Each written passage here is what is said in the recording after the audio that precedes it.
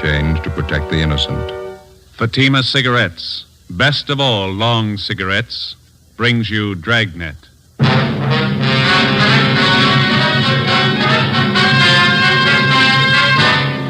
You're a detective sergeant. You're assigned a homicide detail. A man and his wife are found dead in a rooming house. A dead parrot lies on the floor beside them. The killer set fire to the room to cover his tracks. Your job, get him. You'll be amazed when you compare Fatima with other long cigarettes. You'll find they now cost the same. But in Fatima, the difference is quality. You see, Fatima is the quality king-size cigarette because it contains the finest Turkish and domestic tobaccos superbly blended. And Fatima is extra mild with a much different, much better flavor and aroma than any other long cigarette. Because of its quality, its extra mildness, its better flavor and aroma, Fatima has more than doubled its smokers coast to coast. So try comparing Fatima yourself. Fatimas now cost the same as other long cigarettes, but your first puff will tell you... Ah, that's different. Yes, in Fatima, the difference is quality. Ask your dealer for Fatima, the quality king-size cigarette. Best of all long cigarettes. Start enjoying Fatima tomorrow.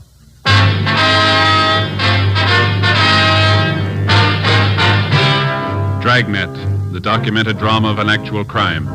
For the next 30 minutes, in cooperation with the Los Angeles Police Department, you will travel step by step on the side of the law through an actual case transcribed from official police files. From beginning to end, from crime to punishment, Dragnet is the story of your police force in action.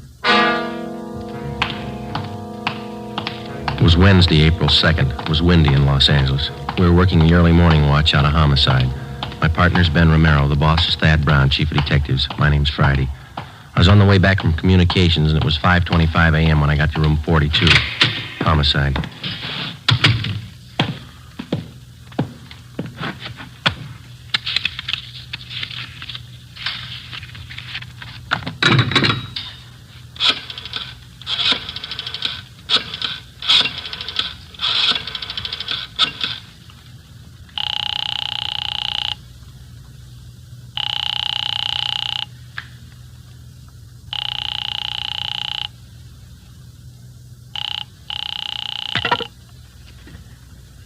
Hello?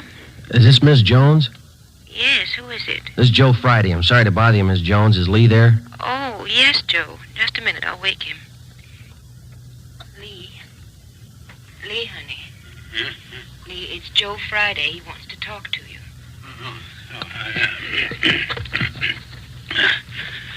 Yeah, Joe. What is it? I'm sorry to wake you. Can you come down right away? What's the trouble? Got a call from fire headquarters a couple of minutes ago. Yeah? They had a fire in a rooming house over on 7th Street. They found 2 dead bodies in one of the rooms. Yeah? They suffocated? Well, the battalion chief doesn't think so. They found both bodies on the bed. There was evidence of arson in the room.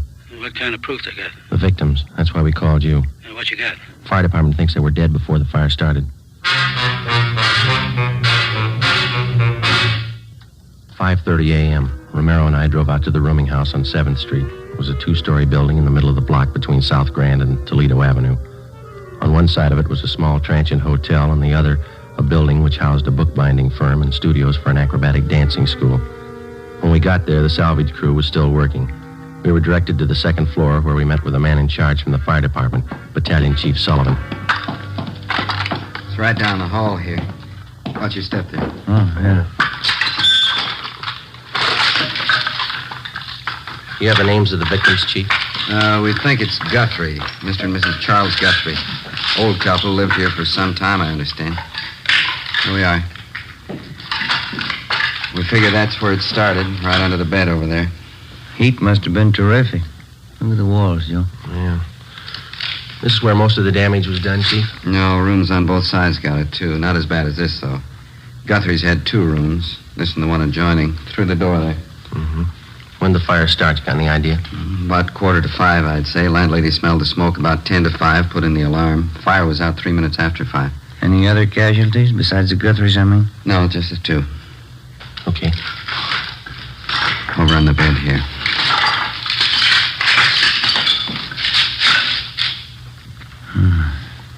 Yeah. Worst I've seen. Yeah, it's pretty bad. And Ben, you can see from the position of the two bodies, doesn't look to me like they suffocated. No evidence that they tried to get out of the room. Both relaxed. Looks like somebody did them in, then tried to cover with arson, huh? Oh, Chief. Yeah? On the floor there. Oh, yeah, a parrot. Somebody wrung its neck, looks like to me, and then threw it there on the floor. There's the empty cage there in the corner. Door's open. Chief? Yeah, why? Schubert's still talking to the landlady? He hasn't come back. Clyde'd like you to meet Friday and Rebello. No. Sorry, Friday and Romero, homicide detail. This is Clyde Wine from the arson squad. Hi, How are you? You want to show him that setup, Clyde? How it was touched off? I'm glad to. You can take a look under the bed there. Tells most of the story. You see directly underneath there? Let me see. What is that, Wine? Pretty charred. Rags and papers. Had a good soaking in kerosene before they were touched off. Strung out all under the bed here. Yeah. Couldn't miss, huh? Thorough guy, whoever set it up. Most of the carpeting in the room was doused with kerosene, too. This much you can count on. The man who touched it off knew something about timing devices. Want to show him that rig, Clyde? Right here. Yeah? Ordinary electric heater. This automatic timer was connected to it, then plugged in. Heater was placed under the bed right next to the rags and papers. Timer was set probably for about 4:45 a.m. Timer let go on schedule. Heater warmed up. Rags and papers caught fire, then the mattress. You can see the rest for yourself. That timer pretty intricate, Wine? The man who put it together was no amateur, as the chief said. Must have known something about clockwork. Clyde, see you a minute. Yeah, Mac. Excuse me, I'll be back in a minute. Too bad. Thanks very much. You find anything else that might tie in, Chief? Not in this room, no. Dead parrot there. Door of the cage open. Probably a pet. Might have been out of the cage at the time of the fire. Is it possible the parrot could have suffocated, Chief? Not from what I can see, no. As I say, it looks to me like somebody wrung the bird's neck. A few green feathers on the floor there. That's the adjoining room in there. Okay.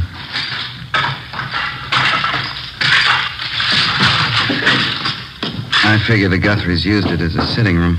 Yeah. You can see the fire didn't wipe out everything in here. Hey, Joe.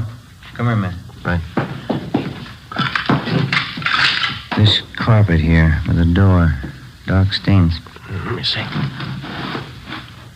What do you think? Could be blood. Heavy stains, sure enough of them. Yeah. Looks like more of them by that desk there, and some on the wall, too.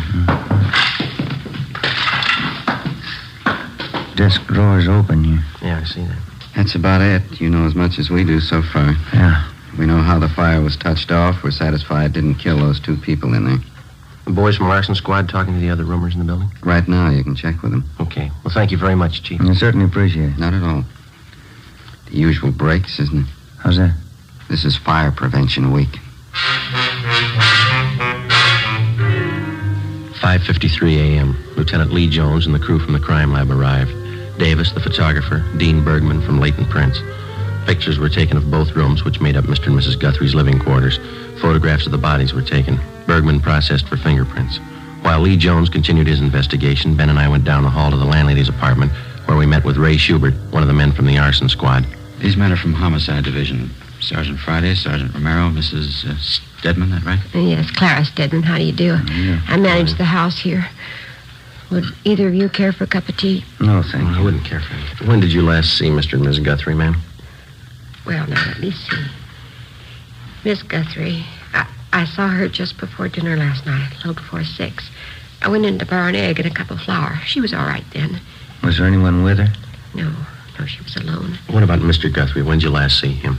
About 7:30. I looked out my window and I saw him closing up the parking lot. Did the Guthries have any visitors at all yesterday? Do you remember that? Well, just one I know of. Jack Marshman. He's working for Mr. Guthrie about a year now. When did Marshman visit the Guthries, do you know? Around 4 yesterday afternoon. Yes, I was there, too. Mrs. Guthrie and Jack and I had a cup of tea together. Then Jack left to go back to work, and then I left. And you didn't notice anyone else in or near the Guthries' rooms after that? No. I had my dinner and listened to a radio play, and then I went off to bed. Well, I know you're upset, Mrs. Stedman, but can you think of anybody who might have wanted to do away with the Guthries? Anybody who had a reason to do them harm? Oh, as far as I know, Sergeant, they didn't have an enemy in the world. I guess I was wrong. It's a terrible, terrible thing. Yes, ma'am. We'll leave our card here with you. All right. If you want to contact us, don't hesitate to call anytime. All right, thank you. Thank you, Miss Stedman. Goodbye, ma'am. Goodbye.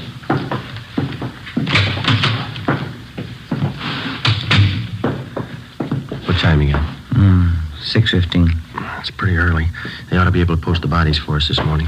Say Friday? Oh, yes, Chief. Jones, your crime lab man's looking for you. Thank you. Ben, you called the coroner, didn't you? Yeah, he's on his way over. Good.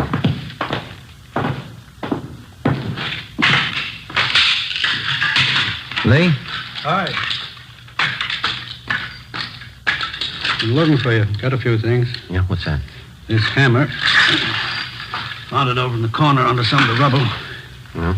These stains on the metal handle here, on the head. Mm-hmm. Gave it the benzodine test. It's blood. You figure it's a murder weapon? I'll know more when I get the coroner's report. Bergman lifted a lot of nice prints. A lot of them all over everything. Yeah. On the handle of this hammer, on that timing contraption over there, the one that touched off the fire, even left some in the next room on that metal box in the drawer of the desk. How do they look? Got good prints from each room. They match. Go in the next room. Something else. All right.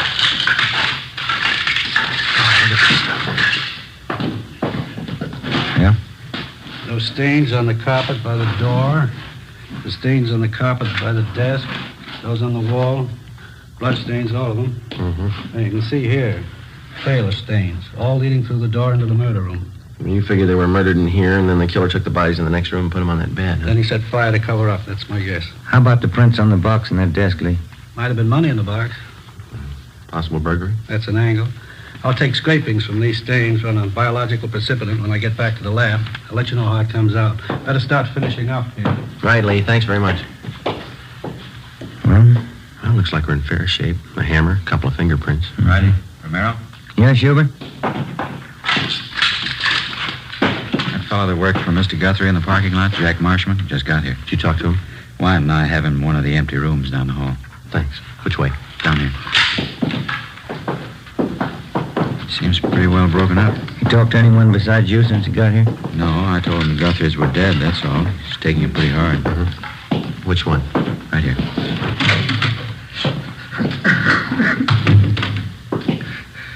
There's friends I had, Charlie and Warner. I knew I should have stayed with them. I knew I should have. These men are from homicide, Mr. Marshman. Huh? Sergeant Friday, Sergeant Romero. Hello, Mr. Marshman. How are you? I don't know what I can tell you. I can't understand.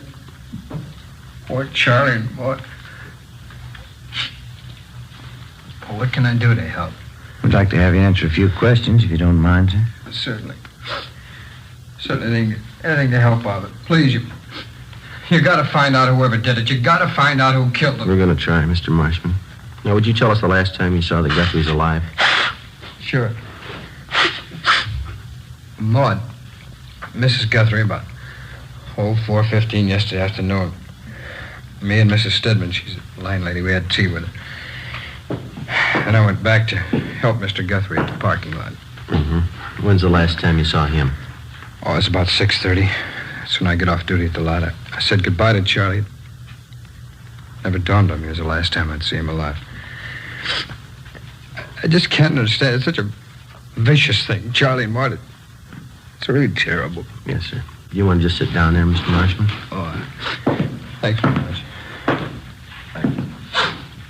Ray, Yeah?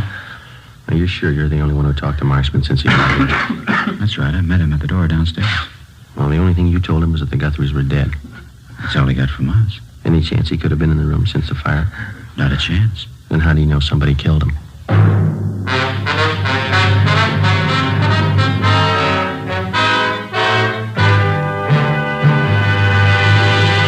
You are listening to Dragnet, authentic stories of your police force in action.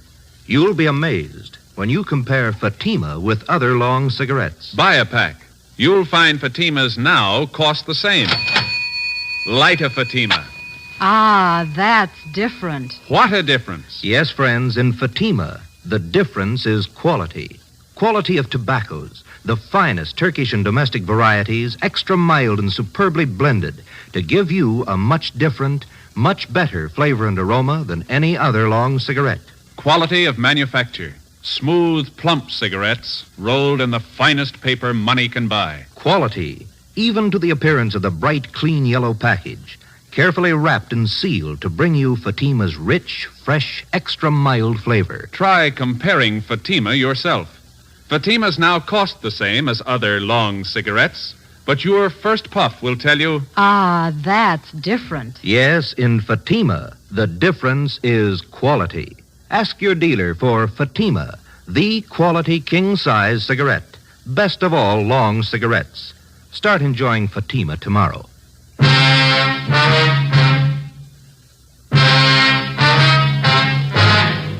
Wednesday, April 2nd, 6:45 a.m. Lee Jones and his men completed their investigation and took their findings back to the crime lab for further examination.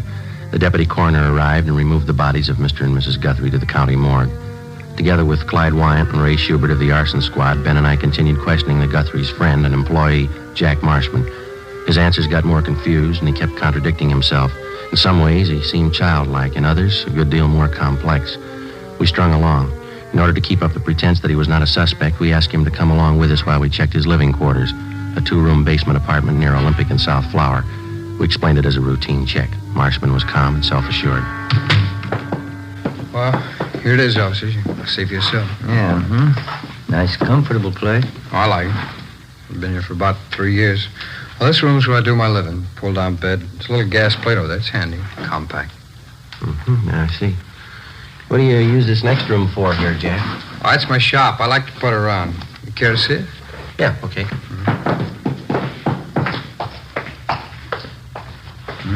It's very nice. What's your hobby? Watchmaking here. Used to be a watchmaker. I haven't worked at it lately, though. Job's pretty hard to find. Yeah.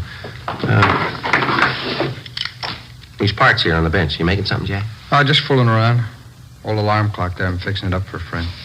All these wires and things. They all go into the works, huh? More or less, yeah. Just something I was fooling around with. It keeps me busy, you know. I like a hobby. They say it's good for you. That's what they say, yeah. Where does this door go, Marshman? Oh, it's my closet. Just some clothes and stuff in there. Just junk. Don't mind if I look, do you? Well, it's only a closet. There's just clothes and junk. There's nothing to see.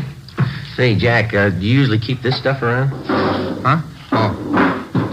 It's kerosene, and it's pretty dangerous to store like this. There's no cap on it. Yeah, I'm glad you reminded me. I got to get a cap for that. I use it to wash up. My hands get dirty working around the bench. Well, this shirt, these trousers. Are yours, Jack? I wish you wouldn't drag that stuff out. It gets my stuff all mixed up. Yeah, they're mine. That's what I figured. The stains here is quite a few of them. Some kind of paint I was using. I'm pretty sloppy with paint. That's not paint, is it, Jack? It looked like blood to me. Well, what difference does it make? They're working clothes. I think your reason was in the day. Oh, why don't you lay off? Who cares what kind of stain it is? You come in here snooping around, looking all around. I invited you in here. I didn't give you the place. This is my apartment, and this is my shop. Now, you can get out. You hear me? Both of you can get out. What's the matter, Jack? I said you can get out. All right. You want to tell us before we go? I'll tell you what. Why you killed the Guthries. What do you mean? Why did you kill Mr. and Miss Guthrie? No reason. I just did it. 9 a.m. We put the stained clothing and the materials from the workbench in the car. Together with the suspect, we headed back for the office. On the way, Marshman was quiet. He asked for some breakfast. We stopped and bought him some ham and eggs. We tried to get him to talk. He refused. After breakfast, we dropped the stained clothing and the other things at the crime lab, and then we drove to the city hall. We parked the car in front of the Spring Street entrance and started up the stairs. Hey, wait a minute. What's wrong? I've been thinking. Yeah? It's all a mistake. What is? I didn't know what I was talking about. I didn't kill him. 9:47 a.m. Ben and I took the suspect into the interrogation room. We checked him through R&I. He had a record of 2 petty thefts the year before. We went back to the interrogation room and got on the phone. We called latent fingerprints. We made them, Joe. The prints on the hammer, the timing device, and the metal box on the desk. They all belong to Marshman. 10:03 a.m. I called the county morgue. Bodies identified as Mr. and Mrs. Charles Guthrie. Cause of death, Mrs. Guthrie. Multiple depressed fractures of the skull. Subarachnoid hemorrhage. Blunt instrument. Cause of death, Mr. Guthrie, about the same. Compressions of the brain in the occipital area around the brainstem. 10:25 a.m. I put in a call to Lee Jones at the crime lab. The materials from the workbench are the same that went into that automatic timer, Joe. Piece together the cut ends of some of the wires. They match. How about the stains on his clothes? Human blood. 10:45 a.m. We laid it out for the suspect, step by step. Let me rest a while. I'll feel better. Let me think. We stayed with him. We waited. 11:20 a.m. The suspect opened his eyes. Sergeant? Yeah? I want to talk about it. 11:25 a.m. Schubert and Wyatt from the arson squad joined us. We called in one of the stenographers to take Marshman's statement, Eleanor Eastlack. She automatically took down the time, the place, and those present. Jack, this is Miss Eastlack. She's going to record your statement so there'll be no misunderstanding as to what you say at this time. How do you do, man? No. Joe, you want to handle the question? All right. Jack, we've got a few preliminaries here for you. Okay. John Everett Marshman, is that your true name? Yeah. Where do you live? 122 and a half Morgan Place, apartment B. What's your age? 37. Occupation? Watchmaker, when I'm working. Well, now, Jack, you've indicated to us in a previous conversation that you're willing to make a statement setting forth the true facts surrounding the deaths of Mr. and Miss Charles Guthrie. That's right, I'll tell you. Were you in their home Tuesday, April 1st? That's yesterday. Yeah, that's right, I was. What time did you get there? First time? About 5 minutes to 4 in the afternoon. Mrs. Guthrie was there, and so was the landlady, Mrs. Stedman. We had some tea. Was anybody else present while you were there? No, it's just the three of us. How long did you stay there? I left about 4:15, I guess. I was there about 20 minutes. Where'd you go when you left? Oh, back to the parking lot as usual. Charlie Guthrie left and went home to dinner.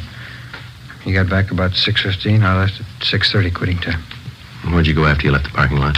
Went around the block and then back to the Guthrie's place. Why'd you go back there? To get money. Charlie never paid me enough. Picked me up and expected me to work for nothing. All right. Now, in your own words, will you tell us just what happened starting when you entered the Guthrie's apartment the second time? Mrs. Guthrie opened the door and I went in. She gave me a cup of tea and I told her I wanted some money. She wouldn't give me any. I don't know why, but I was mad. I was sick and tired of both of them. They never gave me enough money. Eleanor? I'm getting it, Sergeant. All right, go ahead, please. Mrs. Guthrie went in the next room, and I went over to the desk and got the money from the box that they keep it in. I don't know how much. I grabbed all of it, and that parrot started squawking. Mrs. Guthrie came running in. She saw me with the money, and she says, "Jack." I picked up something and hit her. It was the hammer, and I kept hitting her. Can you remember how many times you hit her, Marshman? Oh, I don't know. She fell down. Parrot was still squawking, jumping around the cage. I went over and opened the door of the cage and pulled the parrot out. It stopped moving finally. I went in the bedroom and threw it on the floor, and then I dragged Mrs. Guthrie in the bedroom and put her on the bed, and I left. Where'd you go? No, I don't know. I walked around. Tried to think of something. It was cold. I got a bottle of wine, I drank it, and then I got to thinking about what Charlie'd do when he got home. I knew he'd be sure I did it. He always blamed me for everything. So I finally went back to the Guthrie's place and found the hammer that I used on her. What'd you intend doing with the hammer? Killed Charlie. If she had it coming, so did he. You can't blame me if they forced me into it. Anybody would have done the same. What'd you do after you found the hammer again? I picked it up and waited for Charlie to come home. I remember that. Wine made me feel pretty good. I stood there in the dark holding the hammer, watched out the window for Charlie. It was cold out, I remember that. There's a radio on down the hall, and I held on to the hammer and waited for Charlie. A neon light across the street that came through the windows. Old lady was on the bed in there. I could see the parrot on the floor. It was quiet. I had a smoke. Traffic kept going by outside. I could hear that. I held on to the hammer. It's windy out. I kept thinking Mrs. Guthrie was looking at me from the bed, but she wasn't. Charlie came home at the usual time, a little after 7:30, and I stood by the door. He came in and closed the door after him. When he reached for the lights, I hit him. He fell down, I hit him some more. You couldn't blame me. Anybody would have done the same. Anybody would have, the way he kicked me around. How many times did you hit him, Marshman? I don't know. Was it twice? 3 times? I hit him till he quit moving. That's all. I Took him, dragged him into the bedroom, put him on the bed with his wife. I put him over. Wiped the stains off of me and left. It's the only thing I could do. Where'd you go then? My place. I knew that timer had to do the trick. I put it in a shopping bag with some stuff, and I went back to the Guthries. They were still there on the bed. Parrot was on the floor. Would you repeat that last part, Mr. Marshman? Oh, I said they were still on the bed, the Guthries, and the Parrot was on the floor next to the bed.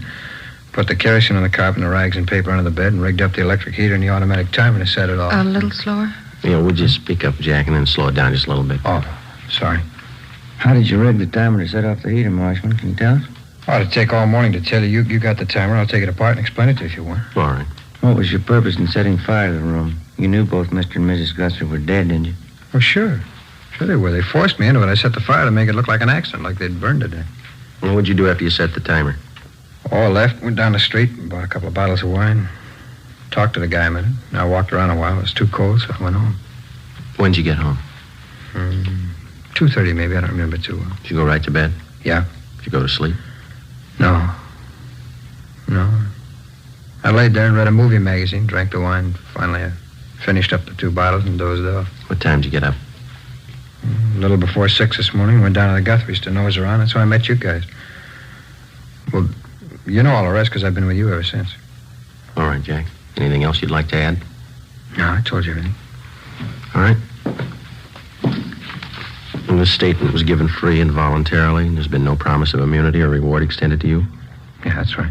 Was any force, violence, or duress used to induce you to make this statement? No. Okay. These questions and answers have been recorded by the secretary here. After they've been transcribed, will you be willing to sign it as a true statement? Well, sure, I'll sign it. All right, Eleanor. Can you get that out as soon as possible? All right, Sergeant. Thank you. You're welcome. Well, that's it, huh? All of it? That's it. Oh, that's good. That's good. I'm tired. It's been a long night, a long one. Get used to it. Huh? They're going to get longer.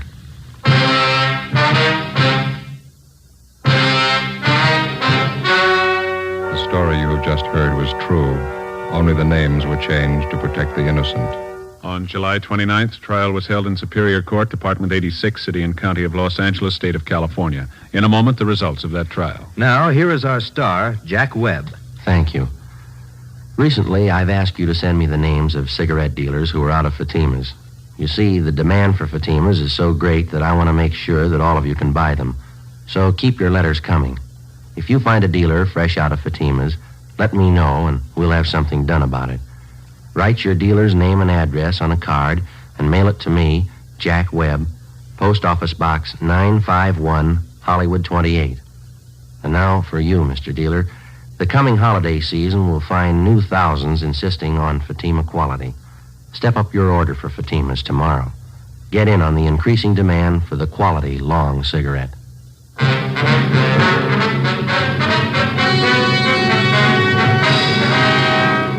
John Everett Marshman was tried and convicted of murder in the first degree, 2 counts, and arson, 1 count. He is now serving a life term in the state penitentiary without possibility of parole. The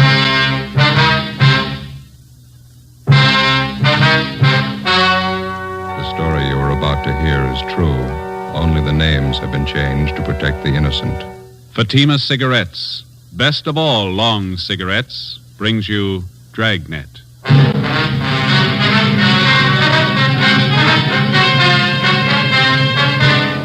You're a detective sergeant. You're assigned a homicide detail. A newborn baby is taken from a hospital nursery.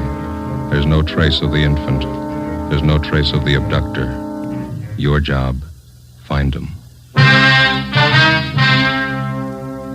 You'll be amazed when you compare Fatima with other long cigarettes. Buy a pack of Fatimas. You'll find they now cost the same. Light a Fatima. Your first puff will tell you... Ah, that's different. Yes, what a difference. In Fatima, the difference is quality. You see, Fatima is the quality king-size cigarette because it contains the finest Turkish and domestic tobaccos superbly blended. And Fatima is extra mild with a much different, much better flavor and aroma than any other long cigarette. Because of its quality, its extra mildness, its better flavor and aroma, Fatima has more than doubled its smokers coast to coast. Try comparing Fatima yourself. Fatimas now cost the same as other long cigarettes, but your first puff will tell you... Ah, that's different. Yes, in Fatima, the difference is quality. Ask your dealer for Fatima, the quality king-size cigarette. Best of all, long cigarettes. Start enjoying Fatima tomorrow.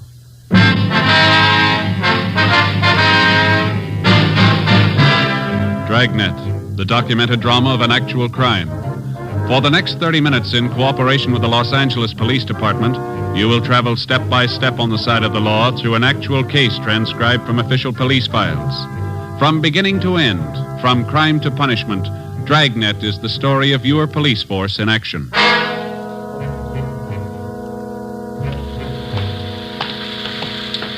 It was Thursday, January 28th. It was raining in Los Angeles. We were working the night watch out of homicide. My partner's Ben Romero. The boss is Captain Steed. My name's Friday.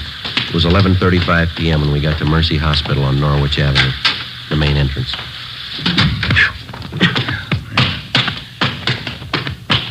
Better check at the desk. Yeah. 2B, right away, Eleanor. 2B, Wayne. Yes, sir? Police officers, we received a call from the hospital here. Oh, yes, sir. Right this way, please. Yes, ma'am. Dr. Walsh is waiting for you. Is he the man in charge? Oh, no, Dr. Walsh is the head of the hospital. I see. Please, Dr. Walsh. Fine. Come in, please. Come in. Thank you, miss. Yes. Dr. Walsh? How do you do? It's my partner, Sergeant Romero. My name's Friday. Yes, I've been waiting for you. Will you have a seat, please? Thank you. Thank you, sir. Gentlemen, I just got here a few moments ago myself. No doubt you know as much about this as I do. We were notified that a 3-day-old baby's missing. Is that correct? Yes, one of the Stryker twins. Found just Tuesday morning. Mm-hmm. Where'd the baby disappear from, Doctor? Nursery. Can't understand how it could happen. Never heard of such a thing. Who was in charge of the nursery? Nurse O'Connor. She's back with the superintendent of nurses. Quite upset. Would you like to talk to her? Yes, sir, we would. All right. This way, please. Thank you.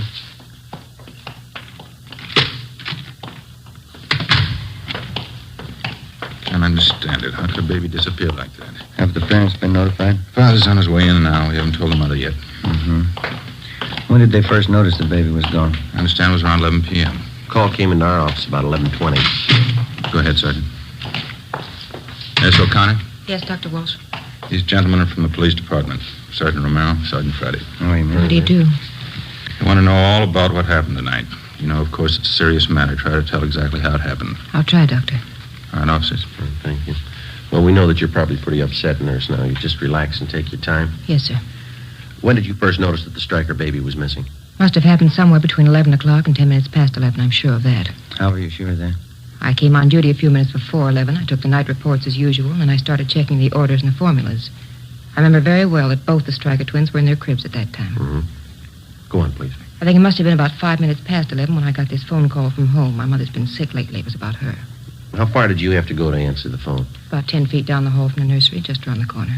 Could you see the entrance to the nursery from where you were talking on the phone? No, sir, I couldn't. But I was only on the phone for a minute or two. As soon as I hung up, I came right back to the nursery. Was the telephone call actually from your mother? Yes, sir. My mother has a heart condition. She wanted me to be sure and have a prescription filled. What time was it when you got back to the nursery, owner? Can you remember that? It wasn't quite 10 minutes past 11. As I came back through the door into the nursery, I noticed right away one of the cribs was empty. One of the Stryker twins was gone. Is there more than one entrance to the nursery, Miss O'Connor? Yes, sir. There are 2 entrances, but at night one of them's kept locked. Mm-hmm. Is it possible that somebody in the hospital, maybe a doctor, took the baby for examination or some kind of treatment? No, sir. Just as soon as I noticed the baby was gone, I went to the head nurse, and the 2 of us contacted everybody in the hospital. No one knew anything about it. Well, is it possible that the child's mother could have come down from the 2nd floor and taken the baby? No, sir. Miss Stryker's been asleep since 10 o'clock. She's still asleep. Were there any other nurses or attendants working near the nursery when the baby disappeared? No. No reason for anyone besides myself to be around at that time. None of the cleaning people. They'd all gone home. Dr. Walsh, I wonder if we could have a look at the nursery now. Certainly, Sergeant. Want Nurse O'Connor to come along? Yes, would you please? Yes, sir. Thank you.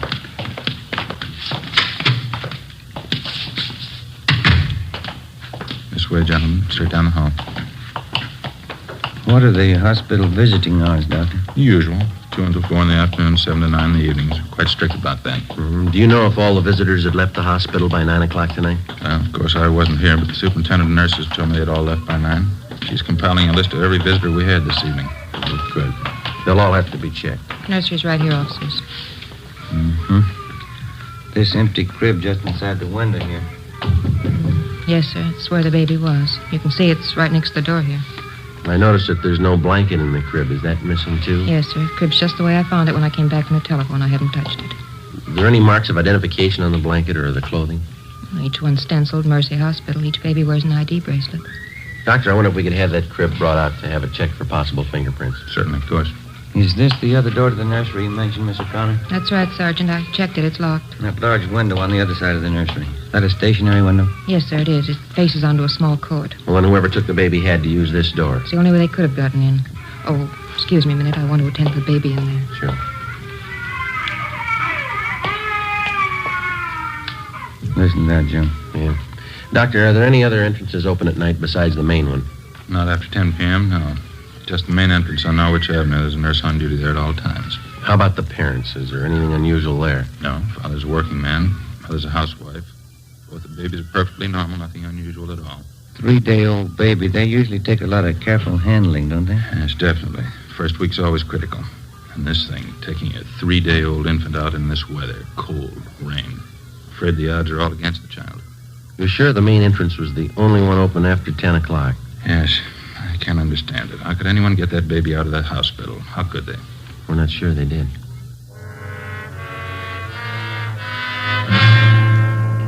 Midnight. A 3-day-old twin boy was missing from his crib in the hospital nursery. That's all we knew.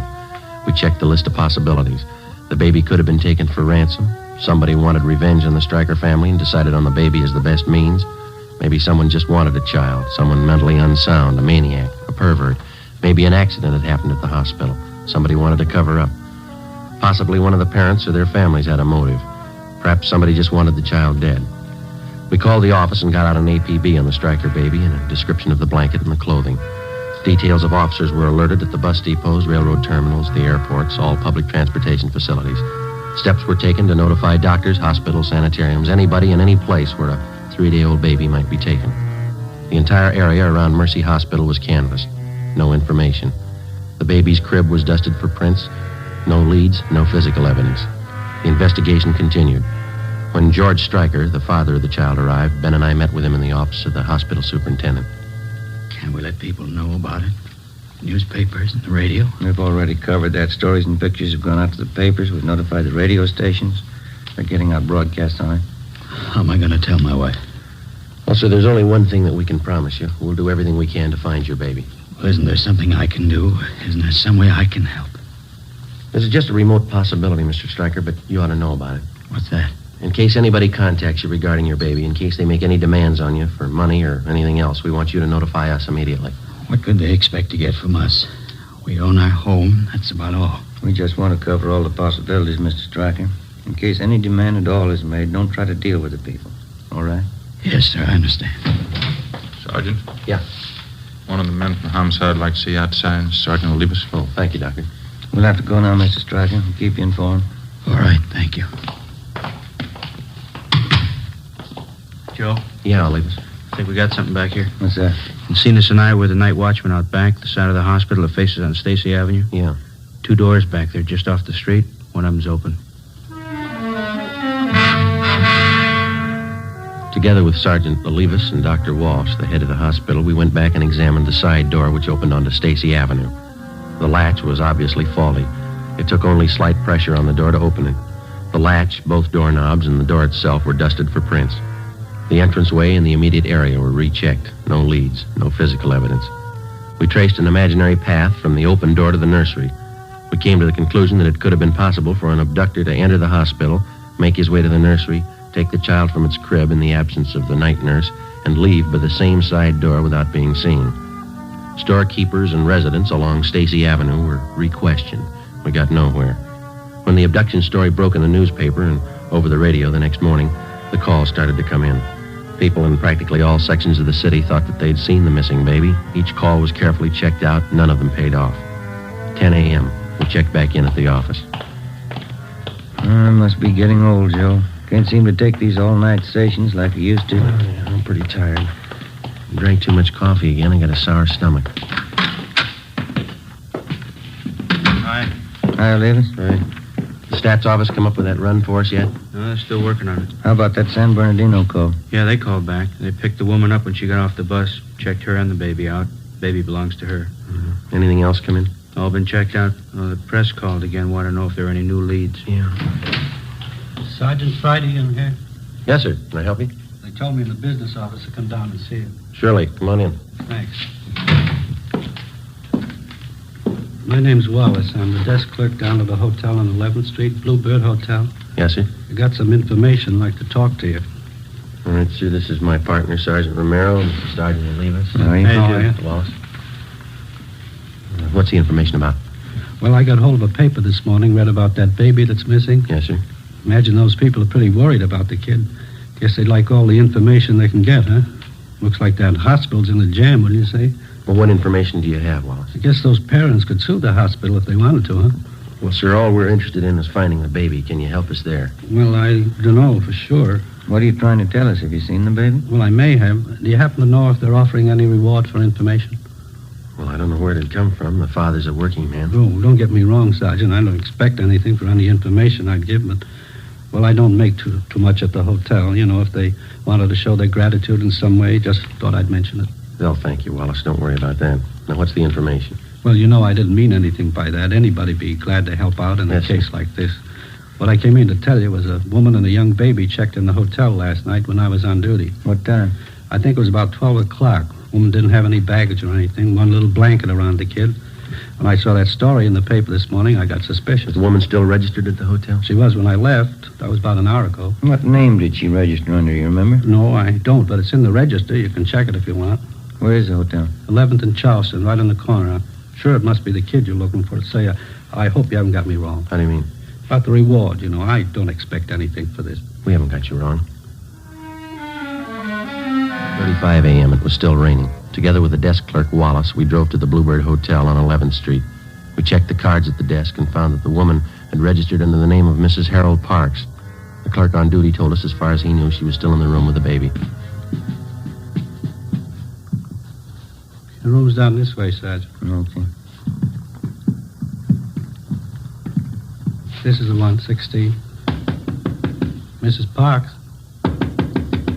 Mrs. Parks. You have a passkey with you, Wallace? Here you are. Thank you.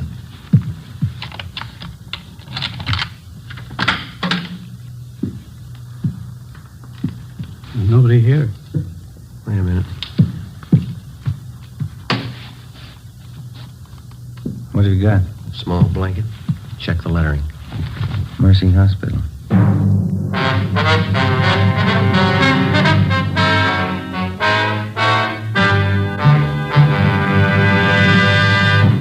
You are listening to Dragnet, authentic stories of your police force in action.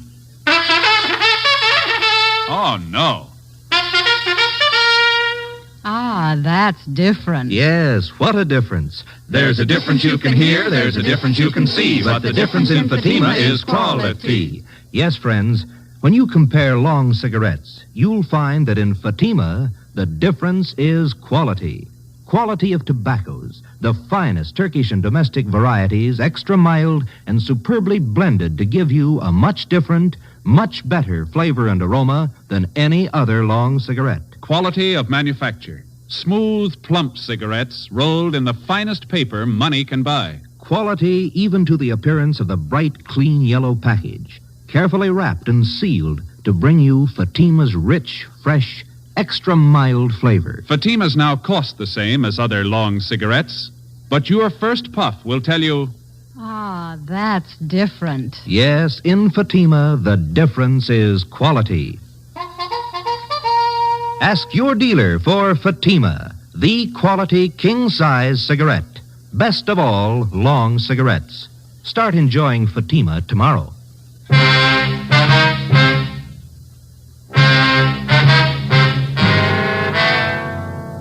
Friday, January 29th, 11 a.m.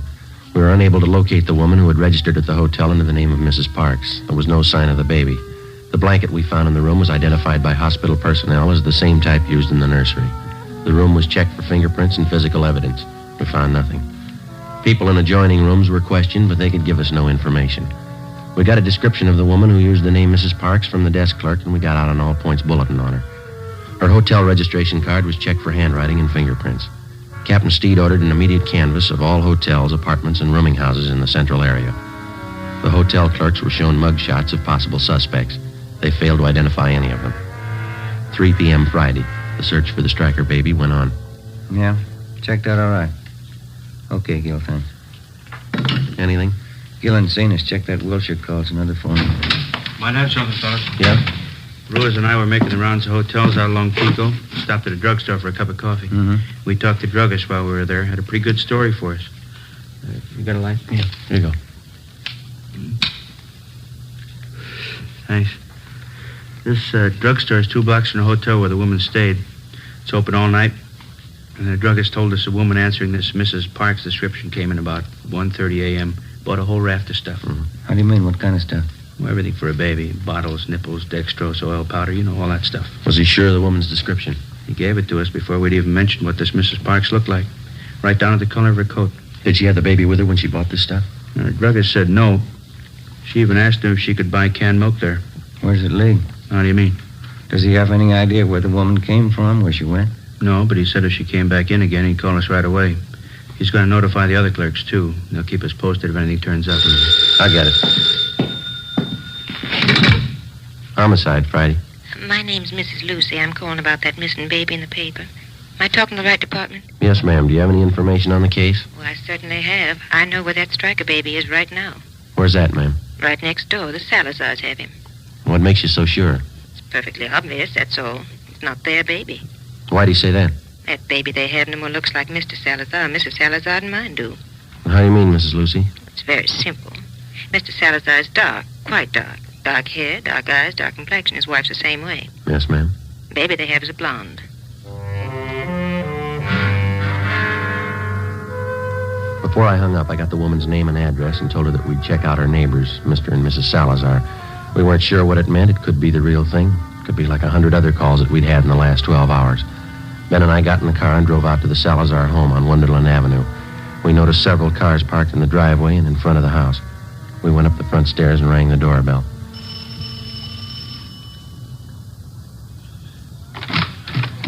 Yes, sir? Come on in, please. We'd like to speak to Mr. Salazar. Yes, sir, that's me. Come on in. Thank you. Come inside. Let me fix you a drink. You're late, huh? No, thank you. We're police officers, Mr. Salazar. I'd like to ask you a few questions. Oh? What's the matter? We making too much noise for the neighbors? No, it's not that, sir. Just like to ask you a few questions. Someplace we can talk. Well, I have to take care of the guests, you know. We have this party here. My son was baptized today, my first son. That's why we're having a party. Yes, sir. We're sorry to interrupt, but it's pretty important. It won't take very long. Well, all right. I guess they can get along for a few minutes. Back here in the kitchen. It's probably the quietest place. Fine. Back this way, officer? Right.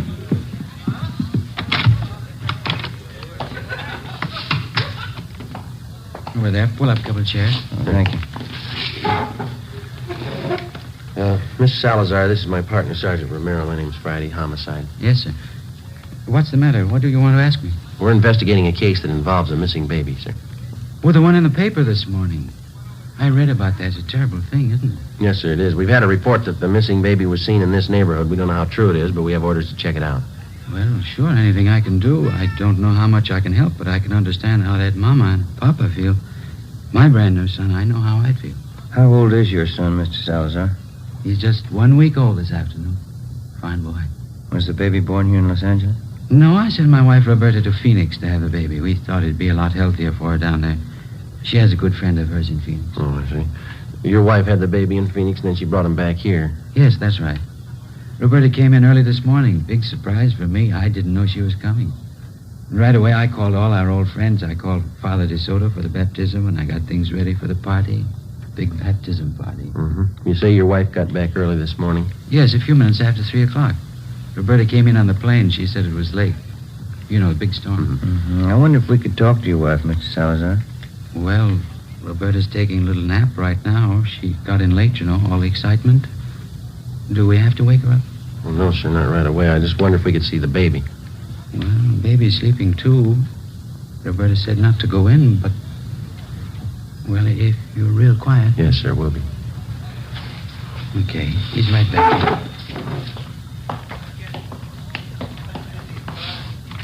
Over here.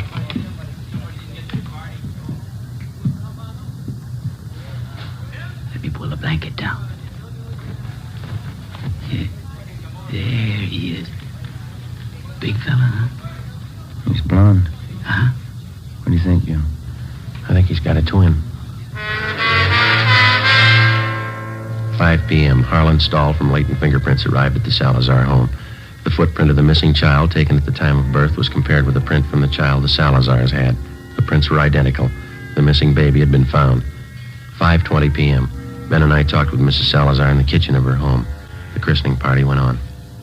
I don't think I understand what this is all about, officer. What has my baby got to do with all this?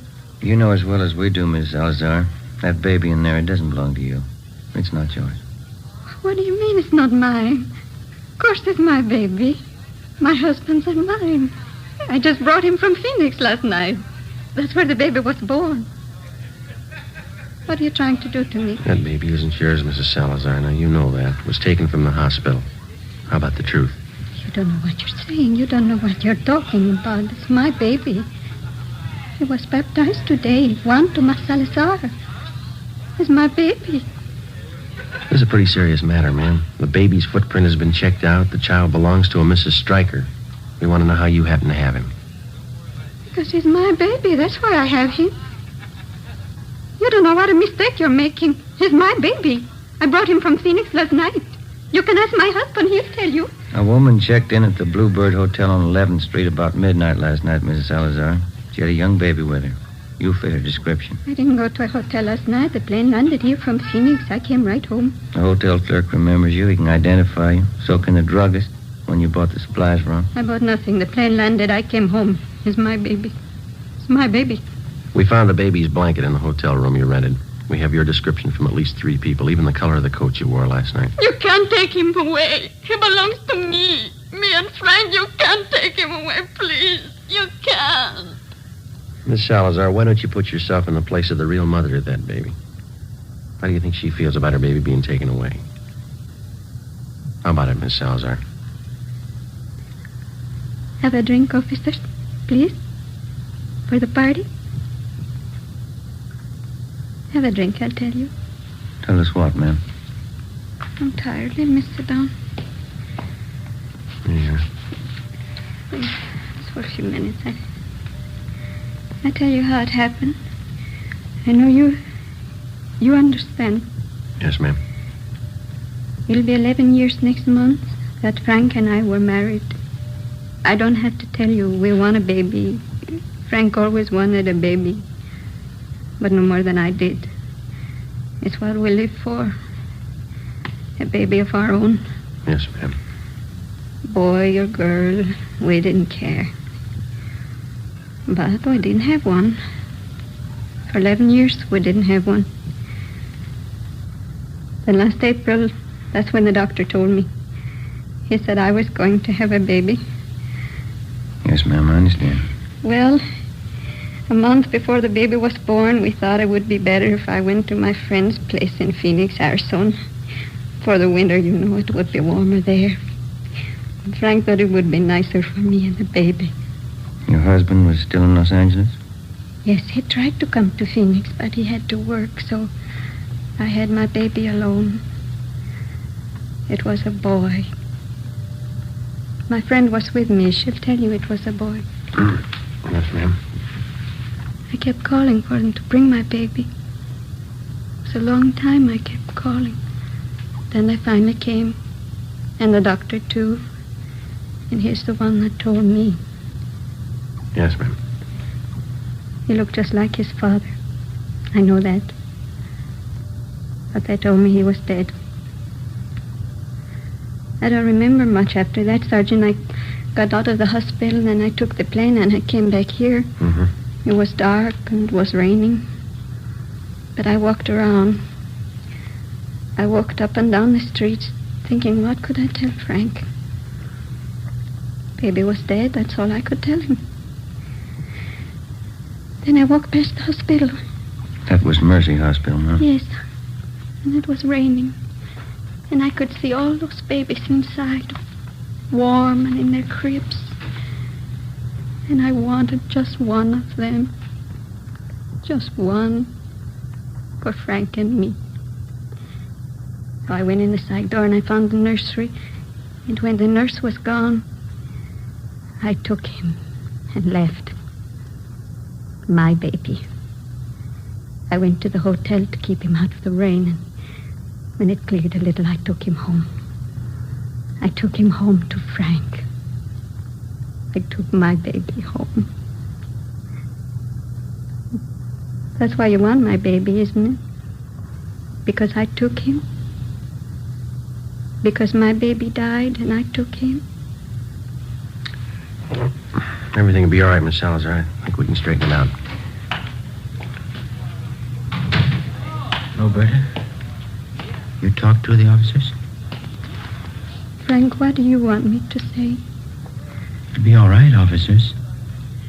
Won't everything be all right? Yes, sir. I think we can work it out. What could I tell you, Frank? What was there to say to you? It's all right, honey. It's all right. I'll go out and tell the people now. And what can you say? What can you tell them? The party's over. It's just a mistake.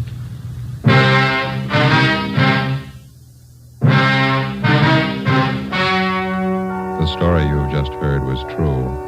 Only the names were changed to protect the innocent. In a moment, the results of the trial. Now, here is our star, Jack Webb. Thank you.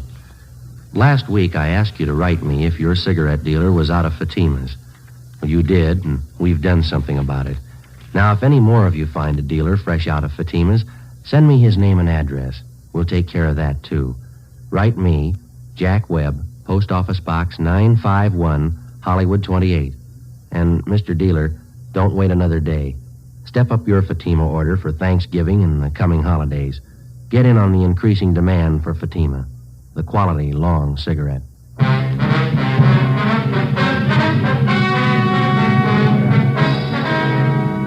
Roberta Salazar was examined by 6 psychiatrists and was ordered to be placed in a state mental institution for treatment.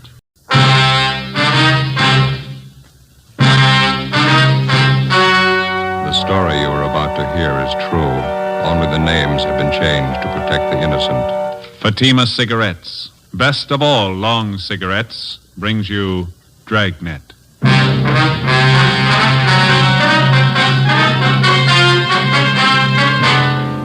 You're a detective sergeant. You're assigned a homicide detail. The life of a young woman is in danger. Anonymous letters and phone calls threaten her with murder. The notes bear the mark of a fanatic. Your job, stop him. You'll be amazed when you compare Fatima with other long cigarettes. Buy a pack of Fatimas. You'll find they now cost the same. Light a Fatima. Your first puff will tell you... Ah, that's different. Yes, what a difference. In Fatima, the difference is quality. You see, Fatima is the quality king-size cigarette because it contains the finest Turkish and domestic tobaccos superbly blended. And Fatima is extra mild with a much different, much better flavor and aroma than any other long cigarette. Because of its quality, its extra mildness, its better flavor and aroma, Fatima has more than doubled its smokers coast to coast. Try comparing Fatima yourself. Fatimas now cost the same as other long cigarettes, but your first puff will tell you... Ah, that's different. Yes, in Fatima, the difference is quality. Ask your dealer for Fatima, the quality king-size cigarette. Best of all, long cigarettes. Start enjoying Fatima tomorrow.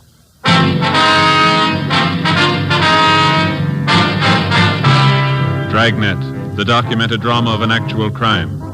For the next 30 minutes, in cooperation with the Los Angeles Police Department, you will travel step by step on the side of the law through an actual case transcribed from official police files. From beginning to end, from crime to punishment, Dragnet is the story of your police force in action. It was Tuesday, March 8th. It was cold in Los Angeles. We were working the night watch out of homicide. My partner's Ben Romero. The boss is Captain Steed. My name's Friday. We were on the way out from the office, and it was 6:45 p.m. when we got to Greenwich Street. Number 318.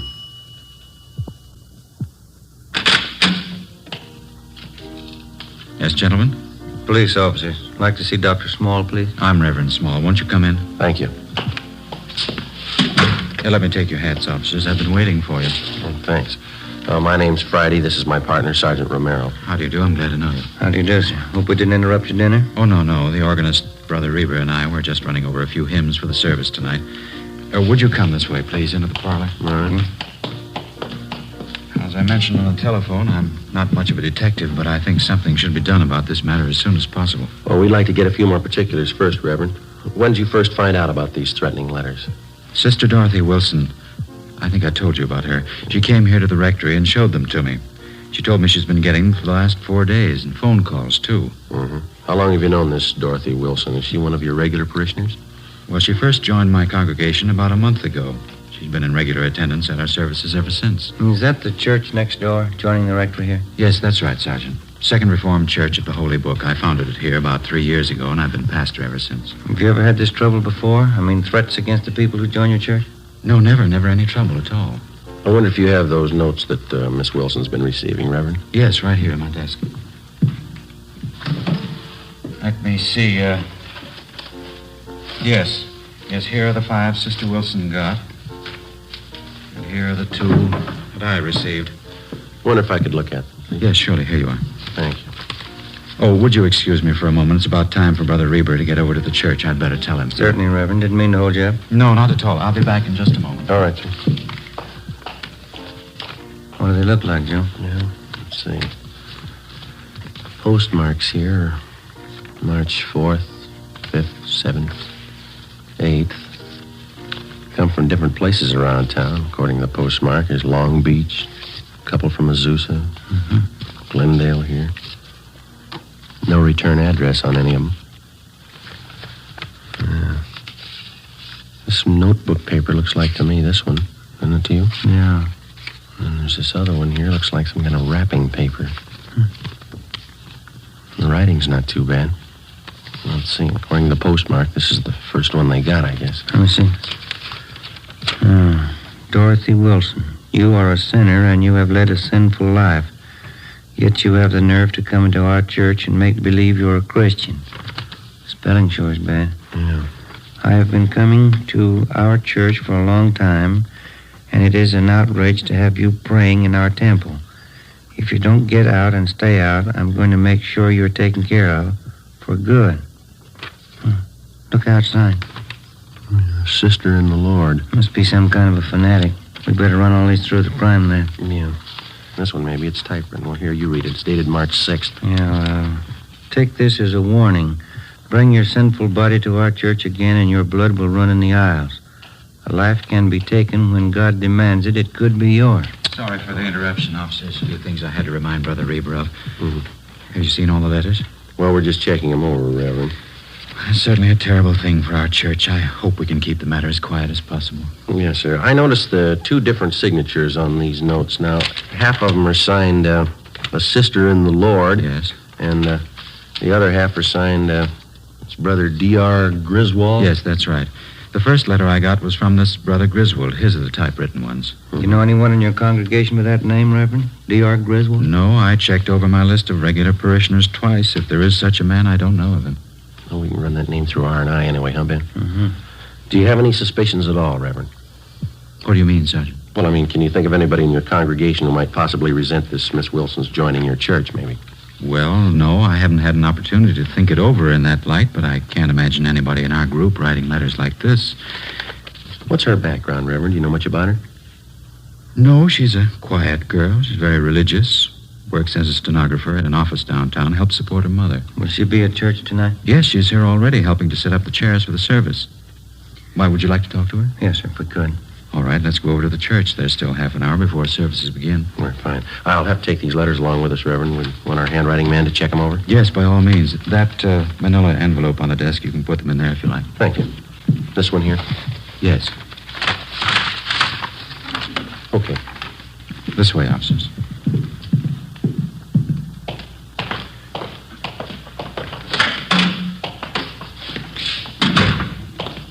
How many members do you have in your church, Reverend Small? 162 regulars. Another 100 or so on the fringe. They attend only occasionally.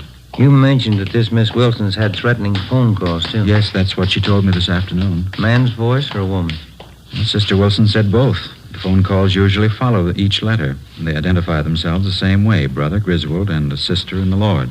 Have you received any calls from her? No, I've been half expecting them, but I haven't had any yet. Here, shall we go in? Please.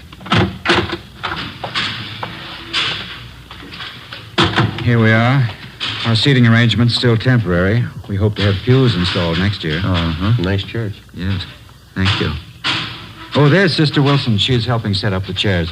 If you'd like to wait in the choir's dressing room, I'll bring her in there to you. All right, thank you, Reverend. Let's go, man.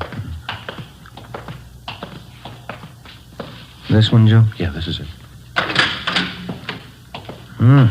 Ought to open a few windows in here. It's musty. Yeah. What time do you say the services start? 7:30. It's 5 minutes past 7 now. Officers? Yes, sir. Officers, this is Sister Dorothy Wilson. Sister Wilson, Sergeant Friday. How do you do, ma'am? Hello. And Sergeant Ramirez. That's Romero. Oh, I'm sorry. Sergeant Romero, Sister Wilson. Hello. Glad to know you. I guess you want to speak with Sister Wilson alone, do you? Well, we'd like to have you stay if you would, Reverend. Wonder if there's someplace where we could sit down. Yes, certainly. Right over here in the anteroom. Fine. Yeah, this will be fine.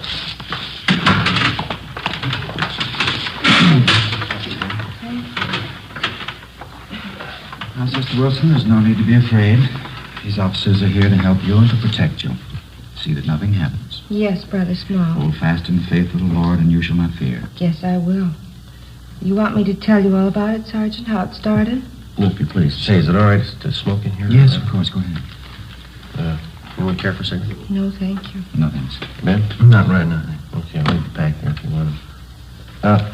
We've already looked over the letters that you received. The Reverend here told us that you got the first one last Friday. Is Yes, that's right. I've gotten one each day since then. Phone calls, too. Did you recognize the voices making the calls? No, I didn't know them at all. The woman's voice was very rough. Sounded like she might be old. Mm-hmm. She said some terrible things about me and Brother Small. She called both of us terrible names. Awful. The same with the man who called? Oh, yes, sometimes he's even worse. None of the things they say are true, Sergeant. Not one word. Well, I'd like you to think carefully before you answer this, Miss Wilson. Is there anyone at all that you know in your neighborhood, or here at church, or at your work, who might be doing this? Maybe somebody that you knew a few years ago, some acquaintance? Ever since it's happened, I've been trying to think of someone. I don't think I've ever met anybody who'd do this kind of thing. Well, how about a former boyfriend or a girlfriend who might be jealous of you for some reason? No. I did have quite a few boyfriends, just casual dates, nothing serious. They were always taking me out, dancing and out to parties. We went everywhere, but I was never interested in any of them. Well, were any of them upset when you stopped going out with them? A few of them were angry when I wouldn't marry them, but I don't think any of them would write those kind of letters. Do you think the whole thing might be some kind of a joke someone's playing? It's a pretty grim joke to go this far. Do you live by yourself, Miss Wilson? No, with my mother, but I don't want her to know anything about this. Well, I think it'd be wiser if you told her. No, she mustn't know. Mother's been ill lately, and if she found out, it might upset her an awful lot. She's not well at all. Help yourself to some of the water there, Gent. Miss Wilson, like a drink? Yes, please, I would. All right. Thank you. There you are. Anybody else? Reverend? Yes, please. Ben? Nothing. Okay. Thank you. Yourself. How about some of the church members, Miss Wilson? Have any of them been at all unfriendly to you since you started coming here? No, I don't think so. A few are pretty hard to get to know. They're shy, I guess. But none of them have been uncharitable. Then you don't think the threats are coming from anyone in the church? Well, if they are, I don't know who the person is. The way they say all those rotten things about me.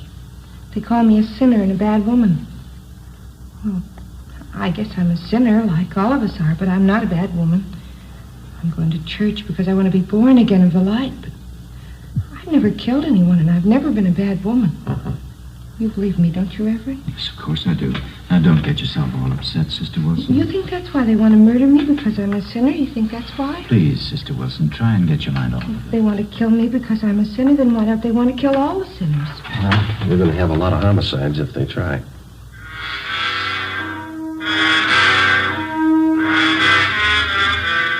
10 p.m. Together with Sergeants Raines and Bechtel, we tailed Dorothy Wilson to her home. She parked her car at the rear and went inside. A stakeout was placed on her house. The next morning, we took the threatening letters which the Wilson girl had received and asked Don Meyer in handwriting to check them over. During the next 5 days, we checked thoroughly into the background of Dorothy Wilson. We talked to her relatives, her employers, all her friends, past and present. We had no good reason to suspect any of them. We checked out the people at the church, and they were clear. Both Reverend Small and the Wilson girl continued to receive more threatening letters. Some of the language and the accusations were pretty foul. Still, no outward attempts were made on the life of the Wilson girl. A week after we started on the case, we tallied up our findings. They seemed to make sense. We talked it over with Raines in the squad room. Don Meyer's checking those letters and a sample of the Wilson girl's handwriting, isn't he? What's he got to say? The letters written in longhand are signed to Sister in the Lord, and the typewritten letters are signed Brother D.R. Grizzle. Yeah, I know that. Don says all the letters were written by the same person. How's he figure? Well, similarities in phrasing, same mistakes in spelling, typewritten and longhand both. Signatures on the Griswold letters match the handwriting in the other letters. No, they were only dealing with one suspect. And Don Meyer seems pretty sure of it, yeah. Well, how does the Wilson girl's handwriting check out? He's working on that. Where does that leave us? You've been on stakeouts at the Wilson girl's home a few nights. Haven't you noticed anything peculiar about the setup? How do you mean? Something that didn't fit, something that didn't quite jive? No, I don't think so. Well, just that business about her car, I thought that was a little out of line. Yeah, it struck us the same way. Girl always seemed frightened enough about the situation when she's around us, but when she thinks she's alone, looks to me like she takes it a little differently. Yeah. Every night when she drives home, she parks the car in that dark garage. Must be at least 50, 75 yards from her house. Yeah. I've never seen her look particularly nervous and taking that long walk to her front door. I'm sure the normal reaction for a frightened woman would be to park the car right in front of the house and then hurry inside. She hasn't done that once. How about all those friends of hers you guys checked out? Anything there? Well, we've been staked out at her house, at the church, and at work. You know that. There's not a thing. Checked with some of her ex-boyfriends, too. Nothing there? Well, the Wilson girl told us that some of the boys had proposed to her. We couldn't find one who'd admit it. They all said she was a nice girl, but they didn't propose marriage.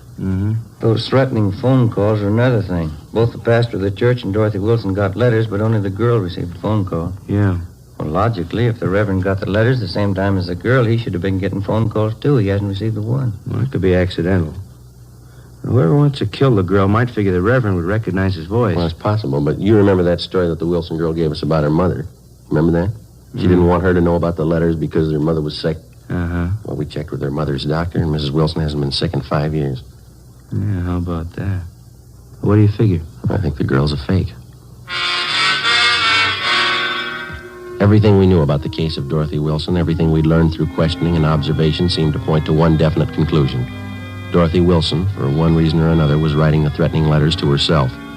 As for the warnings that she got over the telephone, we only had her word for it. We took our findings to Captain Steed and laid out the case for him. He directed us to stay on it for a few more days until we could find enough evidence and testimony to prove out our theory. The following day, Dorothy Wilson received a letter more threatening than any of the previous ones. Reverend Small also received a copy of the same letter. Again, Don Meyer's opinion was that they were written by the same person.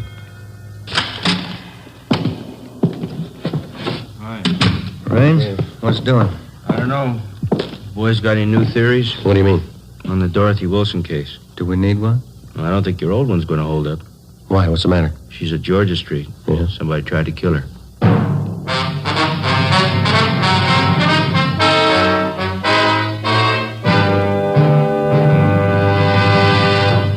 You are listening to Dragnet, authentic stories of your police force in action. Oh, no. Ah, that's different. Yes, what a difference. There's a difference you can hear, there's a difference you can see, but the difference in Fatima is quality. Yes, friends, when you compare long cigarettes, you'll find that in Fatima, the difference is quality. Quality of tobaccos, the finest Turkish and domestic varieties, extra mild and superbly blended to give you a much different, much better flavor and aroma than any other long cigarette. Quality of manufacture. Smooth, plump cigarettes rolled in the finest paper money can buy. Quality even to the appearance of the bright, clean yellow package, carefully wrapped and sealed to bring you Fatima's rich, fresh, extra mild flavor. Fatimas now cost the same as other long cigarettes. But your first puff will tell you... Ah, that's different. Yes, in Fatima, the difference is quality. Ask your dealer for Fatima, the quality king-size cigarette. Best of all, long cigarettes. Start enjoying Fatima tomorrow.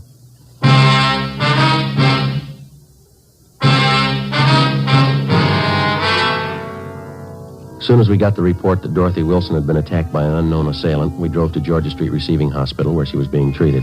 Anderson and Bechtel from Homicide were standing by. We talked to the doctor, who told us that the victim had no serious injuries. She had 2 slight bruises on her upper arms and a slight bruise on her forehead. She complained of a headache. While the doctor made out his report, we questioned the Wilson girl. She told us that she'd gone to the Church of the Holy Book at 6 o'clock that night after work. She told us that she wanted to pray before the start of the regular service at 8:15 p.m. We asked her exactly when and where the attack occurred. At about 6:30, I felt a little tired. I told the officers on duty at the church I thought I'd get a little rest before services started, and then I went into the ladies' dressing room and laid down. That's where it happened. It was terrible. Did you see the person who tried to hurt you? No. I was lying down with my eyes closed, and he must have come up from behind. Put his hands around my throat and started to press tight. It was awful, just awful. What happened then, Miss Wilson? Well, I fought as hard as I could.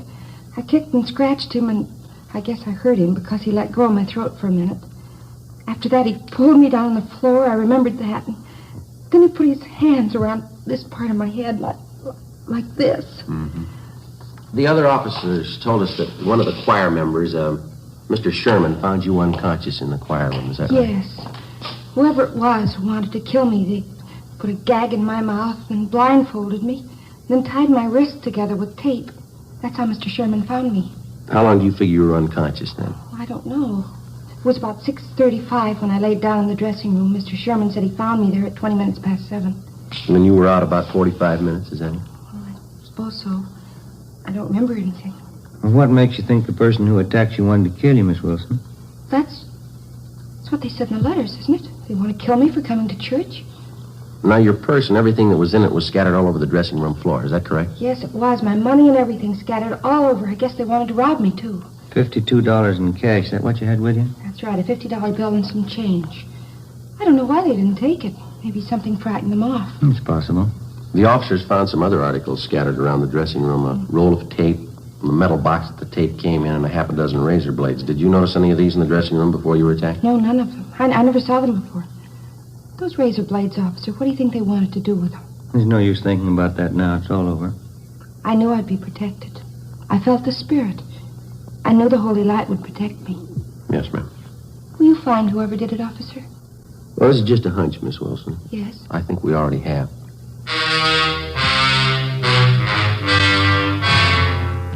Before we left Georgia Street, we talked to the doctor in charge and got a release for the patient. Dorothy Wilson agreed to drive back with us to the office to make out a crime report. On the way, she seemed to lose most of her nervousness. She was relaxed and she talked quite a bit. Religion's a great comfort to me, Sergeant. I think it's a great comfort to anybody, don't you?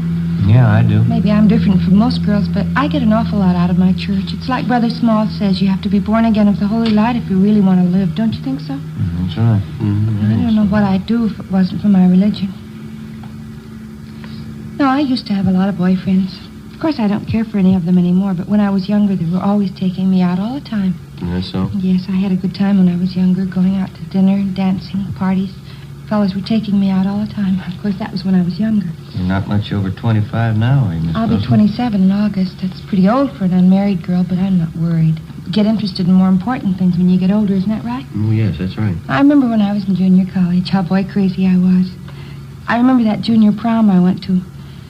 Seems such a long time ago. Yeah. I had the most beautiful white dress, Sergeant, with sequins. And the skirt was all white net gathered in here at the waist, and it flared out real full. Mm-hmm. I went to the dance with one of the big football players. He looked so nice in his blue suit. His name was Stanley. Mm-hmm. I knew him for a long time. He's one of the fellows who asked me to marry him. I guess I was too particular. I just couldn't see any of them. Would you mind if I laid out a few facts for you, Miss Wilson? Well, not at all, Sergeant. Go ahead, please. Now, I'm not trying to embarrass you in any way, but since we've been on this case, we've checked with just about all the friends that you've had in the past few years, and that includes your boyfriends, of course. Oh. None of the fellows that you've mentioned say they've ever proposed marriage to you. Say they've been out with you once or twice, but that's all. Oh, well, you probably didn't talk to the right fellows. You probably got the names mixed. No, ma'am, we didn't. We talked to the right people. Well, I can't understand that. Neither can we, Miss Wilson. Well, what difference does it make anyway? I wasn't interested in them. I wouldn't have married them anyway. Going out and dancing and parties, that's all they were interested in. What reason did you have for lying to us? Parking in a car, necking with girls, trying to take advantage of them. That's all those fellows wanted. Some of the silly girls they married. Well, I don't... You discover a lot more important things when you get older, Sergeant. No, I don't think that's the point. Why did you lie to us about it? I don't know, really. Maybe I didn't have a reason. I just didn't remember right, I guess. Well, you sure you remember right about what happened tonight? What do you mean? It just happened. Of course I'm sure about it. Someone tried to kill me. Might as well park on Spring Street, Ben. It's pretty clear this time of night. Yeah, okay. Sergeant, I wish you'd tell me what you're getting at. What are you thinking? Well, there's still a few things that we're not too sure of, Miss Wilson. We'd like to clear them up. What aren't you too sure of? I told you everything I knew. I was lying down in the dressing room and somebody tried to kill me. I told you all about it. Well, you told us you were unconscious about 45 minutes, didn't you? Well, yeah, 40 or 45. No, we talked to the doctor at Georgia Street, and from the way you described the attack, it would have been just about impossible for anybody to make you unconscious that long by pressing his hands against your head. Well, like but he you hit said. me on the head, too. You can see the bruise here. Well, yes, ma'am, I know, but that's very slight. The doctor says that couldn't have done it either. In just a minute, I'll get the door here. Help you out, Miss Wilson? What else aren't you sure of? Well, your wrists were taped individually. Now, if somebody wanted to restrain you, they probably would have taped them together, wouldn't they? Well, I don't know what they would have done. All I know is they wanted to kill me. They said so in those letters. We're not too sure of those letters either, Miss Wilson. What? What aren't you sure of? Where they're coming from and who's sending them. We do know they were all written with the same person. Well, how do you know that? They're signed by two different people. Our handwriting man checked them over. He says they're written with the same person. You might as well have it straight, Miss Well, if Wilson. we're going to talk, can't we do it inside someplace? Please, I'm tired. Oh, I'm sorry. All right.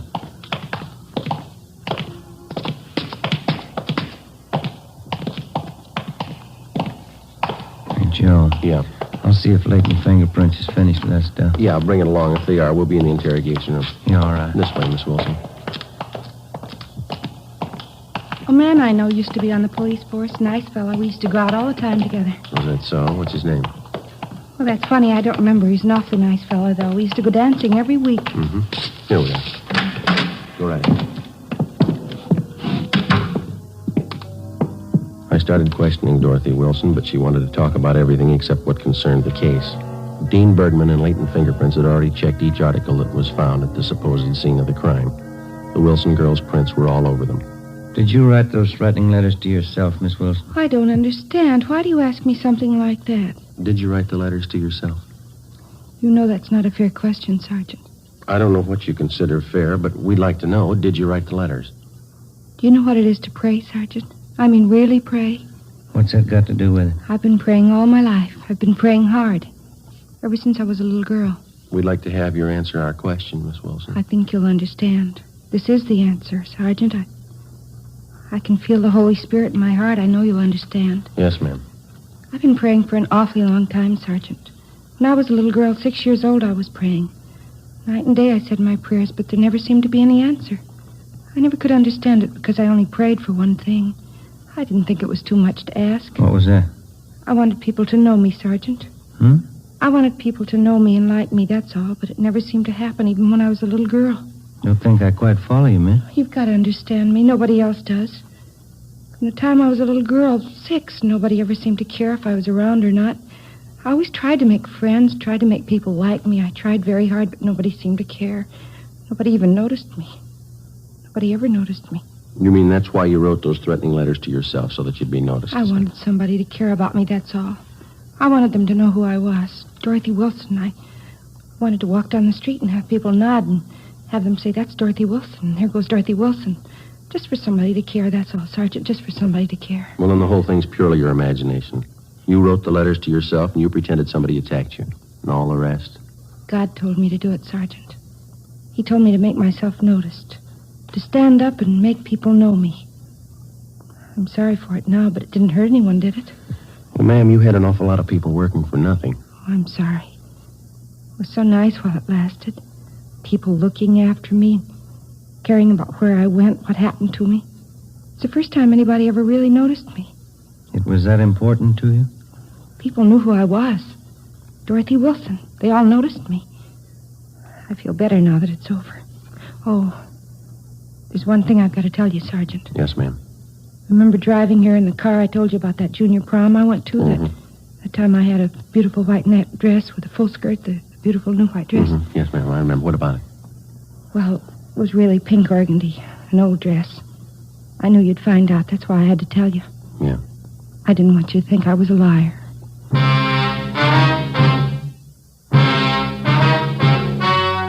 story you have just heard was true. Only the names were changed to protect the innocent. In a moment, the results of the trial. Now, here is our star, Jack Webb. Thank you. Dragnet's mail this week has included cards from some of you listeners saying that your dealer is out of Fatima's. Thank you. We've done something about that. Now, if any more of you find a dealer fresh out of Fatima's, send me his name and address, and we'll do something about that, too. Write me, Jack Webb, Post Office Box 951, Hollywood. And, Mr. Dealer, don't wait a day. Step up your orders for Fatima. Get in on this ever-increasing demand for the quality long cigarette.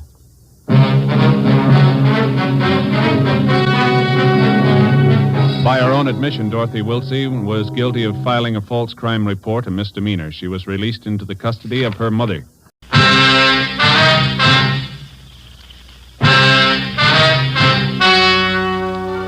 The story you are about to hear is true. Only the names have been changed to protect the innocent. Fatima Cigarettes, best of all long cigarettes, brings you Dragnet.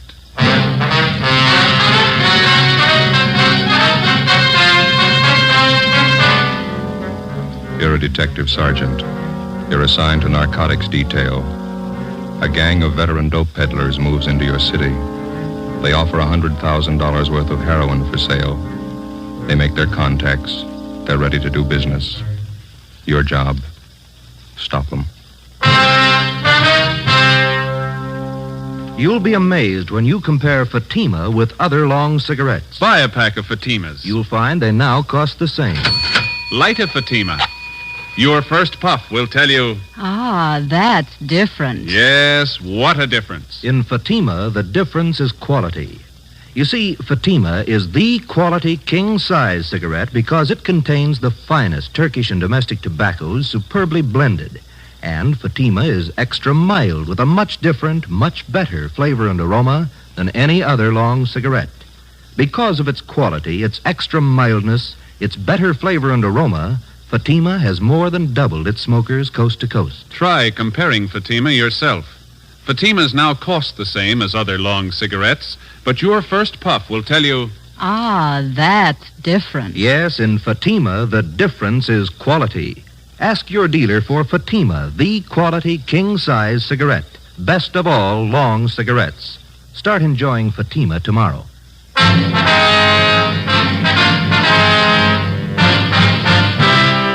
Dragnet, the documented drama of an actual crime.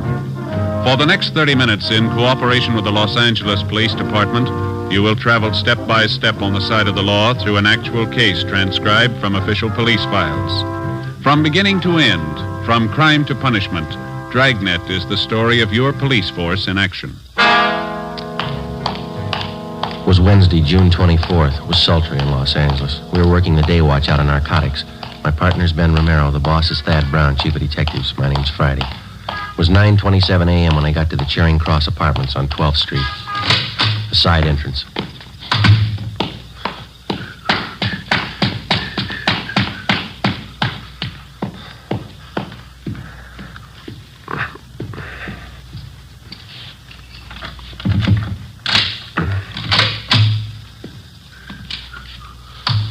Hi.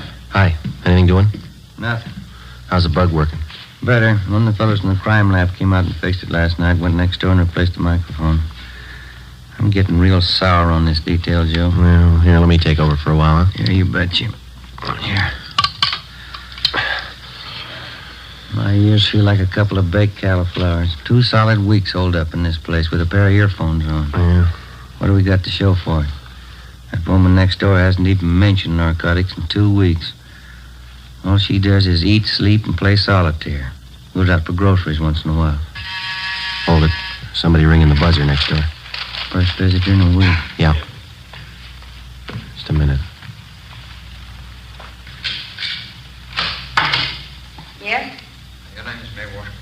right. What is it? I talked to a friend of yours, George. Said it might be a good idea if I looked you up. What do you want to see me about? Well, it's business, Miss Washburn. Could we talk inside? All right, come on in. Let me plug in these earphones, Joe. Yeah, go ahead. I'd like to introduce myself, Miss Washburn. My name's Howard Scully. You and George were former associates, I understand. We worked together a little. What can I do for you? Well, George and I are old friends. We were in business in Hong Kong before the war. He's a nice fellow, George. No, I have a date downtown in half an hour. I don't have much time to talk. Sorry, I didn't realize you were in such a hurry. I'll get right to the point. Yeah. My business partners and I just came up from Mexicali a few days ago, and we have some merchandise that's ready for the market. It's good quality. That's what I hear. I contacted George, thinking he might introduce me to some prospective buyers. He said he didn't want to handle any merchandise at this time. Why not? Oh, it's something about the police. They seem to be watching him. He just didn't want to take any part in any business venture. Just get it. And George gave you a bum steer sending you to me. I can't help Well, it. you haven't heard my proposition. I don't have to hear it. Count me out. I don't fool around with junk, any of it. It's a tough rap out here. Well, if you'll just listen to my proposition, Miss No. Washburn. No, please, I'm not asking you to be involved. I'm a perfectly safe and legitimate transaction in mind. You'll be well paid for your time and effort with no risk whatsoever. Yeah, I know. All you big connections make it sound good. George tells me you're acquainted with the right kind of people. People with money. That's the kind of people that my partners and I want to meet. Now, all I'm asking you to do is introduce me to a few such persons for our mutual benefit, and then you just leave the rest to me. Yeah, it's still too much. If I gave you an office to a buyer and you were caught, they'd get me for conspiracy. No, there's not I've gonna seen too much of it, Scully. It's no sale. Well, you'll just have to believe me, Miss Washburn. No one's going to be caught. Now, we work in an entirely different manner. The police haven't any idea of our method of operation. We've tested it in 6 big cities in the Orient. And not once did it fail us, and I tell you, it's not going to fail us here. It's your story. Well, it's... I'm not chancing a rap to prove you're wrong. Well... Here, do you want a cigarette? Yes, thank you. No, that's right. Okay.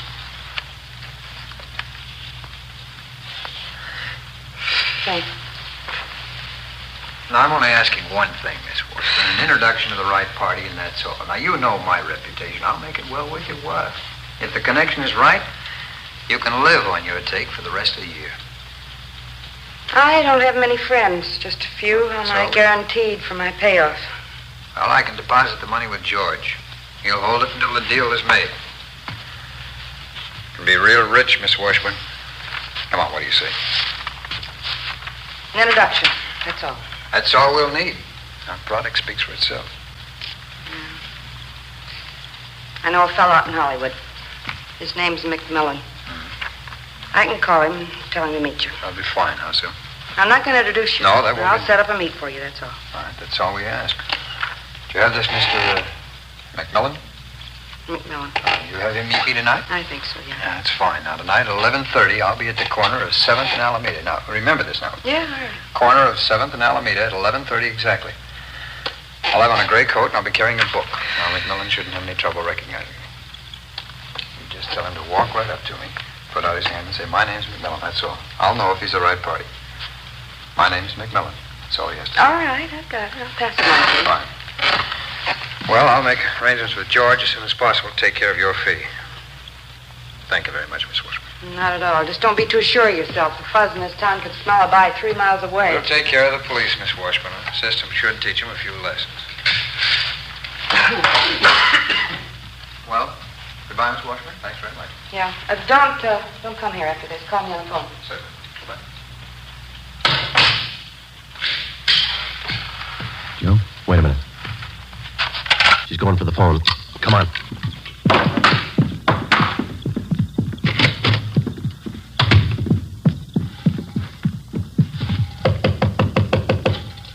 Just a minute. Try the door.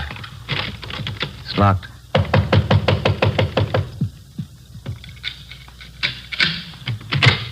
What do you want? Police officers. All right, what's the pitch? Like to talk to you downtown. About what? Howard Scully. What about him? We know why he was here. Get your coat, please. I haven't done anything. Come on, lady, let's go. I told Scully I didn't want in. He made the proposition, but I didn't buy it. You know that. I didn't buy a word of it. We did. Before the suspect was taken downtown, we informed her landlady to tell anyone that she'd be out of town for a week. That information was to be passed on to any of her friends or business acquaintances who might try to contact her. After that, we took May Washburn back to the office. After being questioned thoroughly, she was detained for further investigation. At 2 p.m., Ben and I met with Captain Kearney, Central Narcotics, and Inspector Virgil Beckner, State Narcotics Bureau, Southern Division. $100,000 buy, is that what they have in mind? That's the word around town, Skipper. Washburn girl told us the same thing. The Washburn woman was approached for an office, huh? Yes, that's right, Beck. She was ready to go when we picked her up. Pusher's Howard Scully, you remember him? About 9 years ago, wasn't it, the Tijuana deal? 8 or 9 years, yeah. That big heroin buy, they tagged every one of the gang but Scully. Yeah, he's no amateur. He's got every narcotic law in the book memorized. He sets the deals, takes the gravy, but he never gets tagged. How about the federal narcotics men, Romero? They've been briefed on this deal? I called Harry Stone over there this morning. They've been following it, too. Said he'd be over this afternoon. The setup of this McMillan guy. What do you think, Captain? Clear sailing there, Beck, as far as I can see. Scully set up to meet with May Washburn. Ben and Joe grabbed her before she could contact McMillan. Unless Scully's got a Ouija board, he still must figure everything's Jake.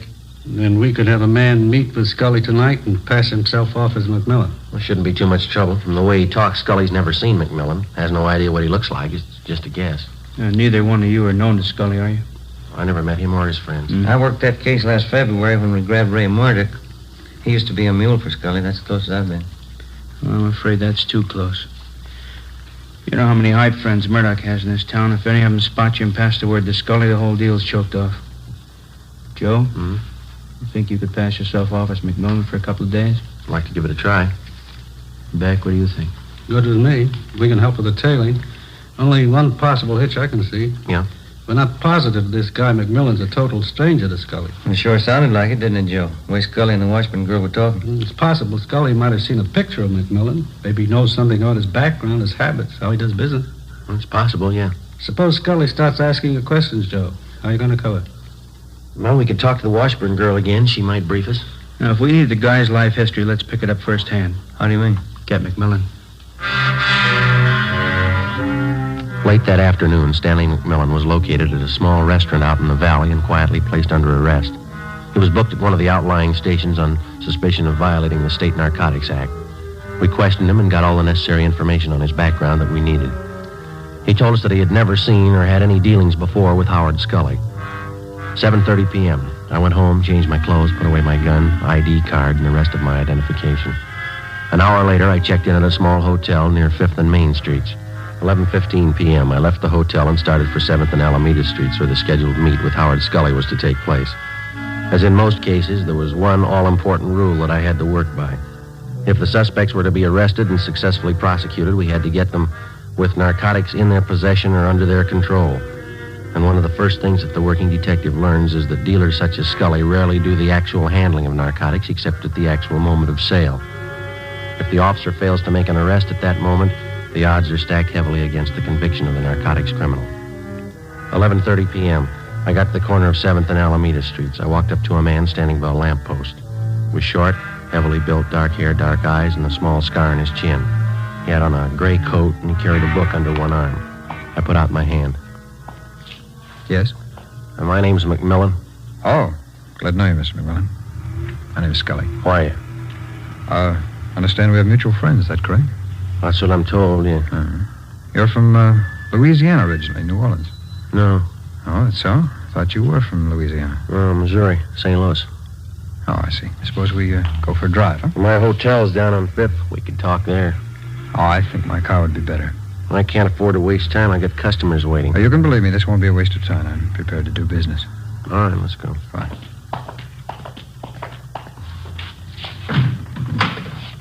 No, go ahead, McMillan. All right, thanks.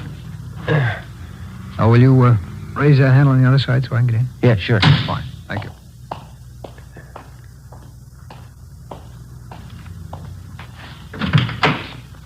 You can't be too careful in L.A., I hear. Yeah, that's right. There's a lot of heat. Oh? I hope none of it's on you. Don't worry, I'm clean. No tumbles. Would I be here if there were? I got customers to protect. Good customers. Fine. You know, maybe we can do business. How much can you handle? How much you got? Well, how about 10,000 worth? Standard rate, full measure. Hardly cut at all. Sounds fair. We drove 3 more blocks, and then Scully pulled the car to a stop underneath a row of spreading palm trees on a deserted street. He pulled the emergency brake on, then he turned to me, clamped my arms to my sides, and shook me down. What's the pitch here? What's the idea? No offense, McMillan. Simple precaution in case you had a gun. What do you take me for, mister? I'm not used to doing business this way. That might go real great in the East, but it's nothing out here. I said no offense. This is a hot town. You could be a fuzz. You can't be too careful. You know that. Yeah, well, you don't have to pull that careful stuff with me. Who set up this meet, anyway? May Washburn. All right, if you can't trust her, you can't trust me. Now, maybe I'm not in the mood for business. No, come on. Take it easy, Mac. We'll work this right, and we both got a good deal. Well, let's get to the point. Where's the stuff? Well, you bring the money, we'll bring the merchandise. Wait a minute. The car that pulled up behind us. Let's get out of here. Oh, you're nervous, Mac. Relax. That's my partner. Come on, I'll introduce you. All right.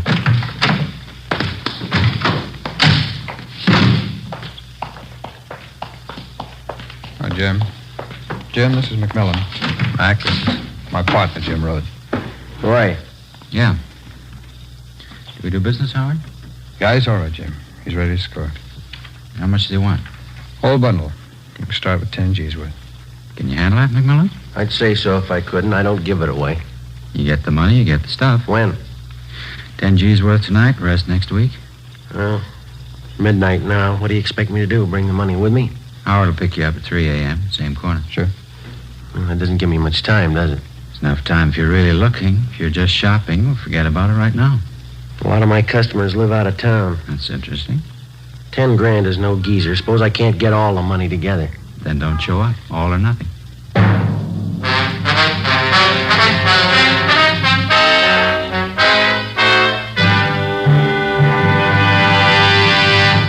You are listening to Dragnet, authentic stories of your police force in action.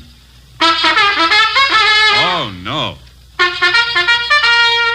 Ah, that's different. Yes, what a difference. There's a difference you can hear, there's a difference you can see, but the difference in Fatima is quality. Yes, friends, when you compare long cigarettes, you'll find that in Fatima, the difference is quality. Quality of tobaccos. The finest Turkish and domestic varieties, extra mild and superbly blended to give you a much different, much better flavor and aroma than any other long cigarette. Quality of manufacture. Smooth, plump cigarettes rolled in the finest paper money can buy. Quality even to the appearance of the bright, clean yellow package. Carefully wrapped and sealed to bring you Fatima's rich, fresh, extra mild flavor. Fatimas cost the same as other long cigarettes, but your first puff will tell you... Ah, that's different. Yes, in Fatima, the difference is quality. Ask your dealer for Fatima, the quality king-size cigarette. Best of all, long cigarettes. Start enjoying Fatima tomorrow.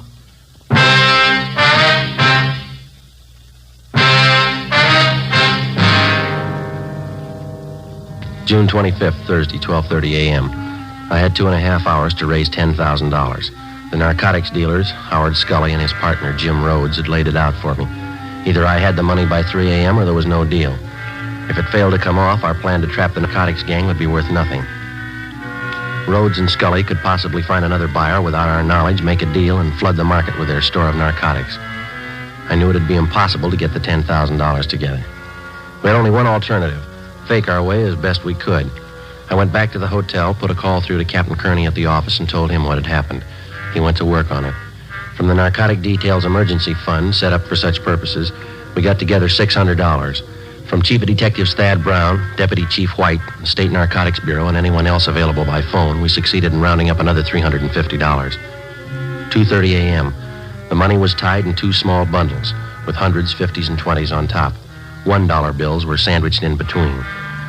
The 2 bundles were placed in a briefcase and delivered to me at the hotel on 5th Street. A gun was also in the briefcase. I took it out, put it in my pocket, closed the briefcase. 2:45 a.m. I left the hotel with the money and started for the big meet. 3 a.m., 7th and Alameda. McMillan, how are you? Scully? We're down this way. You have the money? Well, your pal said all or nothing. I got it. Let's have a look. about the merchandise? We can check it in the car. It's right down here. Rhodes? All right. The money? Yeah, that's right. I got the money. Now, how about a look at this stuff? I'd like to know what I'm buying. We can stop on the way for a sample. Okay, Howard.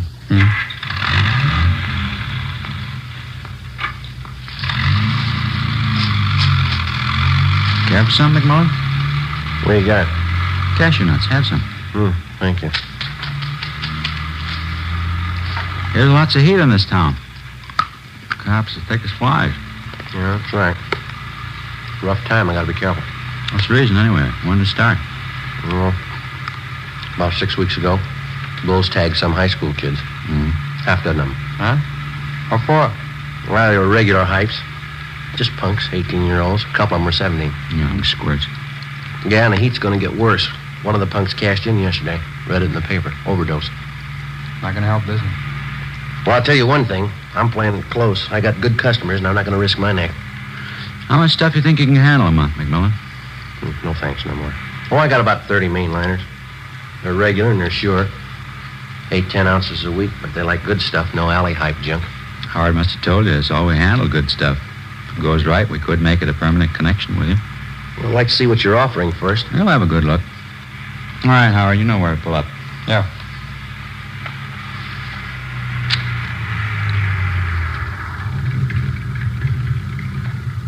You stay in the car, McMullen. All right.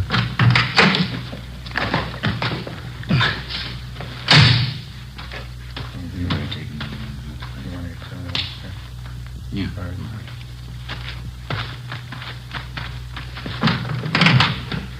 All right, Mac, you can get out. Yep. There you go. Some of the best white stuff you've seen in a long time. Satisfy yourself. Okay. All right. Okay, it's standard. It's all good. Not just that sample. Okay, I'll go. Okay, now how about the money? All right, have a look. There you are. 1 stack. 2 stacks, 100s, 20s, 10s. A few 5s in there. It's 10 grand. Satisfied? Okay. Jim? Right. Oh, excuse me, Mac. Just a minute. I'm just checking. What do you think you're doing? Get your lousy hands off of me. Now, no offense, McMillan. These are simple precautions. Precautions, nothing. We're doing business, aren't we? You shook me down once tonight. Now, how many times are going to take you? No offense, Mac. He was just checking, that's all. All right, then. Suppose I fan you two down. I got the dough. How do I know this isn't a hijack deal? Now, come on. This business works both ways. Either we have a deal or we don't. We play ball on both sides or not at all. I'm getting sick and tired of taking second place. Okay, Mac, okay. Take it easy. Forget it, Howard. Let's all go back to the car. Sure. I'm sorry, Mac. No offense. Yeah.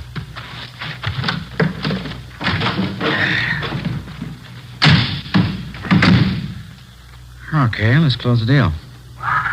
Where are we going to go? Don't worry, it's a safe place. Okay, Howard.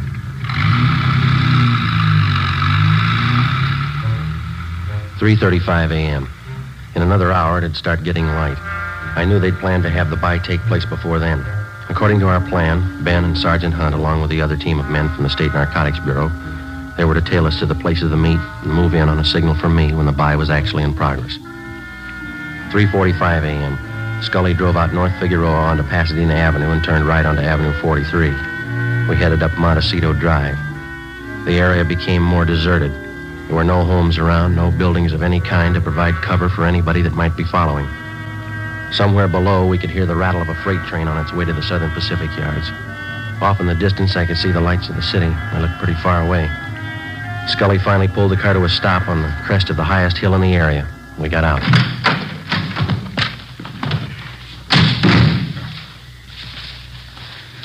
What do you think, Mac? A nice view. Yeah. Spent a long time finding this spot. Foolproof. Yeah? Bring him over here, Jim. Let's show him. Come on. See there? Clear view of everything down below. At least half a mile in every direction. No chance of getting trapped up here. Pretty smart. That's the way I like to deal. If there's any cops following us, we can see the lights before they get here. Plenty of time to cover up any evidence. Cops ask questions, well, we tell them we're just looking at real estate up here. It's pretty good, huh? Well, I gotta hand it to you. You can't be too careful. What do you do for lookouts? Let me show you. Swede? Oh, Swede. Who's that? Friend. Yeah, Jim? Well, what's the pitch? Who is this guy? Business pal of Howard and me. Swede, this is Mr. McMillan. What do you say? How do you do? Look, how many people do you need to make a buy, Rhodes, huh? Swede's a lookout. It's a big fella, isn't he? We got enough people here for a Sunday picnic. We need a lookout. You just got to finish saying it. We can't be too careful. Well, come on, let's wrap it up. Where's the stuff? Swede, you want to get it? Okay, Howard. How far does he have to go? Close by. Stuff was put away down in the tall grass. Nobody ever found it. It's a good idea.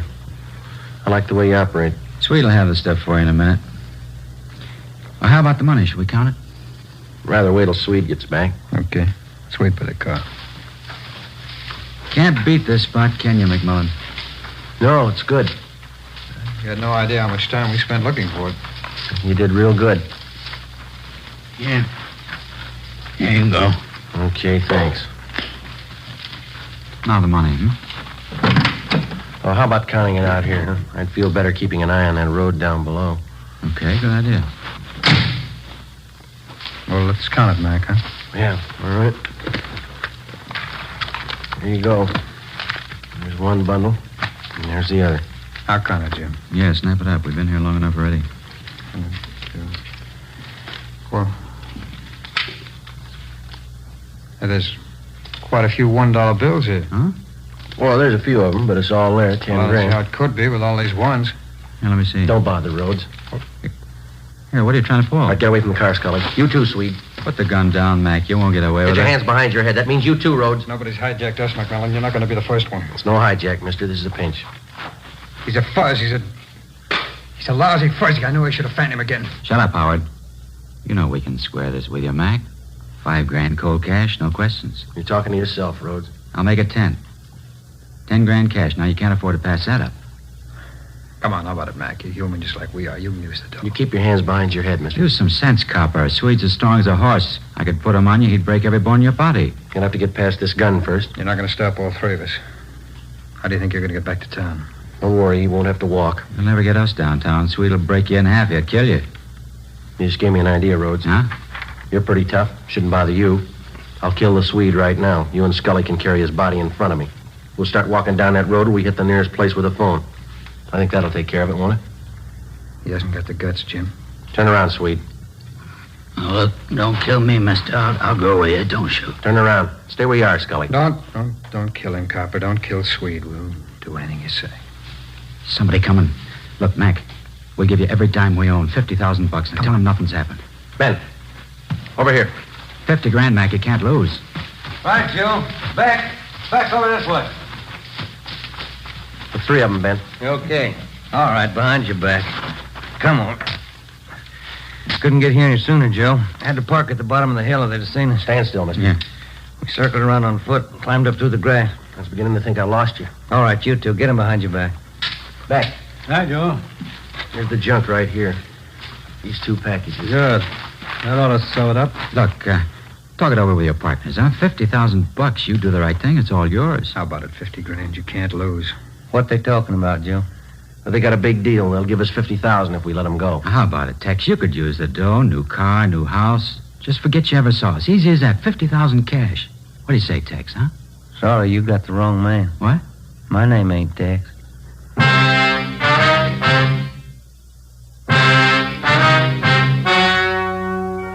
The story you have just heard was true. Only the names were changed to protect the innocent. In a moment, the results of their trial. Now, here is our star, Jack Webb. Thank you. In his training, the working detective is taught the importance of thoroughness. He has learned never to overlook even the smallest detail.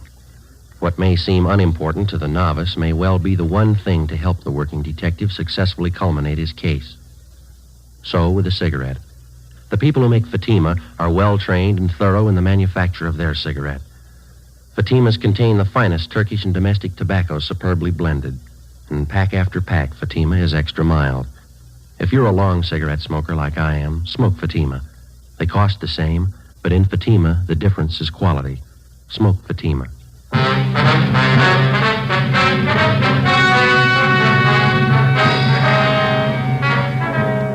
Mae Washburn, Howard Lewis Scully, James Henry Rhodes, and John Swede Nelson were tried and convicted. They received their sentences as prescribed by law and are now serving their term in the state penitentiary.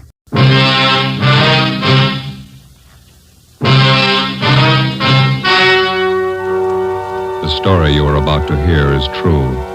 Only the names have been changed to protect the innocent. Fatima Cigarettes, best of all long cigarettes, brings you Dragnet.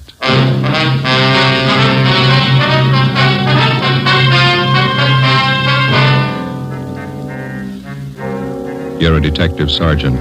You're assigned to forgery detail. An accomplished check forger resumes operations in your city. The suspect's described as a middle-aged woman. She's written more than $20,000 in bad checks. Your job, get her. In a moment, an authentic case from official files. Oh, no.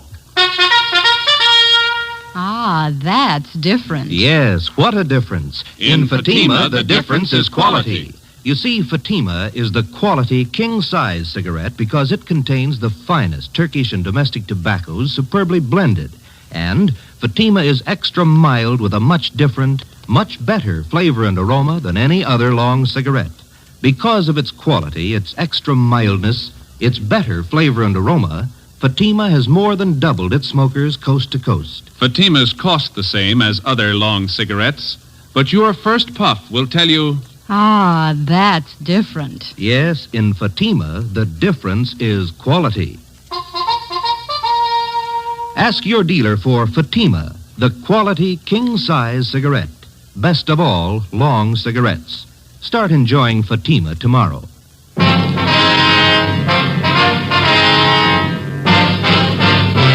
Dragnet, the documented drama of an actual crime. For the next 30 minutes, in cooperation with the Los Angeles Police Department, you will travel step by step on the side of the law through an actual case from official police files. From beginning to end, from crime to punishment, Dragnet is the story of your police force in action. It was Monday, April 17th. It was warm in Los Angeles. We were working the day watch out of forgery detail. My partner's Ben Romero. The boss is Captain Elliott. My name's Friday. I was on the way back into work, and it was 7:53 a.m. when I got to room 29. Forgery detail. Morning, Joe. Hi, how'd the weekend go? Oh, pretty slow. Stayed home, did some gardening. How about that new lawn you put in? How's it doing? If we want a lawn, we're going to have to move. What's the matter now? Same old thing. Gophers? Must be hundreds of them. So many holes at the top of the lawn looks like an old punch board. No, that's too bad. Can't you try some kind of poison on them? Or how about those new things they got out? What do they call them? Gopher bombs? I use them with a dozen. They eat anything. Joe? Ben? Yeah, Ferguson. Come on in, Captain wants to see you. Okay. What's up, Fergie? You ain't gonna like it. Skipper will brief you. Morning, Skipper. Hi. Have a seat. Yeah, thank you. You two finished up with the Benson case yesterday, that right? Yeah, it's all washed up. We're clear. Good. Then you can start on this one right away. You'll work with Frank Besser and Ferguson here. What is it? Grandma. I had a hunch, Joe. What have we done to deserve this? It's nothing any of us have done. It's what we haven't done. I want her stopped once and for all. Are we any closer to her than we have been, Fergie?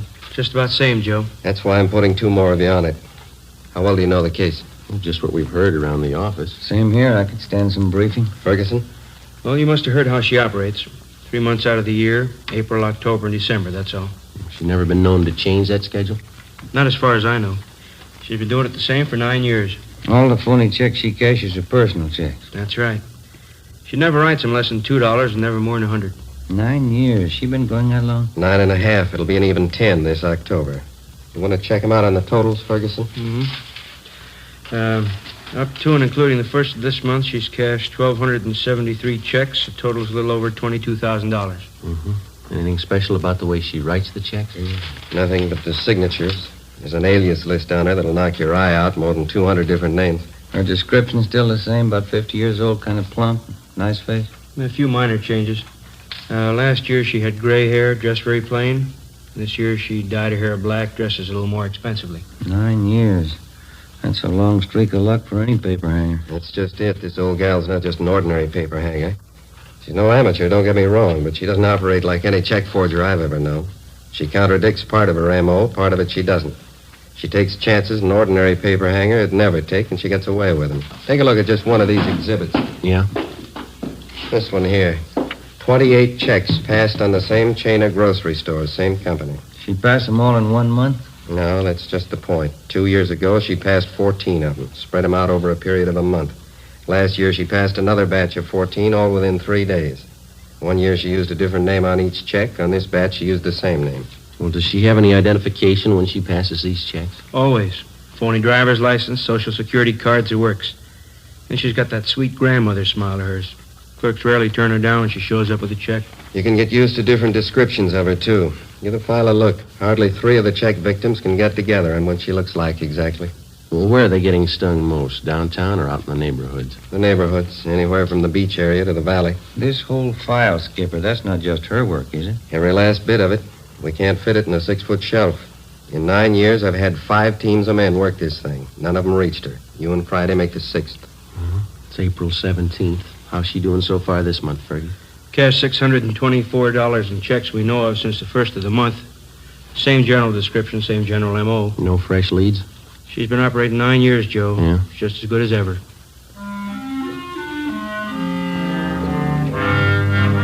To the working detective, there's no tougher job than tracking a lawbreaker who's half professional and half amateur. You can expect a criminal who's entirely professional to react generally the same in a given set of circumstances. And the same with the amateur. But take the two, the professional and the amateur, and intermingle their possible and probable reactions. You'll likely have a sound reason why and how an elderly woman could victimize merchants with $20,000 in bad checks over a period of 9 years without being caught.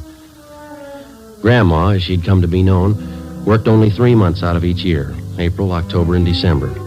Her apparent fine sense of timing and her knowledge of psychology was far and away superior to that of the ordinary paper hanger. If the file on Grandma was any indication, she apparently had been born to be a successful check forger. After Ben and I spent 3 days on the case with Sergeants Ferguson and Besser, we were almost convinced that there was only one way we could reach the suspect. She had to make a mistake. Fergie, how'd you do? Pretty sour. 4 checks in 2 days. What'd you fellas get? 2. Don Meyer checked the signatures. They're all hers. Mm-hmm. Here's our list if you're interested. Meat market out in Pico, $25. Grocery in West Hollywood, $48. 2 department stores downtown, $100 apiece. And how do they describe the woman? Same old yarn. She was a nice, charming little lady, about 55 or 60, small, dark hair, graying, dark eyes, nice smile. Clerk told me she reminded him of his mother. Yeah. How'd you make out on those 2 of yours? All about the same, even the story about her looking like somebody's mother. Well, one thing's sure, her timing's just as good as it was 9 years ago. Downtown Merchants Association screaming again. They're looking for action. So are we. You talked to the captain today? Yeah, he's looking for action, too. I don't know what we can do unless we get some kind of cooperation from the merchants. Every time the old gal pushes a bum check, it's 3 or 4 days before it gets to the bank and we hear about it. The trail's pretty cold by then. Yeah, Joe and I were talking just before you came in, Fergie. We can't expect too much to happen the way we're going. Any ideas? More men and more stakeouts. The captain says he'll buy that. That's about all we can do. Another 10 days and April will be over. Grandma'll be through pushing checks till October again. I don't know, Joe. Her formula's too perfect for me. There's got to be a flaw in it someplace. Yeah. You got out a bulletin of that revised description of her, Fergie? Yeah, it's all taken care of. Special notices were mailed out to merchants, too. I'll get it. Yeah. Forgery, Romero? Yes, sir. Was that? That's so. Yeah, right away, thank you. Supermarket on Temple Street. Grandma. Hit him with 2 checks. Any lead? Clerk says she reminded him of his mother.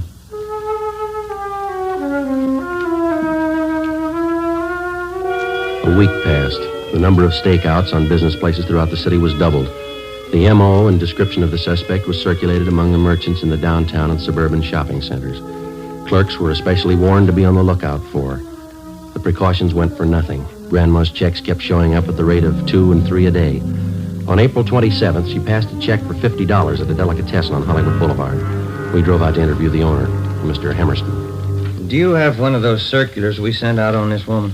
Well, I'm ashamed to say it, Sergeant, but I have. Hanging right back there in the storeroom. The thing of it is, I never connected the two, the woman and the notice. It's the way she looks at you, you know?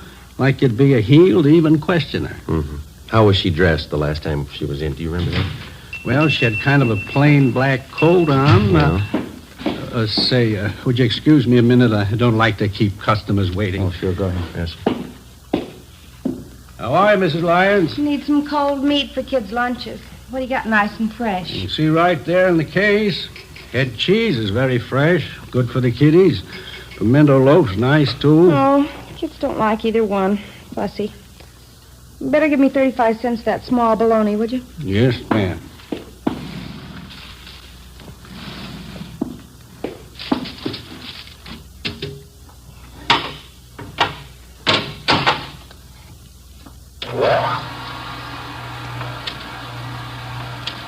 Kids are so fussy nowadays. Ought to be in Europe. That's what I tell them. I know what it is to go hungry. Oh, you better give me a couple of those large kosher pickles, too. Husband's crazy for them. Yes, ma'am. And a loaf of the rye, too, would you, no seed? Yes, ma'am. How are the kiddies doing in school, Mrs. Lyons? Oh, just fine, fine. Marilyn's in the school pageant next month. She's going to be the queen. Oh, that's nice. Well, I don't know how nice it is. More work, that's all. I have to make her costume. There you are, Mrs. Lyons. Put it on the bill? Yeah, would you do that? I'll see you the 15th of the month. Yes, ma'am. Goodbye. Goodbye. Sorry to keep you waiting, officer. Not at all. Let's see now. Where was I? Well, we asked you how the woman was dressed. Oh, yeah. Had a black coat on. I told you that. Yes, sir. Very plain-looking clothes, like any other housewife. Print dress, some kind of a scarf around the neck. That's about all I noticed. How about that description of her in the bulletin we sent you? That fit her pretty well? Yeah, I guess so. She didn't exactly seem plump to me, though. Kind of a nice figure for a woman of her age. Mm-hmm. Do you know if any of your customers were acquainted with her? I wouldn't know that. She acted as though she knew some of them, but now that this has happened, I can see she was just putting on. She was a great disappointment to me. She is to a lot of people. I used to josh with her all the time. I'm a widower, you know. Thought once or twice I might even date her up. That's so? Yeah, she seemed like a real good sport, joshing all the time, fine personality, just as homey as you please. Well, that fits in with the other descriptions. Are you ever going to catch somebody like that? 2 days later, on April 30th, right on schedule, the flow of bogus checks in Grandma's handwriting suddenly stopped. If she continued to work by the same timetable she'd been using for the last 9 years, she wouldn't start operations again until the 1st of October. During the next 5 months that followed, from May to the end of September, Besser, Ferguson, Ben, and I handled the usual run of check cases. At the same time, we used up every spare hour we had making preparations for the suspect's next appearance. Every businessman throughout the city who might be a possible victim was alerted. A revised description of the suspect, together with her M.O., was printed up and given wide distribution. Every possible precaution was taken. October came. Grandma started on the 10th year of her forgery career without a hitch. On October 1st, she cashed a check for $75 at a large downtown women's shop. As soon as we got the report, we went to the department where the check had been received. A fashion show was in progress. She's wearing a deep wide velvet dinner suit, the newest shade for evening wear. You will notice the pencil slip skirt and the dolman 3/4 sleeves. Excuse me. Are you Mr. Montrose? Yes? What is it? Police officer, sir. Forgery detail. Oh, yes, that check. I wonder if you could hold on for just a moment. Yes, sir. Miss Janice Morgan next. She wears a gown of striking originality with rich but simple lines. A black dinner dress, the satin skirt with pannier points, a sculptured silk and latex sweater top with an oval neckline punctuated with ball fringe. Hey, Joe. What kind of outfit is that the model's wearing? I don't know. How much to it? All right, officers. Would you like to step this way, please? Okay. Yes, sir. This is my office here. Well, I don't know what I can do for you, gentlemen. The check was passed. Very unfortunate occurrence. You okayed the check for cashing, is that correct? Yes, the sales girl handled the transaction. She showed me the check. I knew the signature, so I okayed it. Mary Walker? Yes, that's how this check was signed. What kind of identification did the woman have? Her charge account plate. You know, the small metal card, charger plates we call them. I recognized that from the signature immediately. You know this Mary Walker pretty well? She's one of our best customers.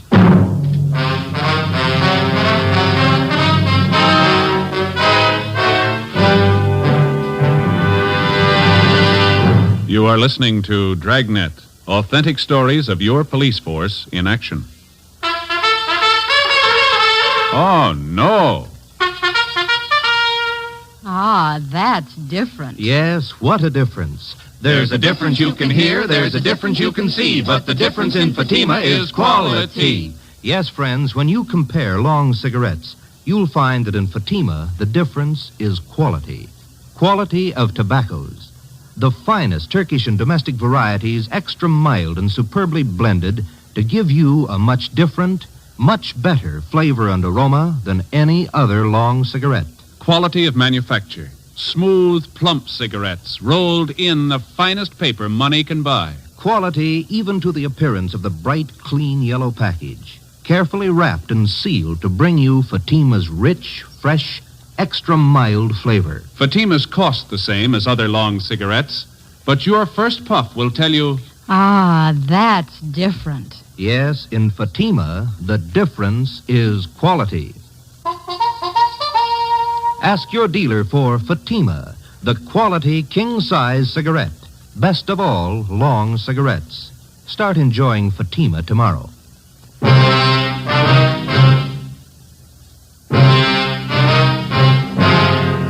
Friday, October 4th, 2 p.m.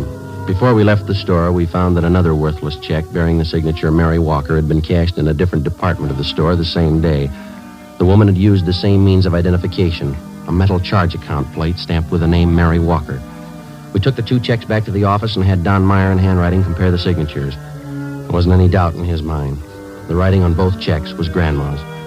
Well, it was only a hunch, but it was beginning to look as though the suspect had finally done what we'd been waiting 9 years for to do. She'd made a mistake. Ben and I drove out to an address in the Wilshire district to interview Mrs. Mary Walker. She fit the same general description of the suspect, but she denied writing either one of the checks, which bore her signature. It's out of the question, Sergeant. I couldn't have written the checks. I haven't even been in the city for the past 5 days. Then the signatures on these two checks here, Mrs. Walker, they're not yours. It looks like my handwriting, but it's not.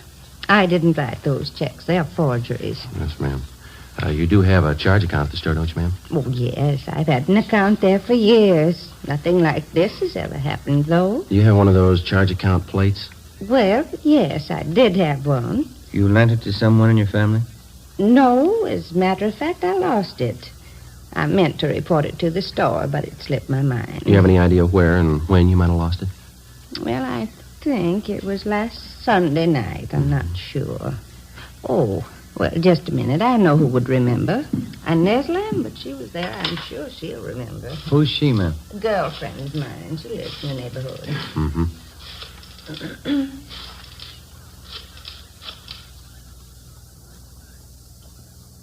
Hello, Inez. Mary Walker, Inez. Oh, just fine. And you? Oh, good. Say, Inez, which night was it we went to the Boosters Club meeting? Sunday? Yes, I thought that it was. Oh, nothing. Just some silly misunderstanding.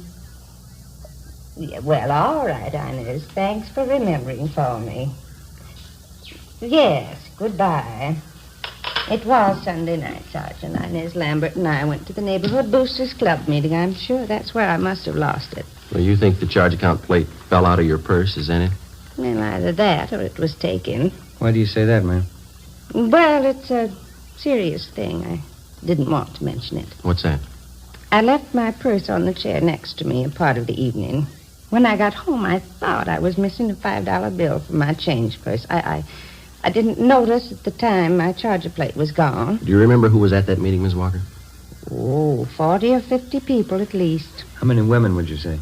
Dozen or so, I suppose. I'm not accusing anybody of robbery, Sergeant. I know. It's a serious charge to make. Do you know if one of the club officers might have taken a list of those present? Oh, they didn't have to. We do the same thing at every meeting. What's that mean? We all sign the attendance book when we leave. 3 p.m. Ben and I contacted the secretary of the Neighborhood Boosters Club.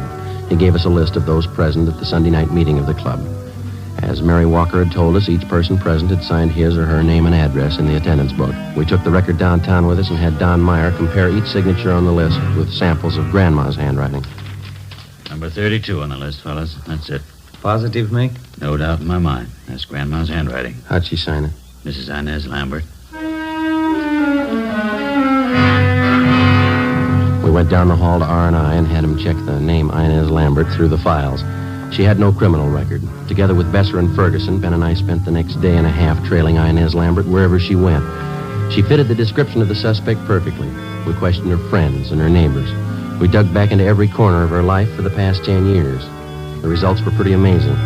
We found that she was highly respected by everybody she knew. She was active in a dozen civic and church organizations. Her reputation was spotless. There was only one hitch. Mrs. Lambert's hobby was charities. By checking back, we found that during the past 10 years, she donated an average of $3,000 annually to various charitable organizations. Her husband's total annual income was $7,000. From her bank, we obtained specimens of Inez Lambert's handwriting. It matched almost perfectly with every signature in the Grandma file. Monday, October 7th, Ben and I called on Mrs. Lambert. Oh, yes, officers. Won't you come in? Mary Walker was telling me about you. Come in, please. Thank you, ma'am. Thank you. Mary told me about the things missing from her purse at the meeting. Is that what you're inquiring about? Yes, ma'am. We've got a few other questions to ask you besides that. Well, you sort of caught me at a bad time. Just getting ready to put some baking in the oven for dinner tonight. Would you mind very much if we talked back in the kitchen? I've got to get this done. No, not at all, ma'am. It's back this way. Oh, there goes my cream sauce again, boiled over. Just take a chair there, officers. I'll be right with you. Thank you. Thanks. This cream sauce is so temperamental, can't take your eye off it for a minute. There. Shouldn't boil over now. Would either of you officers care for a cup of cocoa? Chilly out today. Well, no, thank you, ma'am. We only have a few questions for you. It won't take long. Yes? All right. Would you mind holding this bowl just a minute, Sergeant? Oh, yeah. I just have to get this in the oven for dinner. My husband's favorite dessert. It's called pinch pie. It's kind of meringue tart. Mm-hmm. Let me see. Take 2 eggs, I guess. There we are. Get these egg whites beaten up nice and light. That cup of sugar on the sink, Sergeant. Would you be so kind? Yeah, all right. Here's your sugar, ma'am. Thank you. Now, what is it you wanted to know? Mrs. Walker had her charge account plate stolen that night at the Boosters Club meeting. Somebody's been using it to cash bad checks in her name. Is that so? Mary didn't tell me that. The same person who's using that charger plate has been cashing bad checks all over the city. She's been doing it for some time. Oh, my. Well, I don't think I can help you, Sergeant. I went to that meeting with Mary. She says somebody must have been in her purse, but I didn't see them. Do you have that charge account plate, Mrs. Lambert? Me? Oh, no, I have my own. Now, let me see. Teaspoon vanilla, teaspoon vinegar, teaspoon water. Combined in a small pitcher or cup. We've got good reason to believe you have that charge account plate, ma'am. Did you take it from Mrs. Walker? That's a silly thing for you to say, Sergeant. I told you I have my own charge plate. I never borrow anyone else's, no reason to. Add a few drops of combined liquid. Beat constantly. Did you cash 2 checks last week and sign them with Mrs. Walker's name? Why, of course not. Why should I do such a thing? Mary Walker's one of my best friends. I wouldn't do that to her, even as a joke. Well, our handwriting man compared the signatures on those 2 checks, Mrs. Lambert. Both of them match your handwriting. When all the ingredients have been added, continue to beat the meringue for several minutes. Oh, I'm sorry. What was that you said, Sergeant? I said that the signatures on those 2 forged checks, our handwriting man compared them with specimens of your signature. They both match. Well, then your handwriting man certainly made a mistake. Oh, there's a large white platter up in that cupboard there. Would you reach it for me, please? All right.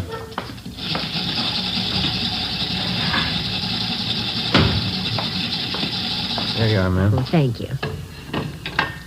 Now, you deny that you wrote those 2 forged checks last week? You deny that you've written and cashed about 1,500 worthless checks in the last 9 years? Why, of course I deny it.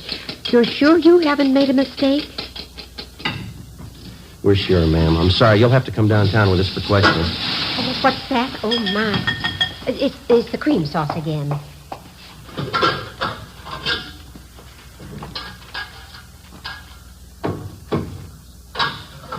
Sergeant, I can't leave the house now, right in the middle of getting dinner ready. My husband would be furious. If you want to talk, couldn't we do it later on? I'm sorry, ma'am. Afraid not. But you certainly can't accuse me of doing anything wrong. The folks at the church will vouch for me. We've got just as many people who say you've cheated them. And people who cashed those checks for you. Quite a few of them, ma'am. 9 years' worth.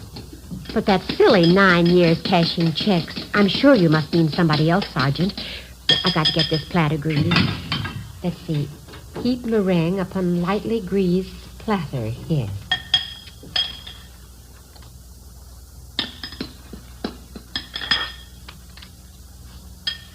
Look, we have a record downtown on every single check that you passed since you started, ma'am. We've got specimens of your handwriting and people to identify you. We know what your income is. We know how much that you've given to charities. Money's got to come from someplace. Is that what the checks were for? Excuse me, I've got to get this meringue in the oven. Let me see. 275 degrees. Yeah.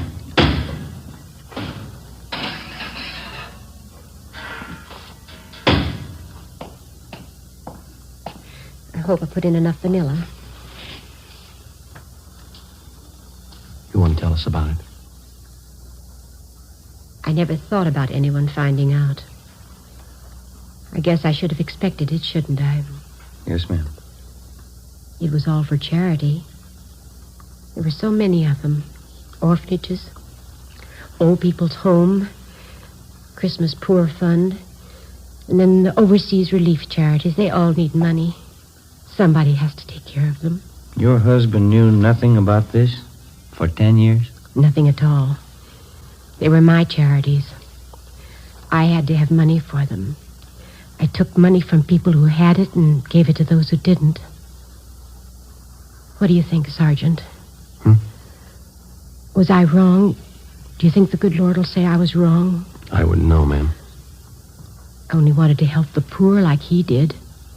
I came to help the poor. Well, there's a big difference, ma'am. Yes? He didn't use a checkbook.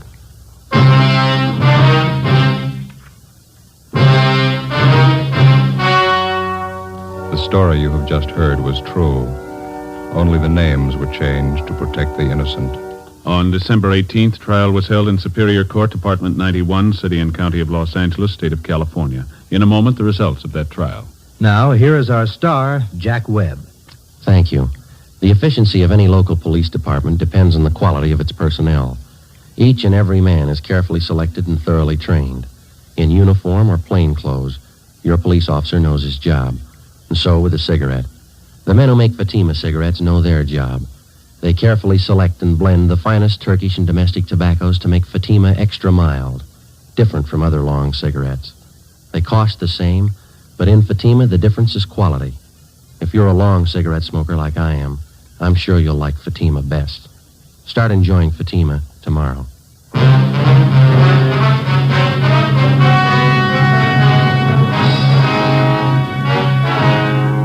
Inez Lorraine Lambert entered a plea of guilty to 2 counts of forgery, and the remaining charges were set off calendar. She was sentenced by the court for the term prescribed by law.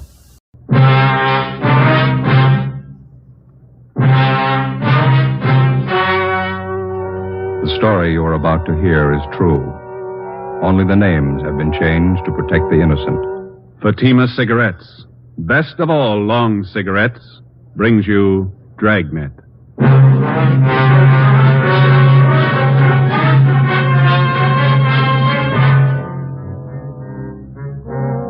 You're a detective sergeant. You're assigned to burglary detail. A man posing as a doctor is burglarizing homes in your city. You have his description. Your job, find him.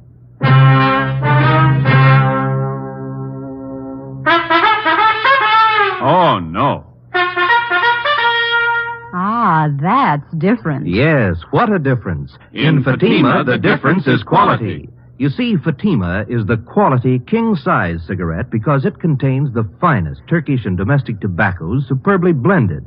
And Fatima is extra mild with a much different, much better flavor and aroma than any other long cigarette.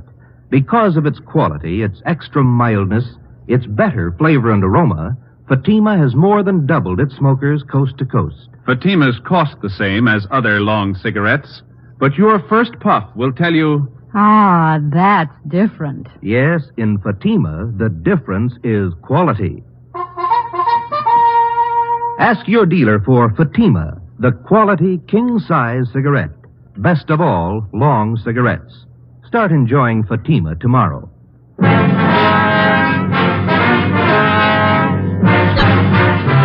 Dragnet, the documented story of an actual crime. For the next 30 minutes, in cooperation with the Los Angeles Police Department, you will travel step by step on the side of the law through an actual case from official police files. From beginning to end, from crime to punishment, Dragnet is the story of your police force in action. It was Sunday, November 22nd. It was chilly in Los Angeles. We were working the day watch out of burglary detail. My partner's Ben Romero. The boss is Thad Brown, chief of detectives. My name's Friday. It was 9:35 a.m. when we got to 5918 Canyon Cove, the home of Marla Hutchins. Yes, Miss Marla Hutchins? I'm Miss Marla Hutchins. We're police officers, ma'am. This is Sergeant Romero. I'm Sergeant Friday, Central Burglary. Come in. Thank you. Betty told me she called you. Your maid? Yes, I'm Betty Gregg. I called you. And if you could tell us what happened, please. Dr. Arthur Schulte was treating me for headaches I have. He took my mink coats and my jewelry. Mm-hmm. Do you have a list of what's missing? Betty will have a list of what's missing. Here, I've written down everything I think's gone. Thank you. Well, why do you say it was this Dr. Schulte? Is that right? Yes.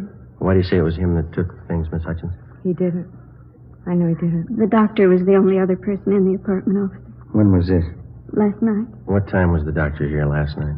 It was about 8. I heard him leave later, about 9:15. Is that right, Miss Hutchins? Yes, that's right. Well, could the apartment have been entered without either one of you knowing it? No, sir. The back entrance is double latched, and no one could have broken in the front way. My room's right beside the front door, and I would have heard. You told us on the phone that this Dr. Schulte was middle-aged, dark, close to 5'11", stocky, wears a goatee. Yes. No other distinguishing features. Is that correct? Yes. How about his clothes, the way he was dressed? He was about average. Had on a gray suit the last time we saw him. Thank you. You know who he is? We'll find out. What kind of treatment were you taking from Dr. Schulte, Miss Hutchins? We call it hypnotherapy for my headaches. Mm-hmm. Last night, the same thing? Yes. Or anything different from his previous visits? I was very nervous. He made me take 3 sleeping capsules, and I went to sleep. And she was still sleeping this morning when I went in and found everything in the dressing table all over the floor. I see. Have you known this Dr. Schulte long, Miss Hutchins? About 4 months. Did you meet him at a party, maybe? No, I was a student of his. Where was this? A small college in Hollywood. He was the head of the school. He was a teacher, too. Do you have the name and address of the college? Betty can give it to you. It's in my desk. You still a student there? No. I don't take the course. I stopped. Mm-hmm. College was closed. That's when he came here to treat me for my headaches. How did he start giving you these treatments, Miss Hutchins? One day in his lecture, I fainted. Took me to his office and told me that pain was only a state of mind. State of mind. Yes, ma'am. My headache didn't bother me anymore. He said that relief would only be temporary if I didn't take regular treatment. Well, did you see him regularly? I saw him twice a week. Twice a week. Always here? At the college, then it closed. I don't know why. He telephoned and said he would continue here. Well, where did you get in touch with him when the college closed? I never did. He always called here. Do you have any idea where he is now? No, I just know that he's a thief. Yes, ma'am. Why don't you lie down, Miss Hutchins? You look tired. All right. Thank you, Miss Hutchins. Yes, ma'am. Thank you very much. All right. Would you gentlemen like some coffee? Oh, Ben? I could sure use some. Well, it'd be very nice, miss. Thank you. Officer, Yes, ma'am. if this man's just a common thief, the treatments he's been giving Miss Hutchins couldn't have been very good, could they? She's still got the headaches, hasn't she? 11:50 a.m. We checked the apartment for physical evidence. There was nothing to indicate that the place had been broken into. We put in a call to latent fingerprints to send a man out to check the closet and dresser.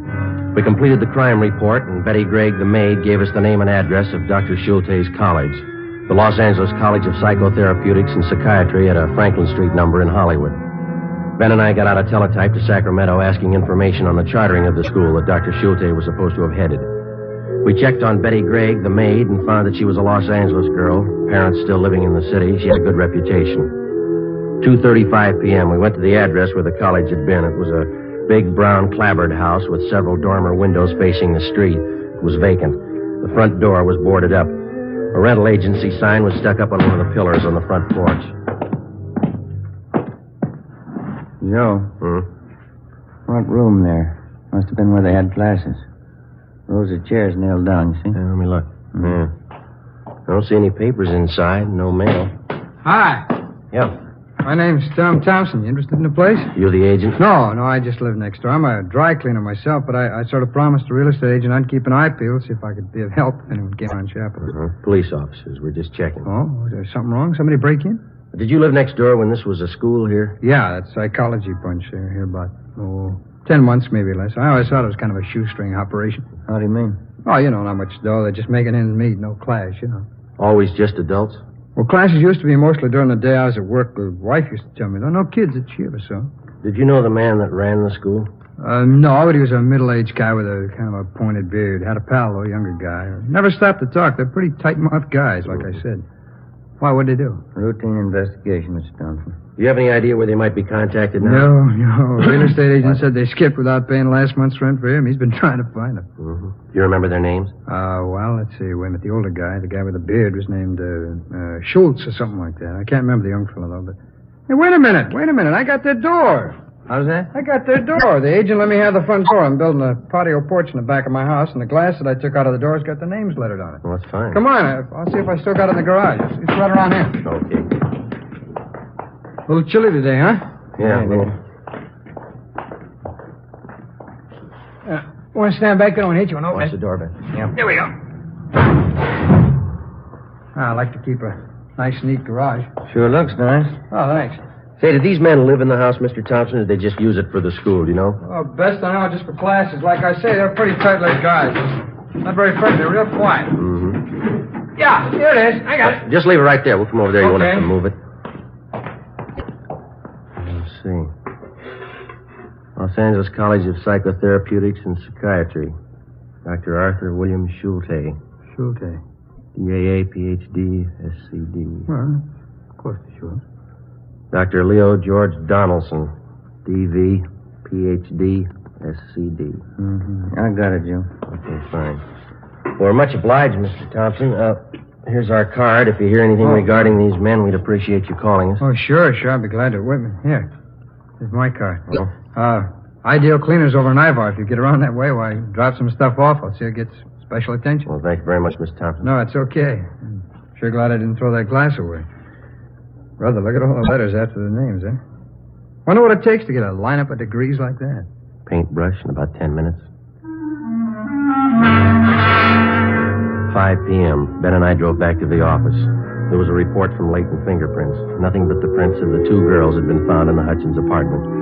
We checked what information we had on Schulte and Donaldson through to the FBI on the teletype.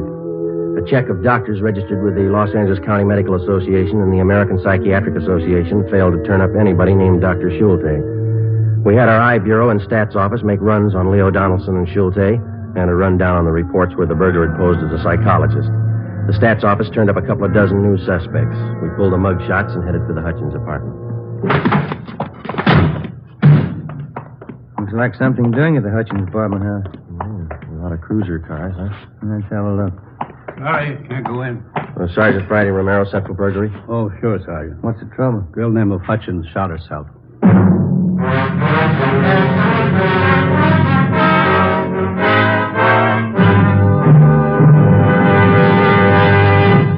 You are listening to Dragnet, authentic stories of your police force in action. Oh, no.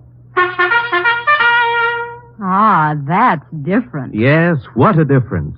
There's a difference you can hear, there's a difference you can see, but the difference in Fatima is quality. Yes, friends, when you compare long cigarettes, you'll find that in Fatima, the difference is quality. Quality of tobaccos. The finest Turkish and domestic varieties, extra mild and superbly blended to give you a much different, much better flavor and aroma than any other long cigarette. Quality of manufacture. Smooth, plump cigarettes rolled in the finest paper money can buy. Quality even to the appearance of the bright, clean yellow package. Carefully wrapped and sealed to bring you Fatima's rich, fresh, extra mild flavor. Fatima's cost the same as other long cigarettes, but your first puff will tell you... Ah, that's different. Yes, in Fatima, the difference is quality. Ask your dealer for Fatima, the quality king-size cigarette. Best of all, long cigarettes. Start enjoying Fatima tomorrow.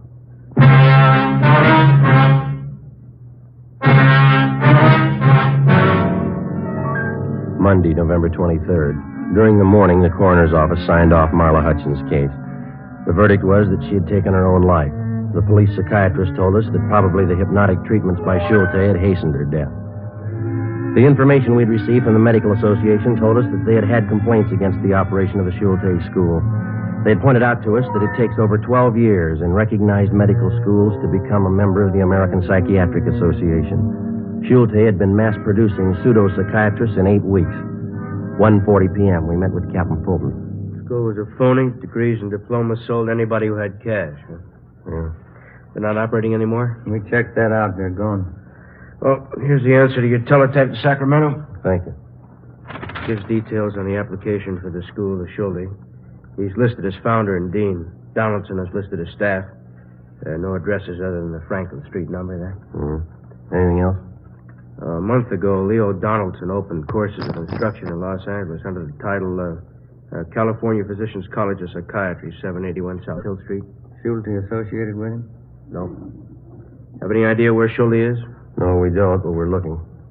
We've got the support of the medical people to push a bunco charge for the operation of the old school. Donaldson should be able to give you a lead on Schulte. Figures they might be in contact. Looks like they actually ran the school together, even though Schulte was legally responsible. And Ben and I have an idea on how maybe we can find out. How's that? We thought one of us could make a pitch to Donaldson, see if he'd sell a degree from the new school. Get evidence to support a bunco warrant and check at the same time to see if Donaldson has contact with Schulte. Well, I'll let the bunco detail know we're trying. You think you can do it? I can try. You know anything else about Donaldson's courses? No, that doesn't bother me. How come? Neither does Donaldson.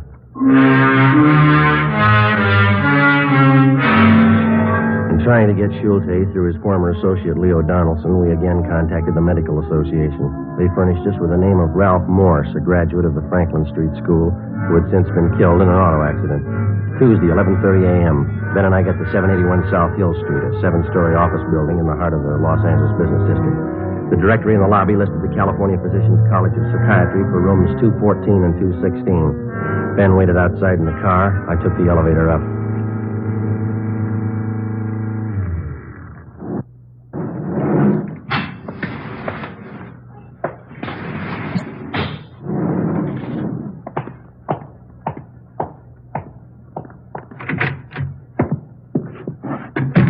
Yes, may I help you? Dr. Donaldson?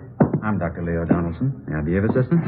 Well, my name is Frank Ditton. I wanted to ask about the curriculum here. Well, we've just opened, Mr. Ditton. We're not quite ready to start classes. You understand this is very advanced instruction. Most of our students will have had considerable background in psychiatry. Oh. Well, a friend of mine, Dr. Morse, said that he was sure I'd be a good student for you. Dr. Morse? Mm-hmm. I'm not sure I place him. Well, he was one of your students at the Franklin Street School. Said that Dr. Schulte knew him quite well. Oh, yes, I remember. Brilliant man. How's he getting along? He was killed in a car collision. Oh, that's too bad. Well, frankly, what I was interested in is being able to take over his practice. Could I get the same deal he got? I think so, Mr. Ditton. What'd you have in mind? Well, take some courses and get a degree. I worked with Morse for a while. I can set up a clinic. He did okay. I figure maybe I can, too. Well, here's a list of the courses we'll offer. Thank you. We'll go over it together, and you can indicate what sphere of study you'd like to undertake. Mm-hmm. Does Dr. Schulte teach any of these courses? No, he doesn't. Now, the first semester will include painless and drugless childbirth, practical and applied psychology, autosuggestion, prenatal suggestion. Yeah. Well, look, Dr. Donaldson, straight practical and applied psychology is the specialty that I want. See? What degree do I get and how much will it cost? Well, the least expensive is a doctor of psychotherapy at $450. A doctorate of philosophy and psychology is $500. For all purposes, if you can afford it, Mr. Ditton, is a doctorate of science. That's $800. Oh. That course was $1,000 at the Franklin Street School. Yeah. Well, I don't know. That's a lot of money. Guess I have to have it, though. I wonder if you'd take a check now. Certainly. You understand what a tremendous advantage these degrees are to the professional man who, for one reason or another, may never have had a chance to get a college diploma. Well, the course is very hard. You look like an intelligent man, Mr. Ditton. I'm sure you'd have no difficulty. All right. Well, say, look, Doctor, I live out in Van Nuys now, and I'm working 3 days a week at the present time. It's going to be pretty tough to get downtown here. Do I have to be here every day? Since it's the diplomas most of our students are interested in, we have, on occasion, made exceptions in cases like yours. Well, I'd appreciate that. We could possibly, in the case of a doctorate of science, present you with your diploma in advance of you taking the course, and you could launch into private practice at once and take the course whenever it suited you. Well, couldn't ask for a better deal. Everything's mentioned in this catalog. The forms are in the back. Why don't you sit down right there? Oh, thank you very much. And rules and regulations. No books are required of students. Well, that's a break, huh? We lecture a little differently from some colleges, and therefore we've dispensed with texts because we feel they tend to confuse the data. When I take the course, who will be my instructor? I will. Well, Morse talked a lot about Dr. Schulte. Does he teach any of the classes? No, Dr. Schulte was associated with me in the operation of the Franklin Street School, but is not the staff member of the California Physicians College of Psychiatry. Well, I'm just wondering, if I paid extra, could I get some classes with him? Morse said that he picked up a lot of useful information from Schulte. He's a fellow with a goatee, isn't he? Yes, that's right. Well, truthfully, I have no idea where Dr. Schulte is presently located. I understand. Now, that's one regulation here. Yes. No student will be admitted who cannot show documentary proof of the successful completion of secondary school work. High school. You can understand that, can't you, Mr. Ditton? How do you mean? Well, there are certain minimum academic standards we must observe. Yeah. In order to maintain the quality of our degree. Dr. Donaldson accepted my check to the amount of $800. I asked for a receipt, and he filled out a blank doctorate of science degree, which he carefully lettered with the name Frank Ditton, and signed himself as dean. I arrested Donaldson, and Ben and I took him in for booking. 1 p.m. We received a long teletype from Washington. Arthur Schulte had a record of arrests and convictions back east. It started with a conviction 16 years ago for the interstate transportation of pornographic motion pictures. The record gave us no known addresses, but important in the information was the fact that Schulte had originally been trained and had worked at being a projectionist in movie theaters. In the M.O. was the notation that he'd been known to take up his old occupation when sought by authorities. 1:35 p.m., we contacted the local office of the Motion Picture Projectionists Union, where they told us that they had placed an Arthur Schulte in the booth of one of the Main Street newsreel houses on Sunday. That was the day before. 2:30 p.m. The Crescent Theater was buried between two bars and advertised an hour of newsreels and short subjects for 20 cents. Where's the manager? I'm him. Can we talk to you a minute, police officers? What? I say we're police officers. We'd like to talk to you. Nobody here to take over. Why don't you come in and I can open the booth door here and talk? Okay. Right around the back, I guess, here, Ben. Where is he? Hey, mister. Okay. What's the trouble, officers? You have a man with the name of Schulte working here? That's right. Projectionist isn't working right this minute, though. Comes on duty at 4. An hour. All right. I wonder if you'd take a look at this description, please. Sure. There you are. 5'11". Man working here is clean shaven, no goatee. I say that sounds the same. Any idea where he lives? No, I don't. Well, we'll have to wait for him here. All right. Wait a minute. Just one? Where you want to wait? Inside? Well, I think we'd rather stay up in the projection booth if it's all right. Up the steel stairs there on the right. Tell Pete Eigen. He's the man up there now. I said it was okay. All right. Don't say anything to him when he gets here, will you, sir? I won't, officer. Come on, Ben. Gets this way. a long climb, huh? Yeah, it is. It's right up there. Oh, yeah.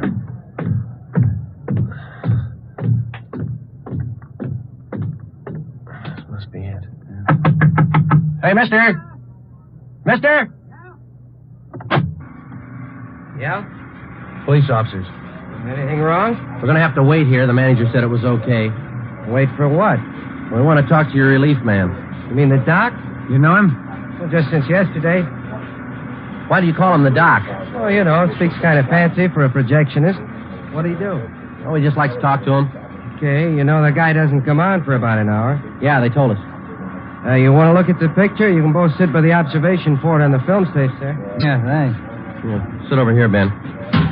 Is this all right here? Yeah, that's fine. Huh. Well. What's the matter? I've seen this newsreel. 5:45 p.m. Schulte was nearly 2 hours late. Ben and I were worrying about whether somehow he'd been tipped. Usual for a man to be this late for a shift. Not in a house like this. Bigger house would be different. Way it is with a doc being late like this just cost the boss a couple of bucks. How do you mean? I got more dough. I'm over my maximum hours. If the old guy'd stay away long enough, I'd be on Golden. Golden? What's that? Yeah, double and a half time. Boys in the business call it Golden time. Oh. Most dough you can get is double Golden. You get that working over maximum number of hours after midnight on a Sunday. Uh-huh. That's double Golden. Never happened to me, though. How do you stand? What do you mean, the money? The noise. You get used to it. Don't pay any attention after a while. Don't you get tired of hearing the same soundtrack over and over? No, you just know it's there. It never registers. What they're saying, I mean. Just if it stops when it shouldn't. Get used to it over the years. You've been doing this long? 11. It's a long time. Excuse me. I gotta make a switch over.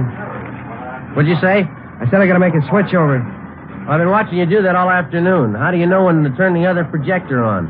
Marks on the film, up in the right corner on the screen, usually a black dot. Look through the window. Look, Ben, right here. Mm-hmm. The first dot tells me to start the other projector. When the second dot hits, I cut this one, turn on the other one. Now watch. Okay. See the first one? Uh-huh. Now the second dot, see? Uh-huh.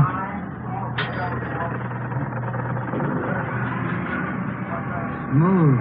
You never know the difference. Simple stuff. People never seem to notice the switches.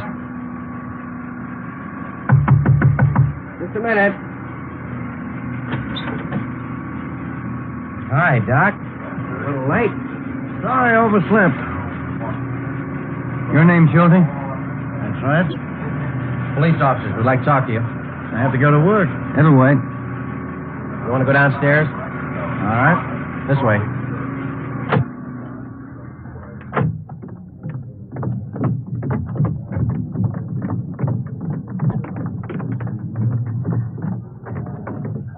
All right, this will be fine right here. You say your name is Schulte, Arthur William Schulte? That's correct. Ever been known by any other name?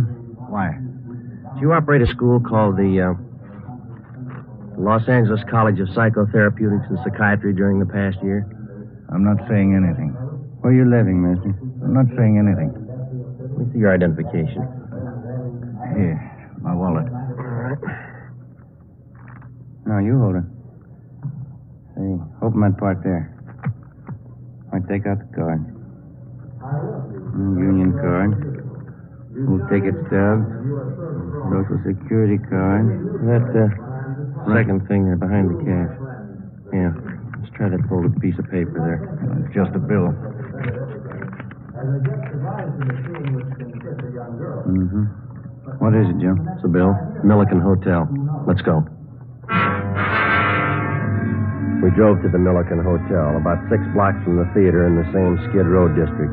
We got the key from the room clerk and went up to Schulte's room. It looked like any dingy hotel room. A small footlocker sat at the end of the bed on the baggage stand. 2 suitcases were over by the closet, and sitting on the floor alongside the bureau were 2 waist-high stacks of books. You got the key to the small trunk? I don't have to submit to this. Let's open it up. Open it yourself. Here's the key. All right.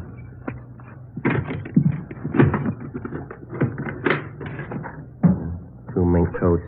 I'll check the rest of the room, Joe. All right. This your property, Doctor? I'm not saying anything. Just clothes, regular stuff in bureau. How about those suitcases over there?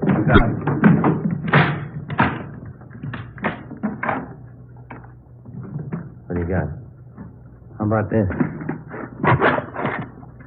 Cigar box. It's taped shut. What's inside, Doctor? Nothing you'd be interested in. I'll open it, Joe.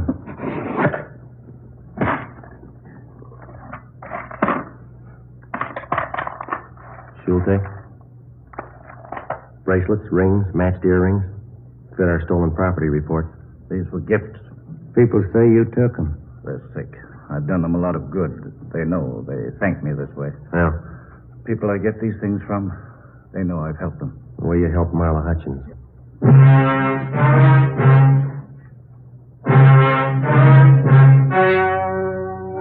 The story you have just heard was true. Only the names were changed to protect the innocent. Arthur Schulte, free on bail pending trial, died of natural causes on June 15th in Fresno, California. Leo Donaldson was tried and convicted of grand theft and served a term prescribed by law in the state penitentiary.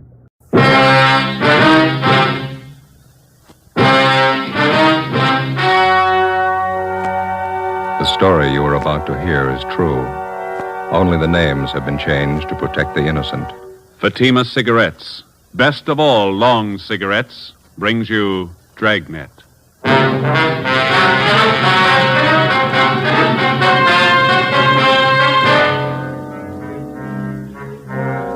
You're a detective sergeant.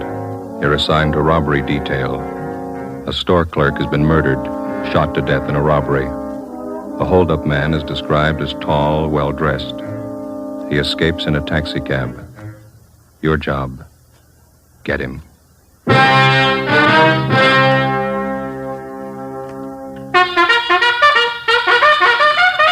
Oh, no.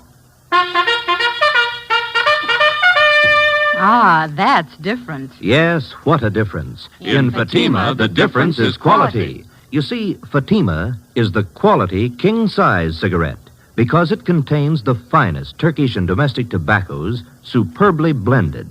And Fatima is extra mild with a much different, much better flavor and aroma than any other long cigarette. Because of its quality, its extra mildness, its better flavor and aroma, Fatima has more than doubled its smokers coast to coast. Fatimas cost the same as other long cigarettes, but your first puff will tell you... Ah, that's different. Yes, in Fatima, the difference is quality. Ask your dealer for Fatima, the quality king-size cigarette. Best of all long cigarettes. Start enjoying Fatima tomorrow.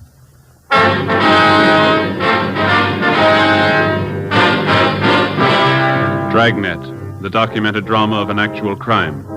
For the next 30 minutes, in cooperation with the Los Angeles Police Department, you will travel step by step on the side of the law through an actual case from official police files. From beginning to end, from crime to punishment, Dragnet is the story of your police force in action.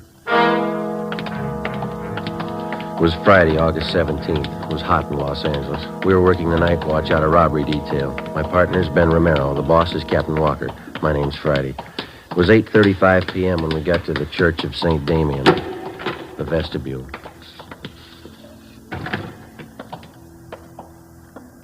That must be her playing the organ. Yeah, I don't see any stairs. I wonder how you get up there to the loft. Looks like that might be the sexton over there. Well, let's ask her. Excuse me, sir. Yeah? We're looking for an Ernestine Matthews. Understand she's the organist here at the church. Well, that's her playing up there now, putting over a few pieces for Sunday. Could you tell us how to get up to the choir loft, sir? Surely, through that door over there. Follow the stairway straight up. Can't miss. Thank you.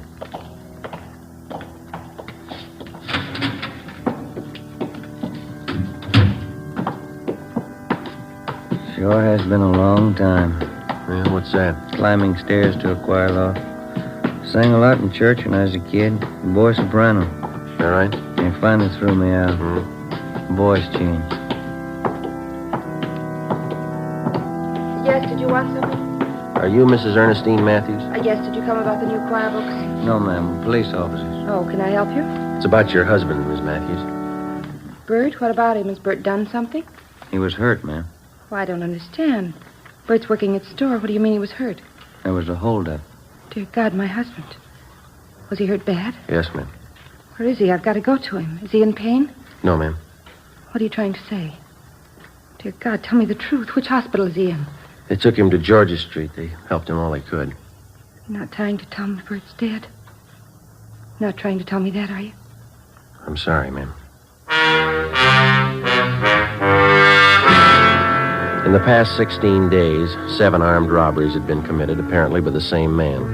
The suspect was described by victims as tall, heavily built, and very nervous. He was armed. It's cold logic that every suspect who's armed in the commission of a robbery is a potential killer. It's a fact that's been proved 100 times over. The man we were after had proven it again. We'd used every means at our disposal to identify him, through the stats office, the record bureau, latent fingerprints, through informants and witnesses. We'd gotten out an APB on him containing his description and his method of operation. We'd maintained stakeouts. We hadn't reached him in time. Early that evening, a downtown grocery store had been held up. One of the clerks, 31-year-old Bert Matthews, failed to empty the cash register quickly enough, and the bandit shot him 3 times through the chest. He died almost instantly, and the hold-up man escaped. There was only one witness, another clerk who had been on duty in the store with Matthews at the time of the hold-up. His name was Jess Tallman. He was brought to the city hall, where we questioned him further. Did you see Bert's wife? Does she know? Yeah, we dropped off at the church on the way in. Drove her to her sister's place. Still can't get it through my head. One minute I was talking to Bert, next minute he was dead. It's kind of hard to take, you know. I'd like to go over that description of the hold-up man. You were pretty upset out there at the store. Do you feel up to it now? Yeah, I'm okay. All right, now you just take it easy. Tell us everything you remember and take all the time you need. Well, I know he was a big guy. Over 6 foot anyway, I'm sure of that. He had a good build, too. Wasn't skinny. How about his face, Jess? Did you get a good look at it? Yeah, I did. It was thin, and he kept working it around, you know, twitching like. Guy was plenty nervous. Mm-hmm. Can you tell us anything else about him? He was young, about 21, I'd say. Had dark color eyes. That's about all I'd swear to, Sergeant. He had a hat on, I know that. Mm-hmm. How about the rest of his clothing? I wouldn't be sure about it. Could have been a gray coat, blue coat, I don't know. I wouldn't want to give you a bum steer. Did you get a look at the gun? I couldn't miss that. It was a big one. It wasn't shiny. It was kind of dark blue color. I can see the guy now walking in the store and pointing it at Bert. What time was that again, Jess, when the bandits showed up? Just about 7:30. Bert was behind the counter. I was in the back, stacking the shelves. The guy just walked in, pointed the gun, said, "Give me the dough." I heard him say that. Mm-hmm. Bert was kind of surprised. He just stood there for a minute, and the guy said, "Hurry up, give me the dough." And Bert said, "Okay, you can have everything." And he reached to get the dough from the cash register. And that's when the guy did it. He hit Bert right in the chest. What happened then? Bert moaned a little and fell down on the floor. I got so mad I started running for the guy, but he swung around at me with a gun and said, "Stay where you are." Yeah. Well, I didn't want to get killed. I stopped. You can't blame me for that, can you? Did you follow the man when he left?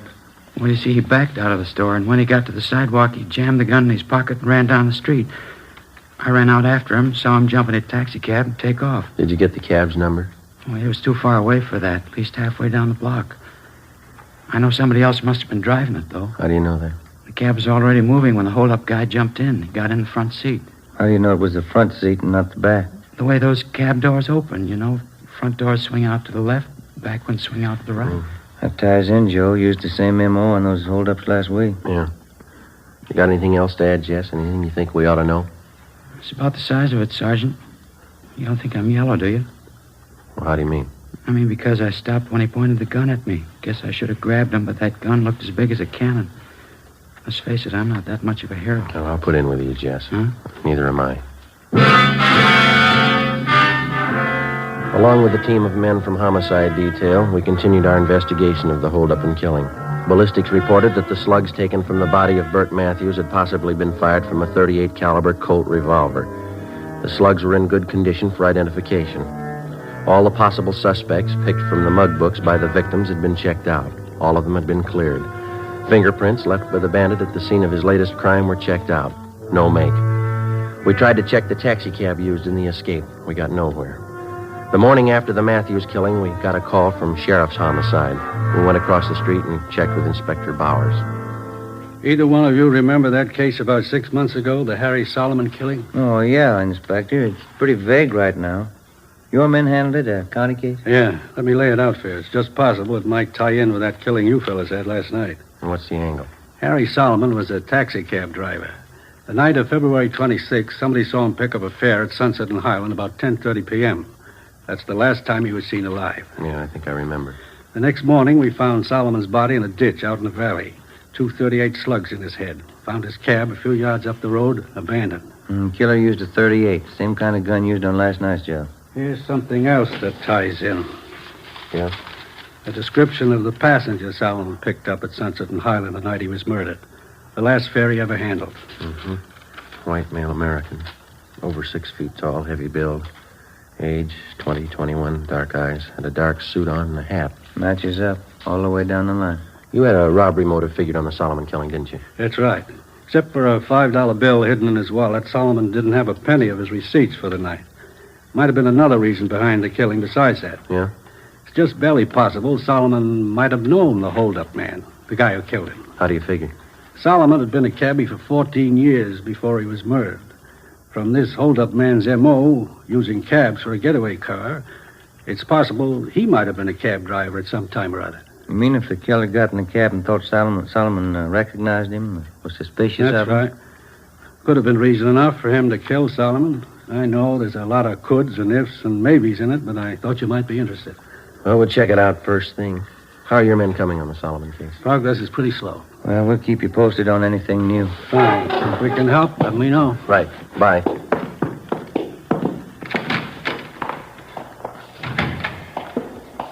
Well, 2 sets of 38 slugs. What do you think? Let's ask the crime lab. We put in a request to Russ Camp and Ballistics to check the 38 slugs found in taxi driver Solomon's body against those found in the body of grocery clerk Bert Matthews.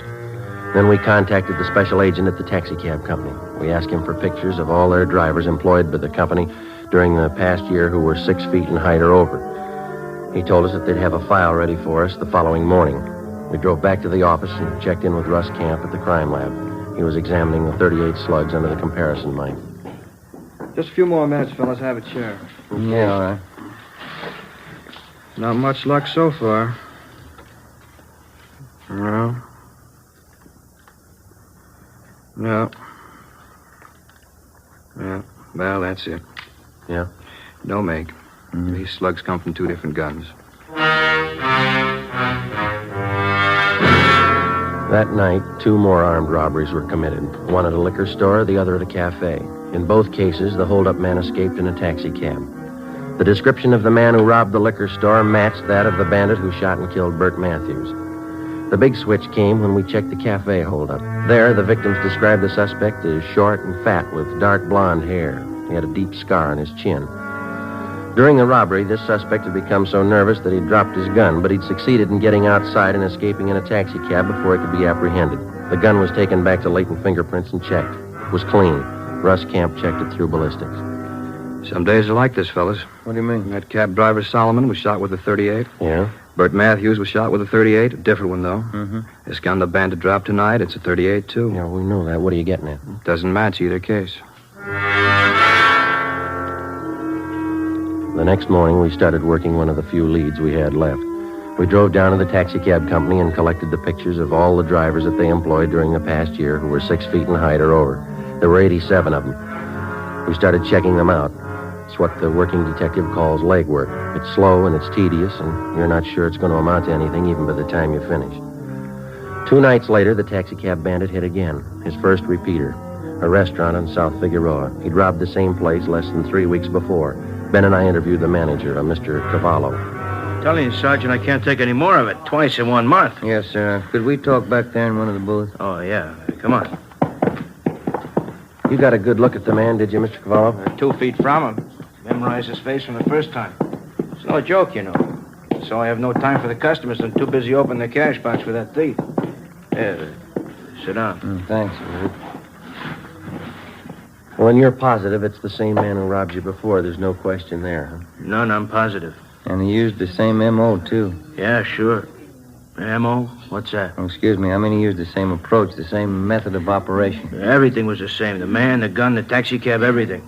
You didn't get the number of the cab, huh? I looked for it. I didn't see any. Must cover it up some way. Mm-hmm. We've got some pictures here, Mr. Cavallo. I'd like to have you look at them. Just tell us if you recognize any of them. I won't do any good. I already did that. They showed me pictures the last time. This is a different lot, sir. Oh, all right. Quite a few of them, huh? I'd like to have you check each one of them carefully, if you would. Just take your time. Yeah, we can't sit here without coffee. Natalie! Well, I wouldn't... Natalie! I don't care for anything. Yeah, don't be silly. You can't work without eating. Natalie! Yeah. Coffee, 3 cups. Okay. And now, where do I start? Well, these right here, if you'd just check these over, please. Uh-huh. No, not him.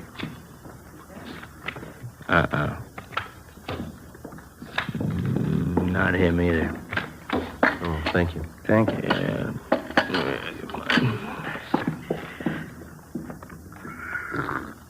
Oh, it's hot. No, not that one. No. Is that all? No, I have some more here. Oh. Hey, that's an ugly-looking guy, huh? Look at that scar. They look familiar? No. Better check with the skipper when we're finished here. Yeah, it's been a couple hours, hasn't it? That lousy, no-good thief. Sir? Right here, this one. That's the guy. You sure? I opened my cash box twice for him. I'd know his face in a million. Morris Copley, age 21. Description matches. Let's go, Ben. Thanks, Mr. Cavallo. It's only 40 minutes since the robbery. He's probably not even home yet. What can you do? We'll wait up. 10:30 p.m. We parked down the street from 527 Dayton Avenue, a 2-story white stucco apartment house. We checked the names on the mailboxes. Morris Copley's wasn't on any of them. We rang for the manager. Copley? Morris Copley, no. He doesn't live here. Never heard of him. I wonder if you'd take a look at this, ma'am. This picture, ma'am. You ever seen this man before? Well, let me get over here in the light. Let me see now. No, he doesn't live here. And you've never seen him before? No, I didn't say that. I just said he doesn't live here. And you have seen him before? I believe I might have, yes. Matter of fact, I'm sure of it. It's a friend of Mr. Tobin's, apartment 5. Comes to visit Mr. Tobin every now and then. Is this Mr. Tobin in now, ma'am? We'd like to talk to him. No, I'm afraid not. He works nights, never comes home before 2 a.m. Oh. Yeah, he's a cab driver.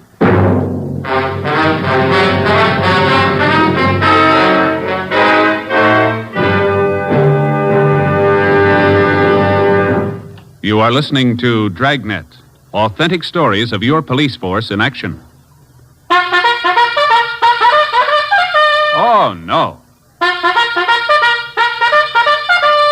Ah, that's different. Yes, what a difference. There's a difference you can hear, there's a difference you can see, but the difference in Fatima is quality.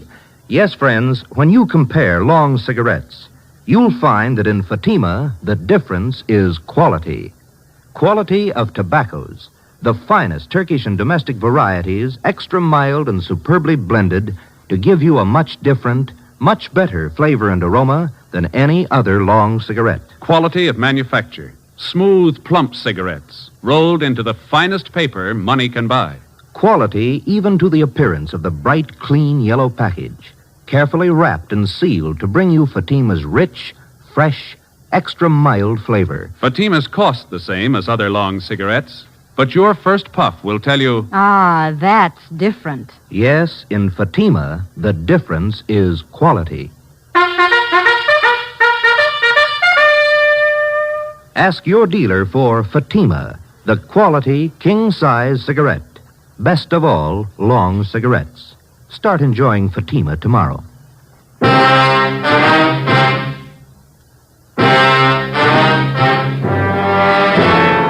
10:45 p.m. In the presence of the manager, we made a search of the apartment registered in the name of Ralph Tobin, the man who was supposed to be a friend of the suspect, Morris Copley. We found nothing that would tie either of them up with the robberies and the killings. Before the manager returned to her apartment, we instructed her to say nothing about our being there in case Tobin or Copley returned. We called the office and told them we'd received an identification on Morris Copley. They checked them both through R&I. Neither had any criminal record. They got out an APB on Copley. We waited. Midnight came. Nothing happened. 1 a.m. 1:30. Still no sign of either man. 1:45. Somebody's coming around back, Joe. Yeah. Kitchen door.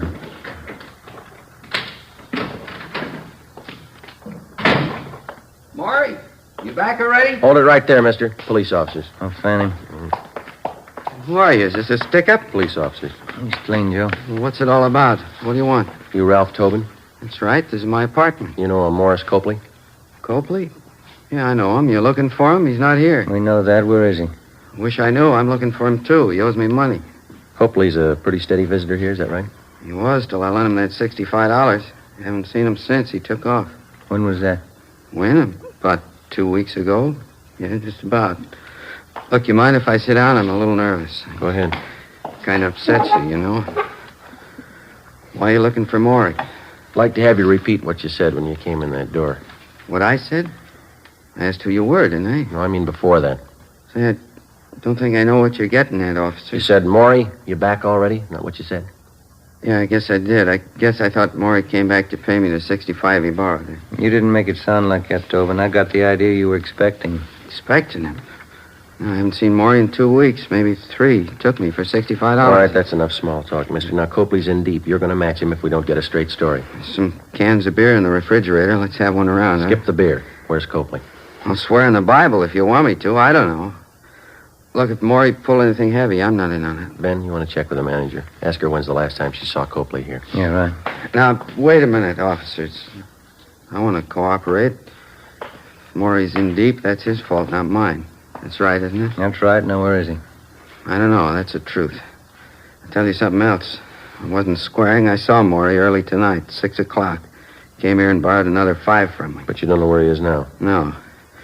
Say, sure like a can of beer if you don't All mind. right, sit still. I'll get it for you. You sure you won't have one? No, not me. No, thanks. I don't want him. There you go. Good cold beer. I like it when I get nervous. It always calms me down. Say, Tobin. Yeah, officer? You haven't taken your hat off. Oh, I was nervous. I guess I forgot. There. Your hair always been dark blonde? Since I was a kid, yeah, why? How about that scar on your chin? It's a pretty deep one. Beer's sure good. I asked you about the scar. It's kind of embarrassing. I got a little high one night. Fell off a merry-go-round. Big night. Now I've heard everything. We had a robbery report a couple of nights ago, Tobin. Hold-up man was just about your height and weight. Yeah? Dark blonde hair. Had a scar on his chin, too. I'm afraid you got a wrong slant, officer. I worked my cab every night of the week. It wasn't me. Mind if we have a look at your car outside? How'd you know I had a car? We didn't. Let's give it a look, shall we? Why do you want to look at it? You haven't anything to hide, have you? Of course not. I'm not like Maury. He's always in trouble, always on the lam. You probably think it's funny when you check the glove compartment in my car. Will we? Yeah, you will. Where's that? Keep a gun in there. You know how many cab drivers get shot. A guy can't be too careful. What kind of gun do you have, Tobin? Revolver. Regular revolver. What caliber? 38. Why? 2:30 a.m. We searched his car, picked up his 38 caliber revolver, and then we drove Ralph Tobin back to the office. We had a stakeout placed on his apartment. Russ Camp and ballistics checked Tobin's gun against the slugs which had taken the lives of Harry Solomon and Bert Matthews. It was found beyond the question of a doubt that his gun had been used in the Solomon killing. We confronted Tobin with the evidence. He started talking. He told us that Copley was responsible for the murder of both Solomon and Matthews, that Copley had borrowed his gun for the Solomon job. In all the robberies except one, he described himself only as the accomplice. He drove the getaway taxi cab. The only occasion he tried to handle the actual holdup was at the cafe, where he became so nervous that he had dropped his gun. Before he was booked on suspicion of murder, Tobin told us that Morris Copley still had 2 .38 revolvers in his possession. He insisted he had no idea where Copley was.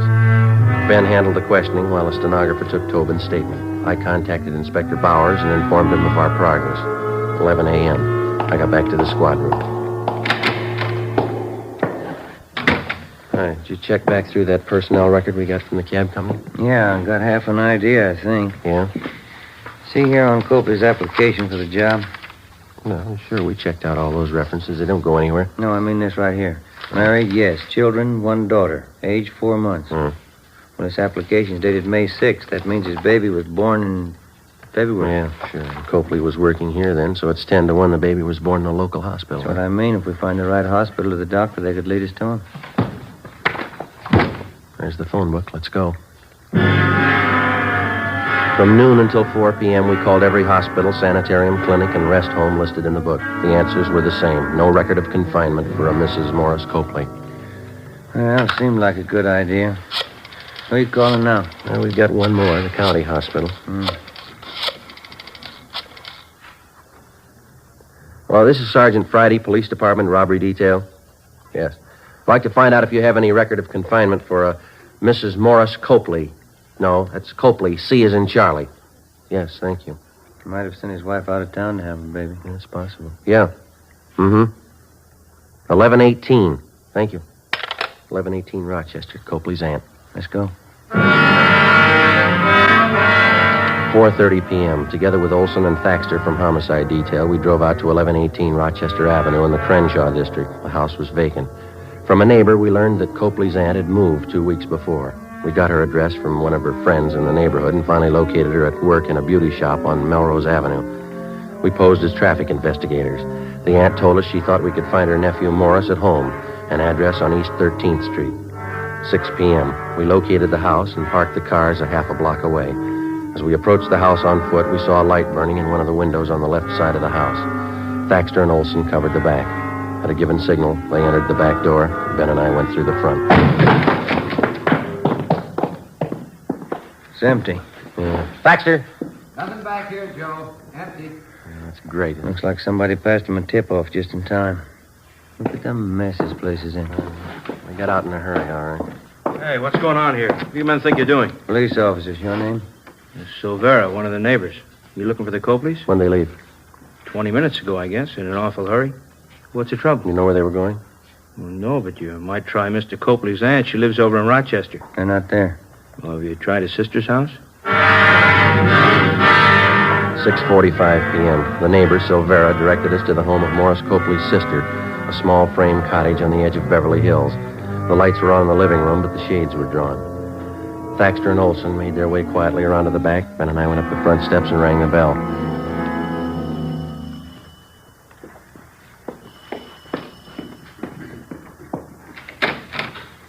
Yes? What do you want? You Miss Copley? Yes? What is it? Police officers, ma'am. I'm sorry. Oh, he isn't here. Maury isn't here. We know he's here. Living room's empty. Must be in the back, Joe. You can't. He's in the bedroom with the baby. He's got a gun. You can't go in there. Where's the bedroom? It's the end of the hall at that door. He was sleeping. I think he's awake now. The baby close to him? In the same bed. She's propped up on pillows right next to him. He's got that gun with him. Don't go in, please. Where's the bed situated in the room? It's right inside the door to the left. Oh, please don't go in. He won't care what happens to the baby. Ben, I'll open the door. You hit the light switch and cover me. Watch the baby. You better stay here, Miss Copley. Your baby won't get hurt. Let's go.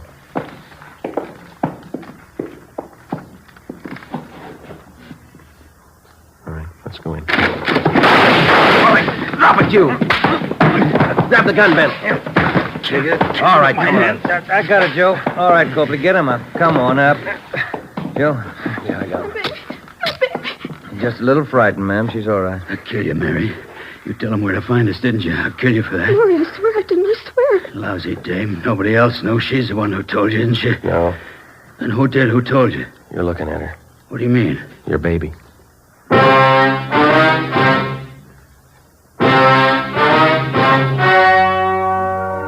The story you have just heard was true.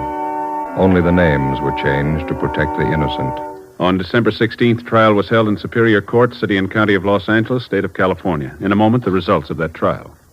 And now, here is our star, Jack Webb. Thank you. The working detective knows that there is one mark of identification that never changes, a man's fingerprints. The suspect may change his appearance in many ways, but his fingerprints always remain the same, a mark of identity that cannot be changed. When you compare Fatima with other long cigarettes, the difference is quality, a mark of identity which never changes. And Fatima is extra mild. If you're a long cigarette smoker like I am, smoke Fatima. They cost the same, but in Fatima, the difference is quality. Smoke Fatima.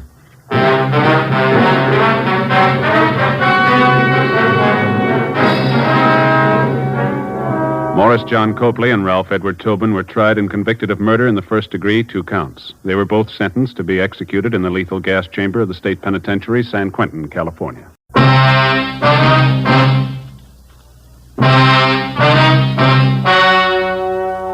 story you are about to hear is true. Only the names have been changed to protect the innocent.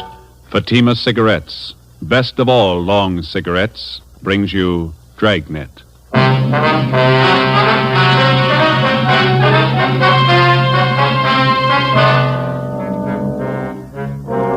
You're a detective sergeant. You're assigned to homicide detail. A socially prominent citizen is plotting to kill his wife.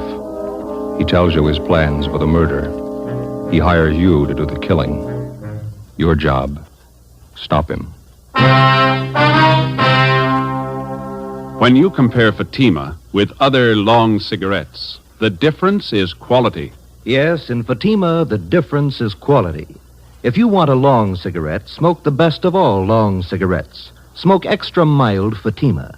Fatima is the quality, king-size cigarette because it contains the finest Turkish and domestic tobaccos superbly blended. And Fatima is extra mild with a much different, much better flavor and aroma than any other long cigarette. Because of its quality, its extra mildness, its better flavor and aroma, Fatima has more than doubled its smokers coast to coast. So enjoy extra mild Fatima yourself. You'll find king-size Fatima different from other long cigarettes. They cost the same, but in Fatima, the difference is quality. Smoke Fatima, the quality king-size cigarette. Best of all long cigarettes.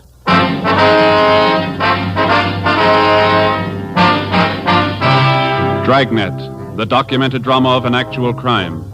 For the next 30 minutes, in cooperation with the Los Angeles Police Department, you will travel step by step on the side of the law through an actual case from official police files. From beginning to end, from crime to punishment, Dragnet is the story of your police force in action. It was Monday, February 17th. It was raining in Los Angeles. We were working the day watch out of homicide detail. My partner's Ben Romero. The boss is Thad Brown, chief of detectives. My name's Friday. It was 4:18 p.m. when we got to room 26, chief of detectives' office. Come on in, men. Have a seat. Did you close the door, Friday? Yeah, sure.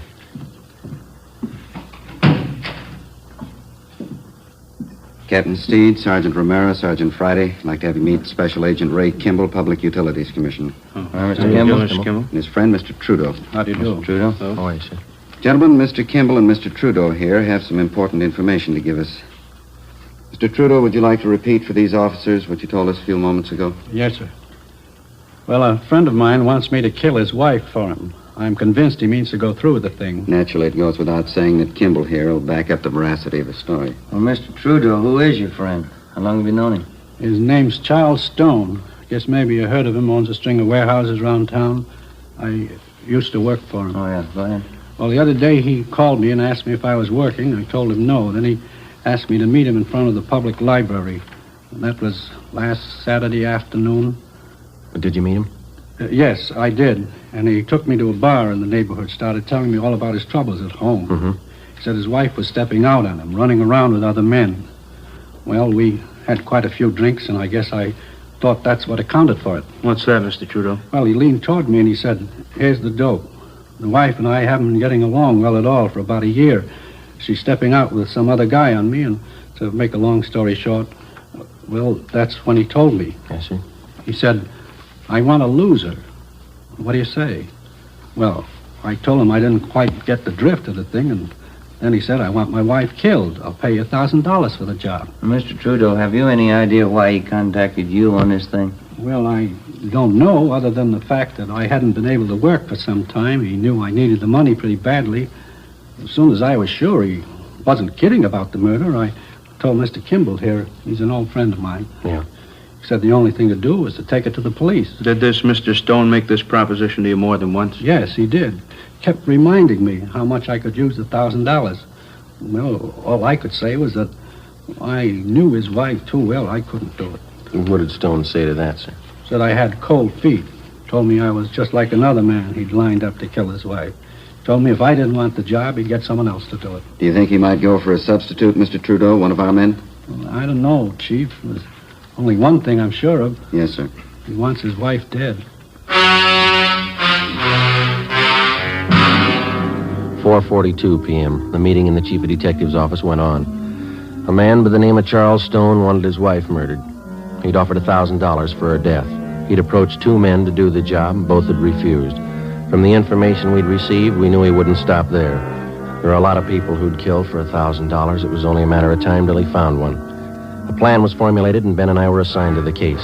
5 p.m. Together with Captain Steed and Mr. Trudeau, we left Thad Brown's office and went down the hall to homicide. In your last meeting with Stone, Mr. Trudeau, you refused outright to have anything to do with this plan to have his wife murdered. Is that right? That's right.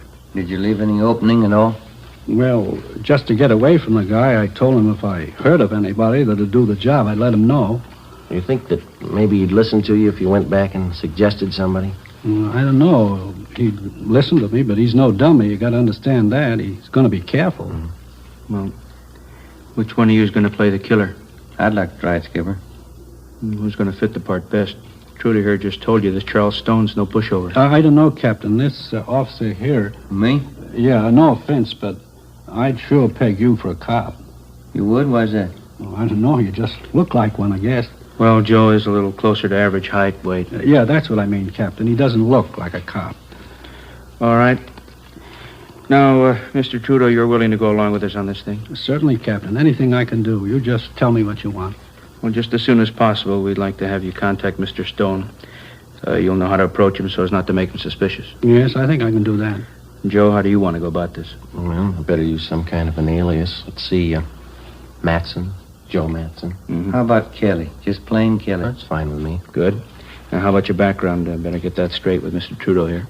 Well, suppose I tell him I'm from Phoenix, huh? If I know that town pretty well, he might ask me some questions about it. Okay. And now, how'd you happen to know Trudeau, the Army? Did you ever serve in the Army, Mr. Trudeau? Yes, sir. 42 to 45. CBI theater. All right. Well, we served together in the Army, huh? Let's make it in China. Quartermaster Corps, all right? All right. And now, Mr. Trudeau, this is all you'll have to do.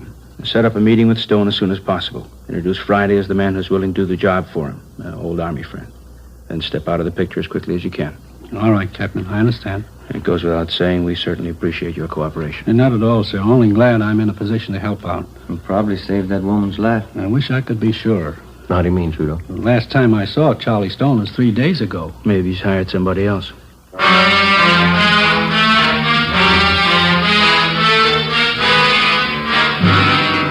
5:30 p.m. Captain Steed ordered 2 teams of men from homicide to watch Charles Stone's wife, Mildred, until further notice. For her own protection, she'd be kept under 24-hour surveillance without her knowledge. We checked the I Bureau to see what we could find on Charles Stone. He owned a gun, a .32 Smith & Wesson revolver. That's all we found. He had no criminal record. We knew of him only as a social figure from a prominent family, and supposedly he was happily married. He owned and operated a chain of 6 warehouses throughout Los Angeles. His business reputation was good. Captain Steed ordered that Charles Stone also be placed under 24-hour surveillance immediately. He would be kept under watch without his knowledge. Ben Romero and Gil Encinas were one of the teams assigned to tail him. The next morning, I checked in for work at the usual time. At 10:15 a.m., I left Captain Steed's office and went into the squad room. Homicide, Friday. This is Mr. Trudeau, Sergeant. I saw Charlie Stone a few minutes ago. Yes, sir. How'd it go? We talked about 20 minutes. I told him you might be willing to do the job. What'd he say? He wants to meet you. Before he hung up, Trudeau told me that Charles Stone would meet us that night in Section B in the grandstands at the midget auto races out near Santa Monica. I informed Captain Steed of the development, and then I left the office, went home, put away my gun and all my identification, changed into some old clothes. I boarded a bus and rode back downtown to the Skid Row area where I rented a single room in a cheap hotel. I signed the register J. Kelly, Phoenix, Arizona. 5:30 p.m. I went to Coken's Cafe on the corner of South Main and Satella Streets. Captain Steed was waiting for me in one of the rear booths. Hi. Hi. You look like you're all set. How does the outfit strike you, okay? Yeah, fine. That old leather jacket's a good touch. Oh, better let your beard grow a little. You all right? I rented a room in one of the hotels down here. I could use a little expense money. Glad you said a little. All right, I'll fix it up for you. Here's the phone number of the hotel in case you want to contact me. Good. It's one thing that's got me a little worried, Skipper. Yeah? The legal angle. You know, you can get pretty close to entrapment in cases like this. Nothing to worry about. You just play it straight down the line. Yeah? The idea for the crime has to originate in the mind of the criminal. It's got to be all his idea. You just go along with him. Okay. Be sure and keep us posted. Yes, I will. Murder of his wife means a lot to Stone. He wouldn't want anybody getting in his way. Yeah. Be careful. That night I had dinner with Trudeau at a cafeteria on South Grand, and then we caught a bus and rode out to the stadium where they held the midget auto races. We found the seats where Charles Stone was to meet us, numbers 4 and 5, row 27, section B, main grandstand. The auto races started. At 10 minutes past 8 p.m., Charles Stone arrived. He looked like an average, prosperous businessman, well-dressed, medium build, dark hair that showed a few streaks of gray. Trudeau introduced us, and then he left. Where you from, Kelly? Phoenix? You like midget auto races? That's not why I came out here. Trudeau said something about a job. Sure. Guess he told you what it's about. Yeah? You ever handle anything like this before? I'd be a sucker to answer that one, wouldn't I? I just want to know if you could handle it. Trudeau told me about it. I wouldn't be here if I couldn't handle it. It's a delicate job. Gotta be sure it's done right. What are you looking for, references? Gotta be careful, that's all. Well, what about me? I don't know you from Adam. How do I know it won't be a double cross? Don't worry about a double cross. Let's go below the grandstand. Get away from this crowd. All right with me.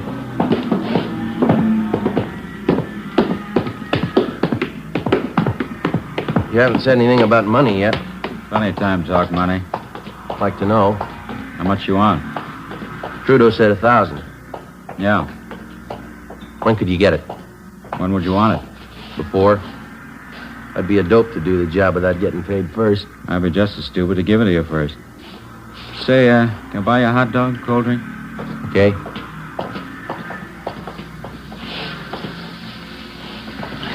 Miss?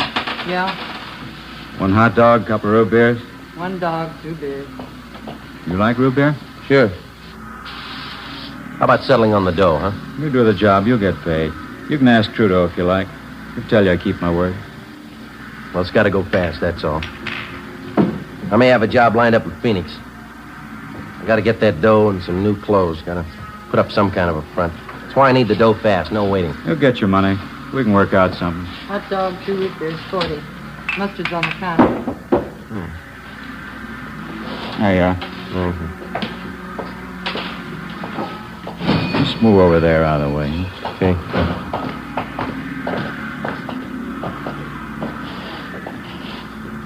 But you haven't told me yet. What? How do you want it done? All depends. I haven't got my gun. I'm on the lam. Have you got one? No, I don't own one. Couldn't use a gun anyway. Too much noise. Well, make up your mind. We'll meet tomorrow night. We can talk about it then.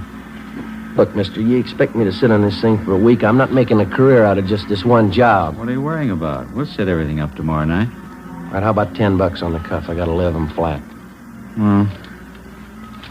There's 5. See if that'll do. All right. Now, how about that payoff, the 1,000? How do we set that up? We can talk about that later. Why can't we talk now? Look, Stone, I don't think I like your attitude. You haven't told me how you want the job done. You talk cute every time the payoff's mentioned. Take it easy, Take Kelly. it easy, nothing. I'm taking the chances. How do I know I'm going to get paid? How do I know you'll kill her?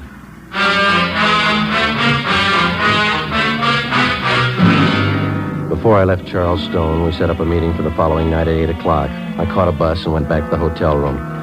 So far, I'd been unable to get any other corroborative evidence on Stone, evidence that could be presented in court. The next morning, I called the office and kept them posted on developments. I had my meals at a lunch counter next door to the hotel, and I stuck pretty close to my room. At 2:30 that afternoon, Ben called. We tailed Stone to the midget auto races last night, Joe. Do any good? Well, not bad. It's going a little slow, though. We tailed him after he left you. He drove to a Beverly Hills address, apartment house.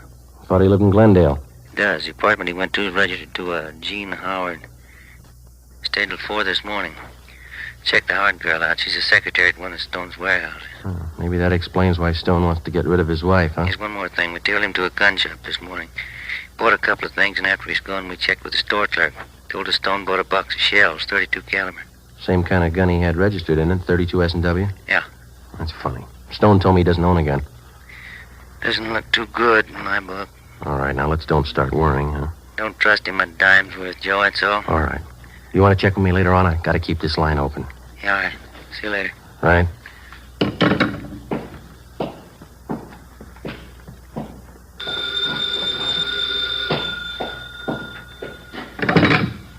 Yeah. This is Stone. Yeah. Job's all set up, ready to go. When? Tomorrow night.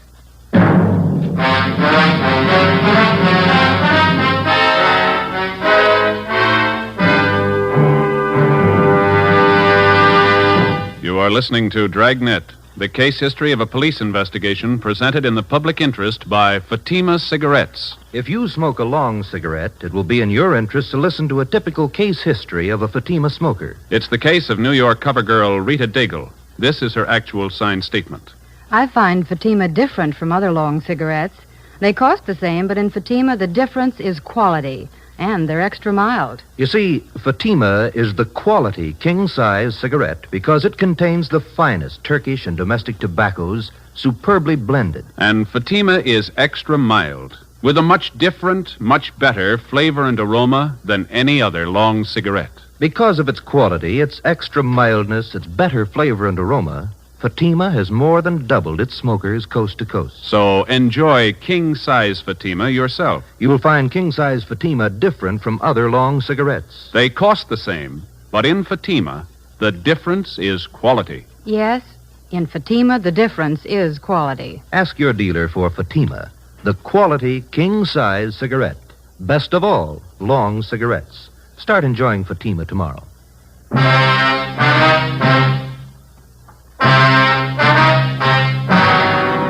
Wednesday, February 19th, 8:55 p.m. Charles Stone picked me up in his car at the corner of Alameda and 6th Streets. He turned onto South Broadway and he headed down for the beach. He hunched over the wheel as he drove.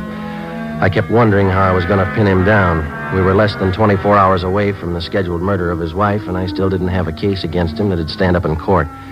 If he failed to produce sufficient evidence tonight, Stone had a good chance of going free, whether he succeeded in having his wife killed or not.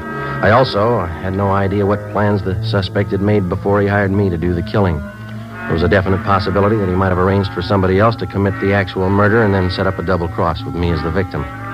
We knew he had a .32 S&W revolver registered in his name, but he denied to me that he even owned a gun. 9:03 p.m., we pulled up in front of Stone's beach house.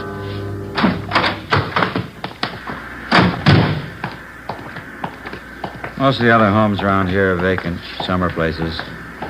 People don't start moving in till 1st of May.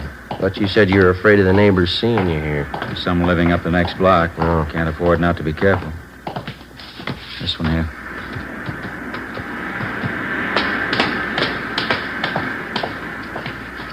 There's a front door key. See if you can work it. I know how it works. You go ahead and open it. All right.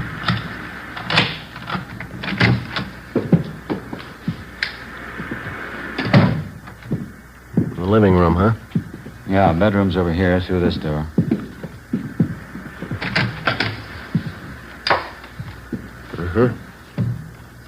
All right, what's the story? Where do I start? My wife should be here about 6 o'clock tomorrow night. She'll be coming down alone to get the house ready for a weekend party. When do you want me here? About 4 in the afternoon. Here. Here's the key to the front door. Better pick it up and hand it to me, huh? Okay, here you go. First thing you do when you get here is pull out all the drawers in the bedroom bureau, scatter things around, make it look as much like a burglary as you can. Yeah? Same here in the living room. Desk drawer, table, cupboards. Turn them inside out, throw things around. Leave my fingerprints all over everything? I've taken care of that. Old pair of gloves of mine. You'll find them here in this drawer, remember that. All right.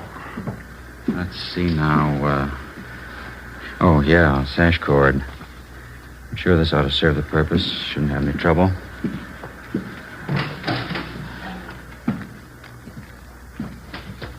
Yeah. Piece of rope's pretty new. It's a little slippery. Won't be with the gloves on. She's not very strong. Shouldn't have any trouble. We'll leave the rope here in the closet. You sure she's going to be alone? Positive. Where am I supposed to hide? Let me show you. Here. Right by the front door. This closet. Yeah. My wife comes in, closes the door. She'll probably go right to the bedroom and take off her coat. Follow her in, then do it fast while her back's turned. No screams. Neighbors might hear. All right. Want it clean and quiet. Do it as quickly as you can. Now, when you're finished, here's what I want you to do with her. What's that? Take the body and bring it this way. Come here. I want you to see. All right. Across the living room to these French doors. Open this one. You won't have any trouble. Take the body out here on the porch. Come with me now. I want you to get this clear in your mind. Yeah, I think I got it. Take her down to this end of the porch, right to the railing, leave her here. It's very important, you understand? All the way down to the end of the porch here. I don't get it, but I guess it's all right. All right, let's go back in. Look, Stone, I may forget the layout of this house here. Would you draw a floor plan for me? I don't want to get mixed up here. No, there's paper on the desk there. You can draw it yourself before you leave tonight. What's the matter? Don't you trust me? Can't afford to take any chances. Now, what was it? Yeah. After you're finished, using the rope, I mean. Yeah. You'll find some rings on my wife's fingers. Take them all off. Big setting especially. There'll be a bracelet on her left wrist. Take that, too. What'll I do with them? Put them in this white vase on the mantel here. The rings and the bracelet. Don't miss any of the rings. They're expensive. Well, how about me bringing them to you? I can pick up my dough at the same time. No, put them in the vase. As soon as that's done, leave here and go back downtown. I'll pick you up where we met tonight, 6th and Alameda, 7:30 sharp. Have the money for you then. Where are you going to be at 6 o'clock? I have to cover myself. I'll stay on at the office. Special conference. I don't know. I don't think I like this. What do you mean you don't like it? Suppose something should happen. I got no protection. I'd feel a lot better with a gun. I told you I don't have a gun to give you. Why would you need one anyway? Just feel a lot better, that's all. Buy one if you want. That's your problem. I'm paying you for the job. I haven't seen your money. I told you, when the job's done, you get your money then. There's just one thing I want to make sure of. No mistakes here. Don't worry, you get your pay. Ask Trudeau if you like. He'll tell you can trust me. You can ask anybody. How about your wife? Before I left Charles Stone, I got one more valuable piece of evidence out of him, a special phone number written in his handwriting on the back of one of his business cards. In case anything went wrong, I was to call him at this number. In his own handwriting, I also got a list of times that I was supposed to remember. When to come to the house, when to leave, when to meet him for the payoff. The next afternoon at 3:30, I left the hotel and drove my car out to Venice to Stone's beach house. Captain Steed and another officer from Homicide followed me out. We waited in the house together. Shortly before 6 p.m., Mrs. Mildred Stone arrived with Ben and Gil and seen us. She refused to believe the story of her husband's plot to have her murdered. Captain Steed laid out the evidence for her. This key, Mrs. Stone, you recognize it? Why, yes, it's the one for the front door. It must be Charles. He gave it to this officer, Mrs. Stone, the man who was supposed to murder you. No, I don't believe it. Do you have any idea what's in that closet, ma'am, that one over there? There's nothing in there. I cleaned it out the last time we were here. I cleaned out all the closets. I'd like to show it to you, ma'am.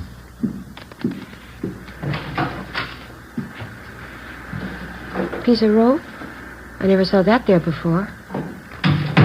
Mr. Stone gave it to me. It was supposed to be the murder weapon. Just one more point, ma'am. Over here, please. Do you know what's in this drawer here?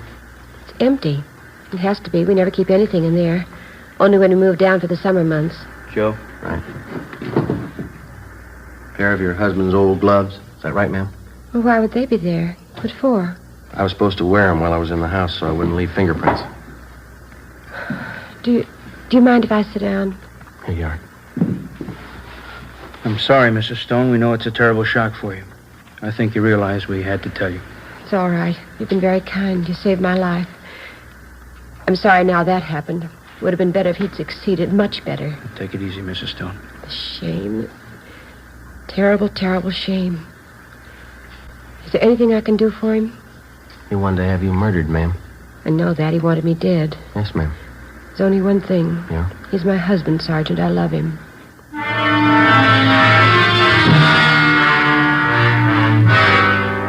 6:45 p.m. I telephoned Charles Stone and told him the job was done. His wife was murdered. He said he'd meet me at 6th and Alameda Streets for the payoff as scheduled. I waited. He failed to show up. At 7:30 p.m., Stone was placed under arrest as he parked his car in front of their Venice beach house. A loaded .32 caliber revolver was found in his pocket. He was taken back to the city hall, the chief of detective's office. Ben and I waited outside the open door. We could hear Thad Brown start the interrogation inside. Do you know what we have you down here for, Mr. Stone? No, I haven't the faintest idea. What would you say if I told you your wife had been murdered? I think you were crazy. What would you say if I told you that you're accused of her murder? It's silly. It's ridiculous. I've been at work all day. I can prove it. All right, Friday, come in. Yes, sir. You ever meet this man before? I've seen him on Skid Row. I don't know him. Do you recognize the man you hired to kill your wife? I don't know the man. I didn't kill my wife. I don't understand all this. The name's Kelly, Mr. Stone. He's some fake officer. He's a Skid Row bum. I don't know him. I don't think that's going to make it, Stone. Both you and your wife have been tailed constantly for the last couple of days. Photographs taken. Midget auto races. 6th and Alameda. Beverly Hills apartment. Crazy. You don't know what you're talking about. Mike, would you send the lady in, please?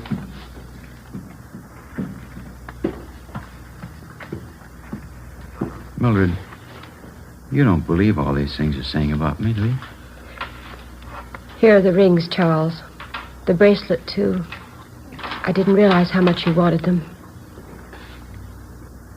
Millie, I didn't mean it. I didn't mean it. I don't know what I was thinking of. There, Charles. There, it's all right now. You'll feel better in a few minutes. Yes, ma'am. That's all, Friday. Right.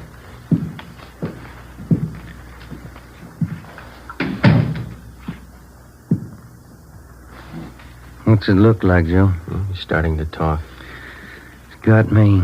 He tries to have her murdered. She goes to bat for him. What's it prove? He sure must love him. What do you think?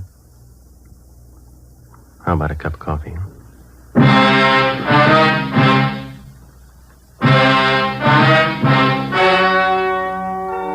The story you have just heard was true. Only the names were changed to protect the innocent. On May 2nd, trial was held in Superior Court, Department 89, City and County of Los Angeles, State of California. In a moment, the results of that trial. And now, here is our star, Jack Webb. Thank you. To the working detective, the difference between guilt and innocence is proof, in the form of physical evidence, in the form of testimony gathered from reliable witnesses. In determining any suspect's guilt or innocence, the difference is actual proof. Now, when you compare Fatima with other long cigarettes, the difference is quality, and Fatima is extra mild. If you're a long cigarette smoker like I am, smoke Fatima. You'll find Fatima different from other long cigarettes. They cost the same, but in Fatima, the difference is quality. Start enjoying Fatima tomorrow.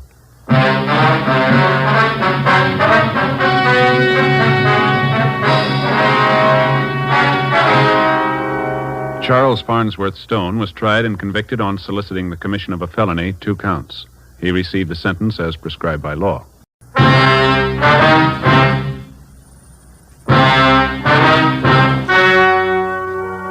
The story you are about to hear is true. Only the names have been changed to protect the innocent. Fatima Cigarettes, best of all long cigarettes, brings you Dragnet.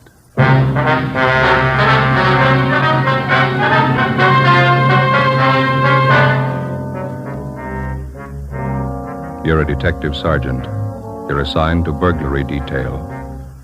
Unidentified thieves start a campaign of burglaries in your city. Homes are broken into and stripped of their furnishings. There's no lead on the criminals. Your job, get 'em.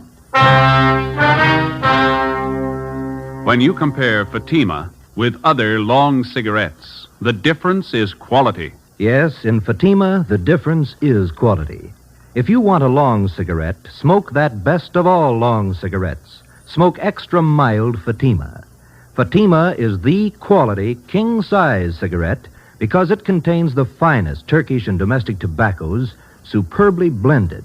And Fatima is extra mild with a much different, much better flavor and aroma than any other long cigarette. Because of its quality, its extra mildness, its better flavor and aroma, Fatima has more than doubled its smokers coast to coast. Enjoy extra mild Fatima yourself. It's wise to smoke extra mild Fatima. Because in Fatima, the difference is quality. Yes, in Fatima, the difference is quality.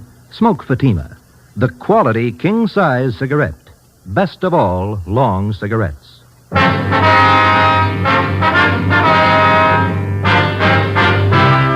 Dragnet, the documented drama of an actual crime. For the next 30 minutes, in cooperation with the Los Angeles Police Department, you will travel step by step on the side of the law through an actual case from official police files. From beginning to end, from crime to punishment, Dragnet is the story of your police force in action. It was Monday, August 3rd. It was warm in Los Angeles. We were working the day watch out of burglary detail. My partner's Ben Romero. The boss is Thad Brown, chief of detectives. My name's Friday. I was on the way back from the business office, and it was 9:25 a.m. when I got to room 45, burglary detail. Did you get all the money together, Joe? Yeah, $1 from each man in the detail. We got to buy the gift. When's Austin going to get married? Next Sunday. We haven't got too much time. I don't know why we always have to pick out the gifts. Well, somebody has to do it. You got any ideas what we ought to get him? Talked to my wife over the weekend. She thinks it'd be nice if we get him something to start housekeeping with. Maybe some nice kitchenware, table lamp. Yeah, I don't know if we have enough dough for a good lamp. But maybe they might like a bedspread. You can always use them. Or maybe a nice wool blanket, huh? I don't know. Got to be careful about those personal things. What do you mean? What's personal about a blanket? Well, we don't know much about the girl Austin's going to marry. She might not need any. Excuse me. Could you tell me something? What's that? I said, could you tell me something? Well, what do you want to know, little girl? Is this where you come to report about stolen things? Well, no, that all depends. Why don't you come on in and tell us all about it, huh? Thank you, I will. Like to sit down, little girl? I'm 12 years old. I'll stand if it's all right. All right. Now, would you like to tell us what's been stolen? Everything. Hmm? Everything's been stolen.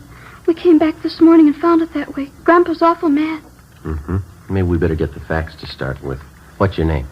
Ruth Ann Marie Jeanette. Jeanette. Is that your last name? No, Snyder. Ruth Ann Marie Jeanette Snyder. Did you come down here alone, Ruth? Yes, Grandpa sent me. He's awful mad. Where do you live? With Grandpa. Where's that? Over on College Avenue. Grandpa's leg's bothering him. Arthritis. So he told me to come down and tell you about it. About what, man? Everything. We came back this morning on the train, and when we got home, we found everything was stolen. It's terrible. What do you mean by everything? I walked all the way over here to tell you. I'm thirsty, sir. Drinking fountain in the hall. Oh, we've got a cooler over here. Let me get you a cup, huh? Thank you.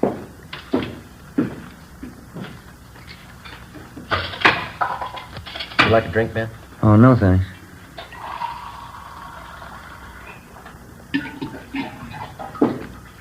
All right, little lady. Here you are. Thank you very much. Now, would you like to tell us what it's all about? Grandpa and I got back to Los Angeles on the train this morning. We've been on a trip back to Indiana. Uh-huh. We took a taxi cab home from the station. When we got there, everything was gone. Everything but the rug in the dining room. Yeah? All the furniture, every single bit. The sofa, the chairs, my desk upstairs, the stove. Everything's been stolen. I want you to find it. Means someone broke in while you were gone and took all your furniture. Is that what you think? You know they did. The lock on the back door, it was broken. They took everything but the dining room rug. That's why Grandpa's home now. He thinks the crooks will be back. He's sitting on the rug because he says if they take that, they'll have to take him, too. We better hurry. Yeah? Grandpa's not very big.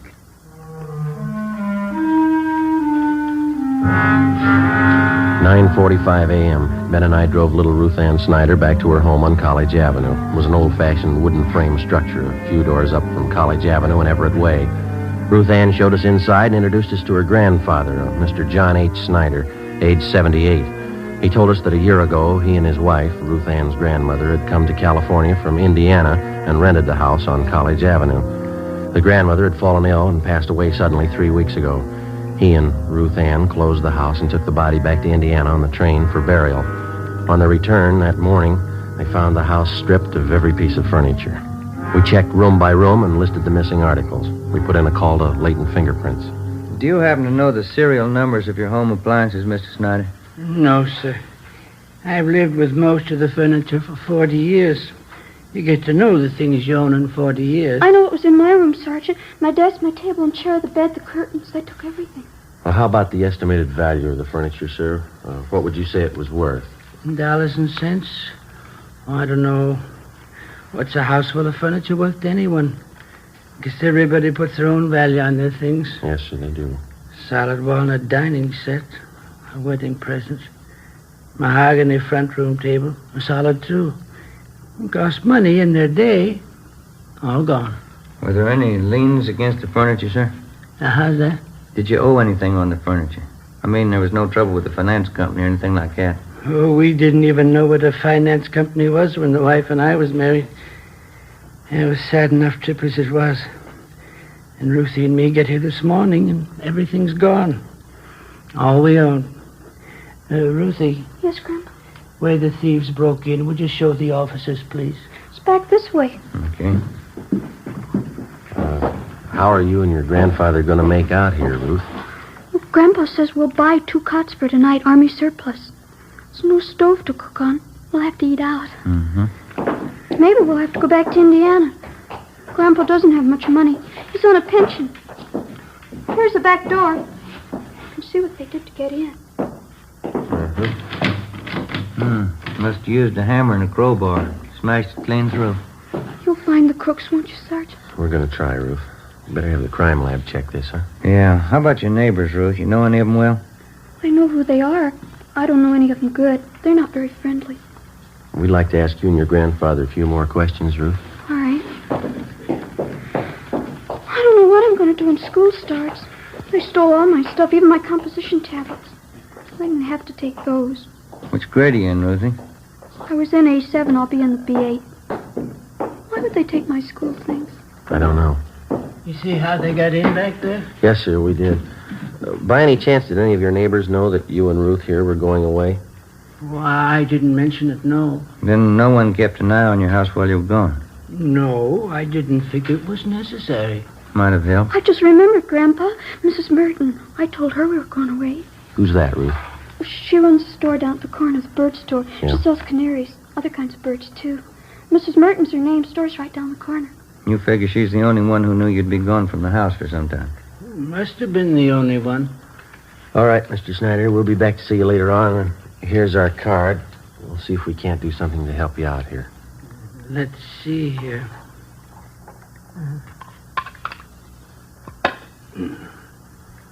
Friday, Romero, burglary detail.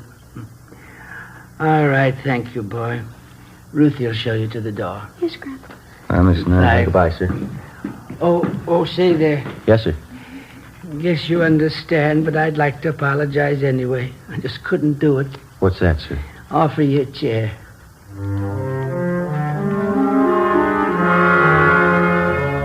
10:30 a.m. Ben and I called the Salvation Army and told them the Snyder situation. And then we went down the street to the store at the corner of Coolidge Avenue and Everett Way. The sign on the window said Mrs. Merton's Birdland, manager Agnes Merton. We tried the door. It was locked. A cardboard clock hanging on the glass door read, "Be back at 1 p.m." So we went back up to College Avenue and we started ringing doorbells. Some of the residents on the block didn't even know the Snyders. Of those that did, only 2 had noticed any activity at the house during the 3 weeks Mr. Snyder and his granddaughter had been away. They told us that they'd seen a moving van parked in front of the house about a week before. They also saw men moving furniture from the house into the van. Neither of the 2 could describe the vehicle or remember its license number. 12:45 p.m. We had a cup of coffee and a hamburger, and then we headed back for Mrs. Merton's bird store.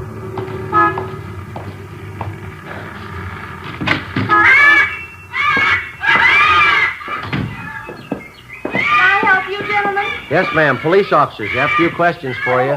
Certainly. Something about birds? No, ma'am. About one of your neighbors. Oh. The Snyders? They live just up the street from me. Oh, yes, old couple. Poor Mrs. Snyder passed away, a few weeks ago. Yes, ma'am, we know. They have a wonderful granddaughter, Ruthie. She and I are getting to be great friends.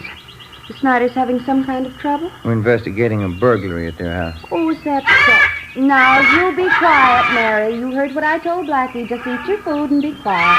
I guess you knew the Snyders have been away for the last few weeks. Yes, I did, but they're back. I saw Ruthie pass the window this morning. Have you noticed any activity around the Snyders' house since they've been gone? Well, yes, I did. And just what you noticed, Miss Merton? Well, it was 7 or 8 days ago, I think. Some white moving truck stopped in front of their place, and 2 men started moving out Snyder's furniture. Uh-huh. I thought it was a little strange because Ruthie hadn't told me anything about moving. In fact, she said definitely she and her grandpa were coming back after poor Mrs. Snyder's funeral in Indiana. Did you investigate it all, ma'am? Oh, excuse me. Who is that? You, Fred? Yes, you ought to be ashamed. You can see I'm busy.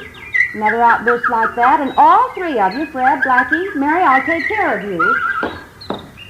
Now, where was I? You saw the moving van in front of the Snyders. Oh, yes. And I went up to the moving men and asked them if the Snyders were going back to Indiana. Well, of course, they didn't know anything about it. Did you inquire at the Snyder's house? Well, no, it so happened I didn't. I was on my way to one of the big aviaries in the valley, and I just didn't have time to stop. How about the moving van? Did you happen to notice the license? I don't remember the numbers. Any identifying marks about the truck you might remember? Maybe a sign on the side? Yes, the side of the truck was painted white, and there was large blue lettering on it, van and storage, it said. I remember that much. Was that all? Well, yes, as I said, I was in a hurry. I had to pick up 3 sick canaries out in the valley. Is there anything else about the incident you can remember? Anything at all? No, I'm afraid not. Well, thank you very much, Miss Merton. Here's our card if you happen to come across any further information. Yes, all right. I'll have to go see the Snyders. Maybe I can help. Fine. Goodbye, ma'am. Thank you very much. Yes, goodbye. Bye. Fred, now you stop up this minute. Fred? Well, not much help there. Not much. Give me an idea, though. Wedding present for the Austins. Yeah? Maybe a couple of canaries? In a nice cage?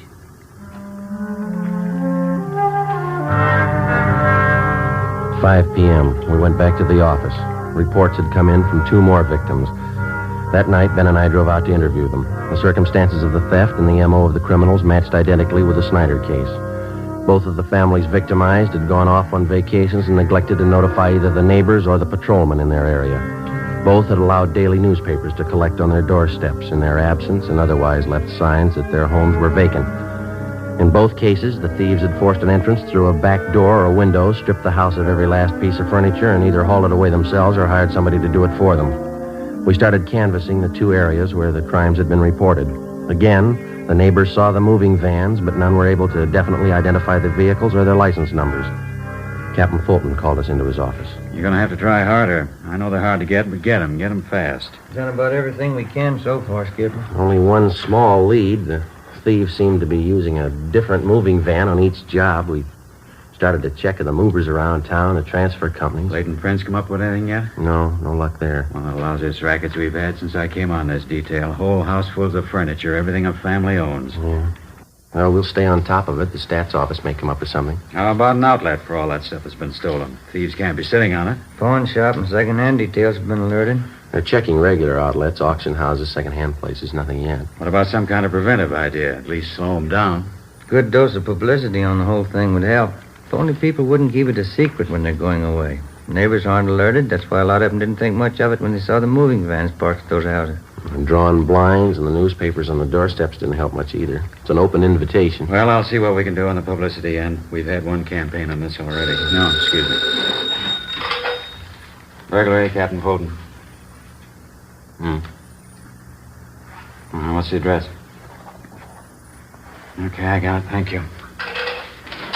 Here you go, another one. 63R just called it in. Family back from vacation, furniture all gone. Here's the address here. Thank you. Better get on it right away. Let's go. I'll have a little more help for you on this tomorrow. Crowley and Barnes will be free. They can work with you. Okay, Skipper. Check you later. Right.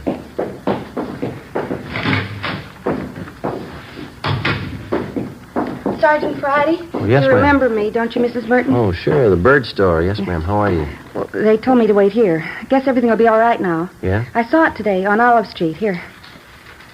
The truck that came to Snyder's house. That's the license number.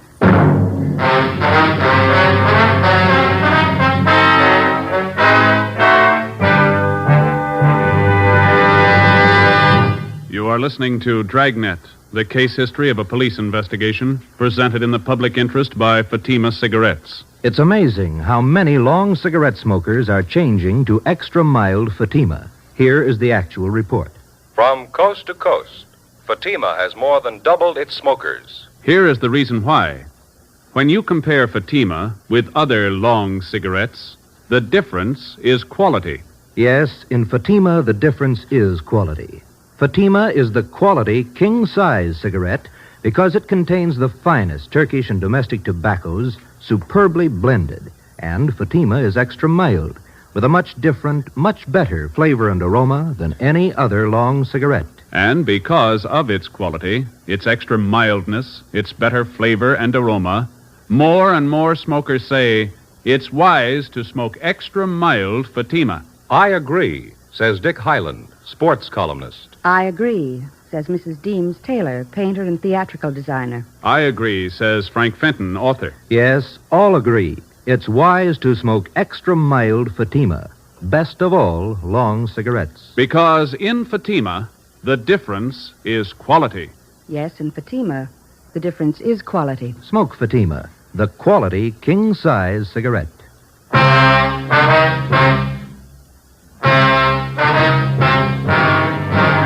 Tuesday, August 11th, 6 p.m. The license number, which Mrs. Merton had given us, was checked through DMV. We found that the truck was registered in the name of a local second-hand furniture dealer by the name of Ralph Grismore. We checked his name through the police commission and then the I Bureau.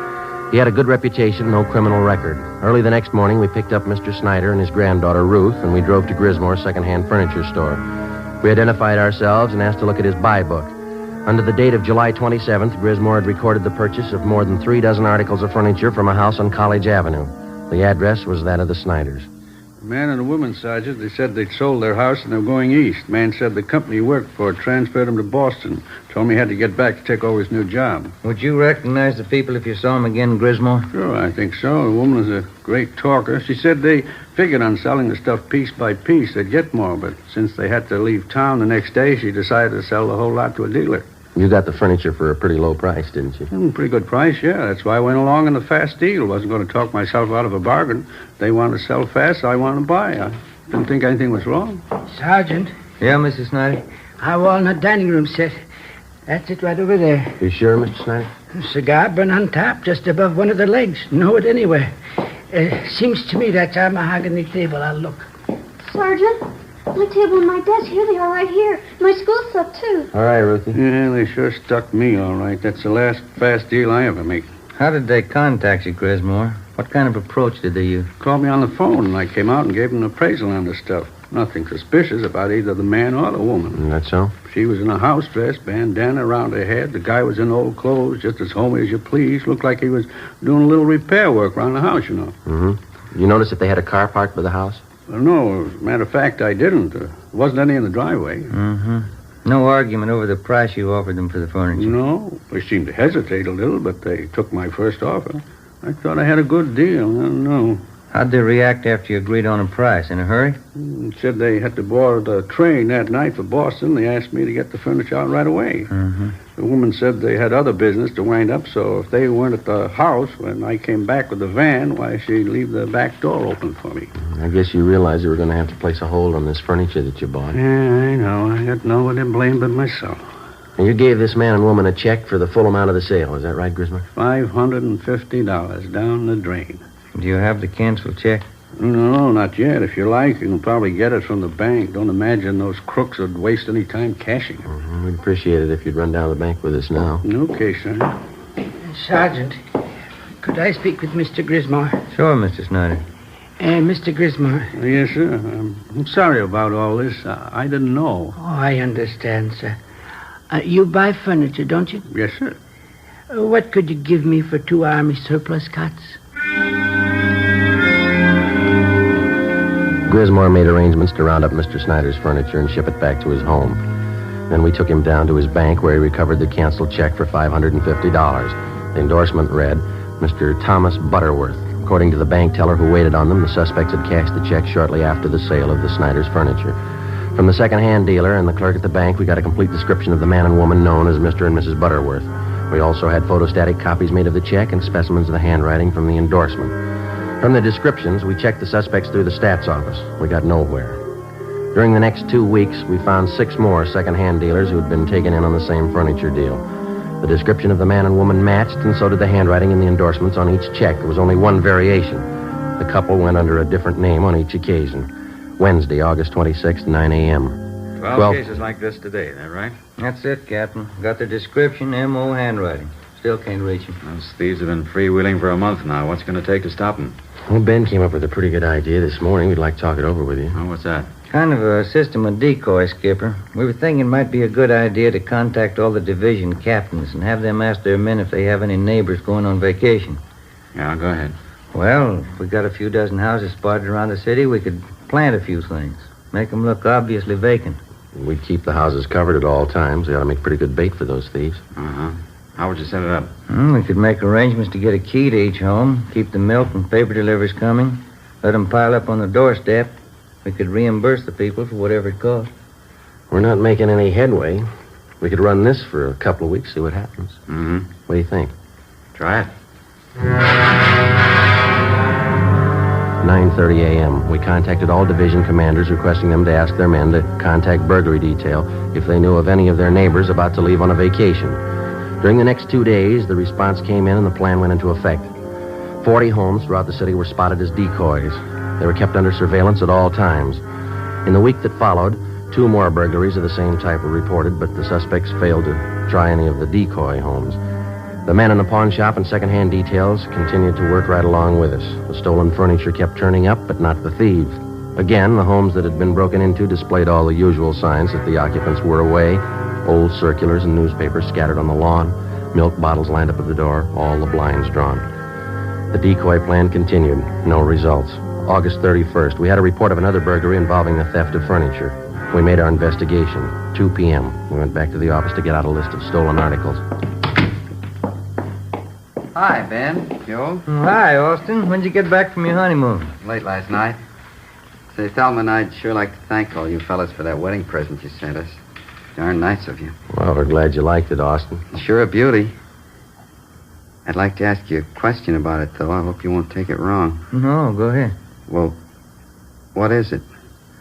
You've got an early American house, haven't you? Yeah, that's right. It's an antique. Yeah? It's an apple peeler. One of the first ever built. Oh, sure. Thanks a lot. I get it. Burglary Friday. Yeah? Where? Right away, thanks. One of the decoy houses. Yeah? We got a bite. Together with Sergeants Crowley and Austin, we drove out to the decoy house where an unidentified man and a woman had been seen forcing entry through a back door. They'd been spotted by a police officer's wife who lived next door and who had called in the report. We parked down the street from the decoy home and waited. 5 minutes passed. We saw a woman dressed in a housecoat come out onto the porch of the house, look up and down the street, and then go back inside. A few minutes after that, a gray Chevrolet sedan pulled up in front of the house. A man in a dark suit got out and entered through the front door. Ben called communications for a make on the car. 80K to Control 4. 80K to Control 4. Control 4, go ahead. Request DMV on 6 Mary 6778. Repeat, 6M 6778. Information urgent. Roger, 80K. KMA 367. We waited. There were no signs of activity from the decoy house. 2 minutes after Ben put in the call, we got our make on the gray sedan. Control 4 to 80K. 80K, go ahead. 6 Mary 6778. 6M 6778 is registered to the Donahoe Furniture Company. Legal the same. 7811 Harvard Boulevard. It is a Chevrolet Deluxe 2-door sedan, 1941 model. Engine number C6VA4414. 80K, Roger. KMA 367. A few minutes after the call back, a moving van drove down the street and backed into the driveway of the decoy house. The sign on the side of the van read Donahoe Furniture Company. 2 men got out, went up to the front door, and were let in. They came out in a couple of minutes and loaded a sofa into the moving van. Okay, Joe. Crowley and Austin get the sign. Yeah, here they come. Yeah, let's go. Hey, you and Crowley want to cover the back, Austin? Right. Let's go, Crowley. Yeah. Come on, Ben. Mm-hmm.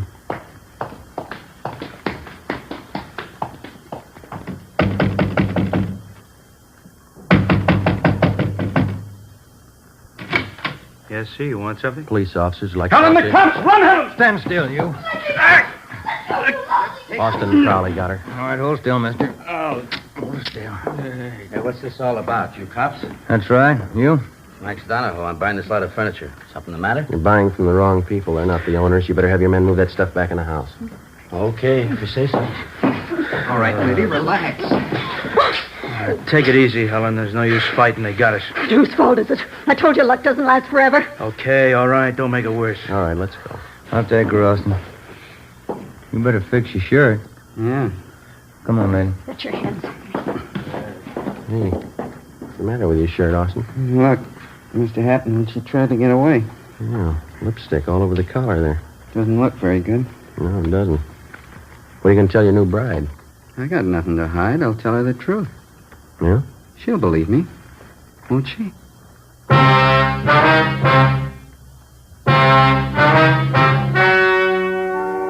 The story you've just heard was true. Only the names were changed to protect the innocent. On November 25th, trial was held in Superior Court, Department 87, City and County of Los Angeles, State of California. In a moment, the results of that trial. And now, here is our star, Jack Webb. Thank you. Under our system of law, the jury selected to hear a case is accorded complete freedom. The jury's decision is the final result of the testimony and evidence presented in the course of the trial. And so, with Fatima, they are the final result of carefully selecting and blending only the finest Turkish and domestic tobaccos to make Fatima extra mild. If you're a long cigarette smoker like I am, buy a pack of Fatimas and compare them with other long cigarettes, and you'll see the difference is quality. Yes, in Fatima, the difference is quality. So, smoke Fatima.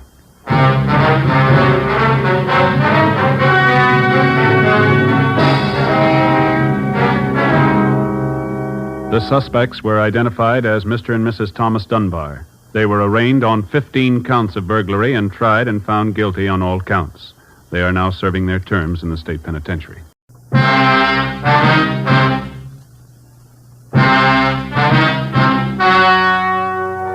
The story you are about to hear is true. Only the names have been changed to protect the innocent. Fatima Cigarettes, best of all long cigarettes, brings you Dragnet.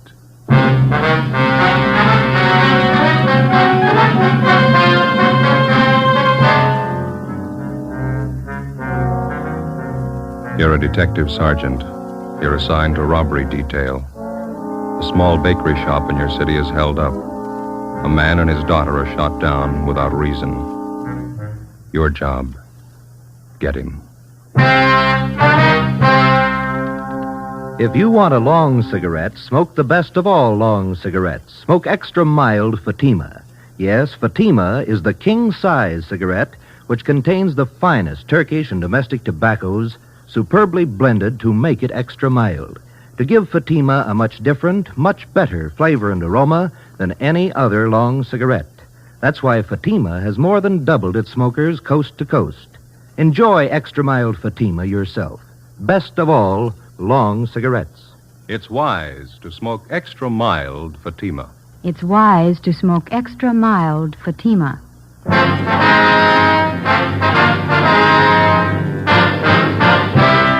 Dragnet, the documented drama of an actual crime. For the next 30 minutes, in cooperation with the Los Angeles Police Department, you will travel step by step on the side of the law through an actual case from official police files. From beginning to end, from crime to punishment, Dragnet is the story of your police force in action. It was Tuesday, November 3rd. It was chilly in Los Angeles. We were working the night watch out of robbery detail. My partner's Ben Romero. The boss is Captain Ed Walker. My name's Friday. It was 5 minutes to midnight when we got to 318 Silver Avenue, Stendel's bakery shop. Yeah? Romero and Friday, Central Robbery. Hi, I'm Jacobs, Unit 16R. My partner Olson's back there in the shop talking to the owner. You answered the call, did you? Yeah, must have been a crazy man. Shot two of them down, cold blood. There they go in the ambulance now. Shot up pretty bad. Mm-hmm. Who runs the place? Swedish family named Stendal. Father, mother, two daughters. All four of them work in the bakery here. Mm-hmm. They all here at the time of the robbery? Yeah, the hold-up man shot the father and the oldest daughter. The mother and the younger girl are in the back, straight through that door. Okay. Thanks, Jacob. Right, Sergeant. Joe. Huh? On the side of the door here. Looks like a bullet hole. Yeah. Hey, Jacobs. Yeah, Sergeant. You want to call into the crime lab, ask them to send somebody out? Right. Thank you.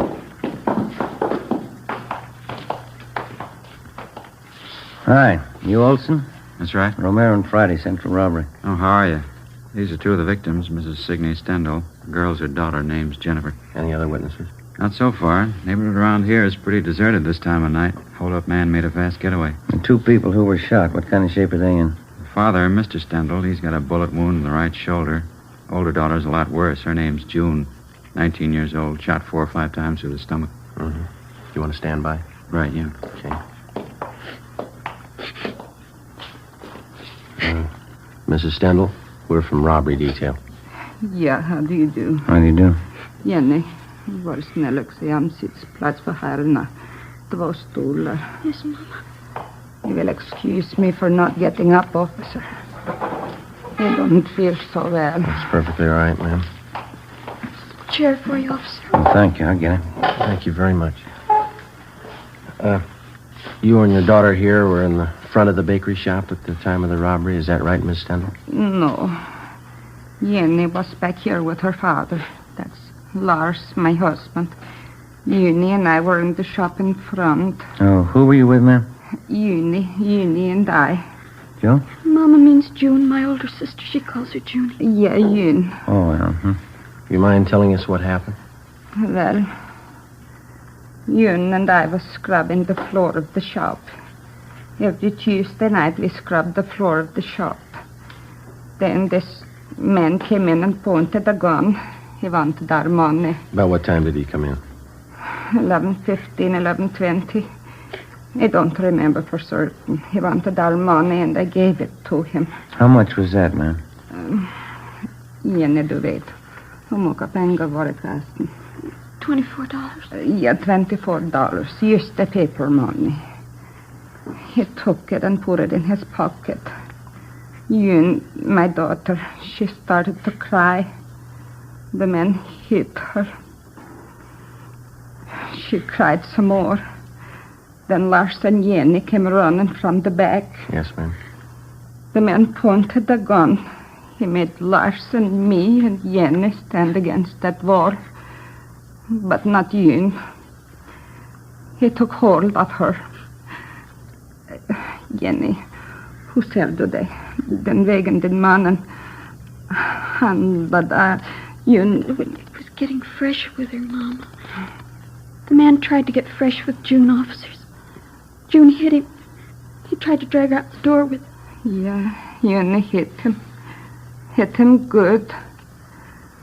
Then he went like that, threw her against the counter and pushed June down.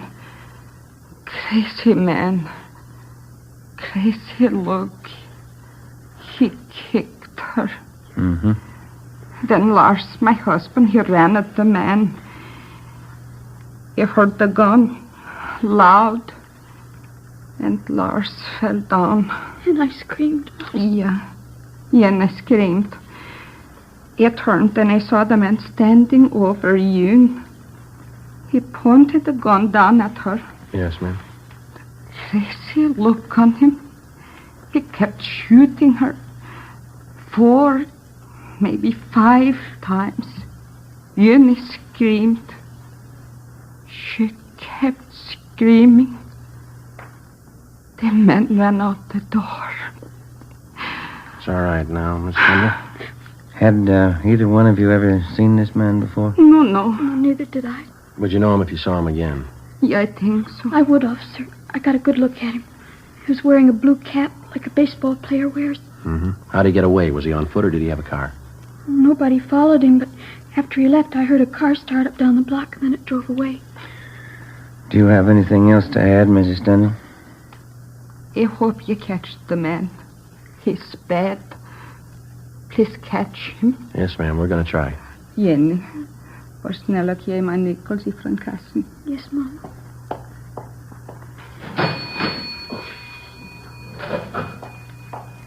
Here, Mama. Here, officer. When you find the man, please call me. You keep the nickels. We'll call you.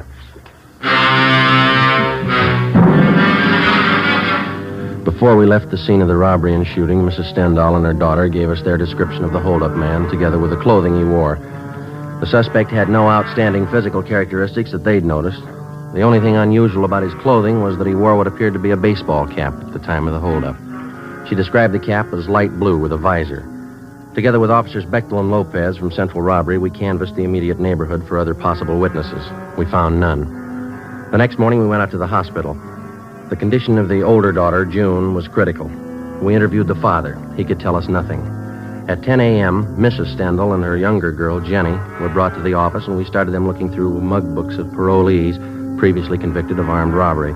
Within 2 hours, both of them positively identified the picture of a recent San Quentin release as that of the holdup man. His name was Harold Best. We started a quick rundown. You pulled the package, Johnny? Yeah, here's the dope. Harold Best. Alias Harold Norris, alias Harold Thompson, alias Tom Norris. One term for armed robbery in Q. Got out 4 months ago. Ammo and description both match. How about the ex-con file? Did you check it? He's registered. Did you get a hold of his parole officer? Yeah, 2440 Excelsior Avenue, his rooming house. Well, that checks with the ex-con files. Parole officer says Best went to work 2 weeks ago at a filling station over on Vermont. Yeah? Doesn't seem to be able to hold a job. Quarrelsome, run himself into debt. I got it. Robbery, Romero. Yeah, right. That's all, huh? Yeah. Right, bye.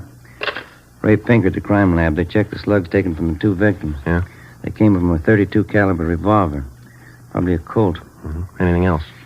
That's it. Not too bad a start. We've had worse. Yeah. Maybe we can make that phone call pretty quick. 2 p.m. Wednesday.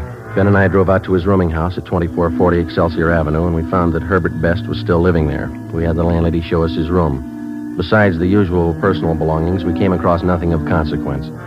After questioning the landlady, we drove to the service station on Vermont Avenue, where Best was supposed to be employed.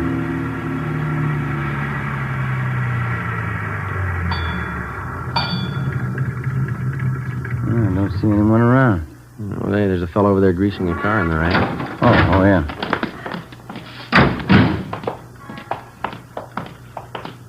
That looks like Best. Mm-hmm. Hey, fella. You. Yeah? Can you tell us if there's a Herbert Best working here? Sure, I'm him. Why? Police officers would like to talk to you. Yeah? What's the matter? Routine investigation. Got a few questions for you. Supposed to have this car greased up a 3:45. What am I supposed to do, please? You're a boss. I'll find him, Joe. You got any heat on you? No. What's it all about? How long's this going to be? A couple of minutes. Won't take more than a grease job. Put this thing in shape. Well, we'll wait for you. How'd you find me? That nosy landlady of mine? No, routine channels.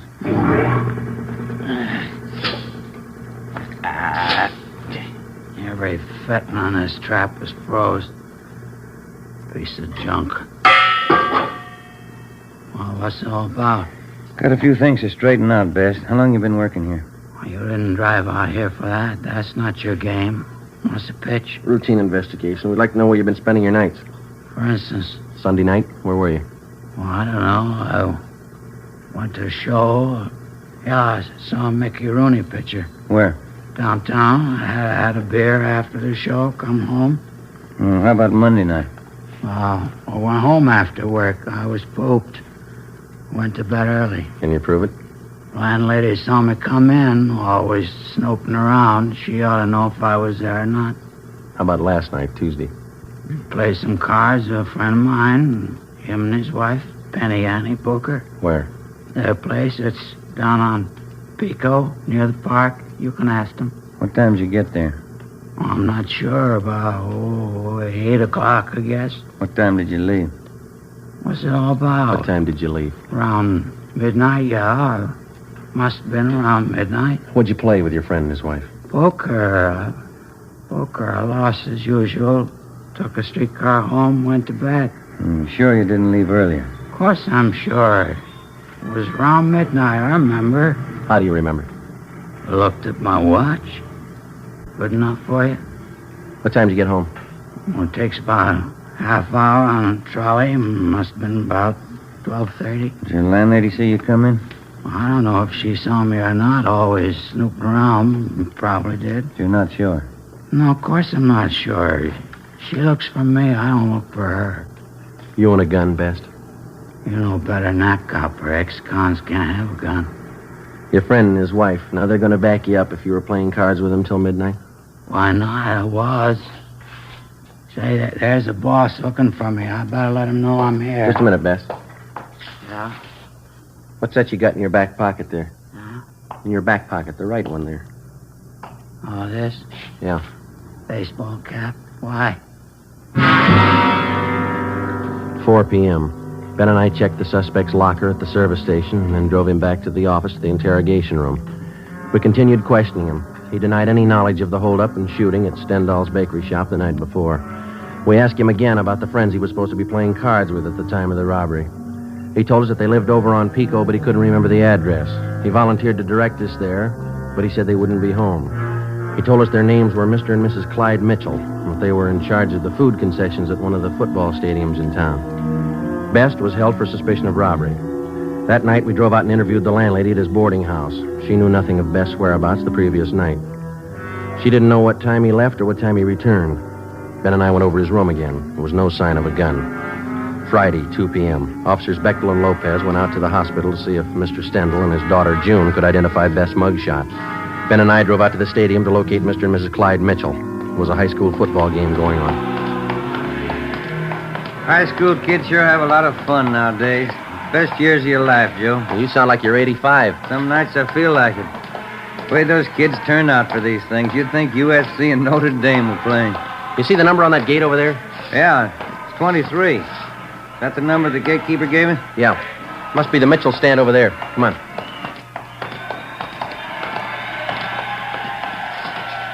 Oh, miss, can you tell us where to find Mr. and Ms. Mitchell? Yeah, around back of the stand. You're knocking the door. Thank you. Yeah, come on in. You Ms. Mitchell? That's all right. What is it? Police officers. Like to talk to you if you have a few minutes. All right, I'm having a bite of lunch, but come on in. Shut the door. Yes, ma'am. Thank you. Lousy food business. You never get a chance to feed yourself. Yes, ma'am. Hey, you care for some of these? New kind of potato chip. Revolutionary, it says. Oh? Mother Thompson's puff chips, flavored. Get all kinds, see? These here are a combination, see, garlic and eggplant. Sure tastes different. Have some? No, thank you very much. I would. Thank you. See, we're inquiring about a friend of yours, Ms. Mitchell. Maybe you can tell us something about him. Oh, who's that? Man by the name of Herbert Best. Herb? Yeah, old-time friend of my husband's. What do you want to know? You see him quite often, do you, Ms. Mitchell? Mm-hmm. Once, twice a month.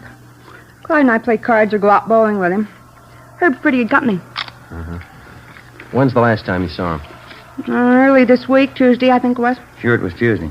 Let's see, yeah. It was. We played cards. Why? At your place? That's right, a little poker. Clyde and Herb and me. What time did Best get to your place, Ms. Mitchell?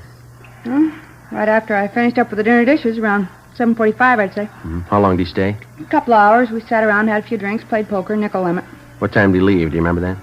A little before 10, I think. I'm sure of that, ma'am. It's important. Sure as I can be. Must have left before 10 because Clyde and I listened to the 10 o'clock news alone. Then we went to bed right after. Your friend Best tells us he didn't leave your place until midnight. Oh, that's not right. Her must be mixed up. He left before 10, I'm sure of that.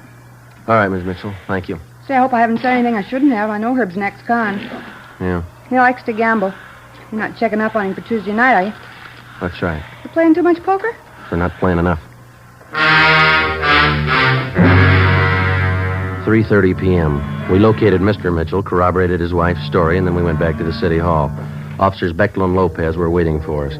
They told us that they had seen Mr. Stendhal and his daughter, June, at the hospital. Both of them had identified Herbert Best's mugshot as that of the holdup man. At a show-up, Mrs. Stendhal and her daughter identified Best. We checked auto records for all stolen cars that might tie in. There were none. We then started to work on the theory that he had taken a bus from his friend's place where he had been playing cards to the Stendhal bakery where the shooting took place. Lopez and Bechtel rode the bus over the same route. It took 43 minutes. Plenty of time for Best to have gotten from one place to the other, even on a slow run. We interviewed the bus driver who'd been on duty that particular line Tuesday night between 10 p.m. and midnight. He identified Best as one of his passengers, but he didn't remember where he got off. The next morning, Ben and I met with Ed Walker, captain of robbery. Hi. How'd you make out? Just saw the deputy DA. Laid out the case for him. Yeah? We got the complaint. He'll be arraigned this afternoon. How strong a case you got? Well, each one of the Stendhal family identified Best. His alibi didn't stand up for Tuesday night. Uh-huh. And we got that bus driver. He tapped Best, too. And that blue baseball cap. All we need now is the hold-up gun. I hate to spoil it for you. This letter just came through in the mail. Have a look. Thanks. What do you think? I read in the paper this morning about Herbert Best. You got the wrong guy. I'm the one who held up that bakery. Every detail about that robbery's written down in that letter. The information wasn't in the newspaper story. Nobody else but the hold-up man would know all those details. Yeah, wait a minute. Listen to this. Yeah? If you don't believe I'm the right man, I'll shoot up a couple of more jerks. Next time, I'll kill him. It's no crank letter. No, it isn't. You got the wrong man.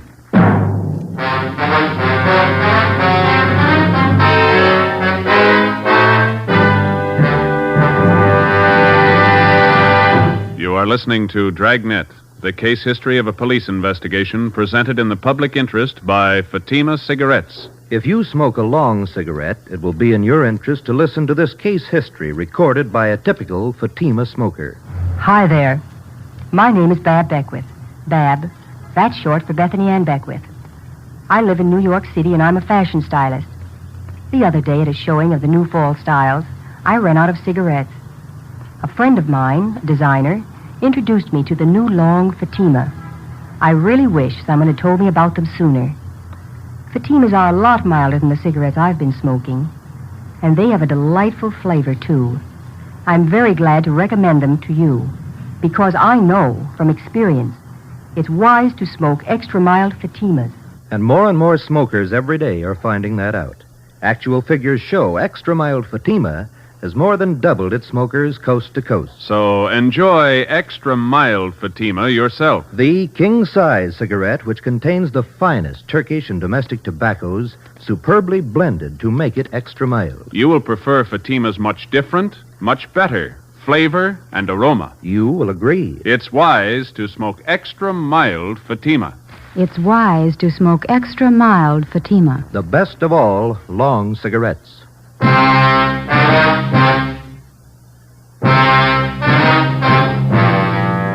After we received the anonymous letter in the mail confessing to the Stendhal Bakery holdup, we met with the deputy district attorney. We acquainted him with the new facts in the case. That afternoon, the charges against Herbert Best were dropped. We started again at the beginning. 10 a.m. Monday, November 9th. The members of the Stendhal family were again shown mug books of ex-cons with robbery records. This time, they picked out 8 mug shots of known robbery men, each with a marked resemblance to the original suspect, Herbert Best. Together with officers Bechtel and Lopez, we started checking them out. The first 2 days, we tracked down 4 of the 8. All of the 4 were in the clear. 5:15 p.m., we got back to the city hall, the carpool. See any empty spots, Joe? No, but don't park it in any one of the city councilman's stalls. Yeah, I might get sore. Well, why don't you pull up here? Boyd will take care of it. Yeah, okay. That's good right here.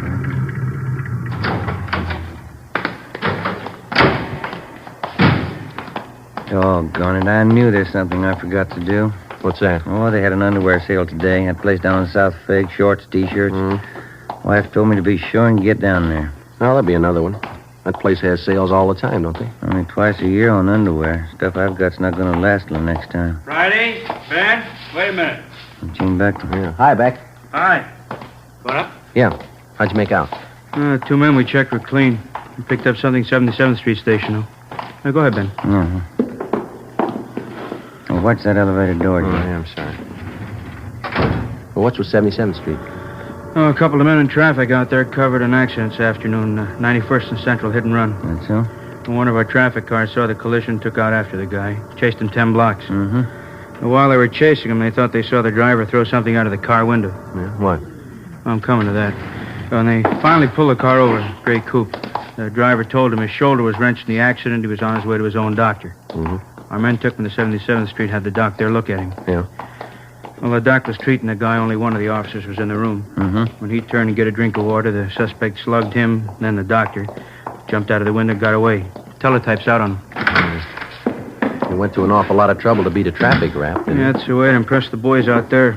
They got out of broadcasting the guy, went back to the spot where they thought they saw the guy toss this thing out of his car when they were chasing him. Did it pay off? They found a .32 Colt revolver. Our Russ Camp's checking it now over in the crime lab. What did they say the man looked like? Description measures pretty close to our holdup guy. I'll get it. Robbery Friday. Yeah, just a minute. See you back. Oh, thanks. Yeah. Oh, yeah, Russ. Yeah. Okay, fine, right. Russ Camp, check the .32 revolver with the slugs in the Stendhal case. Yeah. Positive make. The gray coupe, which the unidentified suspect had been driving, had been checked out by traffic officers at 77th Street Division. They had found that the owner and driver of the car was a man named Bruno Stock, a two-time loser with a page full of major and minor crimes to his credit.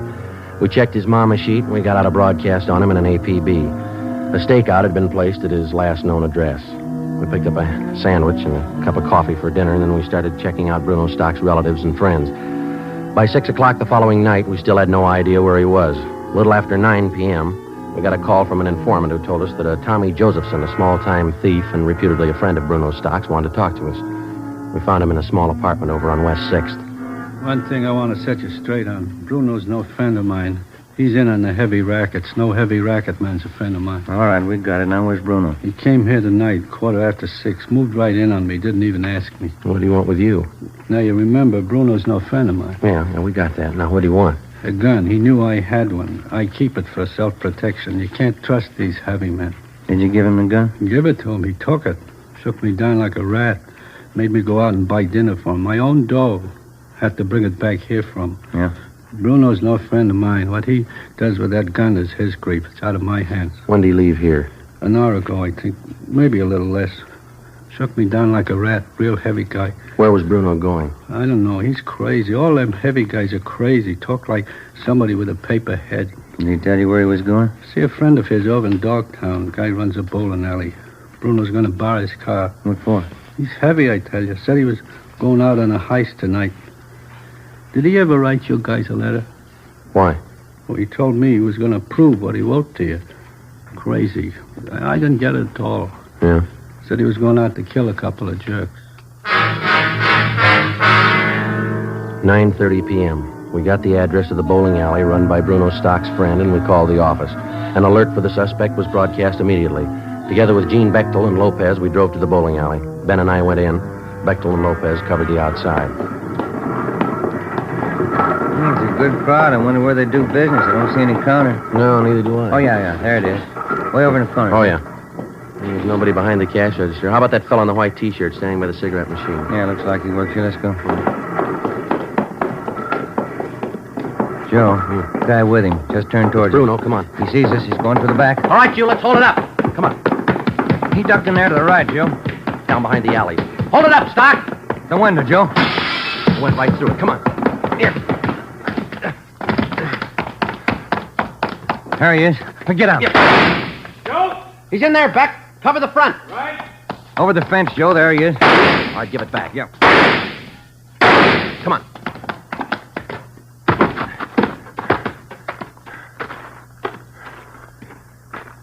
You see?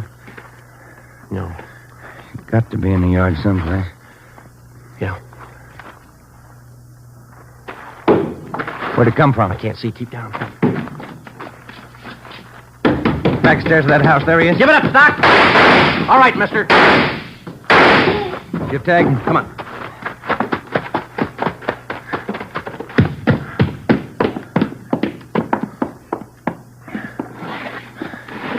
What's it look like? Wait a minute.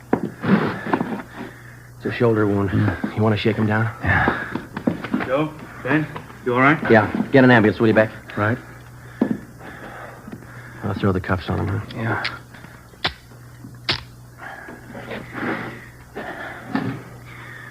Well, that's it, Joe. Yeah. Where you going? I got a phone call to make.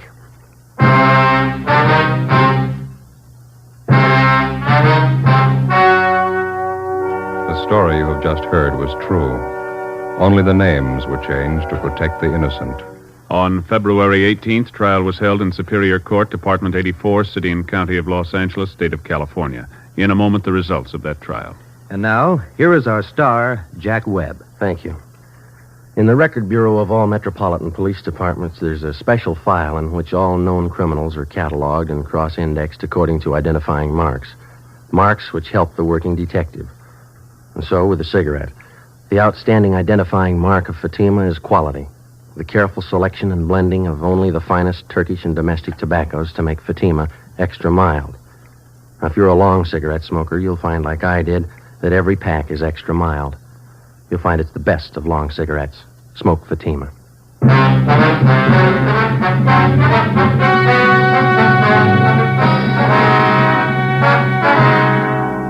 Bruno Alfred Stock was tried and convicted of first-degree robbery and assault with intent to commit murder, 2 counts. Because of his prior convictions, he was adjudged an habitual criminal and sentenced to a life imprisonment. He is now serving his term in the state penitentiary.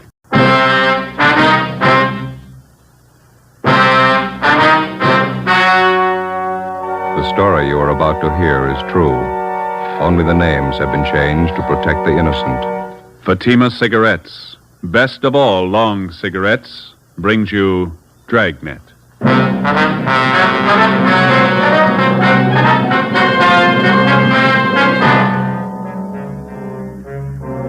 You're a detective sergeant.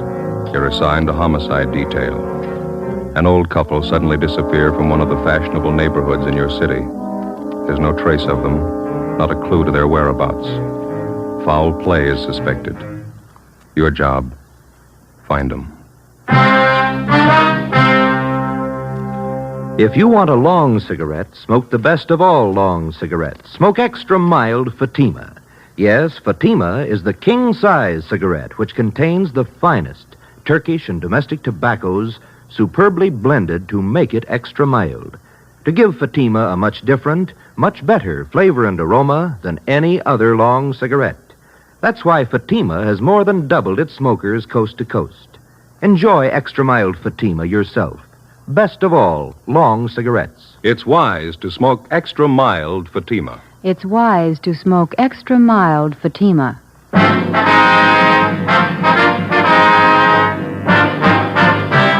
Dragnet, the documented drama of an actual crime. For the next 30 minutes, in cooperation with the Los Angeles Police Department, you will travel step by step on the side of the law through an actual case from official police files. From beginning to end, from crime to punishment, Dragnet is the story of your police force in action. It was Saturday, September 30th. It was warm in Los Angeles. We were working the day shift out of homicide. My partner's Ben Romero. The boss is Captain Blaine Steed. My name's Friday. It was 3:45 p.m. when I got to room 67A. Missing persons. Hi, Joe. Hi. Where's Al? Next door. I'll be back in a minute.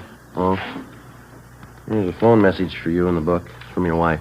What is it this time? She didn't say. Sure been a bad week. Why, what's the matter? Lucille. Who? Our cat. Again? Kittens. Had 11 of them by the time I left the house. He was a healthy kid. Yeah. Don't know what I'm going to do with him. Hey, your mother likes cats, doesn't she, Joe? You gave us 2 from the last litter. We still got them. They're as healthy as their mother. Yeah? Never pass up a meal. Hi, Joe. Hi, Al. Sorry to keep you waiting. Just getting this report straightened out. Here you go. Uh-huh. Mr. and Mrs. Walter Apperson. How long they been missing? Well, today's the 4th day. They're an elderly couple. One of their next-door neighbors got a little worried when he didn't see them around the house. Came in yesterday and filed a 316 on them. Let's see. Clarence Stokely. Is that the neighbor? Yeah. It says here he lived next to the Appersons for 28 years. Never known him to take off like this. Checked Apperson's cottage out there. Dirty dishes on the kitchen table. Not the way an old couple leave a house normally. And how about friends and relatives? And Stokely called them. None of them have seen or heard from the Appersons for a week. Checked out 2 of their 3 living relatives, cousin in Eagle Rock, niece in Alhambra. They don't know a thing. Wonder if I can see that, Ben. Oh, yeah. Thank you. Well, how about the third relative? Nephew, is that it, Joe? Yeah. Frank Apperson. Says here he goes to a private college out near Monrovia. Yeah, I haven't been able to contact the kid. He's away on a vacation. Possible the old couple might be with him? Not according to Stokely. Says the Appersons seldom spend any time away from their home. That's all we've got to go on, huh? Just the neighbor's story? Yeah. Oh, he says he checked the garage, too. The Appersons' car's gone. How does that tie in? Well, Mr. Apperson hasn't driven the car for the last year and a half. He has a nephew or some friend drive whenever he wants to go out. One more thing. May mean something, may not. What's that, Al? Mrs. Apperson's an invalid. Yeah? She hasn't left the neighborhood in 10 years. 4 p.m. Ben and I left the office and drove out to interview the neighbor of the missing couple. After checking at his home, we finally located him at his place of business, a small barber shop at the corner of 54th Street and Maxford Place. The chipped gold lettering on the window read, Jim Dandy Tonsorial Parlor. Smaller lettering in the right-hand corner of the window read, Proprietor Clarence Stokely. Except for a man in a white barber's smock sitting in the first chair, the shop was empty. How do, gentlemen? Hi. You Clarence Stokely? That's right. Police officers, Mr. Stokely. I'd like to talk to you about the missing persons report you filed yesterday. Oh, yes. Glad to help. You found out anything yet? You know the Appersons pretty well, do you, Mr. Stokely? 28 years. Sure worried about Walter and Kate. Never known them to do anything like this. Say, I couldn't be of service to you, could I? I just had a haircut a few days ago. How about you, Joe? Looks like you could stand a trim. We could talk it over while I cut your hair. Don't think we'd be disturbed. Face to look well. Yeah, okay, fine. Here, I'll take your coat. Oh, thank you. First chair there. You bet.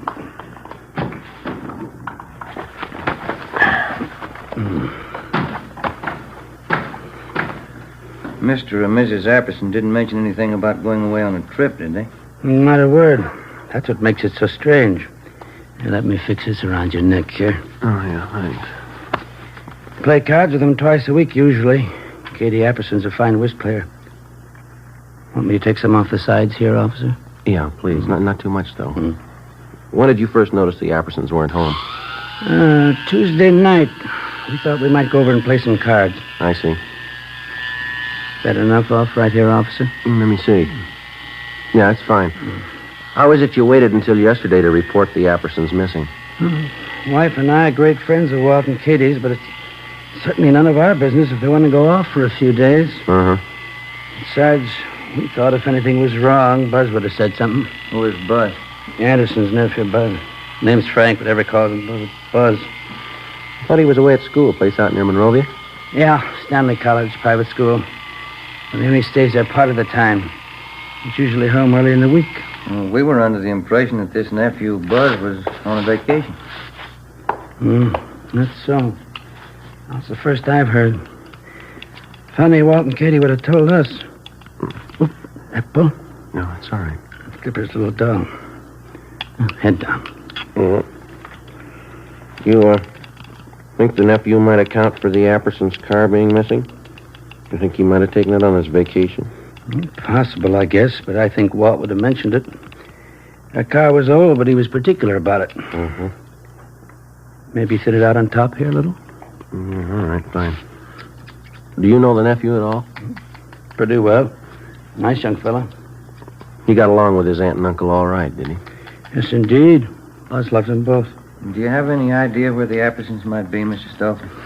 No, I don't. Neither does my wife. That's why we called you people.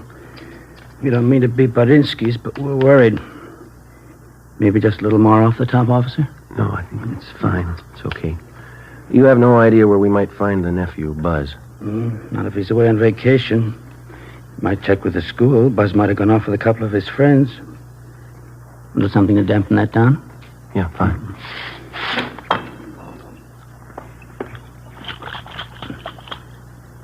Yeah, that porch light of theirs been burning for 3 nights and 3 days. It really kicks up the old electric bill. Maybe the Appersons may have overlooked it. Huh? Maybe. All right, sir. Yeah, it's a good-looking haircut if I say so myself. Yeah. It's fine. Oh, here you go. Thank you. Oh, here's our card, Mr. Stokely. We'll be checking with you. Bye. Bye.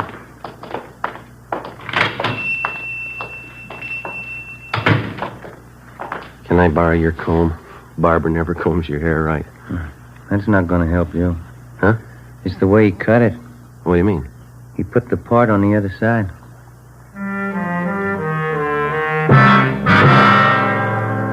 After we left Clarence Stokely's barber shop, we drove out to the Apperson home on 54th Street, just below Seaboard Avenue. We checked the house from top to bottom. The closets and the bedrooms were well stocked with clothes. None of the luggage seemed to be missing.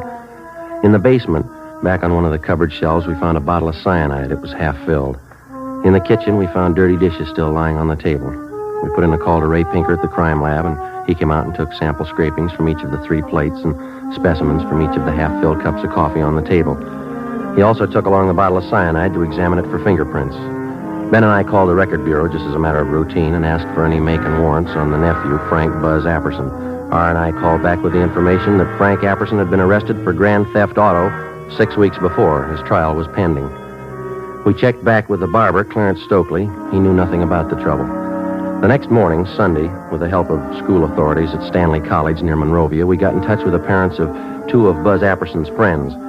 They told us, as far as they knew, Apperson was on a camping trip with their sons. They were expected back in the next day around noontime. From one of the boarding students at Stanley College, we got the name of Buzz Apperson's girlfriend, a Miss Norma Louise Bernard. She lived in San Marino. Sunday night, we drove out to interview her. I don't know what I can tell you, Sergeant. Buzzy's on a camping trip with 2 of the fellas from school. That's all I know. When did he leave? Do you know, Miss Bernard? Last Monday morning, they left from school, said they'd be gone for a week. They're coming back tomorrow. Mm-hmm. You know Buzz Apperson pretty well? Yes, I do, as well as anyone, I guess.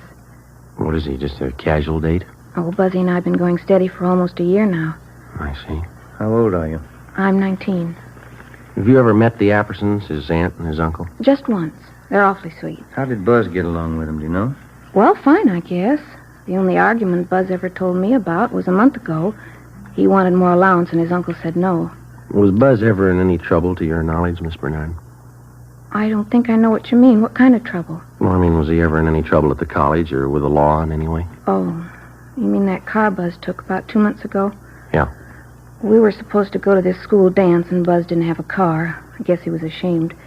He said he knew the fellow he borrowed the car from, but the day after the dance, the cops came. How did his uncle react to that? Well, there was a terrible row, Buzz said. I really shouldn't be telling you. Bud made me promise. How were feelings between the boy and his uncle before he left on the trip? Did he mention anything to you about that? Well, we had a date last Sunday night. I asked him how things were at home. He didn't seem to want to talk about it. The last time you saw him was Monday morning. Is that right? Yes, just before he left on the camping trip. Well, you're sure he went on that trip? Well, of course I'm sure. How do you mean? He said, no matter who asks you, I went on a camping trip. He said it a couple of times. Did he offer any explanation? No, but I knew everything was all right. Oh, is that so? How? I could tell. The way he kissed me.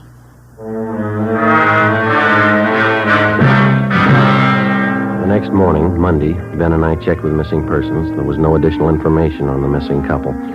We phoned the barber, Clarence Stokely. He had seen or heard nothing further of Mr. and Mrs. Apperson. We went down to the bank where the Appersons had their account. And with the help of the manager, we found that 3 checks had been passed on the Apperson checking account since the previous Wednesday, a full day after the missing couple had been last seen. 1 check was for $100 and 2 for $50 each. All of them had been cashed in Los Angeles and all bore the signature Walter Apperson. After examination, it was found each signature had been carefully forged. 10:45 a.m. We went back to the office. Hi, you two. Going someplace? Oh, hi, Ray. No, just coming. You finished checking that stuff through the crime lab? Yeah. I was passing over this way. I thought I'd drop off the report for you. Got it right here. How'd it go? Fingerprints on that bottle of cyanide. Latent print's got a make. Here's the name on it. Frank Buzz Apperson. You look over those dirty dishes we found in the Apperson house? Checked them through. Nothing. How about the samples you took from those cups? Whoever drank that coffee's in trouble. It's loaded. Yeah? Enough cyanide to kill a horse.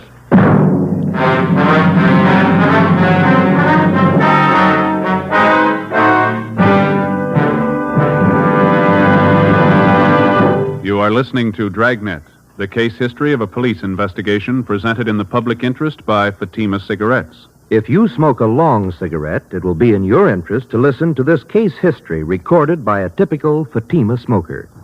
Hi there. My name is Bab Beckwith. Bab, that's short for Bethany Ann Beckwith. I live in New York City and I'm a fashion stylist. The other day at a showing of the new fall styles, I ran out of cigarettes. A friend of mine, a designer, introduced me to the new long Fatima. I really wish someone had told me about them sooner. Fatimas are a lot milder than the cigarettes I've been smoking, and they have a delightful flavor, too. I'm very glad to recommend them to you, because I know from experience it's wise to smoke extra mild Fatimas. And more smokers every day are finding that out. Actual figures show extra mild Fatima has more than doubled its smokers coast to coast. So enjoy extra mild Fatima yourself. The king-size cigarette, which contains the finest Turkish and domestic tobaccos, superbly blended to make it extra mild. You will prefer Fatima's much different, much better flavor and aroma. You will agree. It's wise to smoke extra mild Fatima. It's wise to smoke extra mild Fatima. The best of all long cigarettes.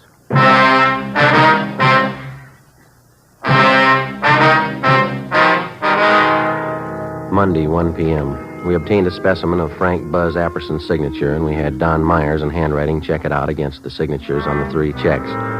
Both styles of handwriting matched in every detail. At 1:30 p.m., the parents of Buzz Apperson's 2 friends called to tell us that their sons were back from their camping trip. We checked the Apperson home. The nephew wasn't there. We drove out to see his 2 friends. Under questioning, one of them finally broke and admitted that Buzz Apperson had not gone with them on the camping trip. In the process of questioning the boys, one of them told us that he had been with the suspect 2 days before the trip when he purchased some medicine at the campus drugstore. We went to the drugstore and checked the prescription book. It showed Frank Buzz Apperson had purchased and signed for a bottle of cyanide 2 days before the disappearance of his aunt and uncle. Ben and I drove back to the Apperson house. When we arrived, the officers on stakeout had the boy in custody. No, I'm sorry, officers. I wish I could help you out, but, well, maybe it's not as bad as you think. When did you last see your aunt and uncle? Monday, before I left on the camping trip. They're in the habit of going off like this, are they? Oh, sure. Aunt Kate and Uncle Walter have friends all over. They go on trips all the time. Is that so? How do they get there? They drive, both of them.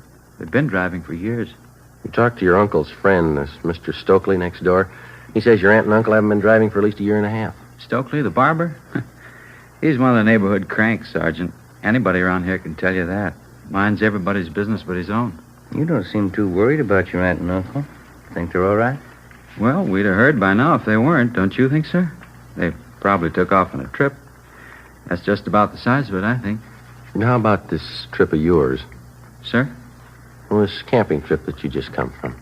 Oh, a couple of fellows from school. We went camping up by Big Bear for a week. Mm-hmm. Pretty good fishing for September. Ever been up there? Yeah, have you? Well, sure. I just said that's why we've been camping. Say, I'm a little thirsty. There's a couple bottles of ale in the refrigerator. Care for a bottle? No, not right now, thanks. Well, would you mind if I had one? Sure could use it. No, you go right ahead. We can talk in the kitchen.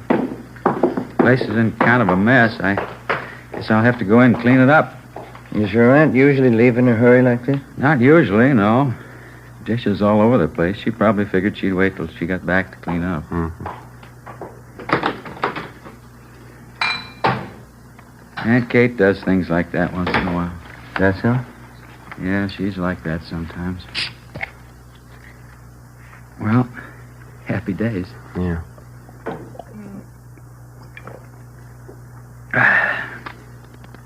Okay, Buzz, you want to tell us? Where are they?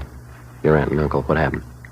Say, I don't think I know what you're talking about. What's the trouble? Come on, Buzz. You know what the trouble is. Let's have a straight story. It's going to save a lot of time. Sir? We can draw it out as long as you like. It'll be a lot easier if you cooperate. Look, I don't know what you're thinking, Sergeant, but whatever it is, I don't understand you. What are you getting at? Something's happened to your aunt and uncle, and we're pretty sure you know what it is.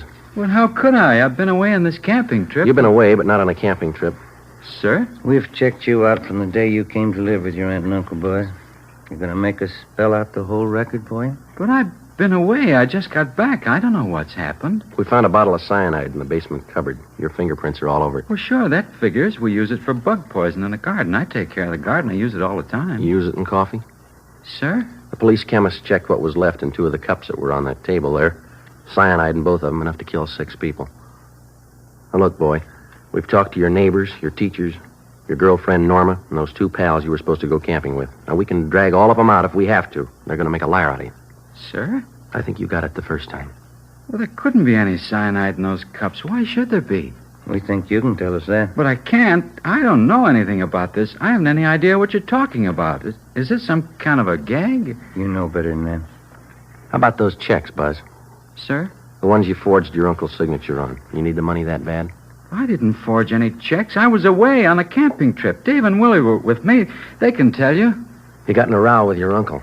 Maybe about that stolen car. Is that how it happened? It had nothing to do with it. I want to see Norma. I want to talk to Dave and Willie. They'll tell you. How about the man at the campus drugstore? Sir? The one you bought the cyanide from. You want to talk to him, too? Look, are you two fellas kidding me? This must be some kind of a gag, is it? Your aunt and uncle are missing. There's evidence of foul play. Now, does that sound like a joke? Well, how should I know where they are? I wasn't there. I want to talk to Norma. I want to see Dave and Willie. They'll tell you. Why don't we drive over and see him now? It's all right with us. Want to get your coat? Sure. Norma's the girl I'm engaged to. Dave and Willie are my best friends. They know everything about me. A couple of real nice guys. That's so? Sure. Well, let's go, Ben. Yeah. Dave and Willie have been all through school with me. They can vouch for me. Yeah? Sure. You can take their word, too. We will. 5:50 p.m. We left the Apperson house, drove across town, and headed over the Arroyo Seco toward the home of the suspect's friend, Dave Killefer. 6:33 p.m. We took a right turn off the freeway, headed south for another mile, and finally pulled up in front of the Killefer home. Buzz Apperson's friend, Dave, met us at the front door. What's it all about, anyway, Buzz? What's the pitch? Well, that's what I want to know. Look, is this some kind of a gag you guys cooked up on me? We were on the trip, Buzz. I don't know anything about any gag. What's all this about your aunt and uncle? I don't know. That's what these officers want to find out. I'd like to have you tell us again, Dave. Was Buzz here with you on that camping trip? Sure, that's why we came over. Now, tell him about it, you know. All right, let's have it, Dave. Was he with you on that trip? These officers aren't kidding, Buzz. They want the truth. Well, tell him I was with you and Willie. We went to Big Bear. We're looking for your aunt and uncle. I'm not going to lie now. You didn't go to Big Bear with us. All right, Dave, thanks. Well, he's lying, officers. Who put you up to this stunt, Dave? They'll throw you in the jug for a gag like this. Who's behind it? You're the guy who said it was a gag. You told us to tell everybody you were up at Big Bear with Willie and me. How about leveling? What's it about? He's lying. What's it about? You've got nothing to hide. Have you? He's lying. You can tell that, can't you? Let's go talk to Willie. He'll tell you the truth. Joe? All right. Thank you, Dave, that's all. All right, Sergeant. Sure there isn't anything I can do? No, thanks, just the same. Good night. Okay, good night. Anybody could tell he was lying, isn't that right, Sergeant? Well, he's your friend, Buzz. Why do you say that? Well, he was just plain lying, that's all. Couldn't you tell? No, I couldn't. How about you, Ben? Not me. Why would he lie, Buzz? You told us he was your pal. Some kind of a stupid gag they're pulling. The gang in the fraternity I belong to, Dave's one of them. They've done it before. I don't know why they're lying, but they are. Where's your friend Willie live? Sir? You said you wanted to drive over and have us talk to Willie? Oh, yeah. Where does he live? Look, would you mind very much? How's that? I got a terrible headache. Would you mind very much just driving around a while? I'd like to clear my head a little. I can't figure this thing out. All right. Why don't you roll down the window there, Buzz? Okay. Yeah. The air feels good. Sure is hot out tonight. Yeah, Been a pretty long summer, hasn't it? Yeah, it has. Say, I guess maybe we ought to forget about going over to Willie's place. He strings along with the rest. He'd probably lie, too. You said you wanted us to have a talk with him. Yeah, but I've been thinking about it. He'd only lie. It'd be better if we drove over to see Norma. That's the girl I'm engaged to. Yeah, that's what we understand. If anybody can give you a straight story, Norma can. She doesn't live far. Straight down the road here into San Marino. Yeah, we know. Oh. Sure would appreciate it if you'd drive over there. Okay. Norma can straighten this thing out. Swell girl. We're going to get married as soon as we can. Oh? Yeah. She saw me leave on that trip to Big Bear. She won't lie to you. Sure wish my aunt and uncle had left a note where they were going. All this trouble. You mind if I lay out a couple of things for you, Buzz? Now, what do you mean? When a police officer picks somebody up, he's got a good reason for it. Yeah, but Dave was lying, Sergeant. You know that. It's a lot more than what Dave had to say. Now, you've done something wrong. We don't know what exactly, but we've got an idea, and we're going to find out. You can't prove anything. I got that cyanide for the garden. We use it around the house for different things. You don't use it in coffee cups. What happened, boy? Where's your aunt and uncle? Next turn for Norma's house, up by the signal. Turn left. Yeah. Come on, Buzz. You know what happened. You're going to have to face it sooner or later. If it's not tonight, then tomorrow morning or tomorrow night or the night after. But I don't know what happened. The facts say you do, and they're not going to disappear. Now, you made the problem. It's going to stick out in front of you till you find an answer. How about it? Norma will know what to do. Wait till I talk to Norma. Why don't you stand up and face it, boy? Getting your girl mixed up in this isn't going to help. She'll know what to do. Can she find your aunt and uncle? Can she? How about the 3 checks? How about them? Can she explain those signatures that you forged? Maybe those fingerprints on the cyanide bottle. Can she help you out there? Now, look, Buzz, I believe you. You love the girl. Do you want her mixed up in all this? Here we are, Joe. Okay. That's the right house, isn't it? Yeah. Yeah, that's Norma's house. All right, what's it going to be? Do we go in? She'd cry. She'd only cry. Norma thinks a lot of me. Yeah? She's a swell girl. I don't want to have to tell her. She'd only cry. Yeah. I killed my aunt and uncle. 8 p.m. Buzz Apperson directed us to drive to San Pedro to the west basin of the Los Angeles harbor. We got out of the car and followed him to the end of one of the piers. He told us his story, and we put in a call to the office. Within half an hour, a fireboat and a barge were on the scene, and a diver was sent down into the water a few yards from the edge of the pier. We stood by and watched. Buzz Apperson, Ben, and I. I put quite a bit of cyanide in the coffee. I had to be sure. How'd you manage to get both of them in the car? I waited till way after dark, and then I dragged them out. Drove down to the end of the pier right here. Put the car in low. It went over, right where the diver went down, just this end of the barge. All right, clear those lines up there. Here's the first one. You better stand back there. Yeah, watch it. Okay, sir. Let's go.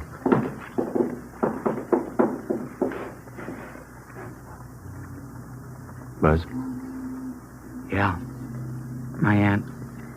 Only one thing missing, Buzz. Sir? A reason. Why'd you do it? I'm not sure anymore. Stolen car trouble, I guess. My trial was coming up. All that trouble. I didn't want my aunt and uncle to go through all that. You mean that's why you killed him? I think so. I didn't want them to be ashamed of me. That must sound funny. Nobody's going to believe you. Suppose they don't. Yeah. Will it make any difference?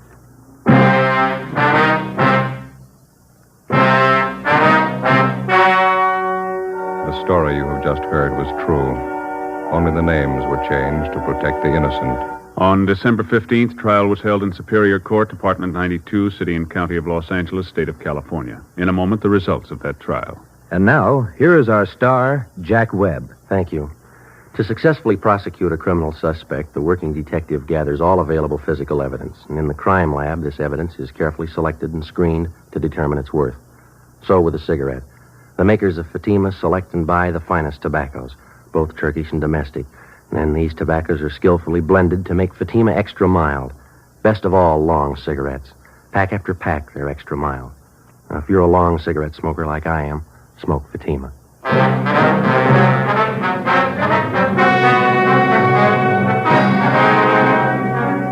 Frank Buzz Apperson was tried and convicted of murder in the first degree and sentenced to life imprisonment. He is now serving his term in the state penitentiary.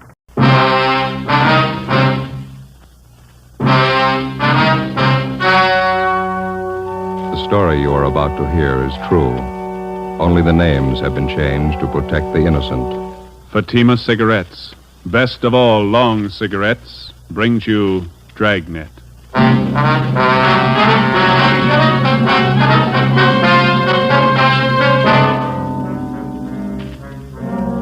You're a detective sergeant. You're assigned a forgery detail. An accomplished check forger is at work in your city. His victims, small businessmen. You know his M.O., you don't know his identity. Your job, get him. If you want a long cigarette, smoke the best of all long cigarettes. Smoke extra mild Fatima. Yes, Fatima is the king-size cigarette which contains the finest Turkish and domestic tobaccos superbly blended to make it extra mild, to give Fatima a much different, much better flavor and aroma than any other long cigarette. That's why Fatima has more than doubled its smokers coast to coast. Enjoy extra mild Fatima yourself. Best of all, long cigarettes. It's wise to smoke extra mild Fatima. It's wise to smoke extra mild Fatima.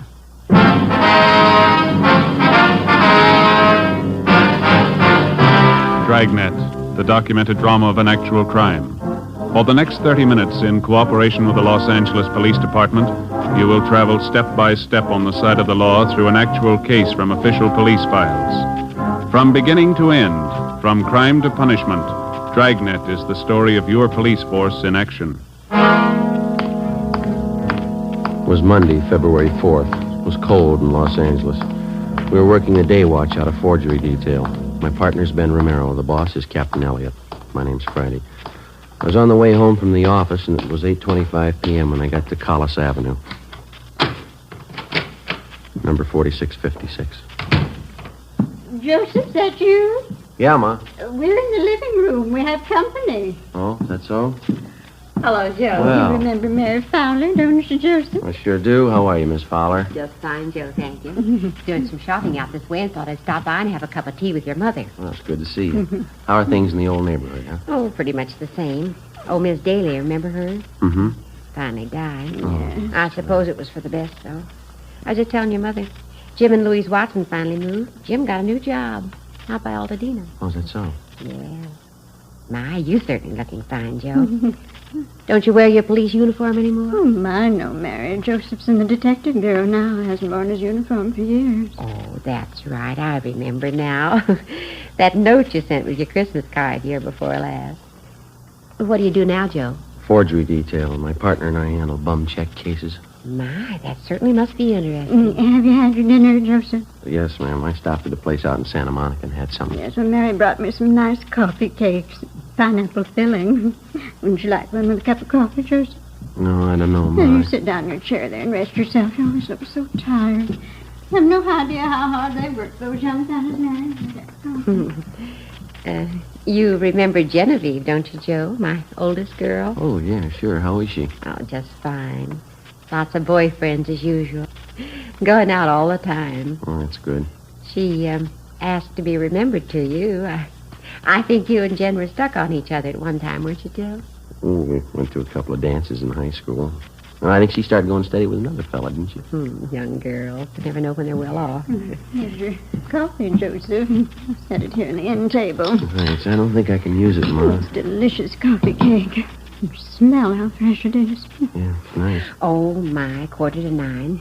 I should have left half an hour ago. Oh, you have to go, Mary? Seems our visits are always so short. Well, I got a lot of ironing to do, and I have to make Carl's lunch. He's always so fussy about his lunches. Yes, well, I'll get your coat.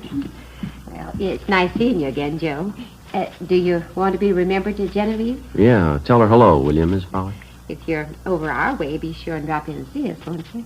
Genevieve's home at the office by 6. She often says she'd like to see you again. Oh, thanks. Good night, Joe. You be sure and come and see us now. Jen will be looking forward to it. Okay, Miss Fowler. Good night. Yeah, and I'll show you to the door, Mary. You remember all the neighbors, won't you? All right, dear. I wouldn't you take care of yourself now. Good night. Good night, Mary. Nice person, Mary. She's having a hard time trying to find a husband for Genevieve, though. Yeah. Hey, Ma, I'm not very hungry. I can't eat now. Oh? Oh, it seems such a shame to waste. That's a lovely coffee cake. Ben and you still on the same case, Yeah, same one. Seems to me it's taken an awfully long time. Well, we've been on it 2 months, yeah. never understand it. When people write bad checks, always get caught. Well, it's easy living while it lasts. Now, you know what the man's handwriting is like. Don't you know who the man is? Well, we think so, Ma. We're not sure. There's hundreds of check men who work almost alike. Some of them even look alike. There's always a big enough field to pick from. Our problem's picking the right one. Now, I don't know much about it, but the whole thing seems kind of silly to me. Well, how's that? What's this man supposed to be doing? Going around your small neighborhood stores, cashing $15, $20 checks? If he got himself a job, he could probably earn that much in one day doing good, honest work. Yeah. Say, Ben didn't call before I got home, did he?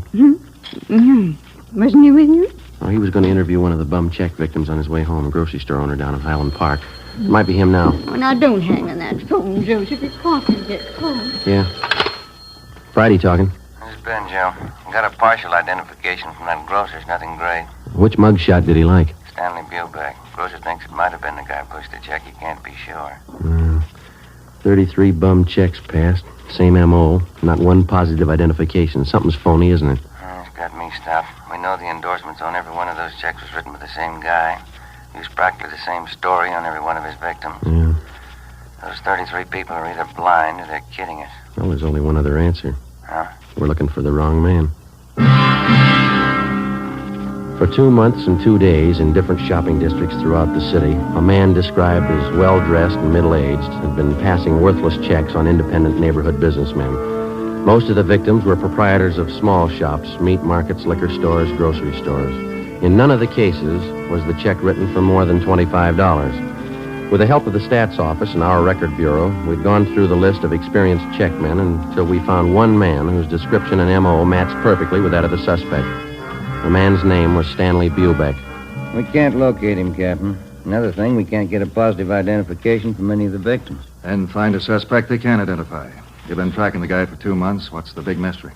Well, we tabbed the man as Stanley Bubeck, and his record and his M.O., his description, they all tie in perfectly. Now we're not sure it's him. What do you mean? Well, if it is Bubeck, it's almost a sure thing that one of the victims could have made him on one of his mugshots. None of them can make up their minds. Look, maybe one of you two'd like to be captain of forgery for a day, sit in this office and listen to complaints come in over that phone about this guy, the front office, neighborhood businessmen's clubs, retail merchants.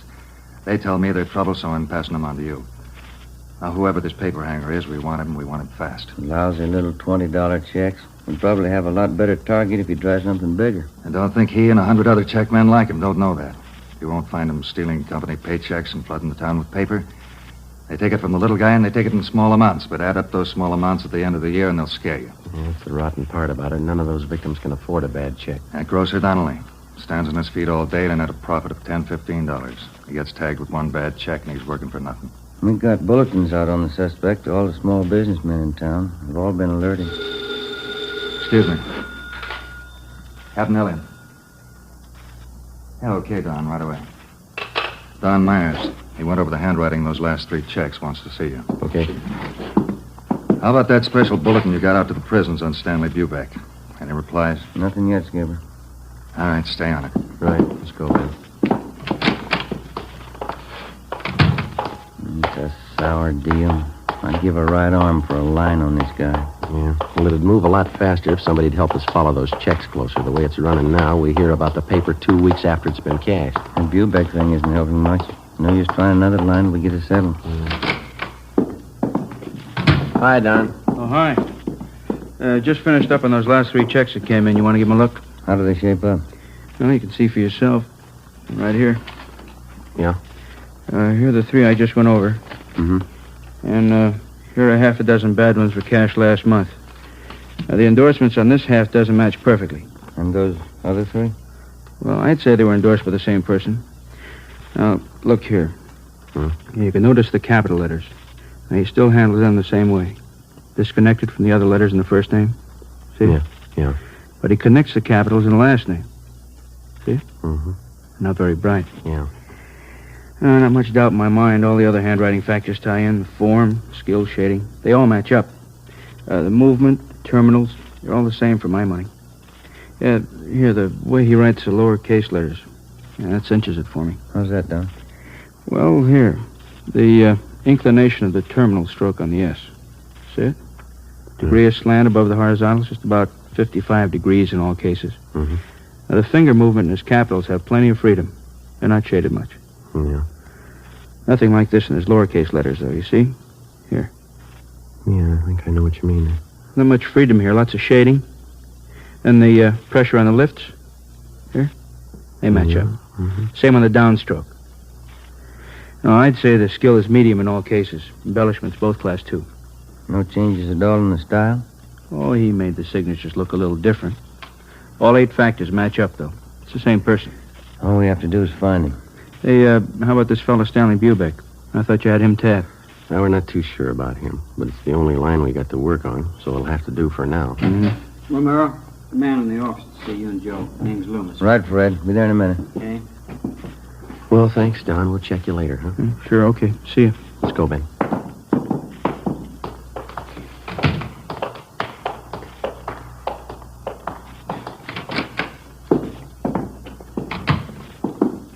How do you do? You Mr. Loomis? Yes, sir. Sergeant Romero? No, this is Sergeant Romero here. My name's Friday. Oh, How are how do you do? What can we do for you? It's about these checks, Sergeant. These right here. Well? You see, I run a delicatessen out on Sunset, and a few days ago, a new customer came in for a few things and paid for them with these checks. He came in twice. Yeah, go ahead. Well, I got the checks back today. They're no good. I tried to look up the man at the address he gave, but there's no such address. Mm-hmm. You can see, one's for $15, the other one's for $20. Yeah. Reason I asked for you, men, is because I know the man who runs the drugstore across the street, George Holmquist. He had some bad checks about a month ago. He said you took care of him. Oh, yeah, I remember. Do you recall the man who passed these checks, Mr. Loomis? Yes, I think I do. He told me he was new in the neighborhood and he was looking for a place to trade. Well, I guess we're all anxious for new business. I took the checks. You got those mug shots there, Ben? Well, yeah. Here we are. Thank you. How about these men, Mr. Loomis? Any of them look anything like the person who passed the checks on you? No. Let's see. Now, this one, yes, it does look like the man in a way. I don't know if I could be absolutely sure. Stanley Bubeck, same M.O. Beg your pardon? Well, it looks like you're stuck with a couple of bad ones, Mr. Loomis. Probably the same man who passed checks on your druggist friend. And we're doing everything we can to run this man down. But what about the checks? Isn't there anything I can do about them? No, sir, I'm sorry. Not right now. We would like to have you make out a crime report, if you will, and would you leave these checks with us? Friday, Romero. Excuse us, Mr. Loomis. This just came in for you. Reply from Salt Lake City, Utah on that bulletin you sent out under Stanley Bubeck. Yeah. He's been in jail for 5 months. We sent a request to Salt Lake asking him to question Stanley Bubeck if he knew of any forger who matched his description or used his M.O. Bubeck could tell us nothing. Wednesday, February 6th. We threw away the results of 2 months of investigation. We went back and started from the beginning. Despite all precautions and warnings, the checks kept coming in at the rate of half a dozen a week. The same M.O. was used. The same handwriting showed up in the signatures on the checks.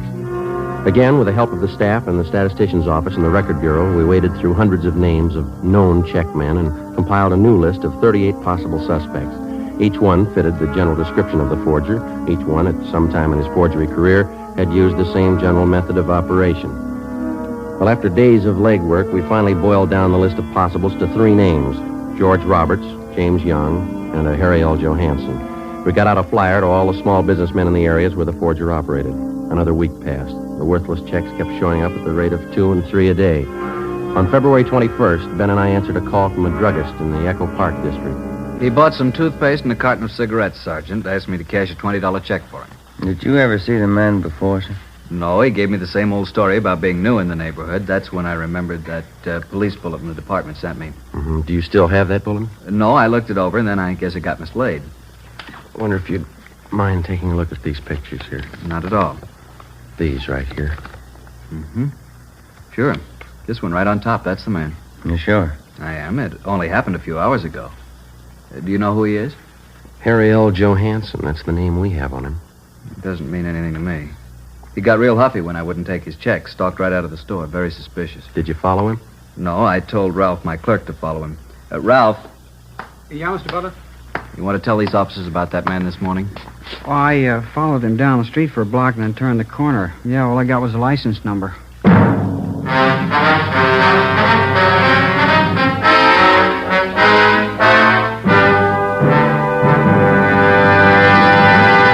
You are listening to Dragnet, the case history of a police investigation presented in the public interest by Fatima Cigarettes. If you smoke a long cigarette, it will be in your interest to listen to a typical case history of a Fatima smoker. It's the case of Northwest Airlines stewardess Jean Metzen. You'll see her picture in leading magazines this week. Now, her actual signed statement. There's one thing I really look forward to after a long flight. A good, mild smoke. That's why I prefer king-size Fatima. It's milder than any other long cigarette I've tried. Yes, I agree it's wise to smoke extra mild Fatima. And so do more and more smokers every day.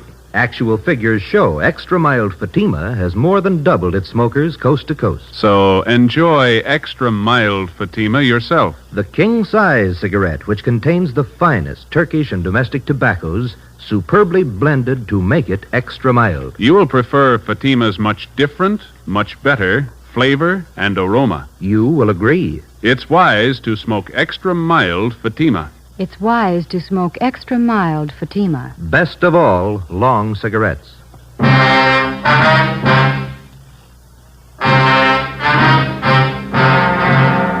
September 21st, Thursday, 3 p.m. We took the license number which the drugstore clerk had given us.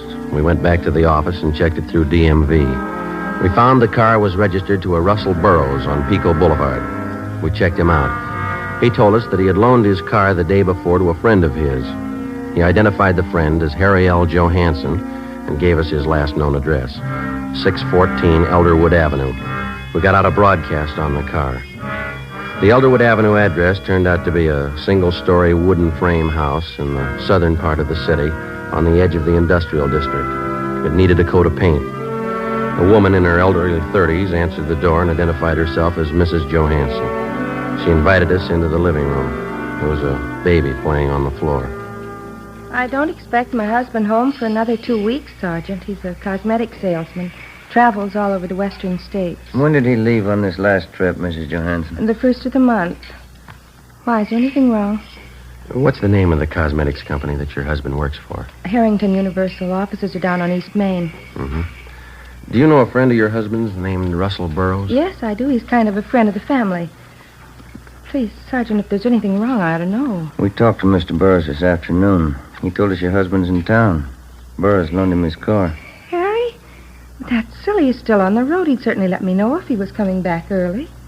You sure of that, ma'am? Would you excuse me a minute, Sergeant? I'll have to put the baby to bed. Certainly, ma'am. Come on, Bonnie. I'll be back in a minute. Kind of a funny setup, isn't it? How do you mean? Well, if Johansson's pushing bum checks, the money isn't going into his home here. Wife doesn't act like she knows anything. Seems cooperative. Afraid we're going to have to level with her if we're going to find out anything, huh? Mm-hmm.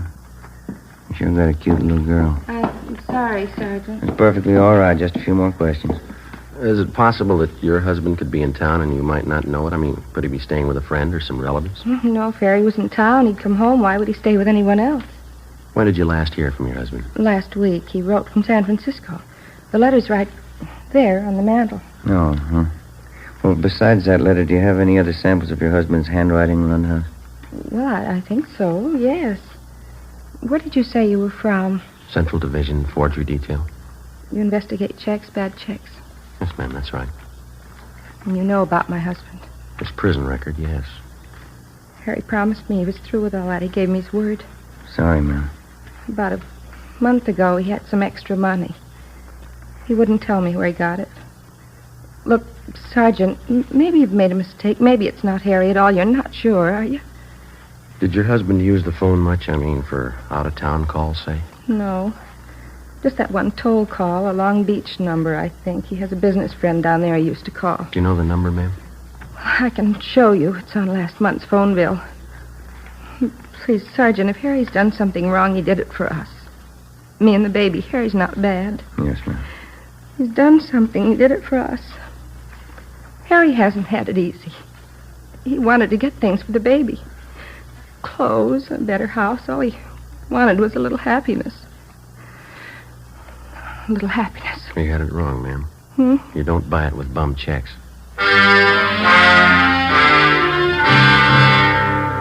Before we left Mrs. Johansson, we called and had a stakeout placed on the house, and then we got a sample of her husband's handwriting and the Long Beach telephone number that he was in the habit of calling.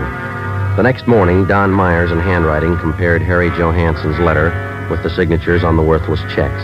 It matched. We called the Harrington Universal Cosmetics Company. They never heard of Harry Johansson. We called that Long Beach phone number. A woman answered and gave us the address where the telephone was installed. Turned out to be a swanky, modern apartment house. In apartment 18, we interviewed a good-looking brunette. She identified herself as Harry Johansson's common-law wife. She was well-dressed, and the apartment was richly furnished. What's it all about? What do you want, Harry? Police business. You know where he is? Well, what's he done? Do you know where he is? He drove into Hollywood this morning. Might be back tonight. I don't know for sure. Is this your apartment? Yeah. Mine and Harry's. You're sure that Johansson's not here now? Of course I'm sure. Why? Well, and you won't mind if we come in and look around, huh? I have a right to know what it's all about. Johansson's wanted for forgery. Now, if you want to get involved, you help him hide out. I'm not asking for that kind of trouble. Go ahead and look. Take the bedroom, will you, Ben? All right. Never mind, cop. Thanks for the help, honey. I don't want any part of your troubles, Harry. I didn't know a thing about it, officer. Ben? Yeah. You better come along, too, lady. Well, tell him, Harry. I don't know what it's about. What's the idea of getting me mixed up in this? How do you think I was paying for this place? Taking you out and buying us clothes for you. I don't want any part of it. 3-room apartment, a couple of dresses. That's all he ever got me. You got no complaints, lady. Huh? That's more than he bought his kids.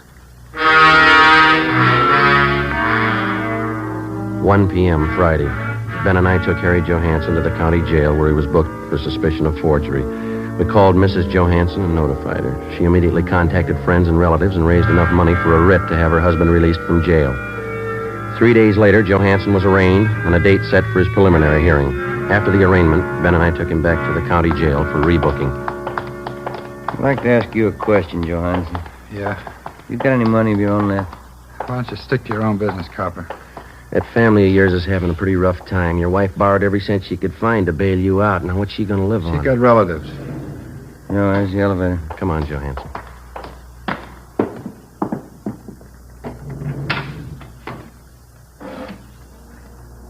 They're not going to put me back in Folsom. Not in 100 years. You've done 2 stretches already for hanging paper. You should have known better, mister. You got it all figured out, haven't you, Fuzz? Well, I'm not going back. Take it easy. You got a couple of more weeks on bail before the trial. Yeah. A couple of weeks. What's the matter with you? Don't you feel well? They won't get me back to Folsom. You're not making it any easier on yourself. All right, Archie.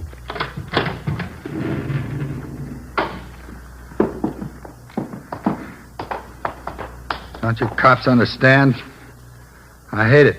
Every lousy bit of it. I'm not going back to Folsom. I'm not going back. Now, do you understand? It's a good idea, mister. You remember that when you get out. We booked Harry Johansson into county jail. His bail was continued, and he was released pending a trial. During the next week, along with the district attorney's office, Ben and I helped prepare the case against Johansson. 3 days before the trial opened, we had a phone call from Mrs. Johansson. She told us that her husband had disappeared. Well, there was nothing we could do until he actually failed to appear in Superior Court at the appointed time. On Monday, April 3rd, the case of the State versus Harry L. Johansson officially opened. The defendant failed to show. A bench warrant was immediately issued, and we got out a broadcast and an APB on the suspect. Stakeouts were placed in his house and at the apartment of his common-law wife. 2 days passed. No sign of him. Nothing, Joe. Bumley just checked it out. Yeah. How about those 2 ex-con pals of Johansson's? Did you check with them? Yeah, nothing there. I don't see how I can last out much longer. One suit of clothes, no money. You still got a checkbook. When did the skipper say he was coming back? On 7:30 tonight. 7:15 now. I get it. Forgery, Friday. Joseph, this is your mother. Oh, yeah. Hi, Ma. I forgot to tell you when you called earlier. You're supposed to be home tonight by 8 o'clock. What's that, Ma? Mary Fowler, she's coming over to visit tonight, and Genevieve's coming with her. Yeah, well, look, will you try to explain to them that I'm working and I can't get away, huh? Well, all right, Joseph, I'll try. If I possibly can, I'll try to make it home by 10. Will that be all right? Well, all right, Joseph, I'll see what I can do. Genevieve's going to be disappointed. Yeah. If I'm later than that, don't wait up for me, huh? Yes, all right then. Bye, Ma. Yes. Bye, Joseph. Oh, hi, Skipper. The call just came in. Yeah? They found Johansson. Captain Elliott, Ben, and I drove out the highway to the Tahunga Wash. We turned off and headed into the Mount Gleason area. Captain Elliott directed us onto a dirt road. Halfway up one of the mountains, we spotted a group of cars pulled off on the shoulder of the road. We parked behind them, got out, and started over. Who found the car, Skipper? One of the people living back in the hills. Spotted it on his way home from work. Mm-hmm. Coroner got here in a hurry. Yeah. Hi, Dave. Oh, how you doing, Joe? Captain Elliott. How long's he been dead? Since last night, I figure. Come on over. Yeah. You talked to the man who found Johansson's body, Dave? Yeah, he didn't touch a thing. What'd you find? Powder burns on the temple, powder on the hands. Boys from homicide found the note. It's on the seat right next to him. Here it is, here. It's been checked. Yeah, thanks. All ties in, huh, Dave? Pretty tight, yeah. Gene Bechtel from homicide wants to talk to you, Captain. Okay, be right back, Joe. Right. Who do you address the note to, Joe? His wife? No, the girlfriend. Look what he wrote it on. Yeah, blank check.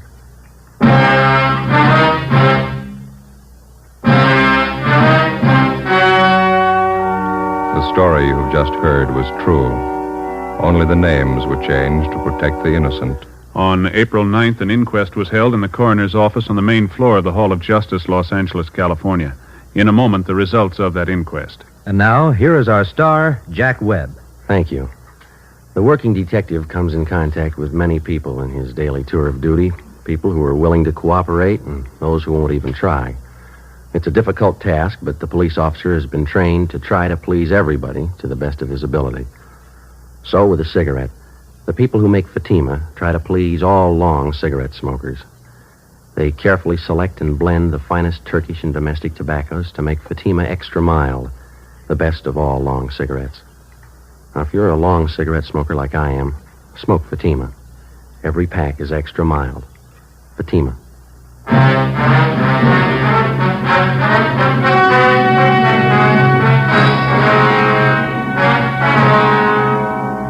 On April 9th, the coroner's jury returned a verdict that the death of Harry L. Johansson was caused by a gunshot wound in the head, self-inflicted. The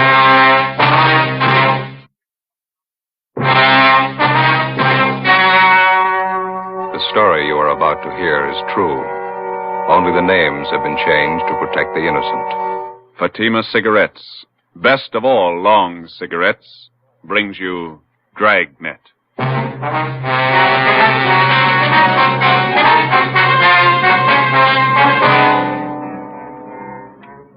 You're a detective sergeant. You're assigned to a robbery detail. A holdup has been committed in a neighboring city. A bystander is shot to death. 2 others are wounded. The bandits are ruthless, well armed. Your job? Get 'em. If you want a long cigarette, smoke the best of all long cigarettes. Smoke extra mild Fatima. Yes, Fatima is the king-size cigarette which contains the finest Turkish and domestic tobaccos superbly blended to make it extra mild, to give Fatima a much different, much better flavor and aroma than any other long cigarette. That's why Fatima has more than doubled its smokers coast to coast. Enjoy extra mild Fatima yourself. Best of all, long cigarettes. It's wise to smoke extra mild Fatima. It's wise to smoke extra mild Fatima.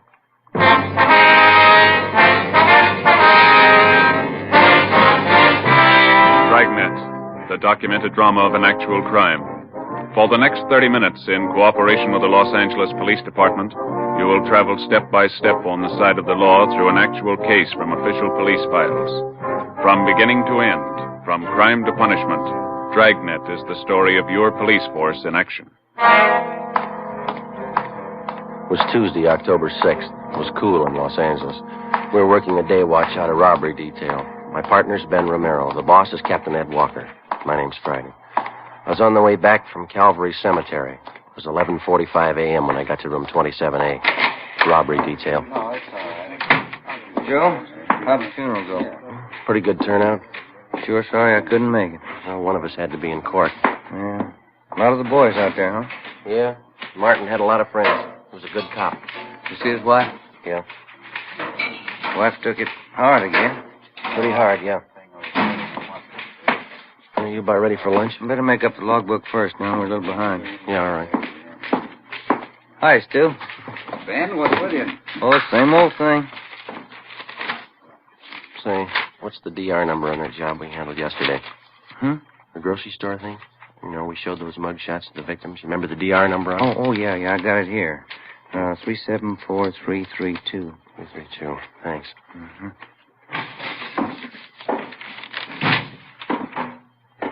Yes, sir? My name's Frank Cheney. Just been paroled from Folsom. Can you tell me where I registered? Yeah. I'll get one of the men from the rehabilitation detail. He'll take care of it. Okay, thanks.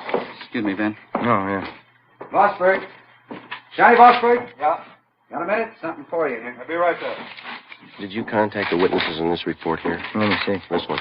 What do you got? Oh, yeah, I took Fellow care over of at the desk wants the registers next time. Okay. Excuse me, Romero. Yeah. Hi, you want to register? Yeah, my name's Frank Cheney. Okay. Address? 218 Belgrade. Belgrade. Where you been? Folsom. Got out Saturday. Okay, what'd you fall for? Robbery, first degree. How much do you owe? Served 18 years. I'm on life parole. Life parole. Okay. Hey, Thaxter, you want to tell Rambo we're out for 7? Wait a couple minutes, huh? See the guy at the desk, the one with Bosberg? Yeah, he's an ex-con. Why? Frank Cheney, 1931. Jack Taylor and I had him. First big one we ever drew. That's so. Did you ever hear of him? Used to call him a gentleman bandit. 1931, Claude. That's 18 years ago. Cheney was the biggest of them. Came from a wealthy family, too. Father's a millionaire. You sent him up, huh? San Quentin. Tried to break out with a partner. His partner killed a trustee. Cheney was sent to Folsom. From a millionaire family. That's a queer one. Yeah. Well, how about that lunch, fellas? Yeah, let's go. Seems like it could have been yesterday, 1931. We grow old right along with the thieves, huh? Where we go? Federal Cafe? That's all right with me. 18 years. Yeah. Sure goes by in a hurry. I wonder if Cheney thinks so.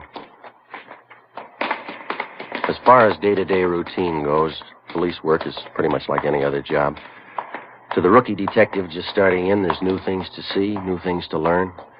But 5 or 6 years on the detail and the job gets pretty ordinary. You see a lot of dirt, a lot of trouble and tragedy, and after a while you begin to wonder what all the glamour's about and the excitement that's supposed to go along with the job.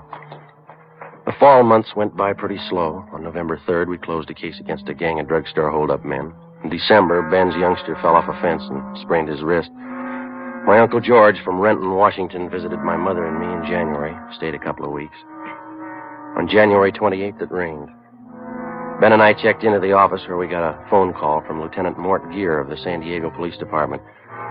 He gave us additional information on a finance company holdup which had been pulled in San Diego the day before. In the robbery, one bystander had been shot and killed and another one wounded by the 2 bandits. They also shot a police officer 3 times through the stomach when he tried to stop him. Next day, Sergeants Ormsby and McGuire from San Diego arrived, and we helped them check the suspects through the stats office. A couple of bad ones, Joe. Both have guns, and they use them. One of them got away in a car and the other one on foot. Is that right, McGuire? Yeah, a big one used a car. Yeah, size ought to help some. Say, 45 years old, height 6 foot 1 or 2 inches, weight 275 to 85 pounds. Anybody get a look at the car, Ormsby? Blue Ford sedan, 1940 or 41 model. That's all we got. It's a rough one. After all the shooting, the witnesses didn't know what they saw, all mixed up. Well, how about the other one, the guy who got away on foot? He's a WMA, about 50 years old, 5 feet 8 and 9 inches, 145, 55 pounds, wears glasses. Yeah, we got that on the teletype. Is that all? No, we traced from the Greyhound bus depot about 6 blocks from the holdup. Changed his clothes in the washroom there, left behind a coat and a gun. Yeah? The coat was the kind I give parolees from state pen. Mm-hmm. Checked it through our crime lab. Same kind of suits are issued to all ex-cons. No make. Well, at least you know one of them's an ex-con. How about that gun you found? It's the murder weapon. Our ballistics men went over it, no prints. Tried to trace the serial number, no record. CII in Sacramento's trying to run it down. Well, we got any hunches? A few. We're almost sure both of them had gone the route before. Pretty cool. Shot down 3 people, didn't bat an eye. How much did they take in the holdup? 11,000. Hey, your stats office make a run those descriptions yet? Here this morning, Orr and I's got the list of possibilities. They're pulling the mug shots now. We're going to be winding it up right now, don't you think? Hey, let's check. This way, fellas. Yeah. Go ahead, Roy. Oh, thanks. How's the wife, Ormsley? Oh, fine, Ben. She's expecting again. What are you going to do, raise an army? 4 kids? That's not so bad. McGuire's wife wants 6. How about that, Mac? You got 5 now. No point in quitting when you're ahead. Frank? Yeah, Joe. You know Russ Ormsby and Tony McGuire, don't you? San Diego PD? Yeah, sure. Met him last trip. Hi. Fine, Frank. Good to see you. Good. Just ready to call you. Got those mug shots together for you. Here, got them right here. Okay. There you are. This is X for suspect 1. This is for number 2. Okay, Frank. We'll check them out with the witnesses. There's one mug there. Here, let me show you. Here, this one. Yeah? It matches the description pretty close. Safe man by trade, but he can go any route. Name's Weber. First name? Stanley. Mm-hmm. Call him Turk, I think, nickname. Know anything about it? He's an ex-con. Ormsby and McGuire drove back to San Diego to show the mugshots to the holdup witnesses and see if they could get an identification. Late the next afternoon, they called back to tell us that Stanley Turk Weber had definitely been identified from his mugshot by 4 of the 5 witnesses as one of the holdup men. His partner remained unidentified. We called Turk Weber's parole officer, got all the available information on the suspect, including his latest address, an apartment house on North Alameda. Weber wasn't there. We talked with the apartment house manager, and he told us that Turk hadn't been seen there since the day before the San Diego robbery and murder. We had a stakeout put on the apartment. Ben and I went back to the office and had the record bureau pull Weber's package. On his mama sheet, Ben spotted a familiar name, Henry Garson, another ex-con who was listed as one of Turk Weber's closest friends. Well, we got a hold of Garson's parole officer. He told us Garson had had his parole transferred to San Diego, where he disappeared 2 weeks before he was wanted for violation of parole. We tried to check Weber through his relatives, but couldn't find any. But Henry Garson's report showed that he had a brother, Al, who ran a dry cleaning shop down in Seal Beach. He had no criminal record. The next morning, we drove down to see him. Yeah, Henry came around last July.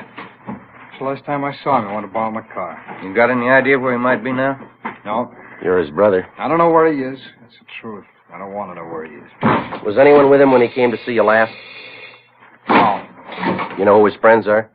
Friends? No. Would you look at these pictures, please, see if you can identify any of them? All right, just...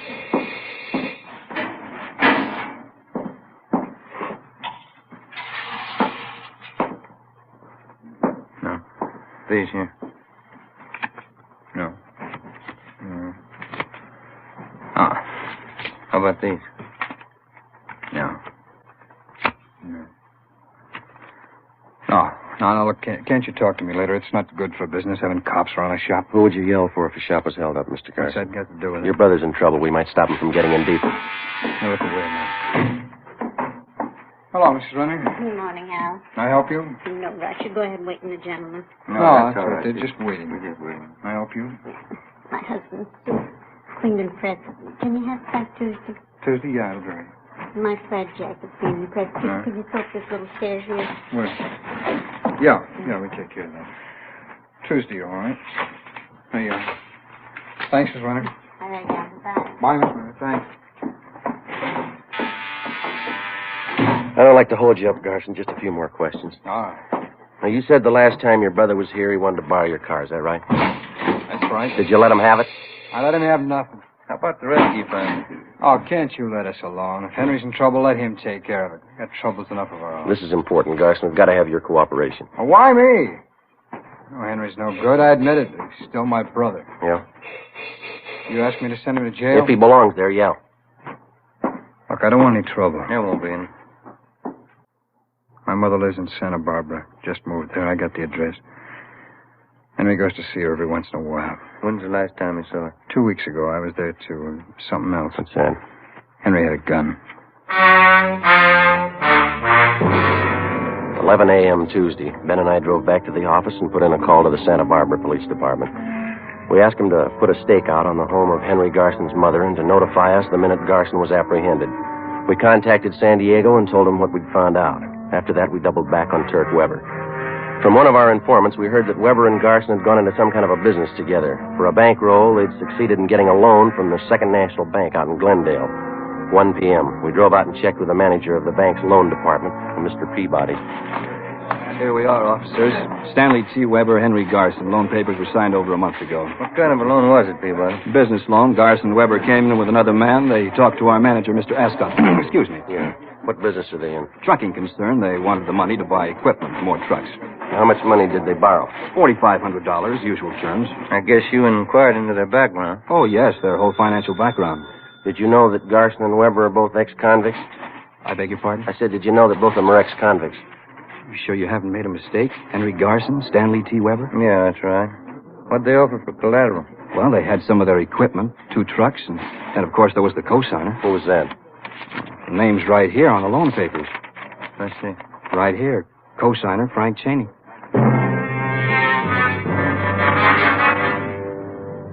2:30 p.m. Ben and I checked back into the office and went down the hall to R&I. We pulled a package on Frank Bertram Cheney.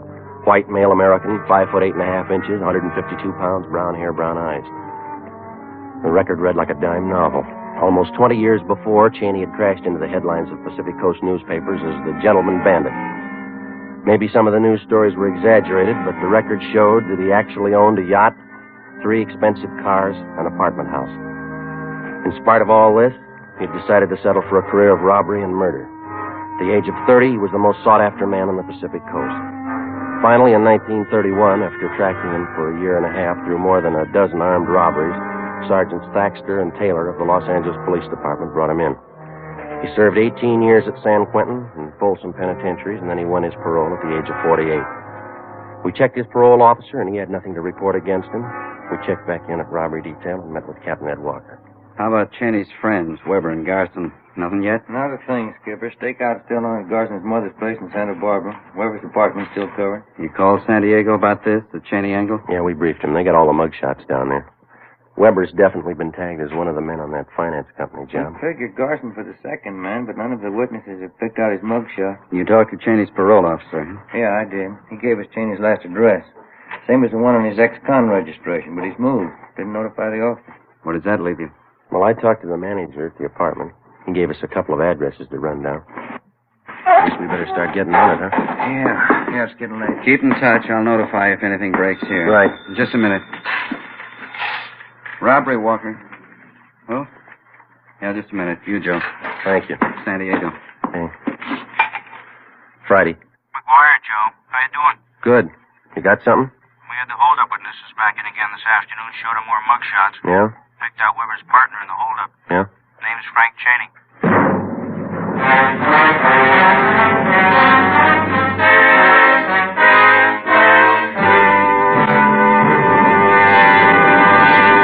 You are listening to Dragnet, the case history of a police investigation presented in the public interest by Fatima Cigarettes. If you smoke a long cigarette, it will be in your interest to listen to a typical case history of a Fatima smoker. It's the case of Lee Silver, general assignment reporter on one of New York's greatest newspapers.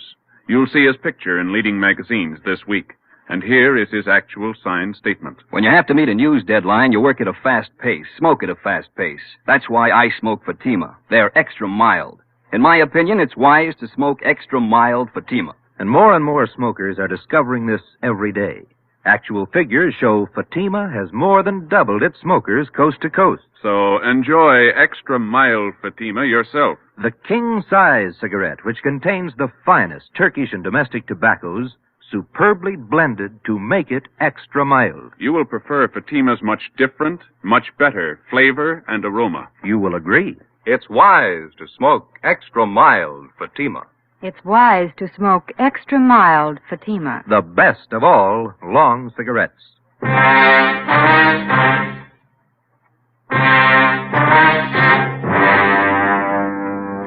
Tuesday, January 31st, 4 p.m.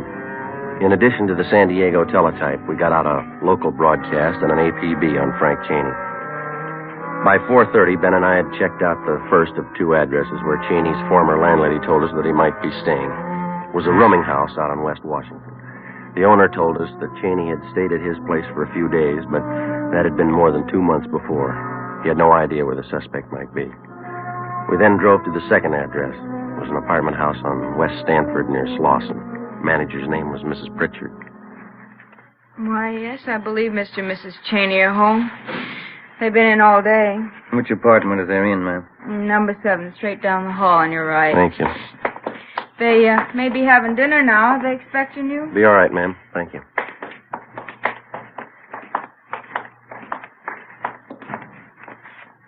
Okay.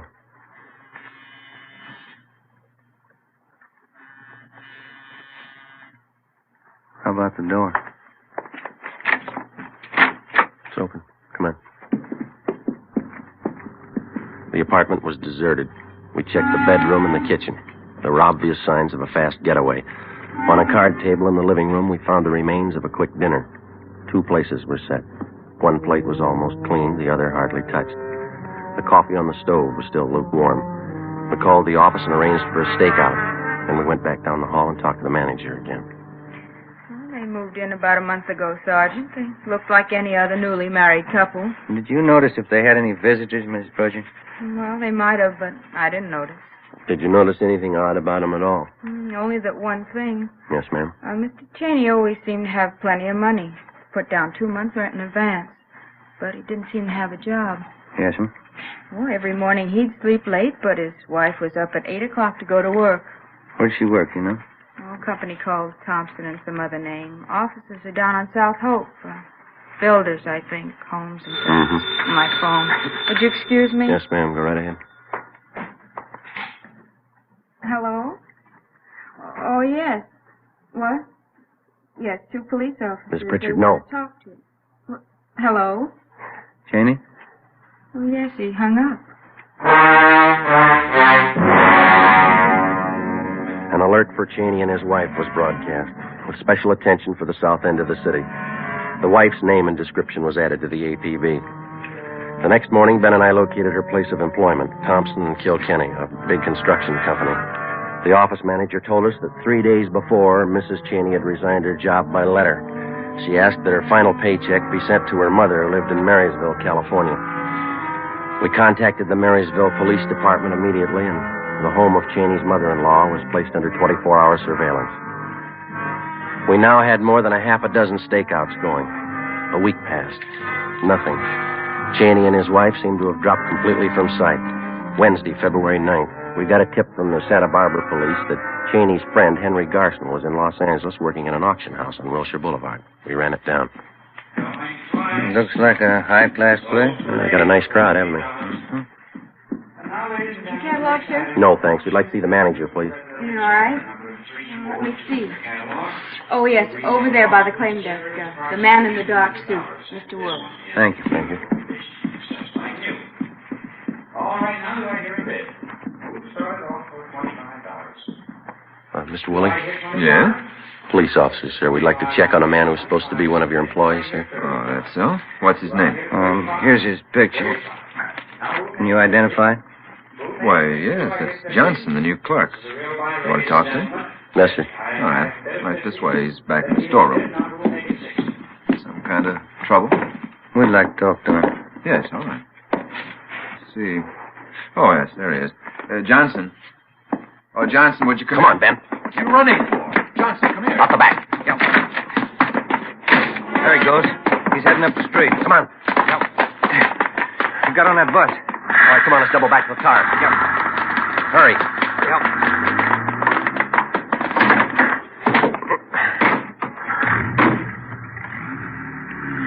You see the bus? Yeah. Come on, move it. Yep. All right, hit the siren.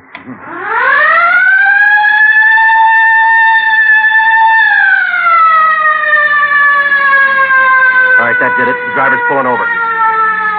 Pull up behind the bus there, huh?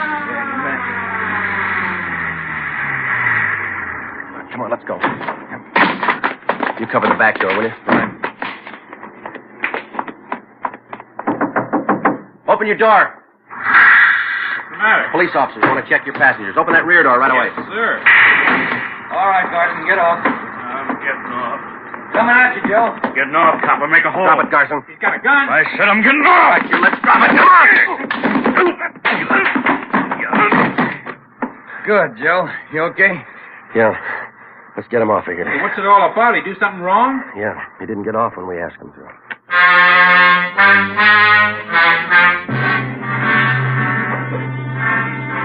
9 p.m. Wednesday. We drove Garson to Georgia Street Receiving Hospital, where he was treated for minor cuts and bruises. Then we took him back to the office of the interrogation room. We called San Diego and notified them of the arrest. From 10 o'clock that night until 10 the next morning, Captain Walker, Ben, and I questioned Garson. He refused to admit that he even knew Frank Cheney or Turk Weber. By noon, he was pretty tired. So were we. At 12:05, a call came through from San Diego. Friday, this is Russ Ormsby. Yeah, Russ. Fresh lead on Turk Weber. He's got a sister living in San Clemente. Yeah? We've got her house staked out. Had a tip he's going to pay her a visit. When's that? This afternoon.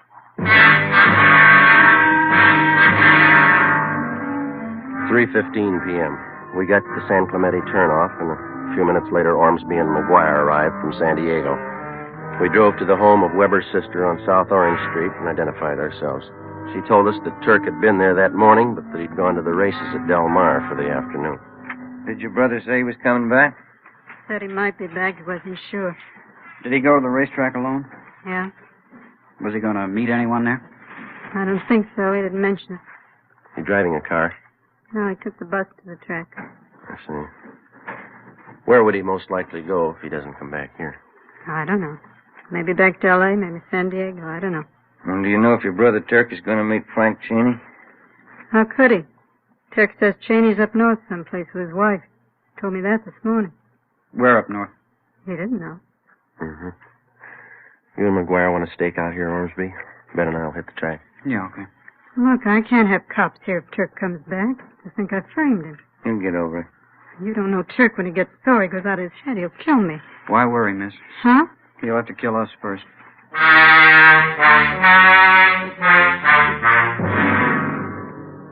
3:45 p.m. Ben and I left Weber's sister's house and drove down to the racetrack at Del Mar. We got there just at the start of the 7th race.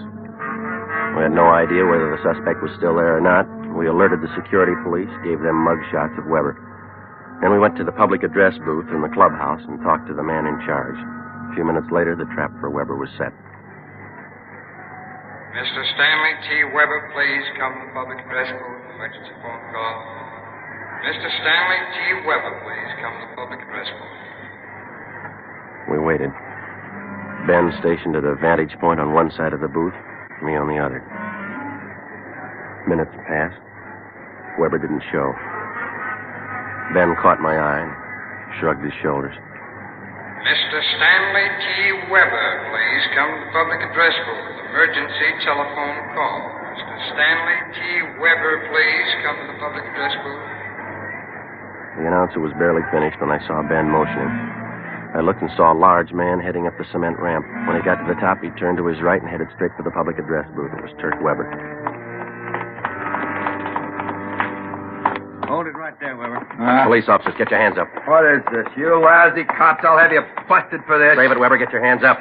Who tipped you? What difference does it make? Stand still. You'll never get him. You'll never get him in 20 years. Never get who? You know who. Cheney. He's too smart for you. You'll never get him, not in 20 years. All right, we got you, Weber. Shake him, Ben. I'll shake you, copper. Watch it, Ben. Let go. I'll kill you. I'll kill you. All right. That's it. It's sure a big package. Yeah. What's that over there? Did that fall out of his pocket? It's like a tip sheet. Yeah. Blue Boys Peerless Selection for Thursday. Price $1. Let me look at that a minute, can I? Best picks. You can't lose. This is your lucky day. What's it prove? He ought to get his $1 back.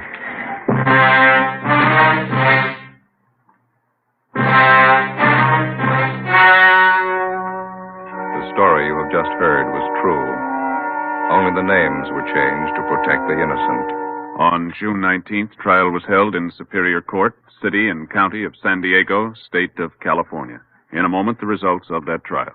It's amazing how many long cigarette smokers are changing to extra mild Fatima.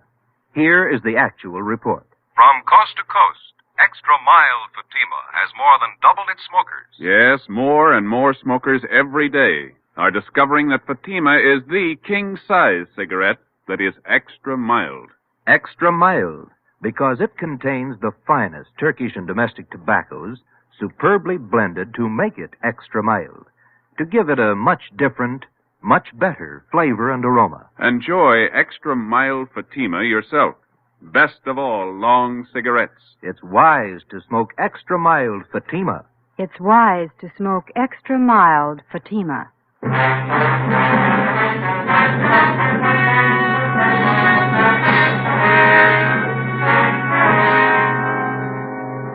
After identifying Frank Cheney as the man who did the shooting in the San Diego holdup and murder, Stanley T. Weber was tried and convicted of participation in the robbery and received a sentence of life imprisonment.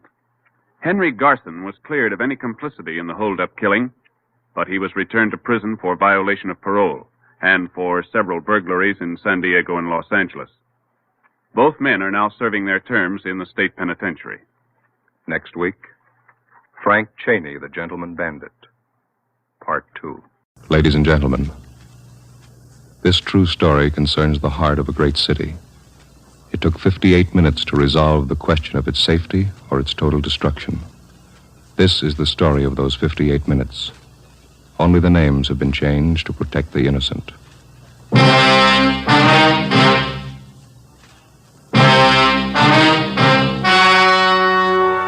Fatima Cigarettes, best of all long cigarettes, brings you Dragnet. If you want a long cigarette, smoke the best of all long cigarettes. Smoke extra mild Fatima. Yes, Fatima is the king-size cigarette which contains the finest Turkish and domestic tobaccos superbly blended to make it extra mild, to give Fatima a much different, much better flavor and aroma than any other long cigarette. That's why Fatima has more than doubled its smokers coast to coast. Enjoy extra mild Fatima yourself. Best of all, long cigarettes. It's wise to smoke extra mild Fatima. It's wise to smoke extra mild Fatima.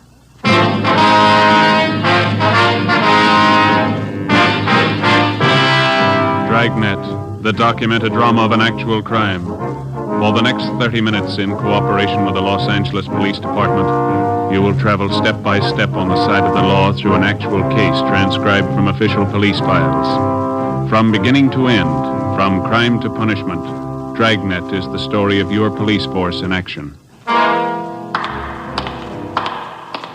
It was Tuesday, November 15th. It was raining in Los Angeles. We were off duty reporting in on an emergency call. My partner's Ben Romero. The boss is Lynn White, Deputy Chief of Police. My name's Friday. It was 8:25 a.m. when I walked in the Main Street entrance of the City Hall. On Friday? Yeah, that's right. You have to take this elevator, Sergeant. It's the only one to serve. Right.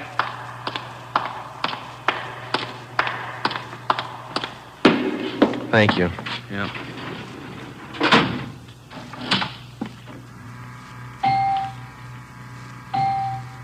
I'm going to run you up to 16. Chief's waiting for you up there. Well, what's the pitch? Only one elevator here in service out of 10? The place looks deserted. What's going on? Well, nobody in the building, Sergeant. All the office people have been sent home. Lots of trouble. Somebody declare a holiday? No joke, Sergeant. Big trouble. Well, you convinced me. What is it? Here we are. 16th floor. Okay. Over here, Friday. Right. Hi, Jim. Hello, Ben. Made good time. I came as soon as I got the call in. Sorry to have to bring you back in. You worked last night, didn't you? Yeah, midnight to 8 this morning. Sorry. Come on. What is it, Skipper? Why all the hush-hush? Wait till we get inside. In here. Okay. Number one, let's keep our voices down. All right. I'll make it as brief as I can. Every minute counts. What time you got, Friday? 8:33. All right, here it is. 55 minutes ago, a man walked into this building with a homemade bomb under his arm. If we don't release his brother from the county jail by 9 o'clock this morning, he says he'll pull the trigger on the bomb and blow up the whole building. He's kidding, Skipper. Well, who is the guy? Name's Vernon Carney. Here's his package. He and his brother have been in and out of jail since 1937, small-time thieves. FBI kickback here. We had him once before, both of them. Brother's name is Elwood, serving a year for car stripping. And this two-bit thief is sitting here in the city hall with a bomb on his lap? That's right, in the next room. And what kind of a bomb is it, Len? You think he's bluffing? Could be bluffing. The crime lab says no. Lee Jones from the lab get a look at it? He's been in here twice. One into the box is glass. Says he can't see much without a closer look, but you can't get near the guy. All right, what do you want us to do? It's a volunteer job. You can take it or leave it. I won't order you to do it. How do you want to handle it? You sure you want a piece of this, Romero? No, he doesn't. He's got a family. Can you get me another single man? We'll give it a try. Wait a minute, Joe. What makes this job so different? Every time we kick in a door, we never know what's on the other side. That's what makes it different. This time we do. No, you're not going to cut me out. Not the only time I know what I'm getting into. All right. Chandler's tried. Hannon, Davis, Watson, they've all tried. This guy Carney knows what he's doing. He's no pushover, but somebody's got to get that bomb away from him. It's your baby now. I looked at my watch. It was 8:36. We left Chief White and started down the hall. If Carney was going to make good his threat to blow up the building by 9 o'clock, we had exactly 24 minutes to talk him out of it. Ben and I figured we'd better look him over first and then work out some kind of a plan. Maybe just talking to him would do it. Vernon Carney was sitting in a straight-back chair against the far wall facing the door. He was seated between two windows that looked out over the city. In the center of the right wall was a connecting door leading to the office where Chief White had briefed us. The door was locked on both sides. Just off the center and favoring the left of the room was a small filing table. There was a dictaphone on it. In the near left corner, shielded by a white screen, was a small wash basin. Vernon Carney sat erect, holding a black box on his lap. He held his right hand inside one end of the box. Ben and I walked into the room. What do you say to a man with a bomb? That's close enough. Cigarette, Carney? I'm not smoking right now. What are you trying to prove? You know what I want. We're not going to let your brother out of jail. You've got until 9 o'clock to change your mind. According to that clock up there in the ward, you got 24 minutes. If we go, you're going with us, Carney. Don't take much of a brain to figure that one out, Copper. What made you think you could get away with this? I haven't yet. It ain't 9 o'clock. Unless that clock's slow. I haven't checked it against my pocket watch lately. That's the one that's running this show. You given any thought to all the innocent people that are going to go up with that thing of yours? My brother's innocent. I want him out of jail. The court says he's guilty. He'll get out when he serves his time. That's where you're wrong, Copper. He gets out at 9 o'clock this morning. All right, come on, Carney. Get your hand out of that box. Put the box on the table. You think I'm bluffing, don't you? I'm going to let you get within 5 feet of me before I make a liar out of you. All right, Carney. I guess you mean business. You can take 3 more steps and find out for sure. Suppose we did let your brother out. We'd just come out and pick him up again, you along with him. If you could find us. Let's get this straight. If we let your brother Elwood out, how do we know you'll keep your promise? What promise?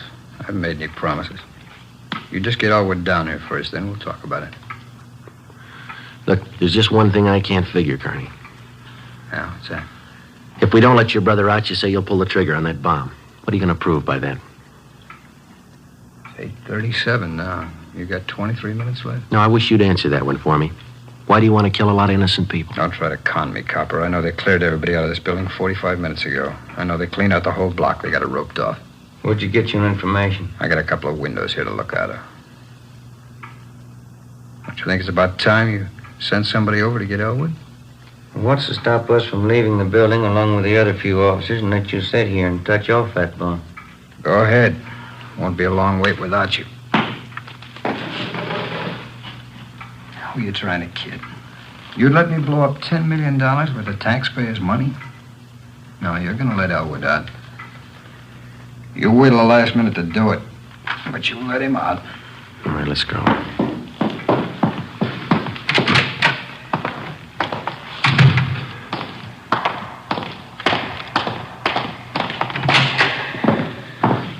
Lynn, listen. Yep. I'm still not convinced that Carney can back up what he says. Then why don't you take the box away from him? Yeah. Now, we're in a spot, let's face it. How about us getting him first? How are you going to handle it? I'm not top man on the pistol range, but I could wing him. And then he hands the box to you? Or maybe he falls and his reflex action pulls the trigger. Okay, I don't wing him. I stop him for keeps. You just can't walk in there and shoot him down. Why not? You do the same thing with any armed criminal. Yeah, but you warn him first. I'll warn him. And after you shoot him, you find out it's a harmless gadget. Couldn't have gone off in a million years. No, a gun's not the answer. We can't shoot him until we're positive. We'll be positive by 9 o'clock, but then there might not be anybody around to shoot him. We've located Connie's apartment. There's a detail out there checking it now. Bocelli and Morris. Have you got any ideas at all? Anything we could try? That's why I called you in. None of us have gotten any further than you did just now. There's just one thing I want to know for sure. Yeah, Friday. Is it or isn't it? We all want to know. Either way, we got to get that box away from him. I get it. White speaking. Yeah. Did? Now stay out there. I'll call you. That was Bocelli. They just found 28 sticks of dynamite in Carney's apartment.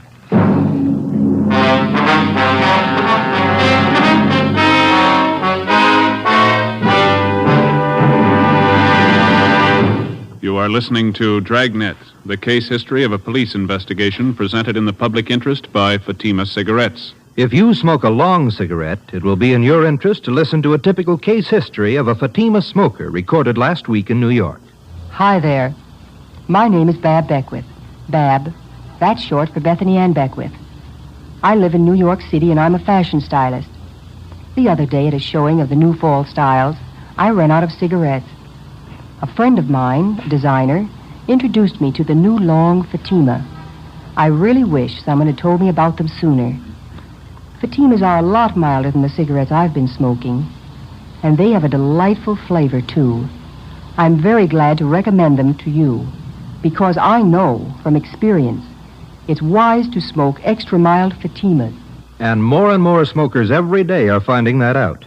Actual figures show extra mild Fatima has more than doubled its smokers coast to coast. So enjoy extra mild Fatima yourself. The king-size cigarette which contains the finest Turkish and domestic tobaccos superbly blended to make it extra mild. You will prefer Fatima's much different, much better flavor. You will agree. It's wise to smoke extra mild Fatima. It's wise to smoke extra mild Fatima. The best of all long cigarettes.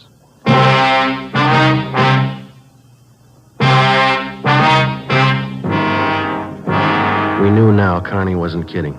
We could see into the bomb through the glass window in one end. There was dynamite inside, and there was dynamite in Carney's room. We didn't know if he had the nerve to pull the trigger. We didn't know if it'd go off when he did, but with only minutes remaining, nobody wanted to take the chance. From here on in, all of us agreed that Vernon Carney sat in the next room, holding in his two hands a force powerful enough to destroy us all. I looked at my watch. It was 20 minutes till 9. How do we get it away from him? I got an idea. It might work. Let's have it. Well, Carney's sitting against the far wall between two windows, and they're both open. That's right. If we could get a man through one of those windows, we might get Carney from behind. How are you going to get him? Well, whoever gets through the window could slug him. What do you do then? Somebody grabs the box. The crime lab can tell us what to do with it then. How do we get a man through one of those windows? We're on the 16th floor.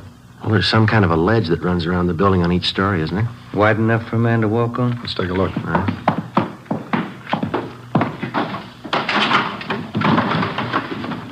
Let's see. Looks pretty narrow, Joe.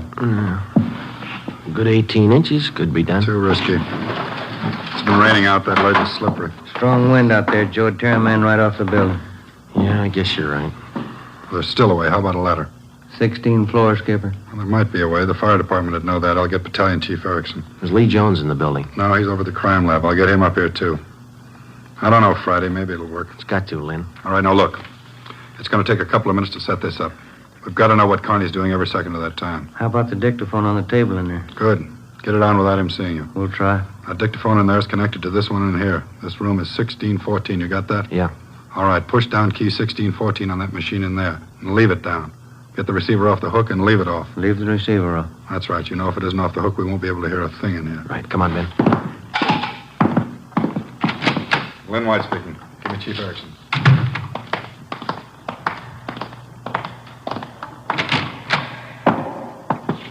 Where's my brother? Still in his cell. You coppers are long on talk, short on time. Yeah, we know. I'm telling you, for your own good, you better get Elwood over here. Carney, I'll bet if we get your brother on the phone here, he'll tell you that he doesn't want any part of this. You mean Elwood doesn't want to get out? Since when? Sure he wants out, but not your way. He's only got a year to serve. Why don't you leave him alone? I told him I'd get him out. He didn't think I could do it, but I'm doing it. I'll make you a bet, Carney. You let us get your brother on the phone. He won't walk out of here with you. Get him on the phone. All right. Where are you going? Phone's over here. Have to use the dictaphone. I got to get an okay from the chief. Elwood's still a prisoner. What's the matter with the phone? No operators. You know the building's been cleared. That's right. I almost forgot. Okay, you can use the dictaphone. It's Friday, Chief. Carney wants to talk to his brother. I know you'll have to send somebody over. Have him put the call on the extension. Wait a minute. What's that extension number, Ben? 2351. 2351, Lynn. Right? It'll take a minute. All right. I kind of like to talk to El. Been a couple of months since I've seen him. We've always been together, me and El, most of the time. Joe, let's go in and see if we can't hurry that call. That's a good idea, boy. It's 16 minutes to 9. Yeah. Hey, cop. Yeah. Forgot to hang up the dictaphone, didn't you? I put the receiver back on the dictaphone. Ben and I had failed to make good on the first step of the plan. When we got outside the door, we briefed Davis and Watson. They went in to sit with Carney. It would be their job to keep us posted on Carney's movements. The dictaphone was out. We went back into the office next door. Chief Sam Erickson of the fire department and Lieutenant Lee Jones from the crime lab were already there. Would have been a help. We haven't got time to cry over it. Carney's wide awake, Skipper. He doesn't miss a thing. White told us the plan Friday. We can't run a ladder up from the street. Too high, huh, Chief? The best we've got is a 100-foot aerial. You figure 12 foot to the story, that'll take you up 96 feet, 8 floors. We got the latest equipment. What's that idea you had, Jones? Sam, can you get a hold of a pump here in a hurry? Sure, we got a lot of scaling ladders, but you got nothing up there to hook them on. You figure on dropping down from the floor above? That's right, and I figure a pump here would do it. Sure it would. You could make it past the windowsill up there, but you got a 1.5 foot ledge in the way. No, what you want's a lifeline. You mean lower a man on a rope, Chief? Yeah, Romero, that's the quickest and the quietest. Could you rig it so one of my boys could do it? Sure, Lynn. What's the risk? None if you work it right. We'll strap on a life belt, give the man heavy leather gloves. 2 of my men will lower him down. Pick your lightest man. What do you think, Lee? That's it. What do we do with the bomb when we get it? I figure that box Connie's holding is about 1 foot square. Here's what I'll do. I'll get you a bucket with 1.5 foot mouth, and it'll be full of water. Yeah? I'll have it right outside the door to that office. When you get that box, place it in the water. We'll get the bucket out of the building as fast as we can. And once we get the bomb underwater, we're in the clear? I can't promise you that, but it's the safest way to handle it under the circumstances. All right, that's it. Sam, you take care of your end? Right away. I'll get a detail to give me a hand out on the street, and we'll take the bomb to a safe area and decommission it. Let's move on it. All right, then.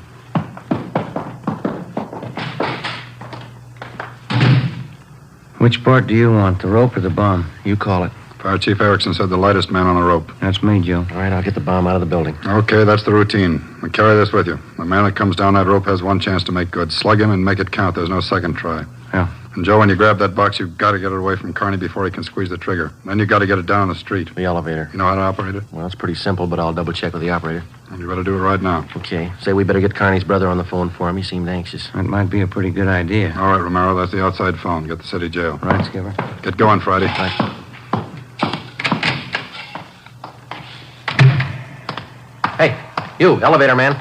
Yes, Sergeant? I want to see if I know how to work this thing of yours. You taking over the elevator? In a couple of minutes. You want to check me out? Nothing to it, Sergeant. Here's the control. You push this lever right to go up, left to go down. You see this little trigger on the underside of the handle? Yeah. That's a safety lock. Be sure you squeeze it. You can't move the lever. It's all right if I try it? Okay, where till I turn off the master switch? All right. That's it. Right to go up, left to go down. All right, now how do you operate the doors? Automatic. They work off the control lever. When the control lever is locked in the up or down position, the doors will close. I got it.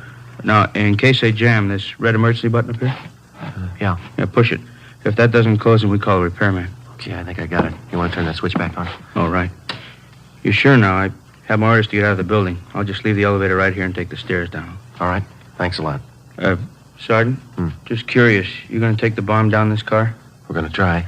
You won't have any trouble. We haven't had an elevator failure in 18 months. The elevator man turned and went down the stairs. I started down the corridor and met Ben outside the office.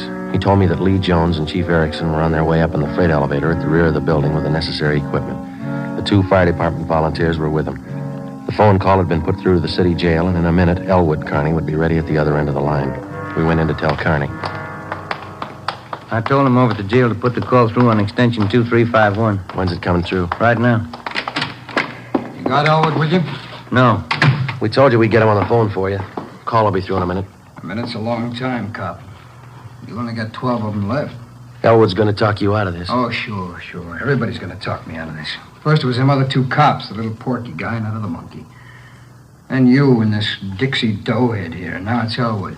Now, come off it, will you? Get my brother over here. That's him now. It's your brother, Connie, I guess. They put you. Just gonna get the phone. You want to talk to your brother, don't you? I'll take care of the phone. We'll just disconnect it for a little. Now get this straight, copper. I'm through with your stinking rotten lying. I want Elwood here, and I want him now. Now bring him here before I blow you all to pieces. Who threw that phone out in the hall? I did. You want me to go out there and pick it up? Connie, that's not going to get you anyplace. Are you the big boss around here? Maybe. Are you, aren't you? I answered you. All right, big boy, I got a piece of advice for you. You take your rookie cops here and get it through their thick heads. I mean what I say.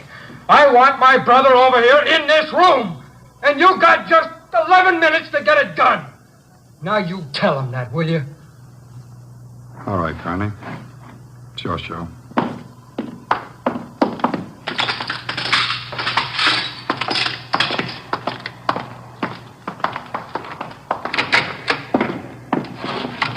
All right, we got to work fast now. Jones, everything set for you? Got the bucket with the water right here. Car's waiting down the street. Right. Erickson, your boys ready? Upstairs, waiting.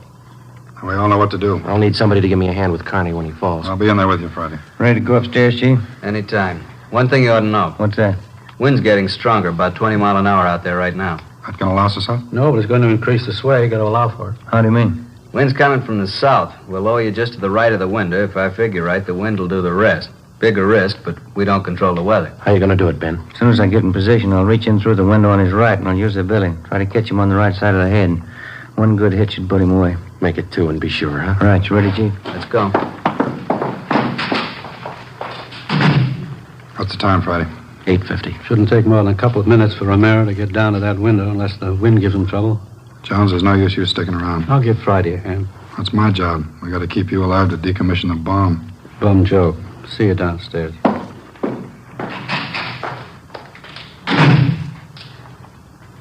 You ready, Lynn? Yeah. Scared, Friday? Yeah. Makes us even. Come on. Lynn White and I went into the next room with Vernon Carney. Ben was going to make a try from the window on Carney's right. Somehow he had to keep his attention on us and away from that window. If anything went wrong and Carney got out of position, the plan had failed. If Chief Erickson didn't estimate the force of the wind correctly, the plan had failed. I looked at my watch. It was 8 minutes to 9. Carney, anything we can say that'll make you change your mind? I've asked you 100 times. Now I'm ordering you. You're going to get to a phone and have somebody send Elwood over here right now. I'm through waiting. Now move. You ripped the phone out, Carney. Well, then find another one. I told you, I'm sick of your two-bit stalling. We've got until 9 o'clock to make up our mind about this. You had until 9. You wouldn't do what I told you. Now I'm cutting you short. You guys got exactly 1 minute to get a phone in this room where I can hear you call a jail and have him send Elwood over here. You said 9, Carney. All right, Joe. We'll give him what he wants. David, unlock the connecting door to this office. I'll get the phone, Lynn. A cord reach? Just a minute. Yeah. Your brother's a prisoner. He's in our custody and he's under our protection. We can't place his life in jeopardy. Leave that up to Al.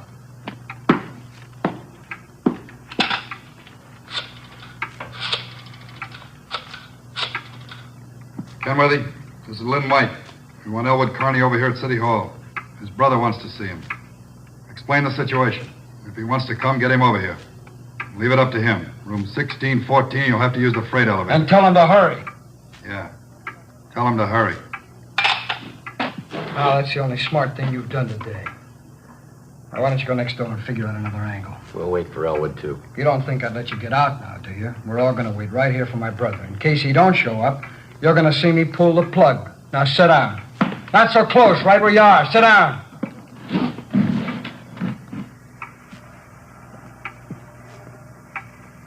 It's a loud clock, ain't it? It's windy. It's getting cold in here. Maybe I ought to close the windows. Hey, turn on the heat. Stay put, cop. What's that? What's going on? Just the wind, Shut up! There's somebody out there. I can see his feet. You stupid cunts! Pull him up! Get back there! You pull him up! Righty, tell him to pull him up. Pull him up! Pull him up!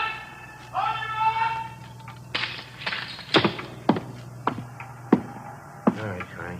You win. You bet I win, you dumb coppers. You didn't think I'd miss a trick like that. Now we'll just close the windows, boys. There's one. And locked. Here's your brother, Connie. Yeah. Oh, yeah. Hi, Vern. You did it. I told you. I'd do it, didn't I? That's far enough for the rest of you. Al, you come on over here.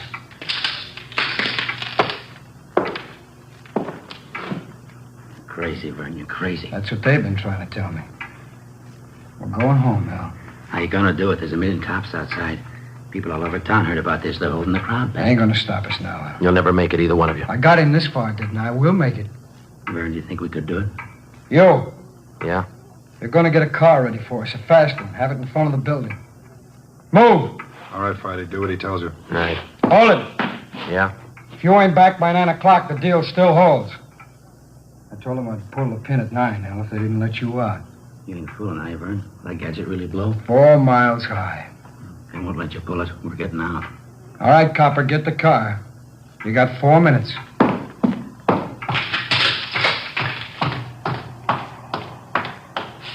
Hey, Ben!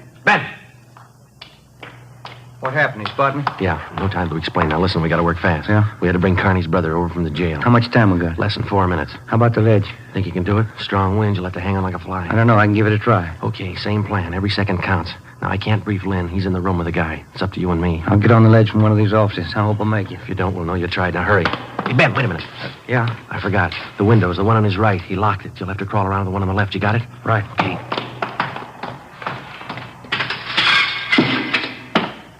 Carl, be ready in 2 minutes out front. Fine. Ellen and I'll just sit here and wait. It's going to be good being back together, Well, we always were real good together, Vern. Well, that's the way. Brothers ought to be together all the time. Yeah, Vern, I'd feel better with a gun. We don't need no gun. We got the bomb. We need a gun when we get out. When we get on the road. Okay, take your pick. They all got 'em. You, give him yours. I'm not carrying a gun. I left it in the other room. A cop without a gun? Who's kidding who? I left it in the other room. Frisk the big boy, Al. He's got one, It's about time for that car, ain't it? It's 2 minutes to 9.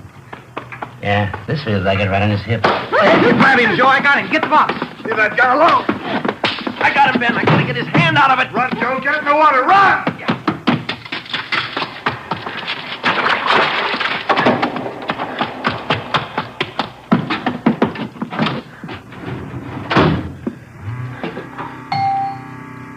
In a fast elevator, 16 floors isn't very much, but I never shared an elevator with a live bomb.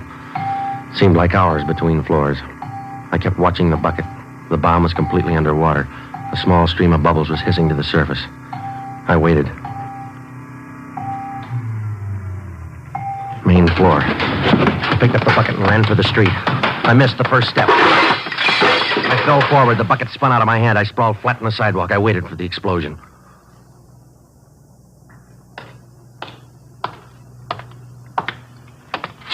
It didn't go off, Friday. Yeah, I gave it a good chance, Lee. It was all there. Look, at least a dozen sticks of dynamite. Snyder, bring that over here.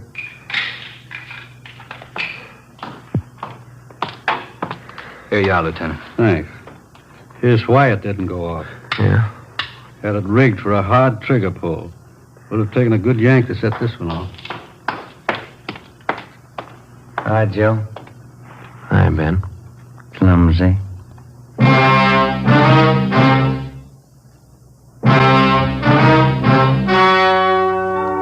The story you have just heard was true. Only the names were changed to protect the innocent. On February 15th, trial was held in Superior Court, Department 87, City and County of Los Angeles, State of California. In a moment, the results of that trial. It's amazing how many long cigarette smokers are changing to extra mild Fatima. Here is the actual report. From coast to coast, extra mild Fatima has more than doubled its smokers. Yes, more and more smokers every day are discovering that Fatima is the king-size cigarette that is extra mild. Extra mild because it contains the finest Turkish and domestic tobaccos superbly blended to make it extra mild, to give it a much different, much better flavor and aroma. Enjoy extra mild Fatima yourself. Best of all, long cigarettes. It's wise to smoke extra mild Fatima. It's wise to smoke extra mild Fatima.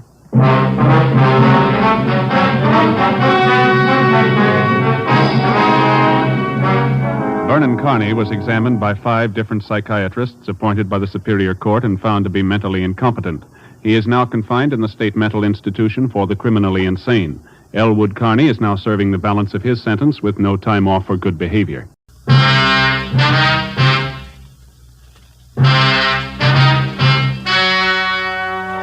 The story you are about to hear is true. Only the names have been changed to protect the innocent. Fatima Cigarettes, best of all long cigarettes, brings you Dragnet.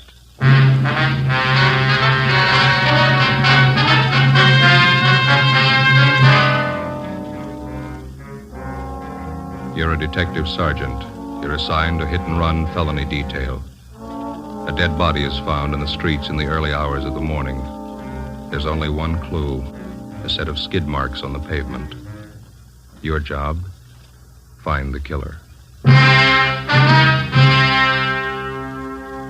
If you want a long cigarette, smoke the best of all long cigarettes. Smoke extra mild Fatima.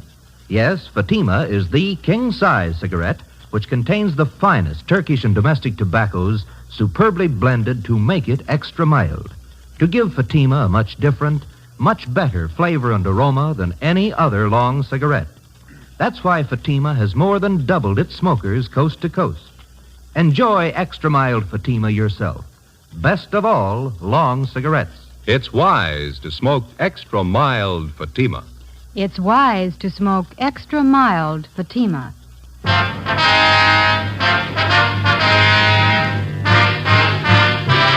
Dragnet, the documented drama of an actual crime.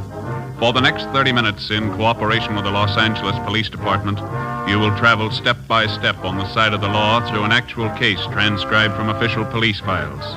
From beginning to end, from crime to punishment, Dragnet is the story of your police force in action.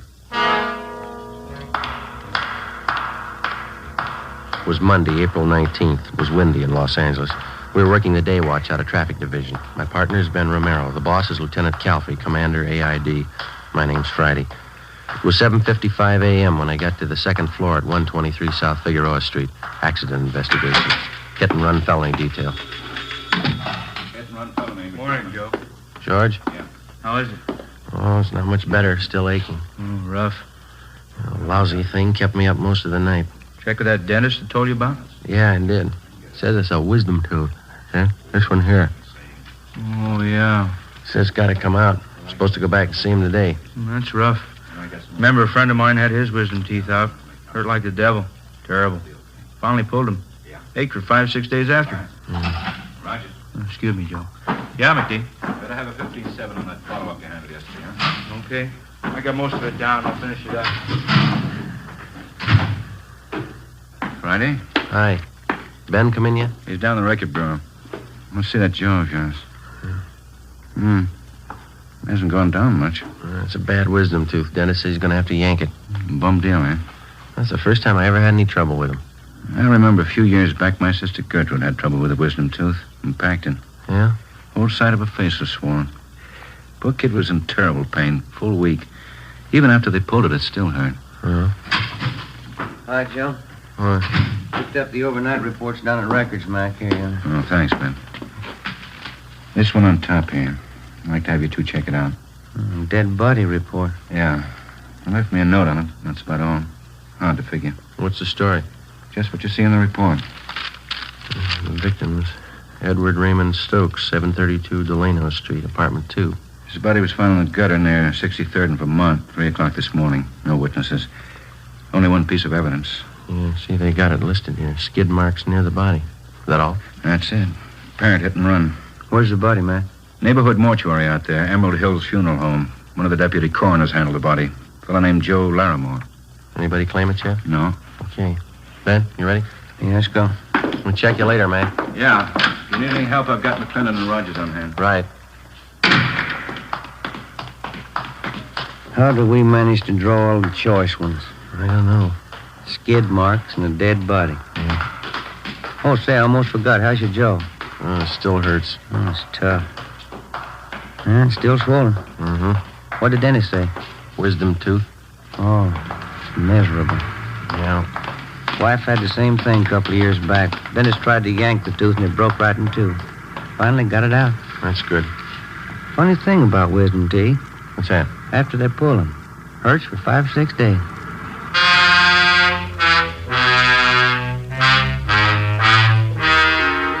.33 a.m. Ben and I drove out to 63rd in Vermont and rechecked the spot where the dead body of Edward Stokes had been found. According to the report, the body was found 2 feet west of the easterly curb and 32 north of 63rd Street on Vermont. We examined the skid marks. They showed definite signs of being a lot older than 24 hours. The consistency of the rubber was weak, and there were heavy dirt smudges over them, indicating more wear than they could have possibly had since the estimated time of the victim's death. We got back in the car and drove to the Emerald Hills Funeral Home at Vernon and Denver Avenue. Sure is rotten weather for April, huh? Yeah. These funeral homes, you ever notice it? What's that? Why do they always put awnings over the windows? They never open drapes. I don't know. Come on.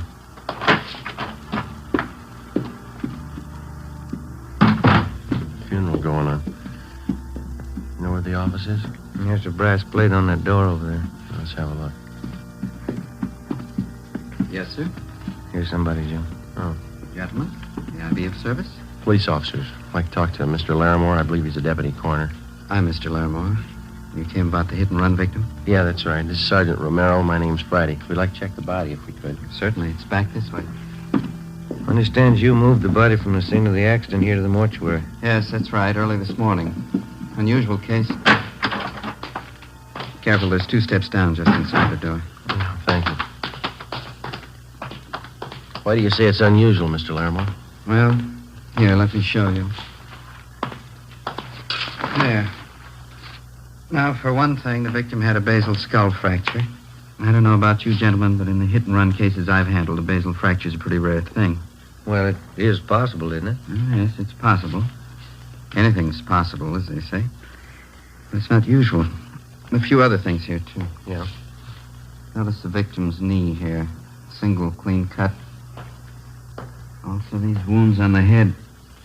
I've never seen anything like it in hit-and-run cases I've been called on. Yeah, that wound on the knee doesn't jibe, does it? If he was hit by a car, the knee should be skinned up quite a bit. Exactly. Well, you know how it usually is. The automobile hits the victim. There's always signs that the body was either dragged or thrown. Shredding of clothing, skinned knees, legs, elbows. No sign of that here. You don't think the victim could have been killed by hit-and-run cars, eh? No, I don't say that. It's possible that it might have been a car, but, well, let's say it's not very probable. Has anybody at all inquired about the body, Mr. Larimore? No one, no. That's funny. Oh, Mr. Larimore, may I see you a minute, please? All right, Tom. Excuse me a moment? Yeah, sure.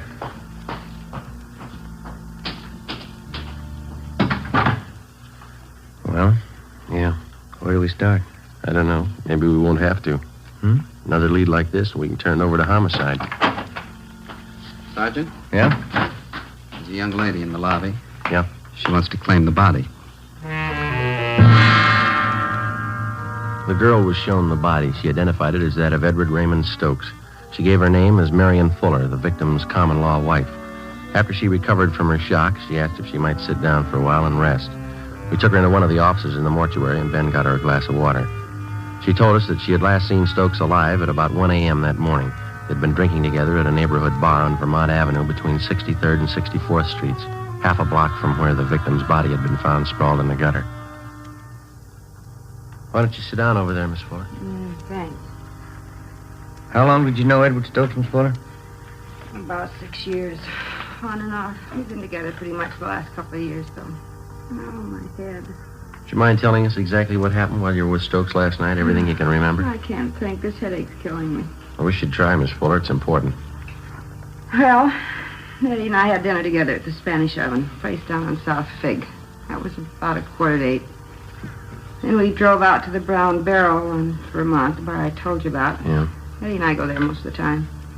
We stayed there and drank, played a little shuffleboard. Oh. Yeah, go ahead. Oh, we stayed too long. Drank a little too much. I started talking to this fella next to me, and he got sore. Always got jealous when he was drunk. Poor Eddie. Did Eddie fight with this other man, Miss Fuller? No, I stopped him. That made Eddie mad. He never could drink right. He always wanted to pick a fight. Who was the other man, you remember? No, I don't. I guess I had a lot to drink, too. He was just some guy at the bar. His headache. Well, it's not going to take much longer. Just a few more questions. That organ's getting on my nerves.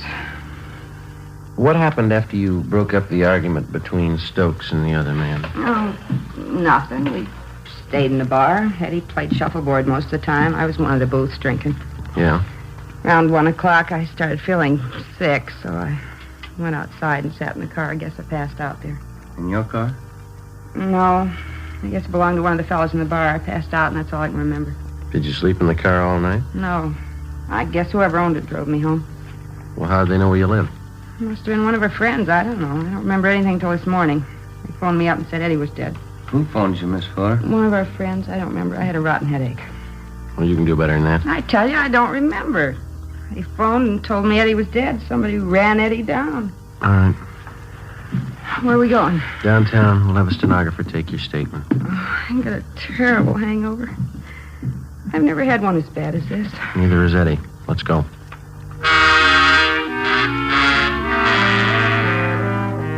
On the way back to the office, Ben stopped at a drugstore and I picked up a box of aspirin. The wisdom tooth was giving me trouble again. The clerk at the soda fountain fixed something for Marion Fuller's hangover. When we got her back to the office, we questioned her for more than an hour, but she gave us only one additional piece of information. The victim, Eddie Stokes, had been married before and divorced. His ex-wife lived out in the valley with their 2 children, and on several occasions she came to see Stokes at the Vermont Avenue bar when he failed to make the monthly payments for the support of the children.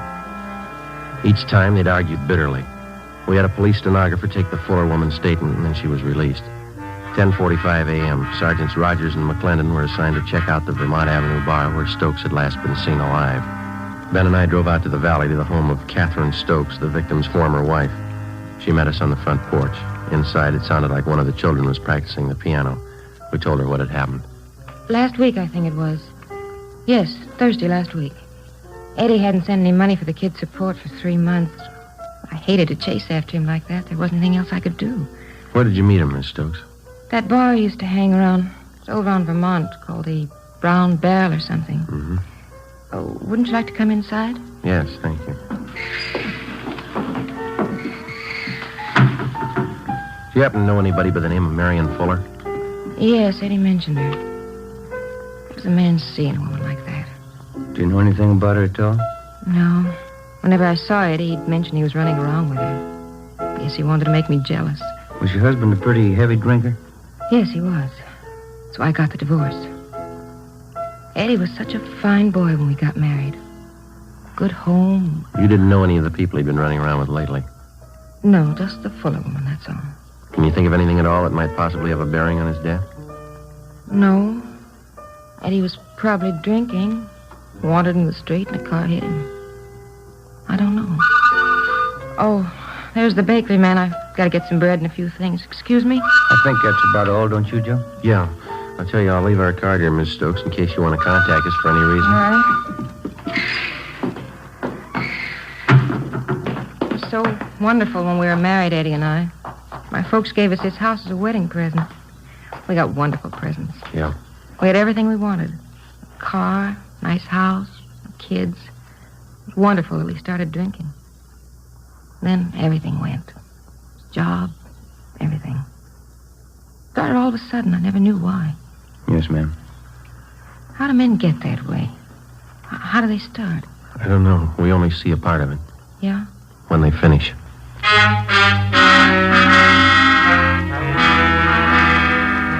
12 noon, Ben and I drove back into town to Vermont and 63rd Street for a meet with Sergeants Rogers and McClendon. They told us that they checked out the bartender who'd been on duty the night before and also 7 of his customers. Their stories were almost identical. Each of them remembered seeing Eddie Stokes at the bar. Each of them remembered he was playing shuffleboard, that he was drinking heavily, and that he left the bar at about 1:45 a.m. All of us had the idea that for some reason the bartender and the customers were lying. In most cases, it's hard to find two witnesses who tell identical stories, let alone 7. For the rest of that afternoon, Rogers, McClendon, Ben, and I spent our time canvassing the neighborhood in the vicinity of the Brown Barrel Tavern. 4:45 p.m. We talked to the proprietor of a small grocery store 2 blocks down the street from the tavern. He told us that he rarely visited the bar, but that he thought that the man who ran the butcher shop next to his place, Mr. Eugene Murray, was a regular patron of the Brown Barrel. So we went next door. Would you make that 2 pounds of ground round, Mr. Murray? We're having company tonight. Yes, ma'am. 2 pounds. Nice-looking meats, huh, Joe? Yeah, the steaks look good, don't they? Mm-hmm. 2 pounds. All right.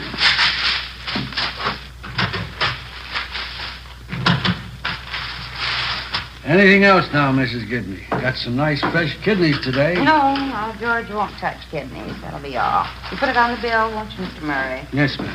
Thank you. You're welcome. Yes, sir, gentlemen. Can I help you? Police officers, Mr. Murray. I'd like to ask you a few questions. Oh, sure. Glad to help out if I can. Have you ever been in the Brown Barrel Tavern down the next block there? Brown Barrel? I go there all the time. Say, would you mind if I fix up an order while we're talking? The customer's going to pick it up in a couple of minutes. I don't like to keep him waiting. Sure, go ahead. I got to go to the ice spot. When's the last time you were in the Brown Barrel, Mr. Murray? Last night, wife and I went to the movies. One of them English pictures. Lousy picture. We dropped in at the barrel on the way home for a beer. About what time was that? Pretty close to 2. What's the matter? Some kind of trouble? Did you notice anything unusual while you were in there? Anybody fighting or arguing? No, we were only in there a couple of minutes, but now that you mention it, there was something funny happen. What was that? Well, the bartender, Carl, and a half dozen of the neighborhood gang were back in one of the booths talking together. They seemed kind of nervous, and none of them seemed to be having a good time. Yeah? The wife and I yelled hello at them, but they kind of gave us a go-by. Then this drunk came up to us. And he, say, officer, would you reach that knife for me? Which one? That one. Oh, yeah, here you are. Yeah, thanks. Go ahead. Yeah, well, this drunk came up to us and whispers to me, say, you better get out of here. There's been a fight. Hey, isn't that a beautiful piece of meat? Well, I didn't pay much attention to him. He was pretty drunk, could hardly understand him. I guess they have a lot of fights in there anyway. Is that all he told you, that there'd been a fight? Yeah, that time. But he came back a couple of minutes later and whispered the same thing. You better get out. There's been a fight, he said. The wife and I just laughed at him. Mm-hmm. He said, I know all about it. A guy's been murdered.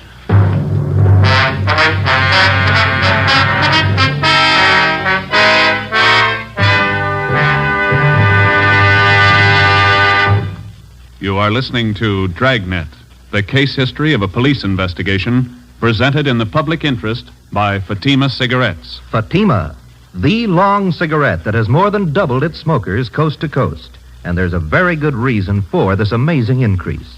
Men and women everywhere are finding out it's wise to smoke extra mild Fatima. I agree, says Vic Hyland, sports columnist. I agree, says Shirley Gelman, registered nurse.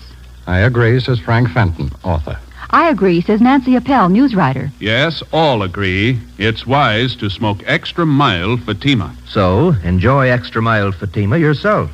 The king-size cigarette which contains the finest Turkish and domestic tobaccos superbly blended to make it extra mild. You will prefer Fatima's much different, much better flavor and aroma. You will agree. It's wise to smoke extra mild Fatima. It's wise to smoke extra mild Fatima. Best of all, long cigarettes.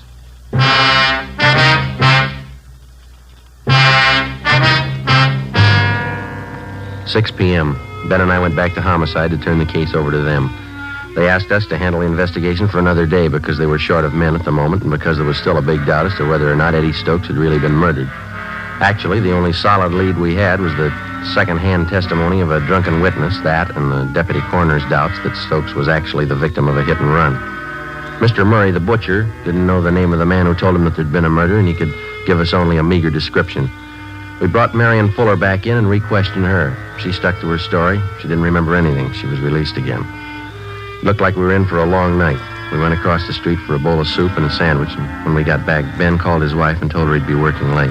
I called my mother. Working late again? Oh, Joseph. How's your tooth feeling? Well, it's a little better, Ma. It's still pretty tender. I'm going to go to the dentist tomorrow. Yes, you've got to have that attended to right away. Bad teeth can poison your whole system. You be sure and see that dentist. Is he a good one? Yeah, he's okay. One of the fellas down here told me about him. I'll see you a little later, huh? Don't wait up. Yes. And you don't work too late, Joseph. You need your rest. Yeah, okay, Ma. Goodbye. All right, Joseph. Goodbye. Joe. Yeah? Just talked to that butcher's wife on the phone, Miss Murray. What'd she have to say? Ask her the same questions we asked Murray. She couldn't add much. Same story. Got something for you? Yeah, Matt? Rogers and McClendon just called in. They're still out at that bar. Yeah? Finally got somebody to talk a little. What'd they get? The bar boy out there. He says there was a fight happened about 1:30. Doesn't remember who was fighting. Not much help. Bar boy's name is Milner. He told Rogers he went outside about 20 minutes to 2 to put the garbage out. He saw the Fuller woman asleep in that car. You get the license number? No. Said there was a ticket on the windshield. Ben and I checked with the sergeant of the watch at 77th Street Division. He told us Unit 111 was assigned to the area where the brown barrel was located. In checking their worksheet, we found that Unit 111 had issued a hang-on citation the night before to a car parked near 6330 and 1/2 Vermont Avenue, the address of the Brown Barrel Tavern. We checked the license number through DMV and found that the car was registered to a William R. Huddy, 14 Naylor Street. We drove out to the Naylor Street address and talked to Huddy's wife. She told us he was playing in a shuffleboard tournament that night at a bar down on South Olive Street. 8:55 p.m. we checked in at the bar. Bartender. Oh, yes, sir. What'll it be? Do you know if there's a William Huddy in here? He's supposed to be playing a shuffleboard game here tonight. Oh, yeah, I know him. He's with the Highland Park team. Yeah, let me see. Yeah, that's him up now. Fella in the blue shirt. Thank you. Come on, Ben. That's it, Bill. Good weight. Make it another 3. That cleans him. Good one, Bill. Yeah, that's pretty close. Beat that one, Max. Excuse me? Yeah? Are you William Huddy? Yeah, that's right. Police officers. We'd like to talk to you a minute. Oh?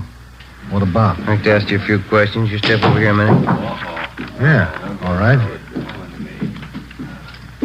Were you at the Brown Barrel Tavern out on Vermont last night? Yeah, I was. Why, what's the matter? You know Marion Fuller? Yeah, she hangs around the place. She goes with a guy named Eddie. Did you drive her home last night?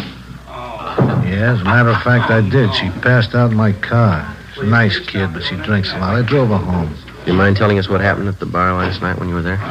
Well, I come in about 9 o'clock and I start playing shuffleboard with a couple of guys. This guy, Eddie Stokes, is one of them. Yeah? We got in a beef with a guy at the bar over Marion. It's nothing big, though. Guy left after a while. Mm-hmm. Go ahead. That's about all. I left the place around 1:30, and this Eddie was beefing with some merchant seaman about that time. Was the Fuller girl still at the bar at that time? No, when I went outside, I saw her sleeping in my car, so I drove her home. I left her off and then come back to the bar. That's when they told me. Told you what? Well, they said Eddie had a fight with this merchant seaman. They said it'd be better if we kept it quiet. Who told you that? Call the bartender.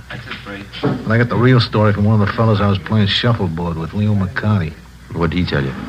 Well, he said that when Eddie Stokes left, the merchant seaman followed him out. He said he chased Eddie. McCarty went out about 5 minutes later. Yeah? Well, the merchant seaman was gone, and Stokes was lying in the gutter down the street. Mm-hmm. Did McCarty look at him? Yeah, he said Stokes looked pretty bad. Said he looked like he was dead, but I wouldn't believe that. Why not? This McCarty always exaggerates.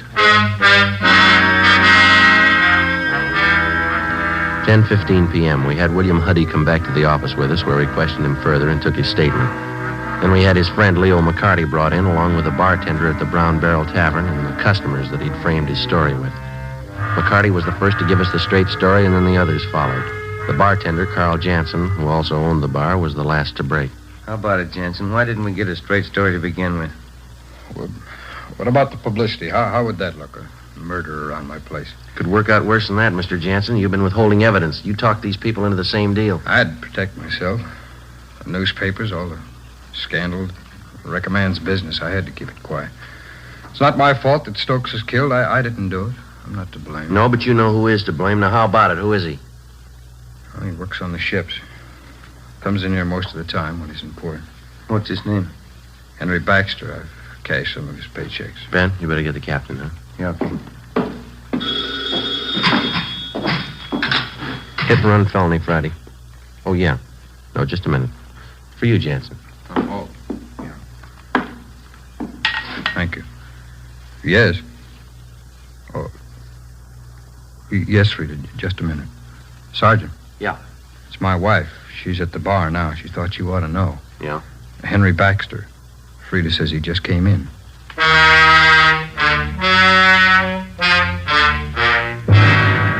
I talked to Jan's wife and told her to delay Baxter as long as possible without arousing his suspicions.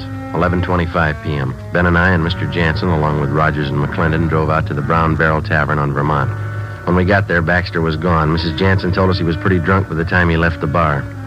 She'd watched him go down one block, cross the street, and then enter a small nightclub on the opposite side called the Pink Shamrock. She'd been keeping an eye on the place, and as far as she knew, Baxter was still inside. We went down the street to the nightclub. Rogers and McClendon covered the back entrance. We got inside in the middle of a floor show. A blonde was doing some kind of a dance. Can you spot him, Mr. Jansen? No, I don't see him yet. How about over on this side, back in the corner there? No, he's not there. It's so dark in here, I can't see too well. There's the rear exit to the place. He could have slipped out that way. Gentlemen, like to have your picture taken? Souvenir photograph? No, thanks. Maybe we better check with the waiter, Ben. Sergeant, just a minute. That man over there at that table. Where? Yeah, I'm almost positive. Where? Right there, next to that pillar. He's just behind it, you see. Yeah, that's him. All right. Come on, Ben. You stay right here, Mr. Jansen. You bet. Waiter? Hey, waiter. Another Coke High. You waiter? Another Coke High. Your name Henry Baxter? Yeah, that's right. What? Police officers like to talk to you. Yeah? Well, sit down. Outside. Outside nothing. Came to see a show. Let's go outside. Come on, Baxter. Hey, wait a minute, Willie. What's the beef anyway? You know what the beef is? Sure, I know what the beef is. Come on, let's go. The lousy punk Eddie Stokes trying to give me a bad time. Now he knows what a bad time is. All right, Baxter, come on. Lousy punk Stokes. I showed him how it's done. Keep your voice down. I slugged him. Pounded his head on the curb. He was drunk. He never knew what happened. Come on, outside. Hey, everybody, I killed Eddie Stokes. I killed him!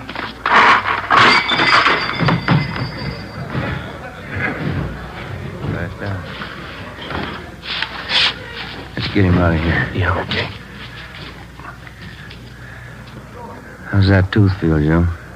Seems okay. Better have the dentist yank it out first thing tomorrow. Well, I think I'll hold off a while.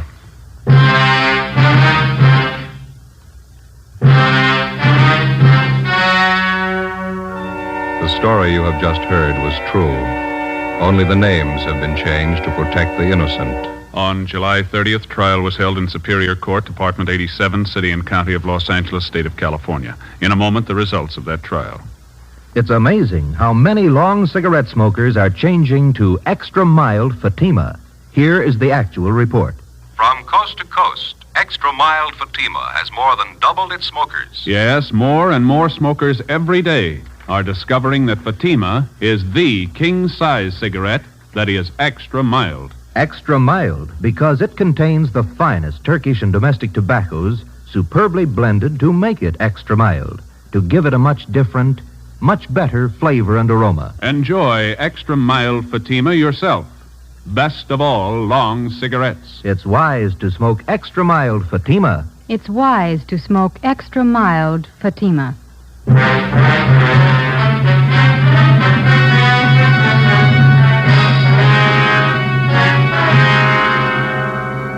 Henry John Baxter was tried and convicted in Superior Court of manslaughter. He received the sentence as prescribed by law and is now serving his term in the state penitentiary.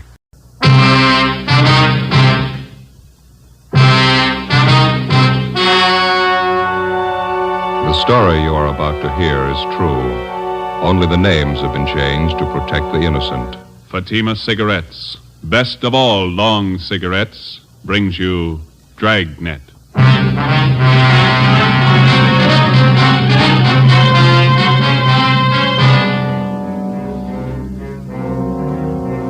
You're a detective sergeant. You're assigned to homicide detail. A woman has disappeared, taken from her home by a man posing as a police officer. Your job, find her. If you want a long cigarette, smoke the best of all long cigarettes. Smoke extra mild Fatima. Yes, Fatima is the king-size cigarette which contains the finest Turkish and domestic tobaccos superbly blended to make it extra mild, to give Fatima a much different, much better flavor and aroma than any other long cigarette. That's why Fatima has more than doubled its smokers coast to coast. Enjoy extra mild Fatima yourself. Best of all, long cigarettes. It's wise to smoke extra mild Fatima. It's wise to smoke extra mild Fatima.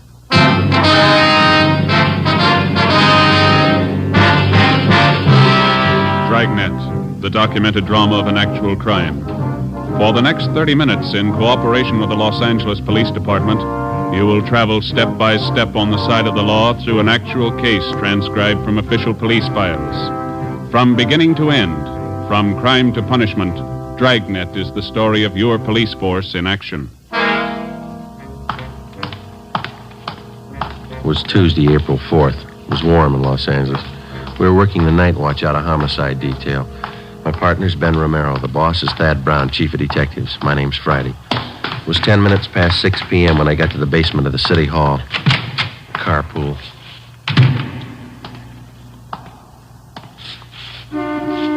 Over here, Joe.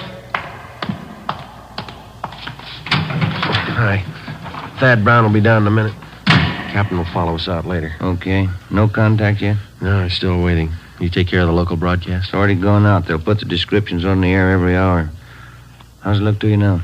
I don't know. Nothing more we can do to, make a contact. Oh, here's Thad Brown now. You want to squeeze over a little? Oh, yeah, sure. Hi, Chief. Hi. Let's go.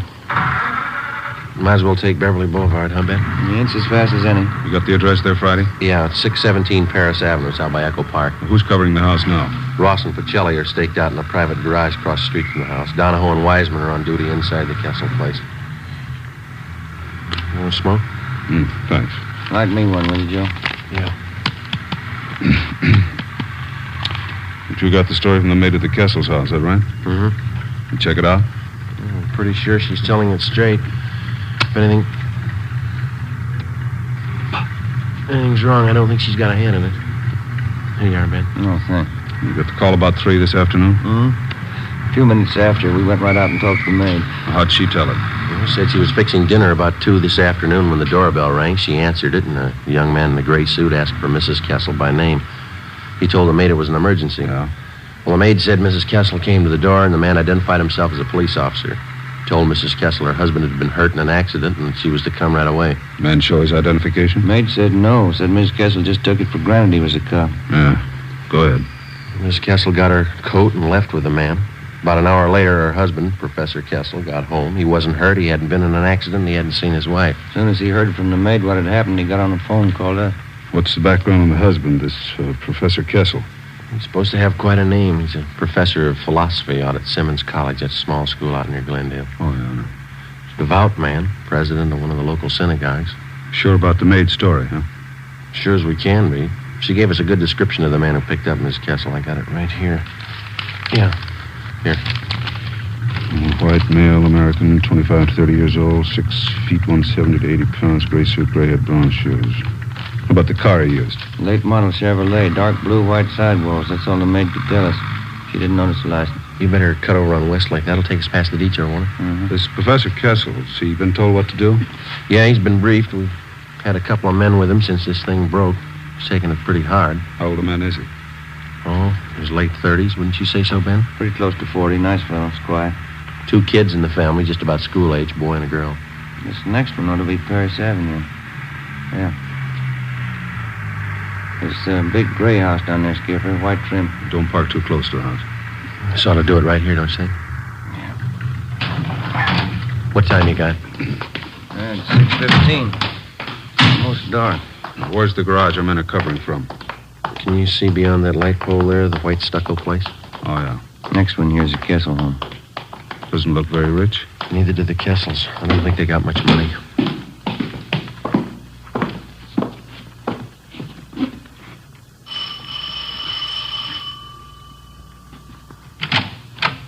Hi, Donahoe. Come in.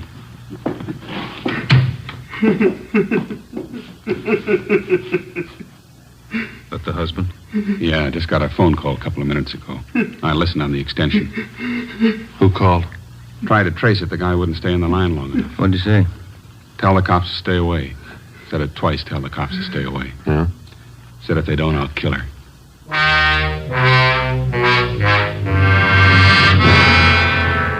The Kessel house had already been placed under strict surveillance, and the victim's husband instructed not to contact the abductors without knowledge of the police. To the working detective, there's only one rule to go by when the job of solving an abduction is put in his hands. Find the victim as fast as possible, get the victim to safety, then go after the criminal. It's not an easy job. The responsibility isn't light, and the outcome isn't always successful. If you press too hard, the abductor gets frightened and kills the victim. If you don't press hard enough, the criminal has more time to work for his payoff and then escape. Somewhere between the two was the right answer. We had to find it. 6:30 p.m. Special details of men were ordered out to the bus depots, the railroad terminals, and the airports. Roadblocks were set up at all main arteries leading into and out of the city. Every branch post office in Los Angeles was covered to watch for possible ransom notes addressed to Professor Kessel. 6:40 p.m. We met in the Kessel's living room. Chief, Wiseman? Professor Kessel will be down in a minute. Says he's sorry to keep you waiting. You feeling any better? A little. The phone call about his wife shook him up a bit. Well, how about those people who came in a few minutes ago? Who are they? Relatives. Half a dozen of them. They're waiting back in the kitchen. Well, how'd they know about Mrs. Kessel? They didn't. They'd been invited to dinner. They didn't know anything was wrong till they got here. Mm-hmm. Kessel asked them to stay for the meal. Wants to keep up appearances for the sake of his kids. Doesn't want them to worry about their mother. The dinner that important to him? Well, tonight's the start of the Pesach, the Jewish religion, Passover. Oh, yeah. It's one of the big holidays. Oh, I see. Well, they started off with this dinner tonight. Is that the way? Yeah, big dinner. They call them Seders. Tonight they have the first Seder. Good evening. Sorry to keep you waiting. How are you? No, please sit down. We don't like to intrude on your privacy, Professor Kessel, but I think you can see it's necessary. Oh, yes, of course. I'm very grateful. If there's anything at all I can do to help. Do you have any idea who might be responsible for abducting your wife? That's what has me so confused. How do you mean, sir? Well, I'm sure I have people who don't like me, who don't like us, but someone who would take my wife who says they'll kill her? No, I don't know who it could be. How about the voice on the telephone, Professor? Did you recognize it at all? No, it didn't sound like anyone I knew. He talked so fast, I could hardly understand the man. Do you think the person who took your wife has some other motive besides holding her for ransom? I can't understand that either. If it's money they want, why go after a teacher's wife? $1,500 in the bank, that's all I have. That and this house. How about your immediate family, Professor? Well, my wife, Ruth, her people have quite a bit. I guess you would call them rich. But it's their money, not mine. I can't understand why anyone would do it. Poor Ruth, anything happened. Children. Albert? I'm sorry. It's all right, we understand. Albert? Yes, Bertha, come in, would you, please? Gentlemen, this is my sister, Bertha. She's here with her husband for the Seder. How do you do? How are you? Albert, it's late. Sundown. It's time to start the Kiddush. Oh, yes. All right, Bertha. You tell everyone to come to the table. I'll be right in. The officers will have the first Seder with us? Yes, Bertha. You please set them places. Yes, Albert. Say, we don't mean to intrude here. We can wait outside while you have your dinner. Oh, no, please. I'd be honored to have you sit at the table with us. No one in the house should be without food tonight. First Seder for Passover. It's the law. How's that, sir? Oh, excuse me, the Hebrew law. Would you come this way, please? Yes, Professor. He turned and led us down the hallway into the dining room. A long white cloth covered the table. In the center was a brightly polished brass candelabra holding 4 lighted tapers. There were a few platters of food already set out, and at the head of the table, where Professor Kessel stood, an open prayer book. In order not to add to the alarm of his 2 small children at the absence of their mother, Professor Kessel introduced us as friends from Simmons College. This is Mr. Brown, Mr. Friday, Mr. Wiseman, Mr. Romero. How do you do, Albert? Of course. Now, sit down, please, sit down. Yeah, sure smells good. Yeah. You got enough room there, Joe? Oh, fine. Hey, how's it work, Wiseman? Should we join in the prayers? Not unless you speak Hebrew. Oh. Baruch atah Adonai Eloheinu melech haolam, bo'erei pri hagofen. Baruch atah Adonai Eloheinu melech haolam, asher bachabanu mikol am, v'raimemanu mikol loshain, v'kedishanu b'mitzvosav. V'atiten lanu Adonai Eloheinu, v'avo moyadim l'simcha. Hagim uzmanim l'sasoin es yoim hagamatzois hazeh. Man Hiroseinu mikro kodesh echelesias mitzroim. Yeah. Telephone call. All right.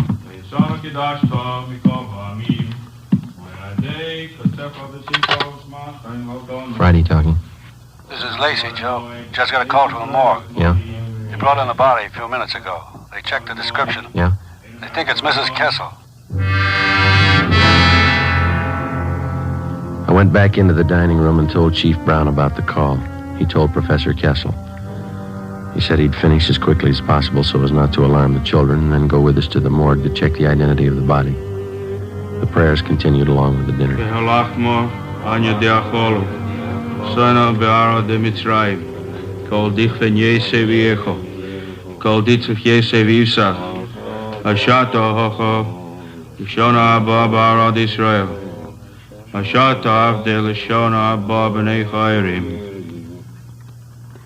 John? Yes, Papa.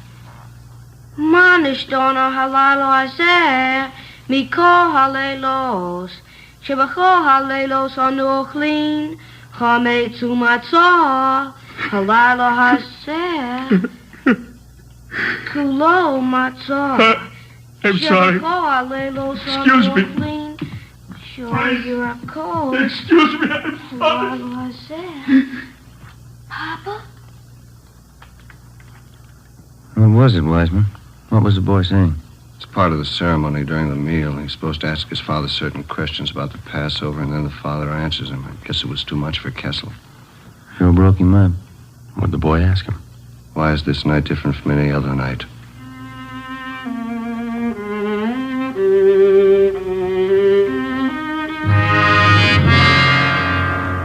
"7:30 p.m. Sergeants Wiseman and Donahoe stayed on duty at the house while Chief Brown, Ben, and I drove Professor Kessel to the county morgue. On the way, we called in and checked with Captain Steed of Homicide. He told us there'd been no reports on Mrs. Kessel. 7:43 p.m. Ben and I took Kessel to the basement of the Hall of Justice, county morgue. This way, Professor. Oh, yes. You sure you feel up to it? Thank you. I'll be all right. Cold in here. Yes, sir. Hi, fellas. It's back here. Okay, Archie. This is Professor Kessel, Archie. How do you do? This way. Jane Doe, number 5. I called over as soon as they brought it in. Yeah, thank you. Found the body near Avenue 19, the riverbed, across from the auto camp. No identification? No. Here we are. All right.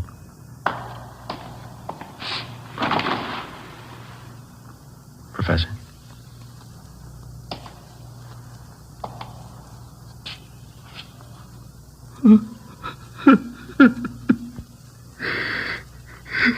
Thank God. Thank God.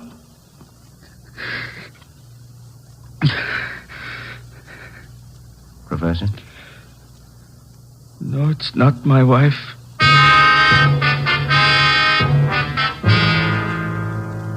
It seemed as if both the victim and whoever had taken her had vanished completely.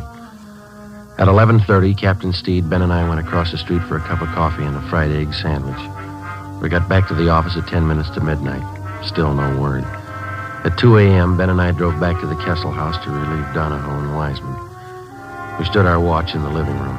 In the bedroom directly above, we could hear Professor Kessel pacing the floor most of the night. At 5 a.m., Captain Steed called. He told us a letter addressed to the professor had been reported at the Arcade post office. As soon as the outside of the envelope had been photographed and checked for prints, it would be brought out for Professor Kessel to open. Front door? Yeah, I'll get it. Chief? Good morning. Hi, Lee. Hi, Joe. In here. Did you lift anything off the envelope, Lee? Nothing we can use, no. Might have more luck with the letter. Good morning. You brought the letter? It's right here, Professor Kessel. I'd like you to stand by while we open it. This is Lieutenant Jones from our crime lab. Lieutenant? You'll check the note for fingerprints. Oh, yes. I can get you a letter opener. I think there's one over here. Yeah, that's all right. I could use my pocket knife. You want to grab one corner of the paper, Bannon? Just the tip of the corner. Use your fingernail. Okay.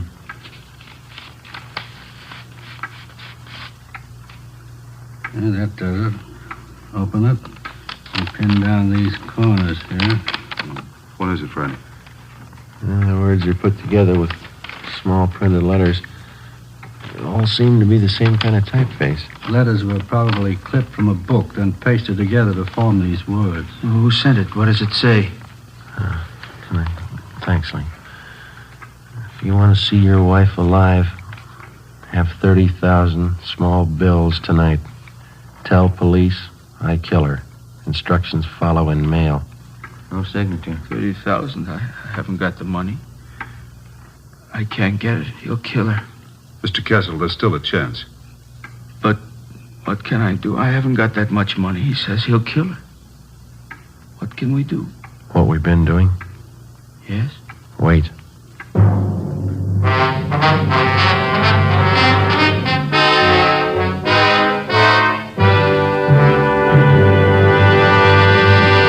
You are listening to Dragnet, the case history of a police investigation, presented in the public interest by Fatima Cigarettes. Fatima, the long cigarette that has more than doubled its smokers coast to coast.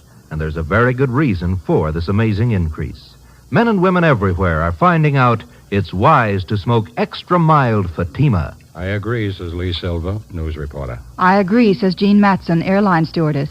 I agree, says Mike Charters, attorney at law. I agree, says Bab Beckwith, fashion stylist. Yes, all agree. It's wise to smoke extra mild Fatima. So, enjoy extra mild Fatima yourself. The king-size cigarette, which contains the finest Turkish and domestic tobaccos, superbly blended to make it extra mild. You will prefer Fatima's much different, much better flavor and aroma. You will agree. It's wise to smoke extra mild Fatima. It's wise to smoke extra mild Fatima. Best of all, long cigarettes.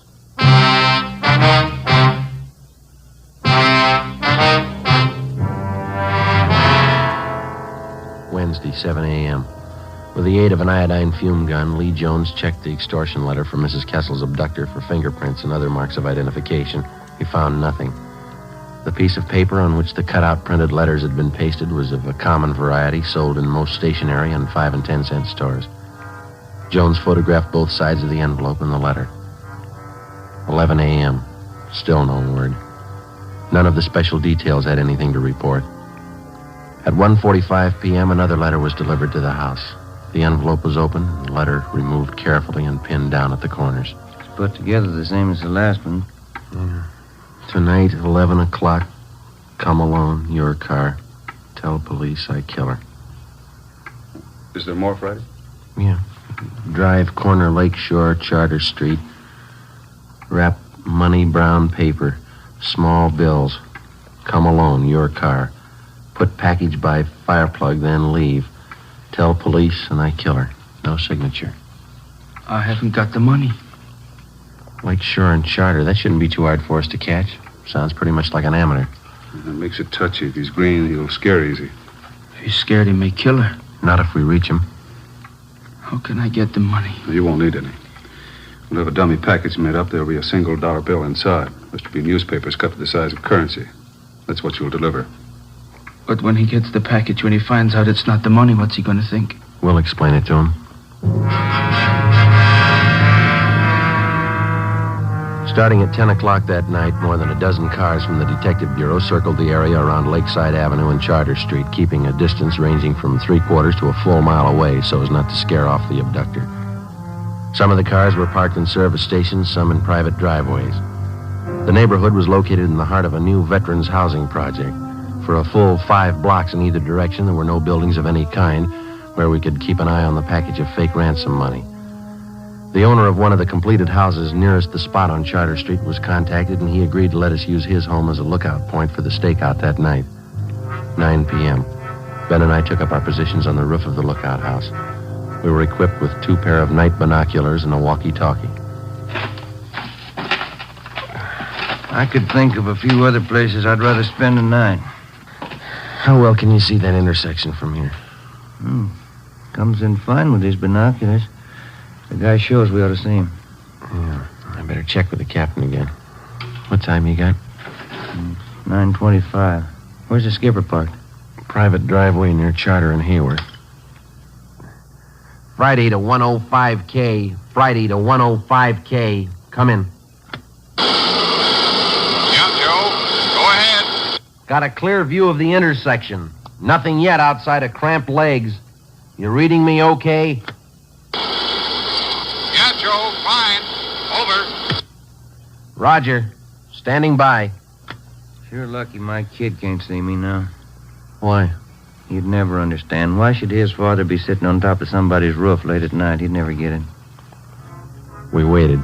10 o'clock came, 10:30.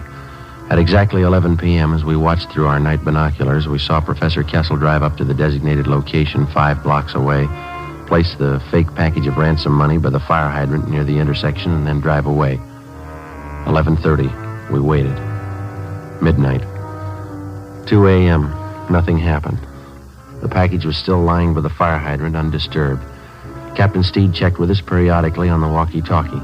At 3:30 a.m., we were still waiting.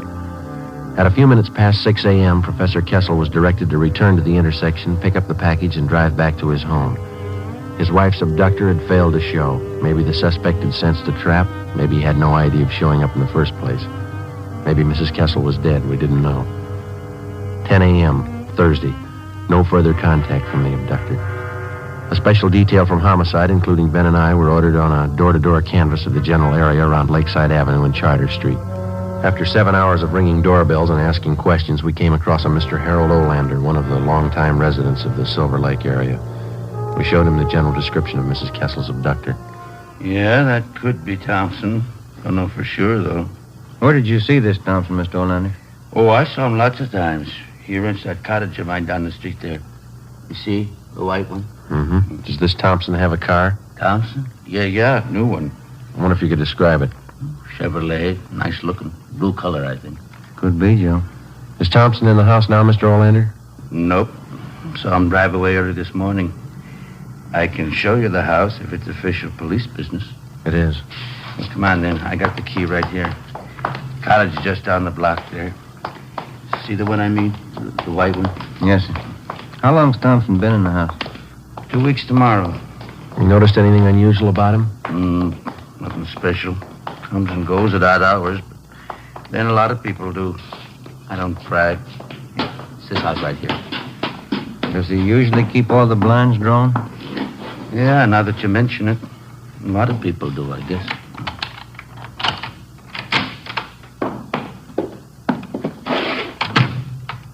You want to check back in the kitchen, Ben? Yeah, right.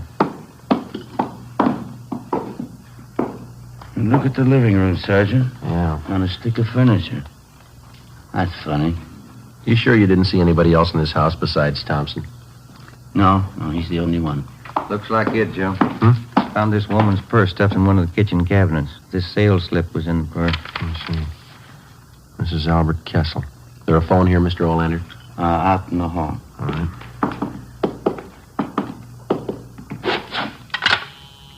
Is it still connected? Yeah. Joe, I'll check back in the bedrooms while you're phoning. Right, Ben. No, you better stay with me, Mr. Olander, if you will. Oh, all right. City Hall. Homicide. Homicide? You any idea where this Thompson is now, Mr. Olander? No, he comes and goes. I don't like to pry.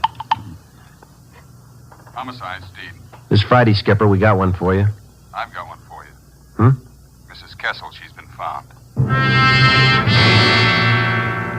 Mrs. Kessel was unharmed. She had no idea where she had been or why she had been suddenly released. All additional information which she could furnish on the suspect was immediately relayed to the entire state in an APB. 2 hours later, at a neighborhood garage Thompson patronized, we got his license number. We ran it through DMV and found the car was registered in the name of Charles Cottrell, 10115 Green Oak Drive, 7 p.m.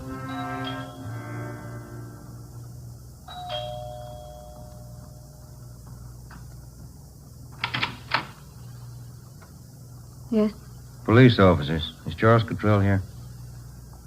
yes. Come in, please. I knew you'd find him. I kept hoping, but I knew you'd find him. Where is he, ma'am? He'll give himself up. I'm his wife. I talked to him. There won't be any trouble. No trouble. Where is he? You've got to understand, he didn't know what he was doing. We needed money. He didn't know what he was doing. We'll have to search the house, ma'am. Charlie! Charlie, come downstairs! Come down!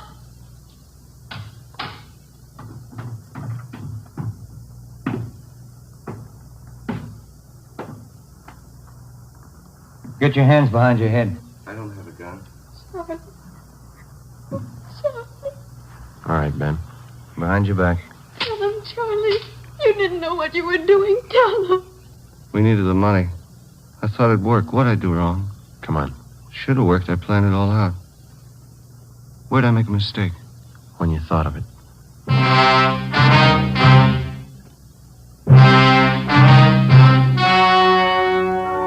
The story you have just heard was true. Only the names were changed to protect the innocent. On August 2nd, trial was held in Superior Court, Department 86, City and County of Los Angeles, State of California. In a moment, the results of that trial. It's amazing how many long cigarette smokers are changing to extra mild Fatima. Here is the actual report. From coast to coast, extra mild Fatima has more than doubled its smokers. Yes, more and more smokers every day are discovering that Fatima is the king-size cigarette that is extra mild. Extra mild because it contains the finest Turkish and domestic tobaccos superbly blended to make it extra mild, to give it a much different, much better flavor and aroma. Enjoy extra mild Fatima yourself. Best of all long cigarettes. It's wise to smoke extra mild Fatima. It's wise to smoke extra mild Fatima.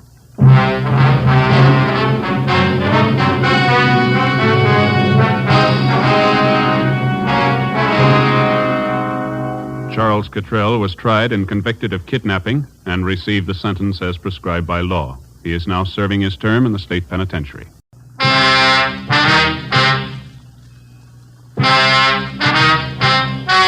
The story you are about to hear is true. Only the names have been changed to protect the innocent. Fatima Cigarettes, best of all long cigarettes, brings you Dragnet.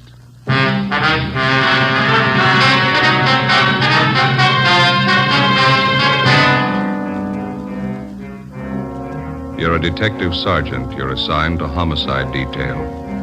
The owner of a fur store has been shot and killed. Your only lead, a missing fur coat. The killer is at large. Your job, get him. If you want a long cigarette, smoke the best of all long cigarettes. Smoke extra mild Fatima. Yes, Fatima is the king-size cigarette which contains the finest Turkish and domestic tobaccos superbly blended to make it extra mild, to give Fatima a much different, much better flavor and aroma than any other long cigarette. That's why Fatima has more than doubled its smokers coast to coast. Enjoy extra mild Fatima yourself. Best of all, long cigarettes. It's wise to smoke extra mild Fatima. It's wise to smoke extra mild Fatima.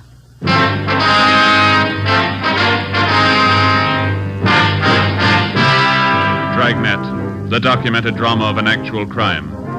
For the next 30 minutes, in cooperation with the Los Angeles Police Department, you will travel step by step on the side of the law through an actual case transcribed from official police files.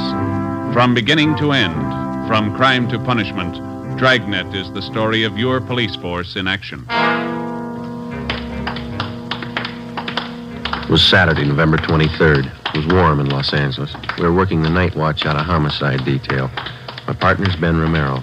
Boss is Blaine Steed, captain of homicide. My name's Friday. It was 6:35 p.m. when we got to the corner of Western and Lexington, a Western fur shop. Hi, Brennan. Hi. What happened, Frank? The owner's been shot. His name's Albert Kreiber. Yeah? Who is that? Mrs. Kreiber. Haven't been able to get anything out of her. Where's the body? In the back. Munkers is back there. Did you call the lab? Yeah. Jones on his way. Photographer and fingerprint men with him. All right, let's take a look. Nothing seems to be messed up. Back room is. It was a small shop. A couple of fur coats on dummies on one side of the store, and on the other, a tall glass case holding about 15 more. Mrs. Kreiber sat on a straight-back chair staring at the floor. We went through the curtains into the back room of the store. Sprawled out on the floor at the far end of the room was the body of a man. He had a fur coat gripped in one hand. Sergeant Moncrief from Hollywood Division was standing by. What do you figure, Monk? Looks like a couple of hours. Did you call the coroner? Yeah. How long you been here, Monk?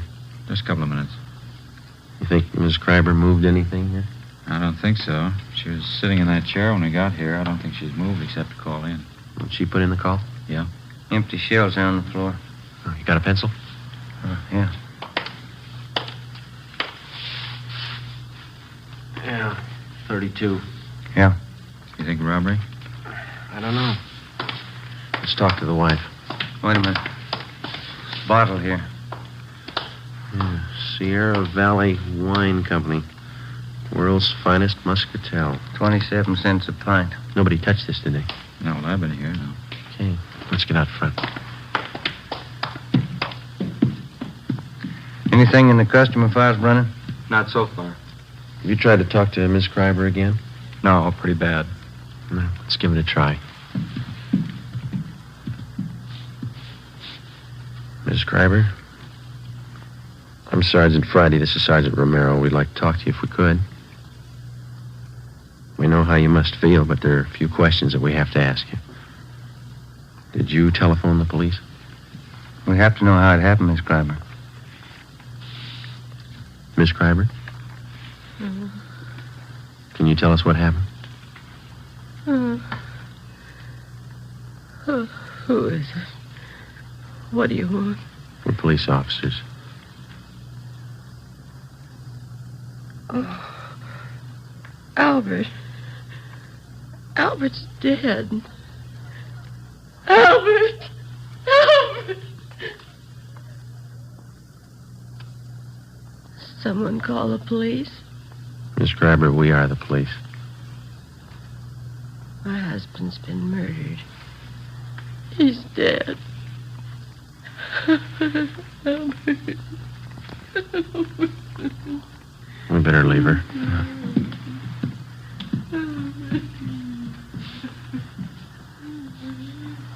Friday. Here's something I found in the customer file. Mm-hmm. Miss Terry Shepard, 10113 Normandy, apartment 3. What about it? She took a coat out that was in storage. Took it out today. Well, we'll check her out when we're finished here. Thanks. Looks like the only hot receipt in the file. Hi, Lee. Joe, again? In the back room. What is it? Killing. Moncrief will show you. Okay, let's look. Think we ought to try the wife again? We can try.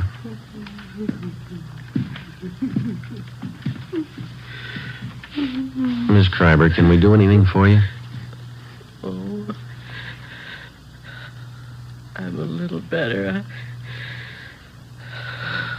I'll try to tell you what I can. All right. When did you get here?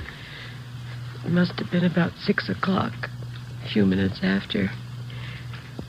I came to take him home. Any customers around? No, the store was empty. I stood here for a few minutes waiting, and then I went in the back and... Yes, I... Was the front door open? No. Yes, the front door? Yes, ma'am, the front. Yes, open. Did you telephone the police? I think I did. Did you come here to pick him up? No.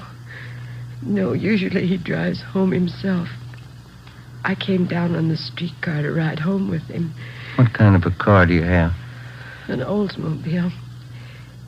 1939 or 40, I guess it is. Where does he usually park? In the rear of the store. This little place back. I'll take a look. All right. Where is your home? 3412 Northwestern. I thought there was something wrong when I got a telegram from him. He said not to come down tonight. He said he'd be home late. What time was that? At 4 o'clock. Well, I'm all mixed up. I haven't told it to you as I remember it. First I telephoned here to the shop. That was this afternoon? Yes, 3:30. I'm sure of that because I made some other calls. I spoke to Albert. He didn't say he was going to be late. Then at 4 o'clock, I received the telegram. Do you have that with you? Yes, it's in my purse somewhere. Somewhere. Oh, here it is. Thank you. Don't come down. I won't be home until late after see a customer, Albert. Can I keep this? We'll return it to you. Yes. What'd you do after you got this wire, Miss Kreiber? Well, nothing. I thought it was strange, but I didn't think too much about it. Then I started wondering why he didn't say anything over the telephone about being late, so... Well, I came down here on the streetcar. Did you phone the store just before you left your house? Yes, but there was no answer. Parking lot's empty.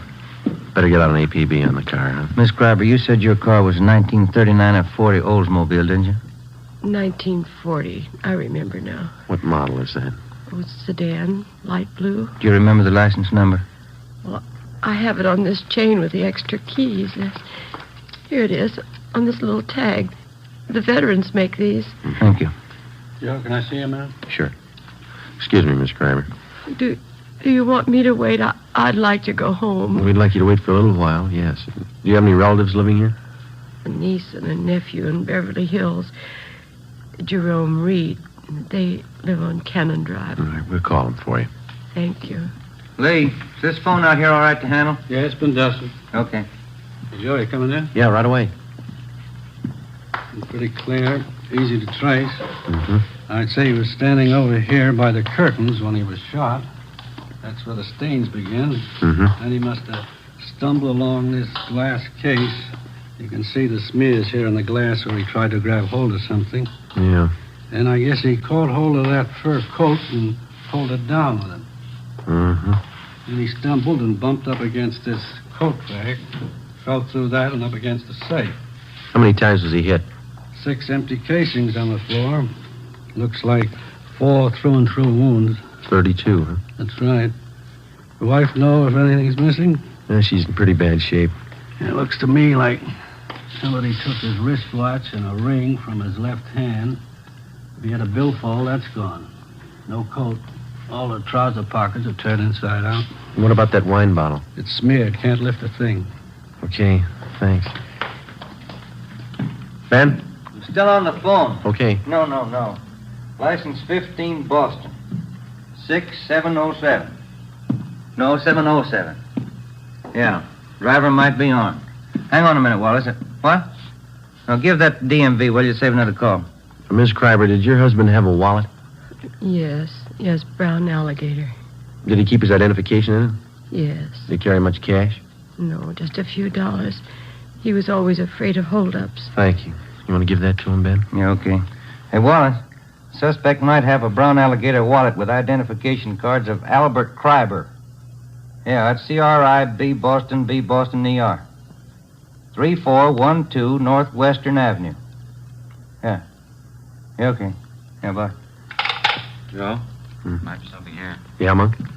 Invoice from the Far North Fur Company. 3 mink coats delivered here today. I looked all around. I only found 2, 1 missing. Did you find a sales slip for the other one? No. Miss Kreiber, would you come over here, please? Yes. Where are they, Monk? Over here. All right. Over this way. These are mink coats here, aren't they? Yes, wild mink. Albert told me he ordered them. Yes, ma'am. We found the invoice. He ordered 3. There are only 2 here. Do you know anything about any of his customers? No, I don't. I never met any of them. Oh, I remember now. Just the night before last, he called someone from home. Told her he'd have some minks in today and she could come in and look them over. Do you know who that was? I didn't hear any name. Miss Kreiber, do you have any idea who might have wanted to shoot your husband? No, none at all. He was friendly with everyone. Everybody liked Albert. He didn't run around. He was either working or at home. Did he drink? Not at all. No, I mean beer, a little wine maybe? No, he never touched anything. All right, thank you. Brennan, will you see that Miss Kreiber gets to her nephews? Right away. Thank you. Might as well go, Ben. Yeah. We can talk to some of the neighbors. 6 shots fired. Wonder why nobody heard him. Pretty heavy traffic outside, huh? Somebody wanted a mink coat pretty bad. A coat like that costs quite a bit, doesn't it? This one's going to come a little high, yeah.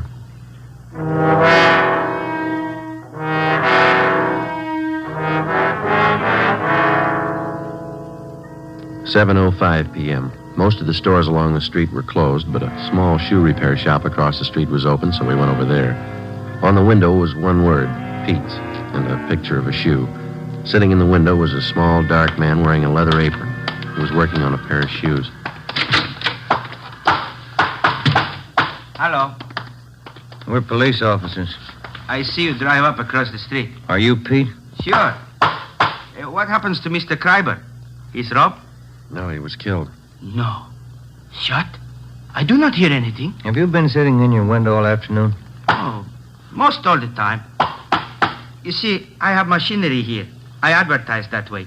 People watch me. Mm-hmm. Do you remember seeing anybody going into Mr. Kreiber's this afternoon? This afternoon, the 4 men. 2, 3 long black cars. Uh-huh. Anybody else? Some. Were they women? Officer, they are all women. I see. Did any of them walk out with a new fur coat? There, all done. I do not see all of them, I guess, but I see 2. Can you describe them? One beautiful young girl, tall, red hair. She walked out with a big package. What time was that? 3, 4 o'clock. The second woman is about the same time. Funny thing. I do not see the bottle, but Benny from liquor store on corner tell me the second one, the blonde. She buys bottle wine. Did he tell you what kind? No. Reason I remember, I laugh when he tell me. I go over to Benny's for a can of beer. He tells me she buys cheap wine, walks out of Kreiber's with new fur coat. Me, I spend $5 for good wine, and my wife has no fur coat. How old was this blonde? How was she dressed? She's maybe 25. Young, not too young, but young. She has on slacks, gray. Mm-hmm. What kind of a fur coat was she wearing when she came out? Mink. Look from here like mink. I see. Did you notice where she went? The blonde, the gray slacks, mink coat. Yes, turned the corner onto Lexington and she went up the street. Did you see Mr. Kreiber's car drive away? No, he parked in back. I don't see him come in. I don't see him come out. All right. Thanks a lot, Pete. Mm-hmm. Officer, that blonde, something wrong there. How do you mean? Well, she has got fur coat, but she drinks wrong wine. I don't understand. Why do you say that? $5,000 coat, 27-cent wine. 7:45 p.m. Ben and I questioned Benny Davis at the Safety Liquor Store. He remembered the blonde and said she bought a bottle of Sierra Valley Muscatel from him between 2:30 and 3 o'clock that afternoon. He'd never seen her before. We contacted communications and gave a description of the blonde to supplement the All Points Bulletin. Then we started checking Western Union offices to find out where Mrs. Kreiber's telegram had been sent from. We finally traced it to the office at Normandy and Hollywood Boulevard. The operator who sent the telegram to Mrs. Kreiber also remembered receiving the call. She told us that the person who phoned in the message was a woman. The time, 3:22 p.m. We asked her to put a tracer on it and told her we'd check back. 8:24 p.m. Ben and I went to 10113 Normandy to talk to Miss Terry Shepard, whose name had appeared in the customer files at the fur store. The receipt showed she'd taken a coat out of storage that afternoon. This is something like the place the wife and I used to live in. Yeah? Same people must have built it. Apartment 3. Miss Terry Shepard. All right, come in. The door's open. Find yourself a seat, Fred. I'll be with you in a minute. Police officers, Miss Shepard. Oh? What's wrong? We'd like to talk to you. What about? Wonder if you could come out here, please. Well, I just got out of the shower. You'll have to wait a minute. Yeah? Yeah, this place has got the same floor plan as mine. Kind of small, isn't it? Not too bad. Wonder what rent she pays. You don't mind if I wear this tubing, do you? My hair's wet. It's all right. We're sorry to bother you. What can I do for you? You got a fur coat, Miss Shepard? Yeah, sure. Wonder if we could see it, please. Sure, but I don't think it'll thrill you. It's only muskrat. I bought it in Pittsburgh. Where is it, in the closet? Yeah. I'll get it. It's down the hallway, first door on the right. I think I know where it is. What's this all about, Lieutenant? What time were you at the Western Fur Shop today? Oh, I'd say 3 o'clock. Why? What'd you do while you were down there? I got my coat out of hock. I had it there during the warm weather. Paid the man, signed something, and he put the coat in a box, and I took it. Mm-hmm. Do you know Mr. Kreiber down there, the man that owns the store? You got me. The man was about 50. His hair was a little gray. I hardly even looked at him. This is the only fur coat, Joe. Could have passed for mink when I first bought it. It's pretty sad now, isn't it? Not mink. I'll give that closet a last check. All right. What happened? Did somebody steal a coat? Was anybody else in the store while you were there? Yeah. Yeah, there was another girl there. What was she doing? Nothing, just sitting. Do you remember how she was dressed?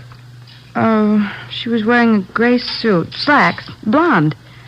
Her face wasn't much, but she had a neat little figure. Do you remember anything else about her? Oh, I didn't pay that much attention. Anything else in there, Ben? Not a thing, Joe. Maybe I'd better take this towel off my head. It doesn't look so hot when it's wet, but it's natural. It's natural red. Yeah. Is there anything else that you might be able to tell us? I think that's about all. I gave the man my claim check and the money. And he got the coat and put it in a box and gave me a receipt. Mm-hmm. Nothing else? No. Well, when I got the receipt, I saw the blonde walk over and pick up the telephone. I was just leaving then. Did you hear any of the conversation? She asked for Western Union.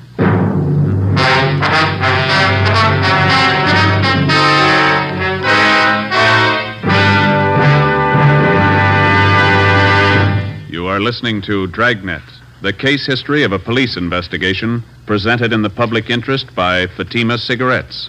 If you smoke a long cigarette, it will be in your interest to listen to a typical case history of a Fatima smoker. It's the case of Edith Gwynn, well-known Los Angeles columnist. This is her actual signed statement. It's my job to keep up with what's going on around town. And here's one thing I've noticed lately. More and more people smoking Fatima. You certainly can tell why once you smoke them. I found them milder than any other king-size cigarette, and that's important to me. Yes, I agree. It's wise to smoke extra mild Fatima. And so do more and more smokers every day.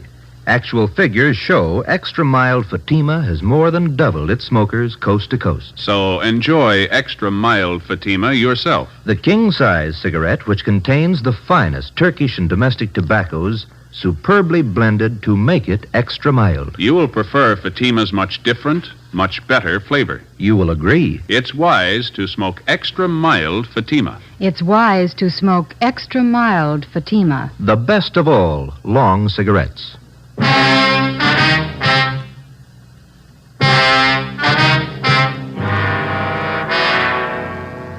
Sunday, November 24th, 9 a.m. Ben and I contacted the owners of all the shops in the vicinity, but none of them saw or heard anything at the time of the shooting. Officers Brennan and Moncrief interviewed all the regular customers of Albert Kreiber's fur shop. Only 3 had been in the store on Saturday, but none of them had noticed anything wrong. 11:35 a.m. We spoke to Mrs. Kreiber again, but she could add nothing to her story.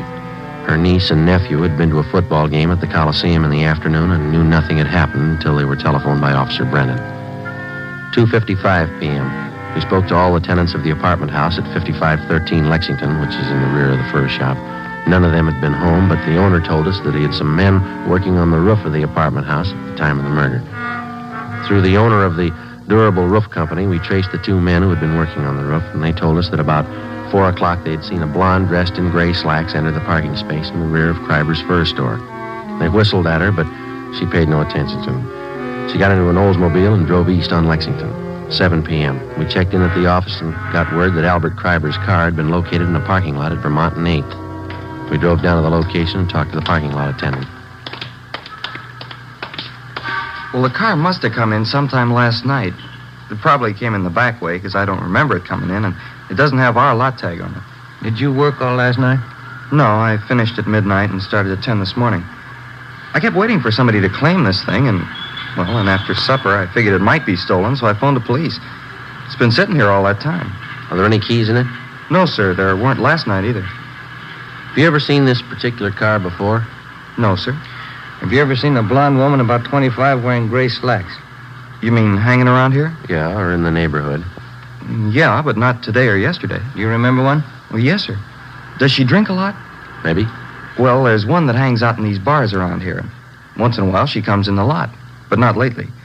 When'd you see her last? Oh, a couple of weeks ago. Was she with anyone? Yeah, but I don't remember him. I've seen her with a lot of different guys. Does she hang around with anybody in particular? Yeah, her husband.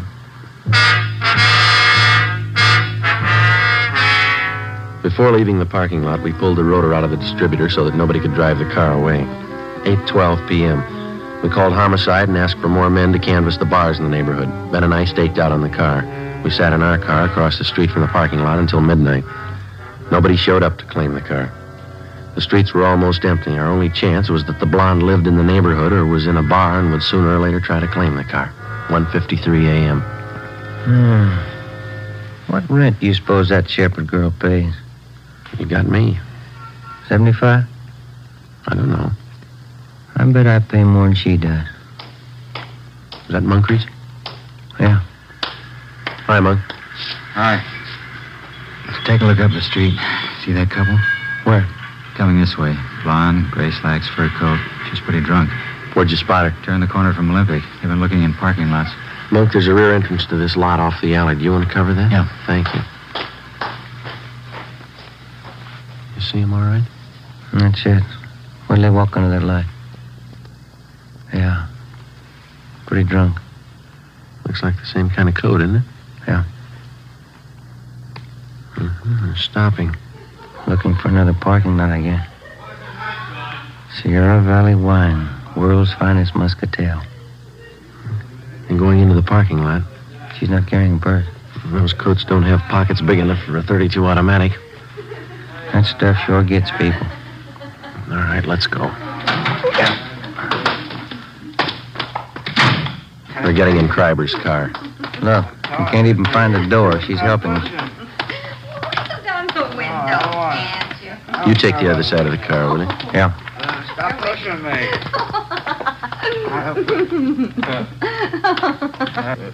Who are you? Police officers. Can I see your driver's license, please? I ain't got a driver's license. What's going on? What's your name? Betty Moore. What's it to you? The registration slip on the steering column says Albert Kreiber. What's the matter with this car, anyway? Who's Albert Kreiber? Oh, I know who he is. This guy here. Who's this man? Huh? What do you say? He's a friend. That satisfy you? Yeah, What's the matter with this thing? Take a look in the glove compartment, Ben. Okay. Come on, honey. Let's get going, huh? Yeah. It's locked. What do you want in there for? Let me have those keys. Hey, Here you are, Ben. How about going home? there's nothing in there. Let's go. Here's a purse. Give me that. You keep your hands in the wheel. It's a gun, 32. It's his. It's empty anyway. What do they There's want? nothing wrong in that. You have a permit to carry it? Yeah, I got a permit. Can I see it? I lost it. Give me those You keys. keep your hands on that wheel. Here's a wallet, identification cards, Albert Kreiber. Where'd you get these? I don't know. The man's watch, Albert Kreiber engraved on the back. Who's Albert I Kreiber? don't know, I told you. All right, let's get out of the car. Hey, let me push it. Why didn't that car start? All right, come on. Stand up. You get over there. Where'd you get the fur coat? I bought it. Where? I don't know. Joe, look at her slacks. Wine stains. I spilled wine on them. What kind of wine? Muscatel. Muscatel isn't a red wine, it's a white wine. Who's Albert Kreiber? I don't know. This is his wallet. This is his car. Where'd you get him? I don't know. I don't know. This the gun you shot him with? This the gun you shot him with?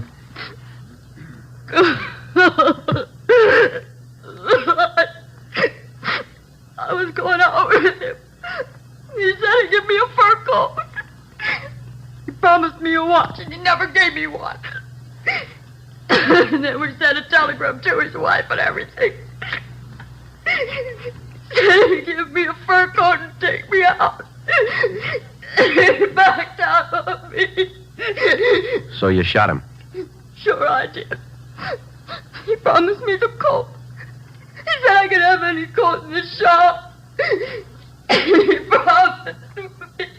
What are you crying for? You got the coat.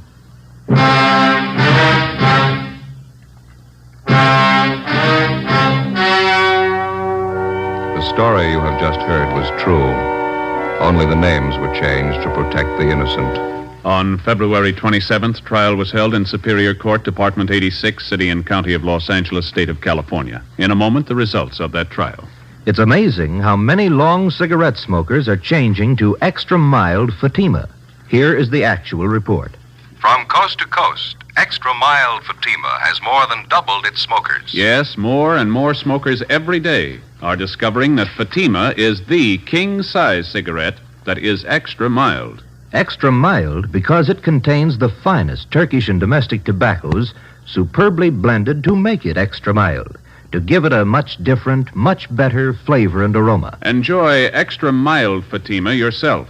Best of all long cigarettes. It's wise to smoke extra mild Fatima. It's wise to smoke extra mild Fatima.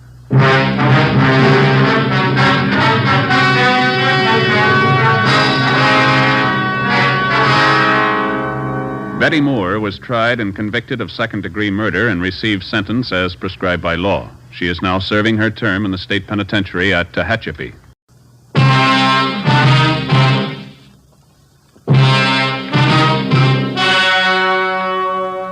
The story you are about to hear is true. Only the names have been changed to protect the innocent. Fatima Cigarettes, best of all long cigarettes, brings you Dragnet.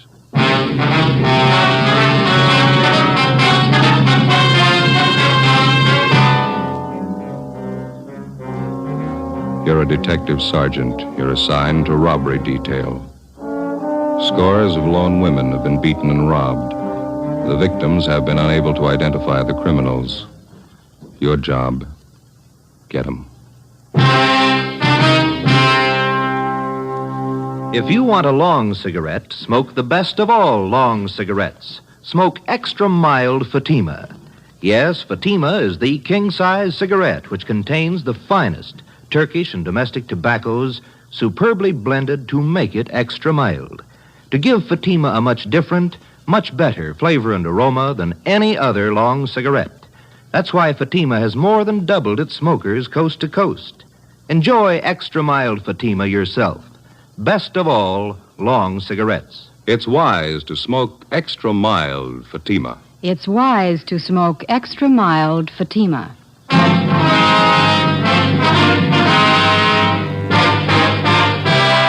Dragnet, the documented drama of an actual crime. For the next 30 minutes, in cooperation with the Los Angeles Police Department, you will travel step by step on the side of the law through an actual case transcribed from official police files. From beginning to end, from crime to punishment, Dragnet is the story of your police force in action. It was Monday, July 1st. It was mild in Los Angeles. You're working the night watch out of robbery detail. My partner's Ben Romero. The boss is Ed Walker, captain of robbery. My name's Friday. It was 9:27 p.m. when I left the phone booth at the Sunset Drive-In and got to our car. 80K. Anything new? 80K, code 7. Oh, Captain Walker's wife had her baby. Boy, 8 pounds. Oh, that's swell. She all right? Yeah, so's the captain. Look at the uniform on the waitress coming. Yeah, they sure dress them up, don't they? Good evening. Hi, Daisy. Oh, hello. Didn't recognize you. What'll you have? The usual? No, I think I'll have something else besides a hamburger this time. Here's a menu. Take your choice. Hey, thank you. Well, I'm kind of hungry. Maybe I'll take a meal. 42R, 816 West. Fried shrimp's good. Where's that? Right there. Oh, yeah. 95 cents. What's all this stuff I've been reading in the paper? What's that? Couple of guys going around snatching purses and beating up women. Paper says it's happened 7 times in the last 2 weeks. Roast beef, 90 cents. Roast beef's good, too. Don't you know who's been doing it? No, not yet.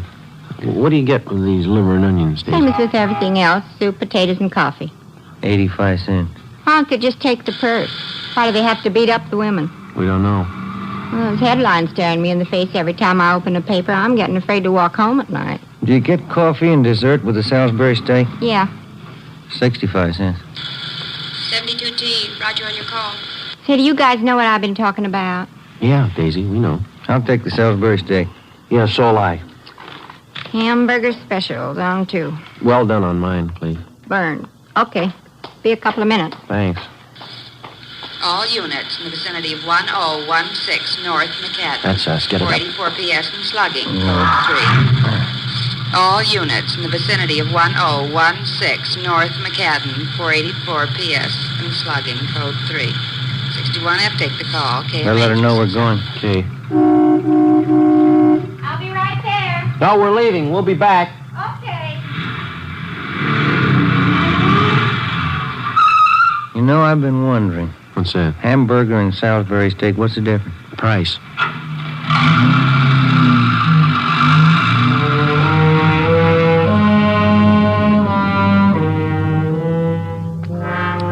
To the police officer, the lowest thief and most cowardly is the purse snatcher who preys on women. For more than a month, lone women throughout the western section of the city have been robbed and beaten. The descriptions were confused and varied because the attacks took place at night. 10:06 p.m. We got to the location on North McCadden where the woman was lying on the sidewalk. She'd been badly beaten about the face and neck, and her jaw had been broken. Officers Reed and Shell of Unit 61F were already there. Any witnesses, officer? Yeah, this man in the sweater here saw it happen. Says the victim's name's Swanson. This is Mr. Kahn. How do you do? This is Sergeant Romero. My name's Friday. I wonder if we could talk to you, please? Yeah, certainly. Do you want to come into the house? Right over here will be all right. That officer there says that you saw it happen. That's right. I was watching television. I heard this scream outside. I looked out and saw these two men beating her up. Can you describe them? The light wasn't real good. They're about as tall as you two, but they had slighter builds. How old were they? Could you see that? Well, I'd say they were young, maybe 18, 19. I saw them knock her down. It was terrible. They hit her and then they kicked her. They picked up the purse and ran down that way. And you called the police? Yes, but not right away. I ran out and saw them get in their car across the street. They drove right past me. Then they turned east there on Romaine. Can you describe the car for us? I got the license number for you. The last three numbers were 552. Just 3 numbers? Yeah. Mm-hmm. Can you describe the car? What kind was it? Oh, I don't know. It was new. I think it was black. Maybe a sedan. Well, was it a large car or a small one? Oh, kind of medium. Did you notice the back of it? Yeah, that's where I saw the license plate. No, I mean, did you notice anything about the car? Maybe a dent on the fender or a sticker on the window? No, I didn't look at the window. Did the car have a spotlight or a radio antenna? Well, I guess I didn't see any. I was trying to look at the license plates. Did you notice anything unusual about the car? Any identifying marks at all? No, I didn't notice. How about the make of the car? Did you see what kind of one? No, the last 3 numbers on the license plate were 552. California license plate? Yes, it was. Now, that should be enough here. Do you think you'll catch them tonight? Do you know how many plates end in 552?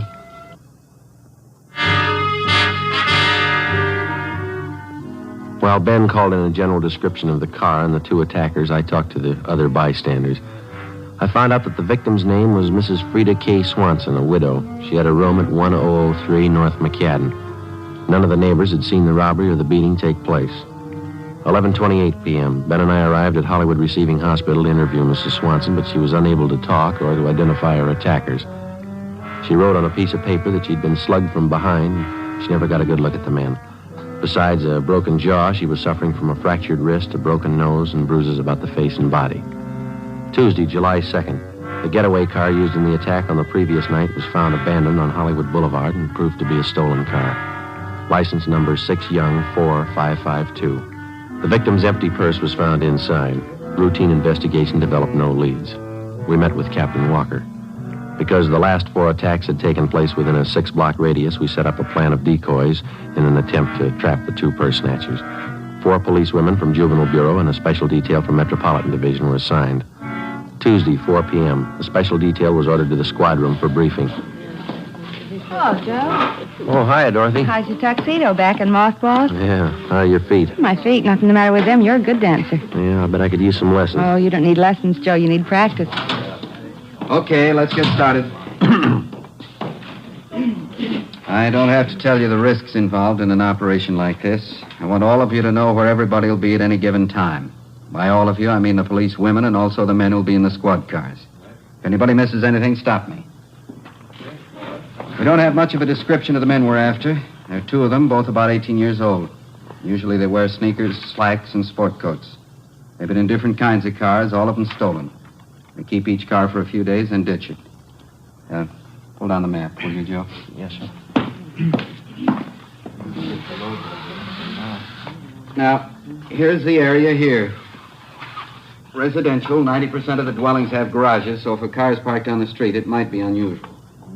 Each of you will be given a list of cars stolen in the last 48 hours, still outstanding.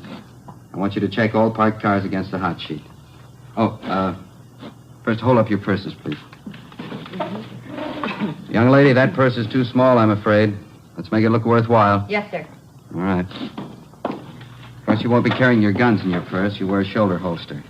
Before you leave, Sergeant Friday will pass out some marked bills I want you to carry. Okay, now, policewoman Short. You'll board a westbound streetcar at Western and Santa Monica Boulevard at 9:03 p.m. Don't worry about these schedules. The streetcar will be there. Okay. Get off at Las Palmas at 9:13. Walk south to Willoughby. Turn east on Willoughby to Hudson, and north 1 block to Romaine. You go west on Romaine to Cahuenga, and then retrace your steps to the starting point, and you're through. Got it? Yes. You'll be covered by Unit 81K. Captain, Yep. how fast or slow should we walk? Oh, I'd say a pretty good pace. No woman likes to be alone on the streets at night, so it'd be natural. Yes, sir. Policewoman Ball. Yes, sir. You'll board an eastbound bus at La Brea and Melrose at 9:35 p.m. You get off at Wilcox and Melrose at 9:45. Walk north on Wilcox to Waring. Turn west on Waring for 2 blocks, then north on Cherokee. You follow Cherokee for 2 blocks, turn east on Romaine. Follow Romaine to Cole, and turn north on Cole. When you get to Santa Monica Boulevard, retrace your steps to your starting point. You'll be covered by Unit 87K. Will the cars be cruising or will they be parked? Both. Friday and Romero will be cruising all the time. I'll get to the others when I finish with these instructions. Of course, if you see any police car, give no recognition. Yes, sir. Captain, Yeah? you said the 2 suspects wear sneakers. That's right. It's going to be pretty hard to hear them come up behind you. I'd say so. Did any of the victims hear them? If they had, they wouldn't be victims.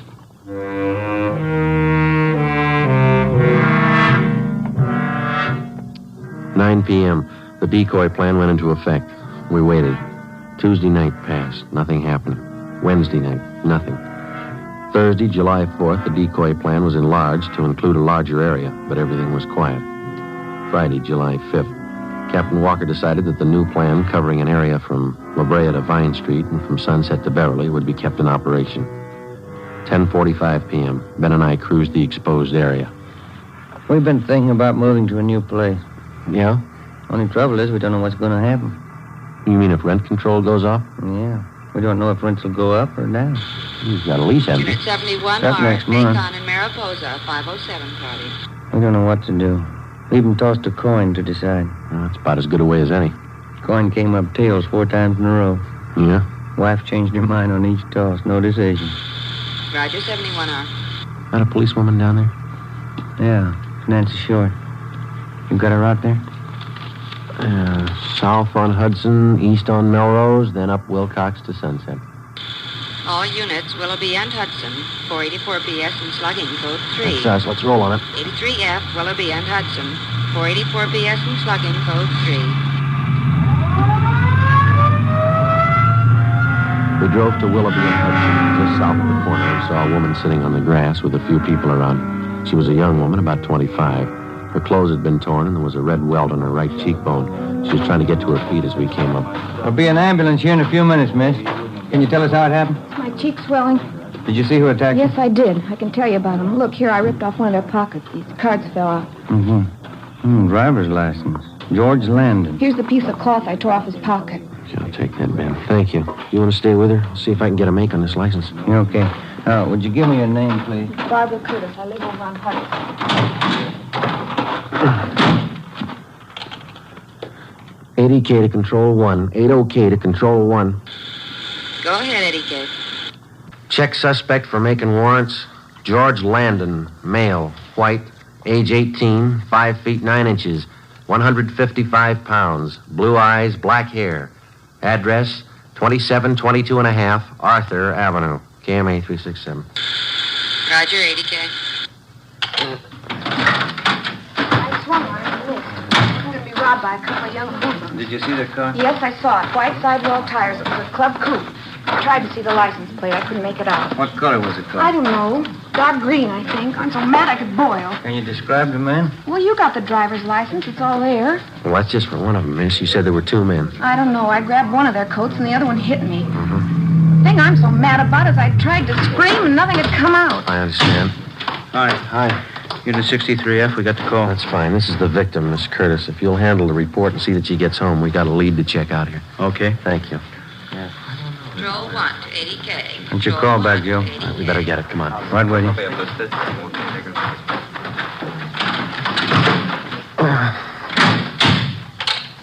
80K to Control 1. Go ahead. 80K. Suspect has misdemeanor and felony record. 1 arrest, suspicion of robbery, and 1 arrest, GTA. No wants at this time. Most recent address on suspect, 2722 and 1/2 Arthur Avenue. Roger. Been in trouble before. Felony and misdemeanor. Yep. And the address matches. Maybe this cloth does.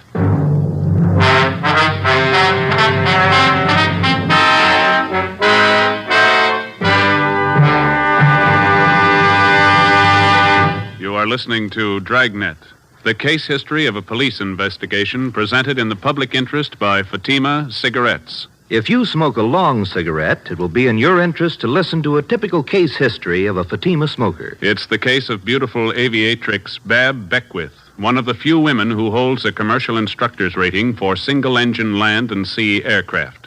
This is her actual signed statement. I've been smoking long cigarettes for quite some time. Recently, a friend told me about a really mild king-size cigarette, Fatima. I'm very glad I tried them. Fatimas are a lot milder than any of the others I've smoked and have a much better flavor. I agree. It's wise to smoke extra mild Fatima. And so do more and more smokers every day. Actual figures show extra mild Fatima has more than doubled its smokers coast to coast. So enjoy extra mild Fatima yourself. The king-size cigarette, which contains the finest Turkish and domestic tobaccos, superbly blended to make it extra mild. You will prefer Fatima's much different, much better flavor. You will agree. It's wise to smoke extra mild Fatima. It's wise to smoke extra mild Fatima. The best of all long cigarettes.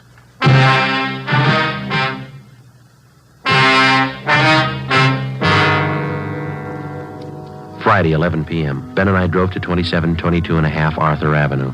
It was a small house at the rear of a lot on the east end of town. Alongside the front house, there was a narrow passageway leading to the house in the back with a small lawn between the two.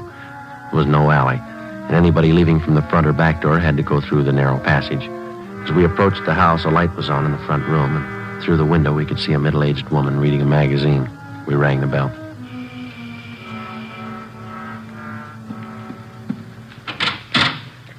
Yes? Police officers. Does George Landon live here? Why, yes, he does. I'm his aunt, Miss Landon. What do you want? Can we come in? Why, yes. Thank you. Won't you sit down? Thank you, ma'am. Is George Landon at home now? No, he isn't, but I think he'll be home soon. He never stays out late. He isn't in any trouble, is he? Do you know where he is? With his friends, I suppose. He's a popular boy. He really should be home soon. Where's he been, Miss Landon? I don't know. He goes out at night, you know, with his friends. Who are they? Well, I really don't know. You see, it's difficult to keep track of a young boy. Mm-hmm. He's a big boy, and he's full of vitality. He has to find things to do. Yes, ma'am. He lives here with me. I'm his aunt. I'm not married, so I take care of him. His parents died when he was a baby. I see. Does George work, or does he go to school? Oh, he's finished school. You aren't here about that automobile that was stolen a year ago, are you? No, ma'am. Oh, he had some trouble then, but I'm sure he didn't do it. Since then, he's been very good. He hasn't missed a day's work, and he goes to church with me any time I ask him. Where does he spend his evenings, do you know? Well, I told you, with his friends. A young man has to use up his energy. I don't try to hold him too tightly. Good boy like him. Can we look at his room? Oh, yes. Yes, it's right here. All right. I'll show you how neat he keeps it. Oh, there. Isn't that nice? Yes, ma'am. I'm not trying to defend him. I'm only telling you about him. He keeps this room cleaned up himself. He smokes a little, but I've never smelled a drop of liquor on his breath. He's a very good boy. Yes, ma'am. He even reads a lot. You can see his books over here. Yes, ma'am. You mind if we look around a little? No, that's all right. Should be home soon. He's probably at a movie. Do you want to wait for him? No, that won't be necessary. He's always home by midnight. I'll tell him you were here. Oh, that must be George now. George! Yeah? These men would like to talk to you. They're police officers. All right, take it easy, young fella. Oh, let go. Hold him. Turn him around. Yep. Stand still, young fellow. It's no good. What do you guys think you're doing? I didn't do anything. I was just out for a ride. This your nephew? Yes. Coat's torn, Joe. Pocket ripped off. Is this your driver's license here, George? Yeah. I lost it. When? Last week. It was found tonight. So what? How'd you tear your coat? Getting out of the car the other night. Here's a piece of cloth. The girl who was attacked tonight gave it to us. It matches the tear there in your coat. What have you done, George? Tell her. I didn't want to do it.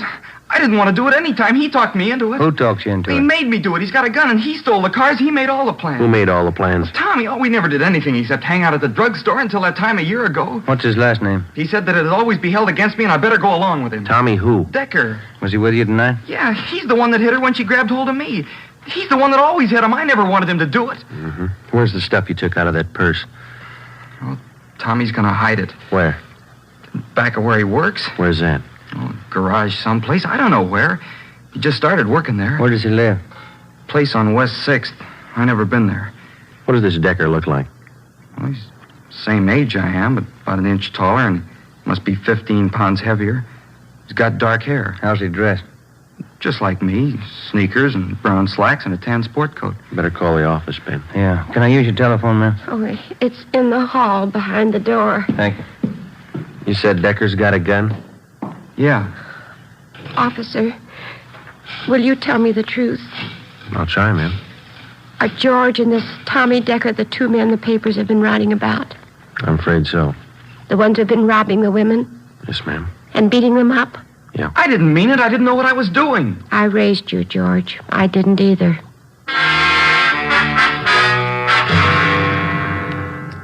11:42 p.m. We checked into the office with the 18-year-old suspect, George Landon. While Ben and a police stenographer took down the statement, I went down to R&I and pulled a package on the other suspect, Thomas Decker. His mama sheet showed a petition had been filed on 459 PC and 488 PC. They also showed 3 different recent addresses for Decker. One on West 6th Street, one on South Mariposa, and a third on North Catalina. 2 units were dispatched to the first 2 addresses. Ben and I went to the address on North Catalina, a rooming house. We learned from Decker's landlady that he was working as an apprentice mechanic on the swing shift at a large garage on South Flower Street. 12:51 a.m., Ben and I arrived at the garage. I beg your pardon. Yes? Police officer. Does Thomas Decker work here? Yeah, he works here. Hey, Decker! Hey, Decker! Yeah? I'm the guy here to see you. There he is back there. Thank you. What do you want? You Thomas Decker? Yeah? Police officers like to talk to you. Watch it, Joe. Come on. Hey, he's going in the locker room. All right. That's locked. Come on, hit it. Yeah. Don't go. Hey, you! You over there. Any other way out of this locker room? Yeah, down the hole in the annex. Come on, Ben. All right.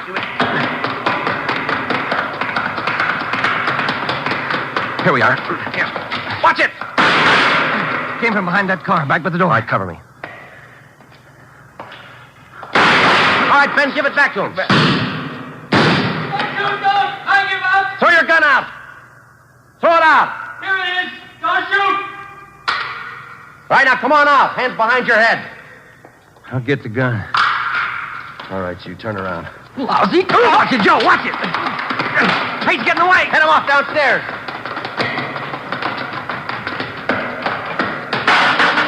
Let him go.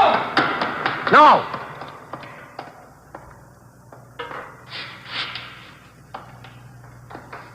he go! Head him up! Let me go! Let me go! All right. All right, get the cuffs on him, Ben. Yeah, you bet. Yeah. 18 years old. What's it prove? I don't know. Sometimes you kind of wonder if it's true. What's that? There's no such thing as a bad boy.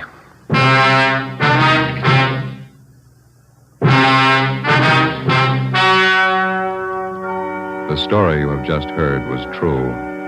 Only the names have been changed to protect the innocent. On November 1st, trial was held in Superior Court, Department 82, City and County of Los Angeles, State of California. In a moment, the results of that trial. It's amazing how many long cigarette smokers are changing to extra mild Fatima. Here is the actual report. From coast to coast, extra mild Fatima has more than doubled its smokers. Yes, more and more smokers every day are discovering that Fatima is the king-size cigarette that is extra mild. Extra mild because it contains the finest Turkish and domestic tobaccos superbly blended to make it extra mild, to give it a much different, much better flavor and aroma. Enjoy extra mild Fatima yourself. Best of all long cigarettes. It's wise to smoke extra mild Fatima. It's wise to smoke extra mild Fatima.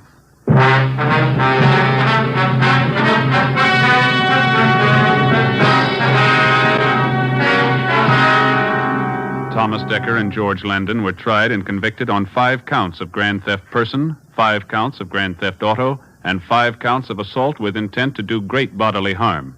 They were sentenced to the state penitentiary for a term as prescribed by law and are now serving their sentence.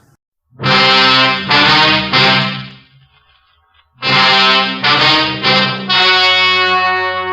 story you are about to hear is true. Only the names have been changed to protect the innocent. Fatima Cigarettes, best of all long cigarettes, brings you Dragnet.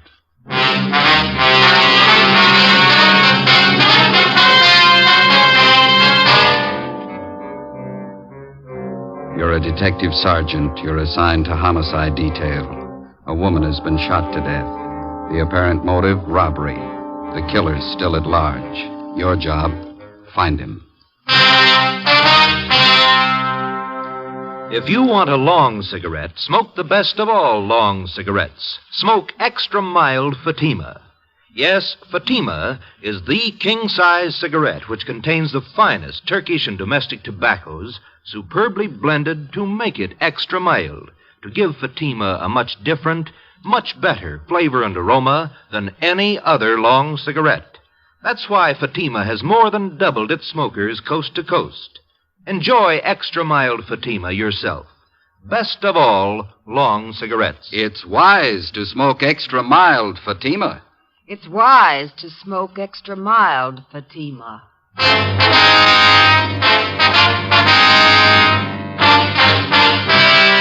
Dragnet, the documented drama of an actual crime.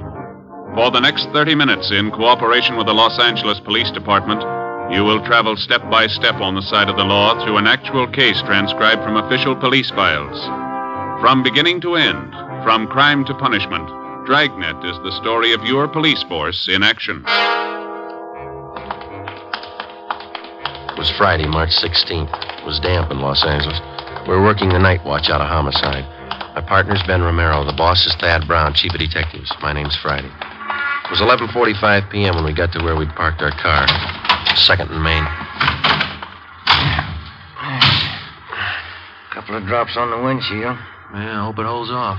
I was thinking of going out to see the Cubs and Pirates play an exhibition game tomorrow. Guess maybe now I won't. You might be lucky. What's the weatherman say? I don't know. Get the radio on. Yeah. It's a slow night. Yeah. Might not be tomorrow night. What? March 17th, isn't it? Oh, yeah. 62A, Collier Station.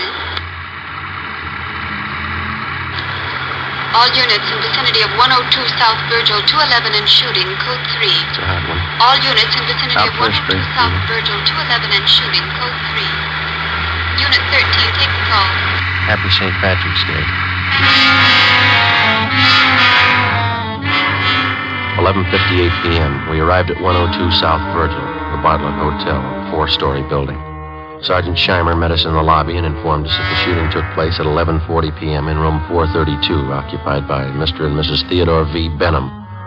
Mrs. Benham was the victim. We went up to the 4th floor where Officer McCready was stationed outside the room. Any witnesses? Only Benham says it was a thief.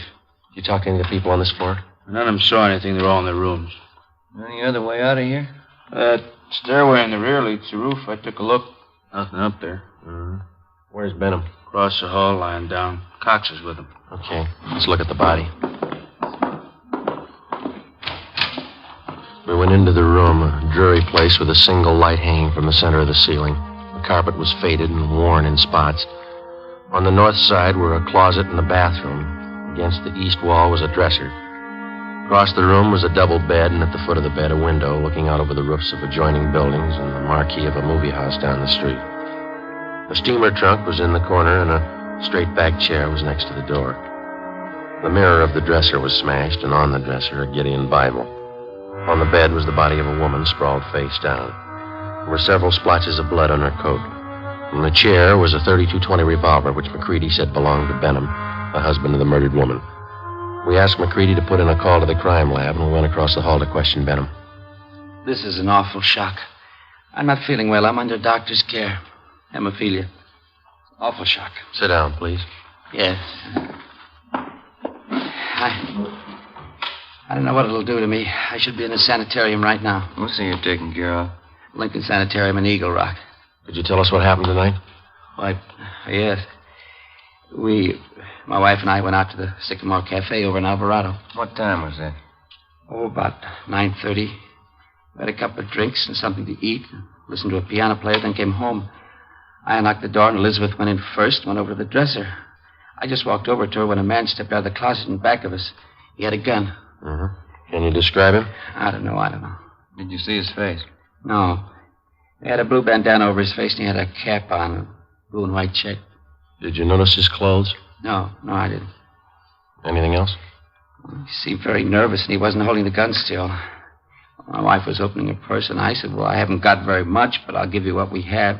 And he fired and hit Elizabeth. I pulled my gun from my overcoat and started shooting. Are you in the habit of carrying a gun? No. I'd noticed suspicious-looking men following me lately, so I bought one. Is this the gun here? Yes. Then what happened? Well, I fired all the bullets. I don't know how I missed. The room was small. He kept moving around all the time. Mm-hmm. But I guess I did miss. Then he ran out of the room. About how old would you say this man was? Officer, I haven't the faintest idea. I'll see you a minute, Sergeant. Sure. We'll be back, Mr. Benham. This has been an awful shock to me. Wonder how his wife felt. McCready told us that Sergeant Scheimer had found a woman in the Nevada Hotel next door who might know something. We went next door and questioned Mrs. Caroline Cromwell, a resident of the hotel. She occupied room 415 on the top floor. She told us that about 20 seconds after she heard the shots, she looked out the door of her room and saw a man come down the back stairs, which leads to the roof of the hotel, and enter room 402. She'd seen the man several times and was positive of her identification. Sergeant Scheimer said the man was registered as Jack Morrison. We went to room 402. Try it again. Who's that? Police officer. What do you want? I'd like to ask a couple of questions. I was going to bed. We'd like to talk to you. Won't take very long. All right. What do you want to know? How long you been in your room? About 10 minutes. What? Where were you? To the movie. Which one? Right down the street. Why are you asking me all these questions? You been drinking? A little. Not much. Mind if we look around a little? I was out all the time. I didn't know nothing about a shooting. And you won't mind if we look around. You won't find nothing here. These all the clothes you've got? Yeah? Is this your coat? Yeah. Yeah. Mm-hmm. You wearing this tonight, were you? No. It's the only coat in the closet. What'd you do with the coat you were wearing? Guess I was wearing that one. Did you spill it? What? The bottle of whiskey? It broke. How? How do I know? Got a hole here in the sleeve. What'd you do with the broken bottle? Threw it away? Where? I don't know. On the street. Joe, I found something. Shirt. Stuck down between the wall and the bathtub. Looks like blood on it. Is this yours? Where's the shirt you wore tonight? Take off your pajama top. Why? Take it off. All right. But I didn't have nothing to do with that shooting next door. What happened to your arm? Guy shot at me. Who? I don't know. I bought a bottle and had a couple of drinks and went to the movie for a little while. Would you mind moving away from the bed, please? No. Thank you. I came out of the movie because I was getting dizzy, and I went up on the roof here to get some air. While I was standing there, a guy ran across the roof and shot at me. What'd the man look like? I don't know. He came from the roof of the hotel next door and ran into this place. How big was he? It was dark. I couldn't see. What'd you do? Well, after I was sure he was gone, I came down. I was going to have my arm fixed in the morning. Better get your clothes on. Why? Well, you got a pretty bad arm. You better have it fixed up. We'll take you to George Street Receiving Hospital. It's all right. I don't have to go there. Find anything, Ben? No. You got a clean shirt? No. Well, you better wear your pajama top then. Oh, here's something. What did you say your name is? Jack Morris. Here's a card I found in the closet. It says, Tommy Kane, report for work, Joe's Cafe, 8 o'clock, March 1st. Who's Tommy Kane? That's me. Where are you from? Elgin, Illinois. How old are you? I'm 22. Why'd you leave Elgin? Work. I've been bumming around. You ever been arrested? I was picked up on a vague charge a month ago. Here? Yeah. I don't know why you guys are bothering with me. When somebody gets shot, we bother. 1:30 a.m. We took Kane to Georgia Street Receiving Hospital, where they found that a muscle in his upper right arm had been severed and the right side of his chest was bruised. Before taking him to Ward 1300 General Hospital for further treatment, we took him back to the roof of the Nevada Hotel. Still trying to rain. Yeah. Well, where were you standing when you got shot at, Kane? Right over there. I was leaning against the bricks. Where'd the man come from? Out of that door, the other roof. Roof of the Bartlett Hotel? Yeah. Was he running when he shot at you? Yeah, he was. Where'd he run? Right across here where we are. And then he went through this door here into the Nevada Hotel. You notice anything unusual about him? Well, his face was covered with a handkerchief, and he wore a checkered cap. Thought you said before it was too dark. Well, I could see that. I mean, I could see that. I couldn't see his face. And you were standing over there by the parapet? Yeah. About here? Yeah, that's it. Mm-hmm. All right, let's get over the roof of the Bartlett. It's a little high. Can I help you over? No. Come on, Ben.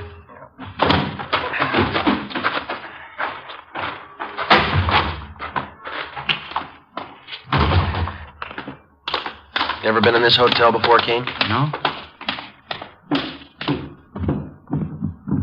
Everything all right, McCready? Yeah. Crime lab's here. Checking the murder room. Benham awake? I think so. Mr. Benham? Yes? Mind if we come in? Of course not. You ever seen this man before? Let me see. Can you stand over there in the light? My eyes aren't as good as they used to be. Okay. Move over there. How's that? That's better. This the man who shot your wife? No, that's not the man. We left instructions for another car to take Theodore Benham to the Lincoln Sanitarium in Eagle Rock. We took Kane to Ward 1300 General Hospital. 2:42 a.m. We arrived back at the Bartlett Hotel, where police chemist Ray Pinker had finished his examination. 3 slugs, .38 caliber, and 5 slugs, .32-20, were found in the mattress and the walls, all on the same side of the room. On the floor of the room were found a piece of white cloth and some brown threads. Ray Pinker returned to the crime lab while Ben and I made a search of both hotels, the incinerators, the alley, and all likely places for the missing .38. It was not found. 3:48 a.m. Ben went to the record bureau to check on any possible criminal record Kane might have had. I went to the crime lab to see what Ray Pinker had found. Nothing on this one. It's been a clean miss. And nothing on these 4 3220s. Where'd you find those? Dug the 38 out of the window frame. 3220s are in the south and east walls. How about the others here? Well, on these 2 38 slugs, I found minute portions of threads. They compare with the dress and coat worn of the deceased. Hi. Hey, Ben. I checked Kane's record. He told the truth. Nothing more than a vague charge, huh? No. How's this come? There's threads on 2 of the 38 slugs. And on one of the 3220s. Same kind of threads? Yeah, same kind. 3220, that's the gun Benham used. Yeah. Did you check the cloth yet? I will right now. Benham must have been shooting an awful while. Where'd you find that 3220 slug, Ray? On the floor near the bed. Nothing on any of the other 3220s. No. Yeah, this piece of cloth matches the shirt. How about the coat and those threads? Got only a couple of threads that might match.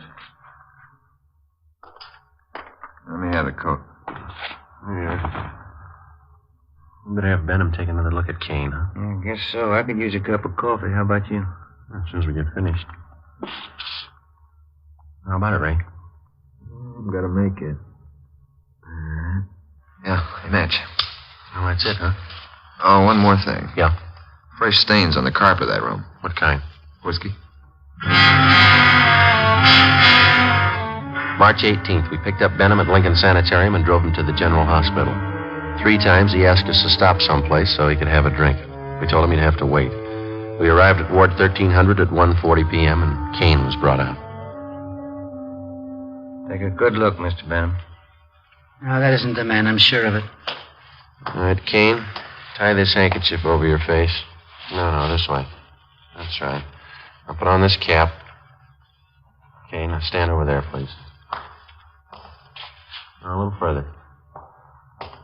That's good. All right, Mr. Benham? You know, his eyes and forehead look a little familiar, but I don't know. Well, my nerves are all shot. I can't be positive. I'm a sick man. All right, Kane. Wish I could help you, boys. So do we. Come along, please. You don't have to take me back to the sanitarium. Just take me to a streetcar. I'll make it all right. We'll take you. Sergeant, Yeah, can I see you a minute? sure. Yeah? Did you notice anything when you first brought Kane out of the ward? No. You must have been closing the door. Yeah, I was. And that man, Benham, he winked at him.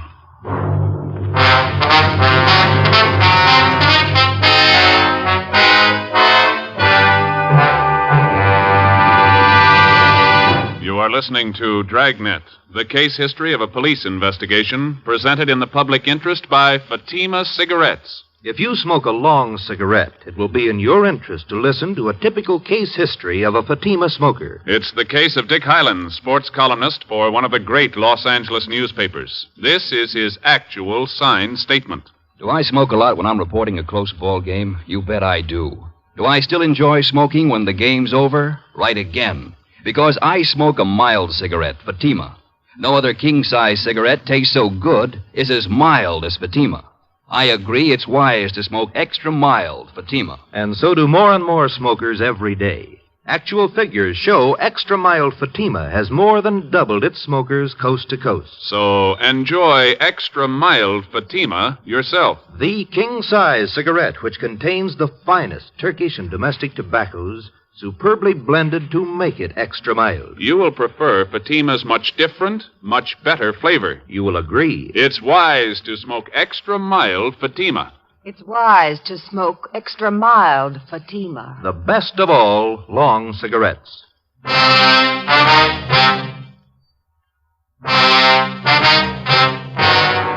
We took Benham back to his sanitarium. On the way, he asked if he could be excused from testifying at the inquest and preliminary hearing. We told him it couldn't be done. 7 p.m. Ben and I returned to the General Hospital and took Kane into a small room adjoining the prison ward. After 3 hours of interrogation, he stuck to his story. Cigarette, Kane? Thanks. How's the arm? All right. Hurts a little now. When you guys going home? When we get a straight story.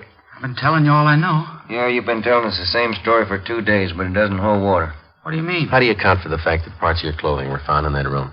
I told you before. You must have made a mistake. No, it's no mistake. Mr. Benham's starting to think he recognizes you. What? Why'd he wink at you? He didn't wink at me. We got somebody here who saw him. And he seems to think whoever did the shooting didn't take the gun with him. When we drove him back to the sanitarium, he asked us if we found it yet. He thinks we will. How long has Benham lived in L.A.? A long time. How long? Why do you want to know how long he's lived here? Is the dead woman really his wife? Well, certainly she's his wife. Why? Where's he been since the shooting? In the sanitarium in Eagle Rock. What's the matter with him? Hemophilia. You know what that is? No. You sure that was his wife? Positive. She wasn't a stool pigeon? Stool pigeon? Where'd you get that idea? You guys never saw her before. Never. You never heard of her? Kane, what's eating you? Did you check on her? We always do. You don't make mistakes on anything like that, do you? Not off. Look, she was a pretty nice woman from all we could find out. Happily married for 30 years. Something's wrong. What, Kane? What's wrong? All set up. Yeah? Yeah. What'd Benham say about me? We told you. He says you look a little bit like the man. Did you say anything else? He winked at you, Kane. Why? She wasn't a bad-looking woman. Wasn't she, Kane? All right, now how about it? You guys swear that was his wife? Yeah. Okay, I'll tell you where the 38 is. Where? The mattress on the roof of the Nevada Hotel. Benham cut a hole in it that day. He told me to hide the gun there after the shooting. All right, let's have a look. I don't want anybody to know I'm telling you this. Why? Benham's a real smart guy. He's got a gang. He's in on it as much as I am. Yeah? He double-crossed me. He tried to kill me. I'm going to jail. He's going with me. Maybe he will. Kane told us that he had known Benham for about 2 months. During that time, Benham helped him along by giving him a couple of dollars every once in a while. On March 11th, Benham got Kane a room in the Nevada Hotel and gave him $20 to buy a gun, which Kane did. On March 15th, he gave Kane a blue bandana and a checkered cap.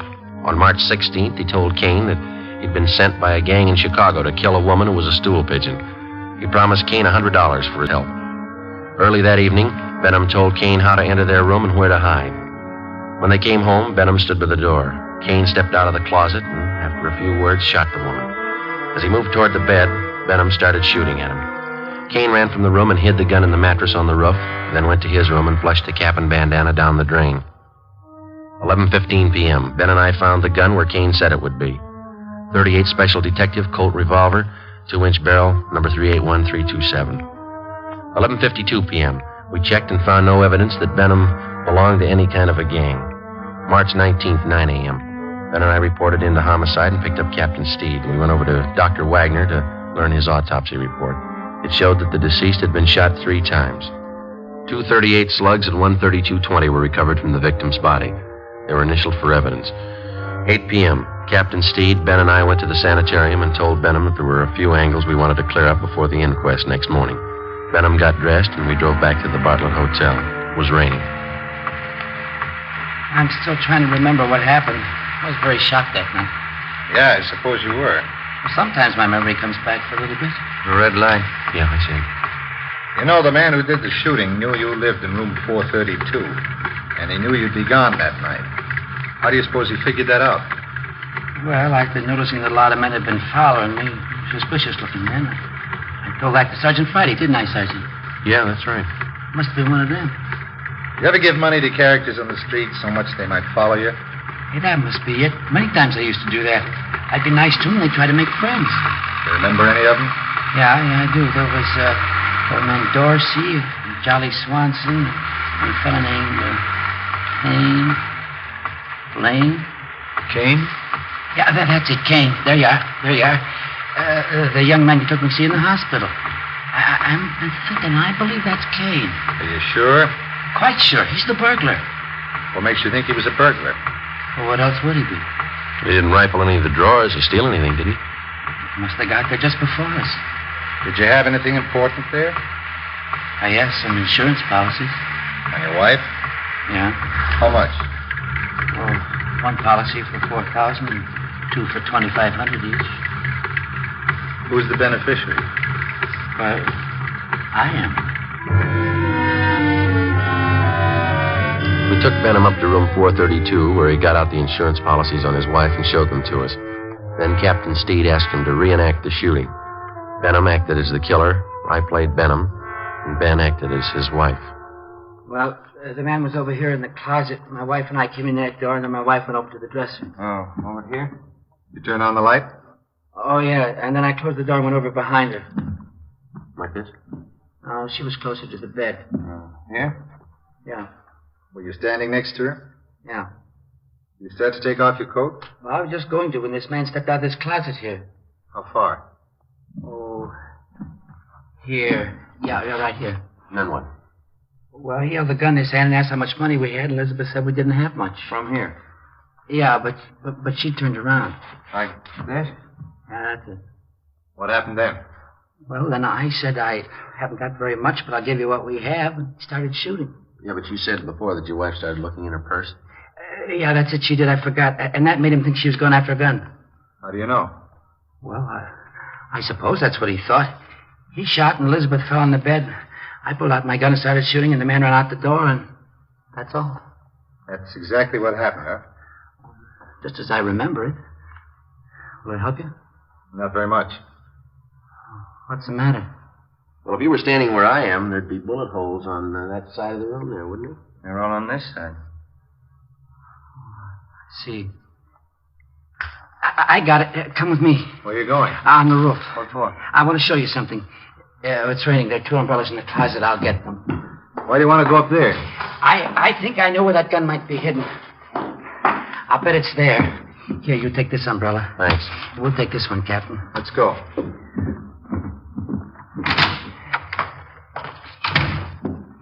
I bet it's up there. We'll find it.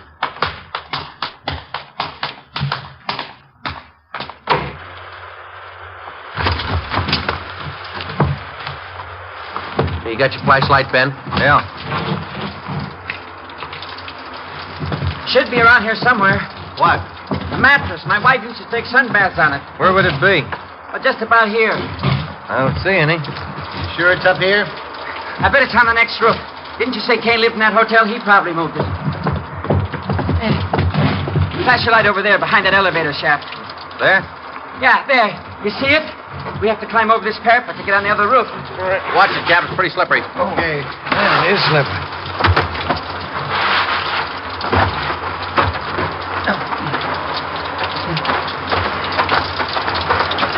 This mattress here? That's it. Take a look, Joe. Right. No, nothing here. Did you look all around there? Did you look in the corners? No. Well, that'd be a good place to hide a gun, don't you think? Here, let me see. There might be a hole cut in one of them. No. Maybe the other corner. No. Or maybe this one. Yeah. You see, the mattress has been cut. No. No, it's got to be here. Where is it? It's here, I tell you. It's here. I know it's here. I'll find it. I'll find it. You wait. You'll see. I'll get it. I know it's here. I'll find it. You wait, I'll get it. I'll get it. You're getting wet, Joe. We got the 38. Kane told us about it. You ready to talk? Yeah. Insurance. That why you did it? Yeah. I'm a sick man. Let's go, Benham. On your feet. All right. They played that ball game the other day. Yeah? Who won? Pirates 8-7. Sure do like baseball. Must be a real nice business. Yeah. Fans only yell if they never do it. What's that? Kill the umpire.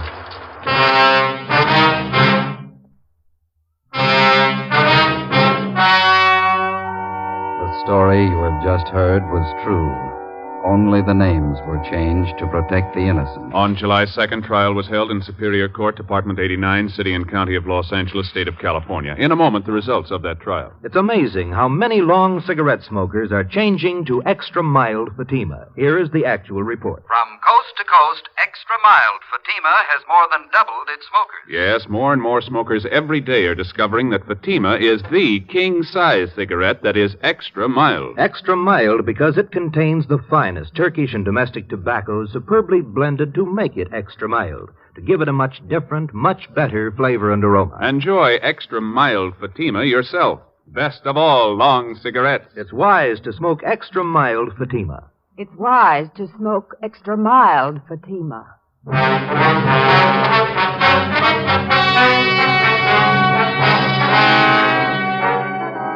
Thomas Kane was convicted of second-degree murder and received a term as prescribed by law. Theodore V. Benham was convicted of first-degree murder and assault with a deadly weapon. He received a life sentence and died in prison 1 year later.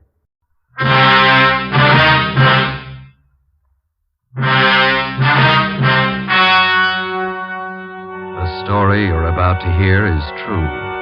Only the names have been changed to protect the innocent. Fatima Cigarettes, best of all long cigarettes, brings you Dragnet.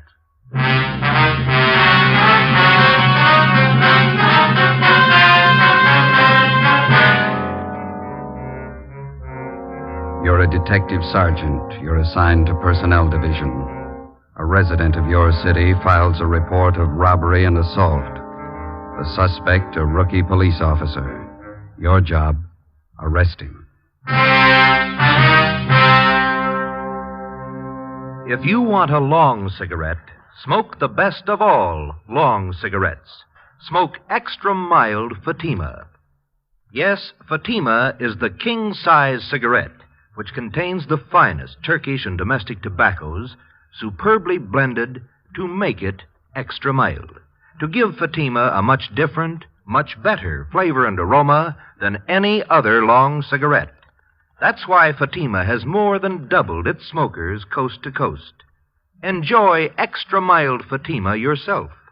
Best of all, long cigarettes. It's wise to smoke extra mild Fatima.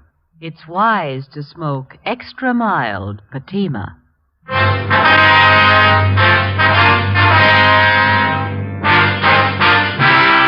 Dragnet, the documented drama of an actual crime. For the next 30 minutes, transcribed in cooperation with the Los Angeles Police Department, you will travel step by step on the side of the law through an actual case from official police files. From beginning to end, from crime to punishment, Dragnet is the story of your police force in action. It was Wednesday, April 9th. It was foggy in Los Angeles. We were working the day watch out of personnel. My partner's Ben Romero, the boss is Deputy Chief Holman, Commander BIA. My name's Friday. We're on the way over from the City Hall, and it was 5:25 p.m. when we got to Central Division. The assembly room. How's the wife? See him, Joe? Yeah, that looks like him over there. I'll let you know. Hi. You Russell Clark? Yeah, that's right. Friday and Romero personnel. All right. Lieutenant Drummond over at BIA would like to talk to you. All right. When do you want to see me? Right now. Okay. All right, wait till I get the cap.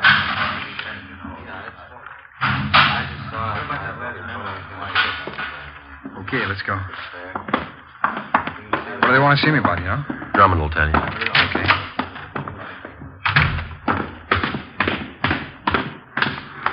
How long you been on the job, Clark? About 2.5 months. How do you like it? Oh, I like it fine. Wife doesn't think much of it. She wanted me to stay at my old job. What was that? Selling insurance. Likes to have me home nights. Doesn't like to be alone, especially now. Yeah? She's expecting a couple of months. You know how they get. Yeah. Let's cross here. Hey, I put in a request for day work. Do you think that's why personnel wants to see me? I don't know. I don't think so. Boy, I'd sure like to get that day watch. Yeah. Is that the way you fellas started? I did, yeah. You started in traffic, didn't you, Ben? Yeah, huh? Had 9 months of it. Go ahead, Clark. No, thanks. I have to be on the job at 6. Think it's going to take very long? I don't know. Hi, Friday. Hi. Right in, Lieutenant's waiting. Personnel, Coleman. Lieutenant Lieutenant? Yeah, come in. This is Officer Clark, Lieutenant Drummond. How do you do, sir? How are you, Clark? Sit down. Thanks. A couple of questions for you. Yes, sir? You were on special duty at the Olympic Auditorium last night, is that right? Yes, sir, for the fights. Anything unusual happen out there last night? Well, it wasn't very important, Lieutenant. After the fights, a drunk fell down the stairs. On the way out of the auditorium, broke his arm. I took him to Georgia Street, and they took care of the arm, and I drove him home. He was pretty drunk. Why didn't you book the man? I didn't think it was necessary. How long you been with the department, Clark? 2.5 months, sir. Didn't you know he should have been booked for violation of 4127A LAMC? Well, the man was in pretty bad shape, Lieutenant. Broken arm. I guess I didn't think the law was that strict. Law's there for a purpose. You decided to forget it, now you're in a mess, right up to your neck. I don't understand. You remember the name of that drunk you took care of last night? Yes, sir. His name was Stacy. Lives out in West L.A. What's the matter, Lieutenant? That drunk, Mr. Stacy, wants to file a complaint against you. What for? He claims you took him back to the auditorium, beat him up, broke his arm, and robbed him of $128. Oh, he's crazy. He's lying. I didn't do that. Got his word against yours, Clark. Facts seem to favor him. But I can prove it. Well, there was at least a couple of dozen people around. There was a doctor. He can tell you. Maybe you better take it from the beginning, Clark. Exactly how did it happen? I was right after the fights. I was on duty in the lobby, and I saw a bunch of people crowding around the foot of the stairs. Yeah? I went over to see what the trouble was, and they were looking at this man lying on the pavement. It was Stacy. A doctor was examining him. This doctor, did he identify himself? Yeah. I asked for his identification. He showed it to me. Gave me a card. He was doctor, all right. Yeah, go ahead. Well, he told me that he'd seen Stacy fall down the stairs coming out of the auditorium. Said that Stacy had broken his left arm. What'd you do then? Well, the doc said it'd be okay to move him, so I helped him into my car and took him down to Georgia Street. He was so drunk he could hardly stand up.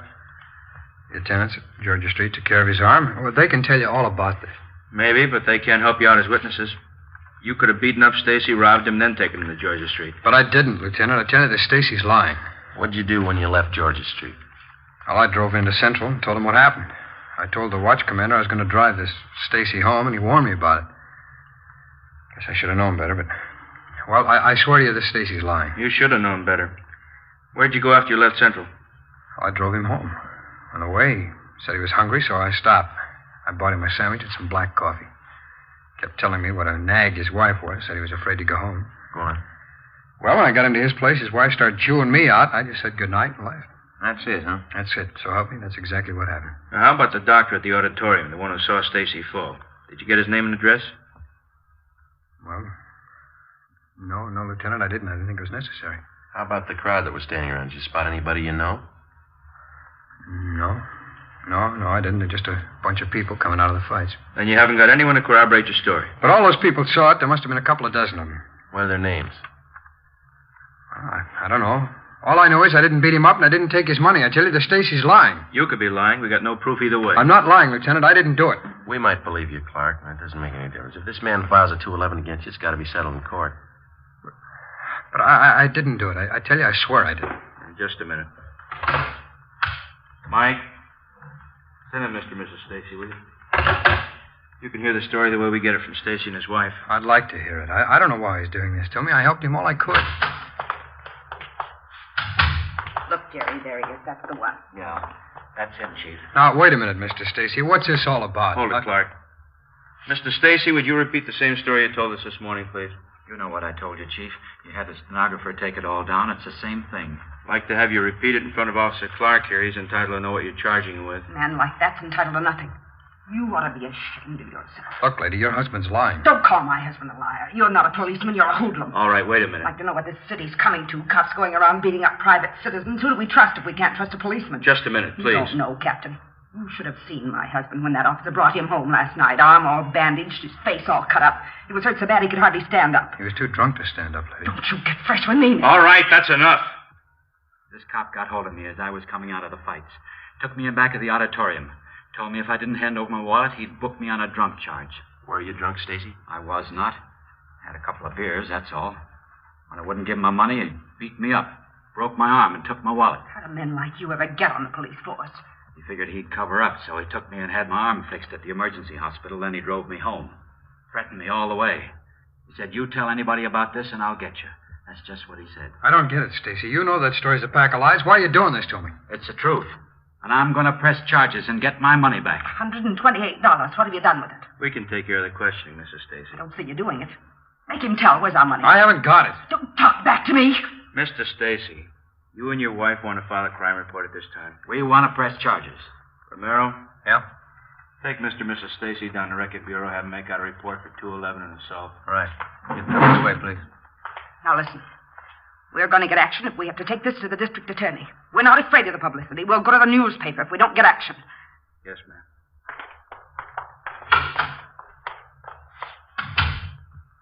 What's it, Clark? They're lying. I can't prove it, but they're lying.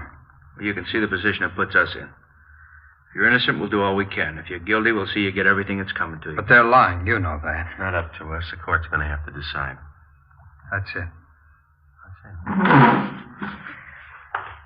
Well, there's no other way, Clark. We got 4,500 men in the department. We don't claim they're all saints. Once in a while, a bad cop comes along, he pulls a caper, and all of us get a black eye. This book of rules is the only protection we got against that. By failing to enforce the law, you violated your duty as a police officer. Got yourself in a real mess, Clark. Like anybody else, you get a fair trial. That mean I'm dropped from the force? And those people have filed a crime report. Draw suspension pending the outcome of the case. After that, if you're cleared, there'll be a hearing before the Board of Rights. Right through right now? You'll be booked for robbery and assault and held in county jail. Case will be presented to the district attorney tomorrow. What can I do? I'll have to have your badge. On the desk. Your gun?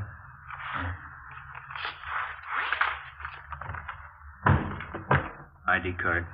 Yeah. On the desk. Yeah. All right, Joe, that's it. Okay. Take him.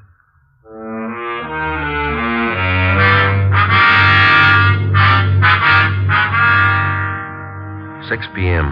Ben returned to the office, and together we took rookie police officer Russell Clark across the street to the Hall of Justice.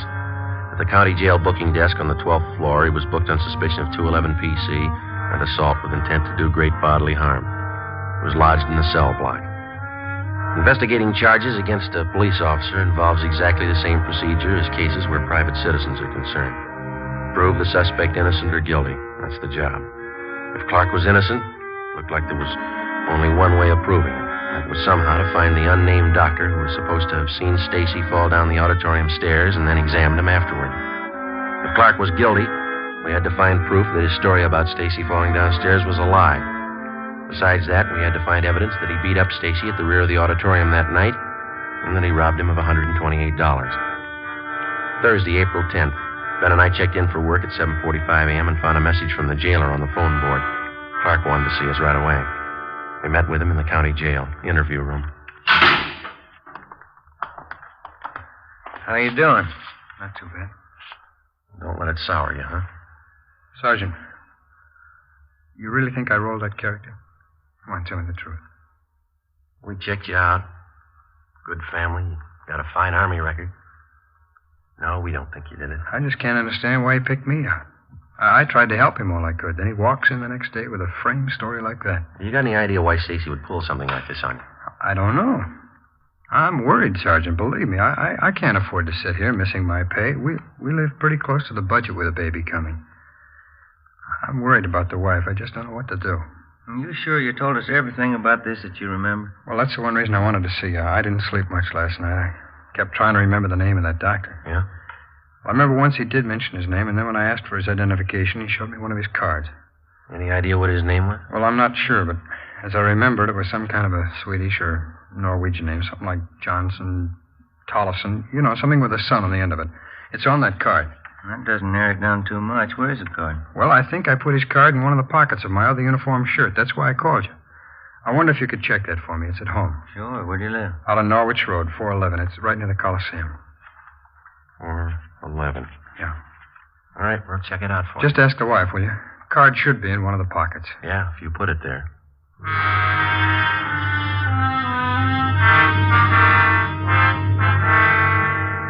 Ben and I left the interview room at the county jail and drove out to the home of Officer Clark on Norwich Road.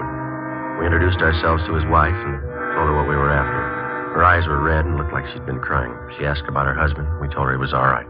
They're making a terrible mistake, Sergeant. Russ never did anything crooked in his life. He didn't do it. I know he didn't. We'll do everything we can to straighten it out, Mrs. Clark. The court will have the final say. I knew Russ shouldn't have left his insurance job. I just knew it, all this trouble. How about that shirt that your husband told us about, the one he wore that night at the auditorium? Oh, yes, his other uniform shirt. Mm-hmm. Can we see it, please? Oh, yes, certainly. It's right this way, back in bed. What's so important about the shirt, Sergeant? Your husband told us that there might be a card in one of the pockets. Might help clear up things. Well, it should be hanging up here in the closet. I always like to keep Russ's shirts on hangers. He keeps them much nicer looking. What's the matter? This morning I sent it to the cleaners.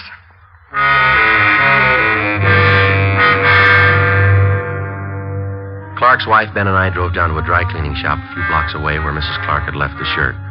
The counter girl there told us that the truck had already been by that morning and picked up the day's cleaning. It was a store rule to check all garments for contents.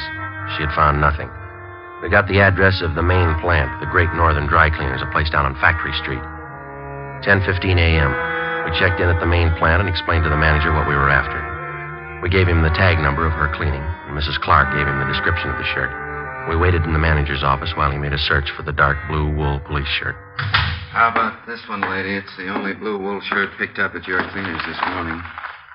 Yes, that's Russ's shirt. That pocket flap there, I mended it. I'll check the pockets for you. I had to pull it out of the tank. It's all wet. Anything? Not in this pocket. Try the other one. Yeah? Look for yourself. Nothing.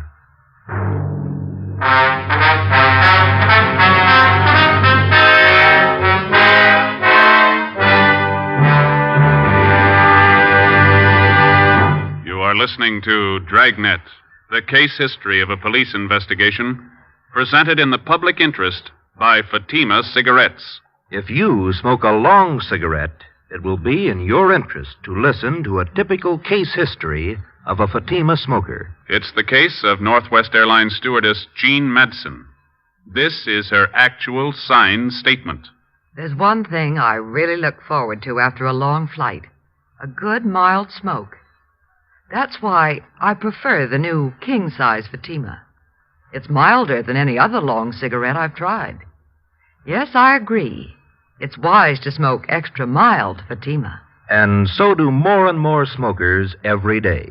Actual figures show extra mild Fatima has more than doubled its smokers coast to coast. So enjoy extra mild Fatima yourself. The king-size cigarette, which contains the finest Turkish and domestic tobaccos, superbly blended to make it extra mild. You will prefer Fatima's much different, much better flavor. You will agree.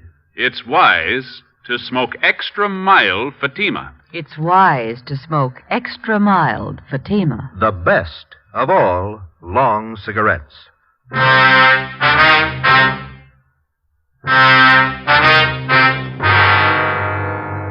Thursday, April 10th. Shortly after noon, the daily newspapers were on the streets, and the head on one of the top front page stories read, "Rookie cop slugs rob citizen." Ben and I went back to the county jail and told Clark that we'd failed to find the card. He could give us no other lead that might help in clearing the case. During the next 2 days that followed, Ben and I ran down every possible lead, no matter how remote it was. We made a thorough check on Mr. and Mrs. Stacy. We double-checked back on Clark's record. For one full day, we did nothing but phone doctors in and around the city of Los Angeles. From a list of hundreds, we came across 3 doctors who had been present at the fights in Olympic Auditorium on the night Stacy claimed he was beaten up and robbed by Officer Clark. None of the 3 had seen a man tumble down the stairway leading from the balcony to the lobby. None of them had seen any accident or had been called on to help anyone professionally. Monday, April 14th, we met with Lieutenant Ralph Drummond. No go, huh? That's got us, Ralph. We can't figure it. It's almost a fact Stacy's lying. Clark, what about him? Well, there's still nothing to show that he didn't do it. He had the opportunity. Maybe he had a motive. He needs money, you know. Who doesn't? How much you get on Stacy? He and his wife run a second-hand furniture store in South Flower. It's a small business. Stacy's quite a gambler. He bets on the fights. Yeah? We checked around with some of the gang down at the auditorium. Stacy's well-known down there. He laid some pretty heavy bets the night he claims Clark rolled him. How much? You got the dope there, Ben. How's it figure out? He lost over $75 in small amounts. Add to that the fact that he was doing some partying. That might account for the 128 this missing. Stacy blew the roll, was afraid to tell his wife, so he cooked up the story against Clark. Yeah, sure. Maybe that could have been the way it happened. What do you got on the other side?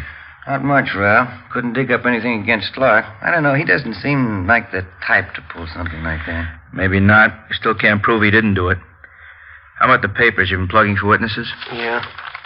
Here's the ad. Had it running in personals for 4 days now. Oh, thanks. All those saw a man fall down the stairway, the auditorium. Today, police call Michigan 5211-75. No results, sir? No. All the possible doctors in town have been checked out, too. How about the local medical magazines? Got an ad in there, Ralph. Nothing's happened. Well, one thing is sure. Something's got to happen. Newspapers are scorching the kid and the department along with him. Victim without a trial makes good reading in the tabloids. There's one thing I can't understand. If Clark's leveling and there was a doctor at the fights that might have looked at Stacy, then where's the doctor? We've had this thing noised all around town. Well, give it a little more time. He might turn up. I kind of like the Stacy angle. How do you mean? Well, suppose we get him in here. Think we could break him down into questioning? No, I doubt that. We can't even get close to him. That wife of his and that lawyer, they're with him all the time. He's afraid to talk to us. Maybe if we pass the word to his wife he'd been gambling, how far can we go on that? Well, she might believe us, she might not. You've seen what she's like. Yeah. I got an idea he sold her on a story, and she's tagging along to get the $128 back. That gives me an idea, Joe. One thing we might have missed. Yeah, what's that? We found out that Stacy did a little partying before he went to the fights at the auditorium that night, didn't we? Yeah, go ahead. We checked out a couple of the bars he was drinking at, but we figure he must have partied away at least $50 out of that $128. Mm-hmm. He didn't spend that much at the bars. Oh, well, sure. He probably hit a few other places, too. That's what I mean. That's still a lot of money to drink up alone. You figure a woman? Maybe. You got any reason to think Stacy plays around? Just one. Yeah? His wife.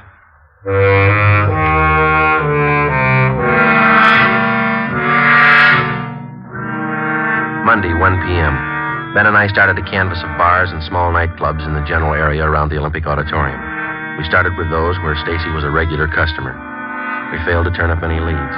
Either the bartenders refused to tell us or they had no knowledge of Stacy's running around with other women. We kept at it. Another day passed. 2 days. Nothing. One of the newspapers started a campaign against the brutality of police officers. On Thursday, we got a tip from a bartender at a place out on Washington Street, the Brown Cow. He told us that he thought he saw a man answering Stacy's description in his bar a few nights before with a flashy blonde in her late 20s.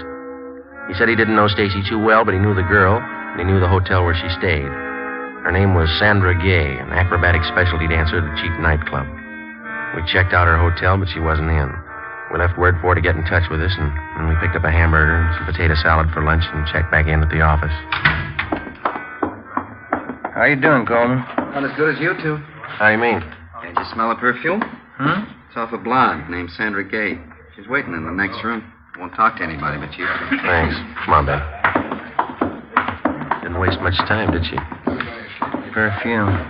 Sure strong. Your name, Sandra Gay? Yeah, that's right. You the fellas been looking for me? Drop by your hotel. We'd like to ask you a few questions. Sure, it's all right. This is my partner, Sergeant Romero. My name's Friday. How you doing? Hello. Romero.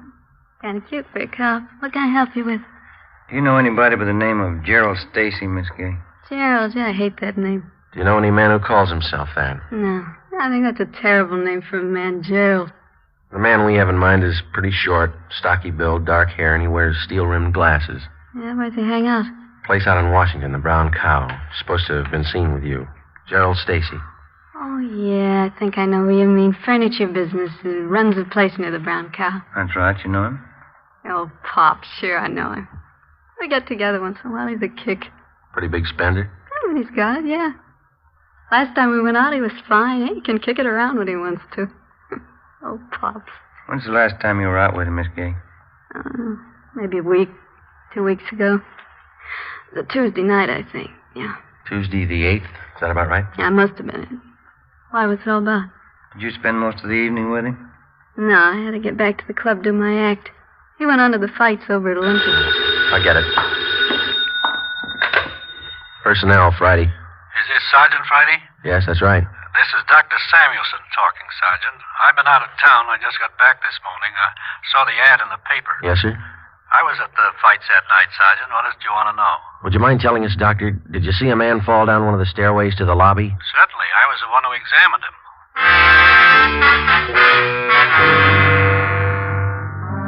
5 p.m. Mr. and Mrs. Stacy were called to Lieutenant Drummond's office. Arrangements were made to have Officer Russell Clark brought over from his cell in county jail. At 5:15, Ben and I checked into the lieutenant's office. Stacy and his wife were already there.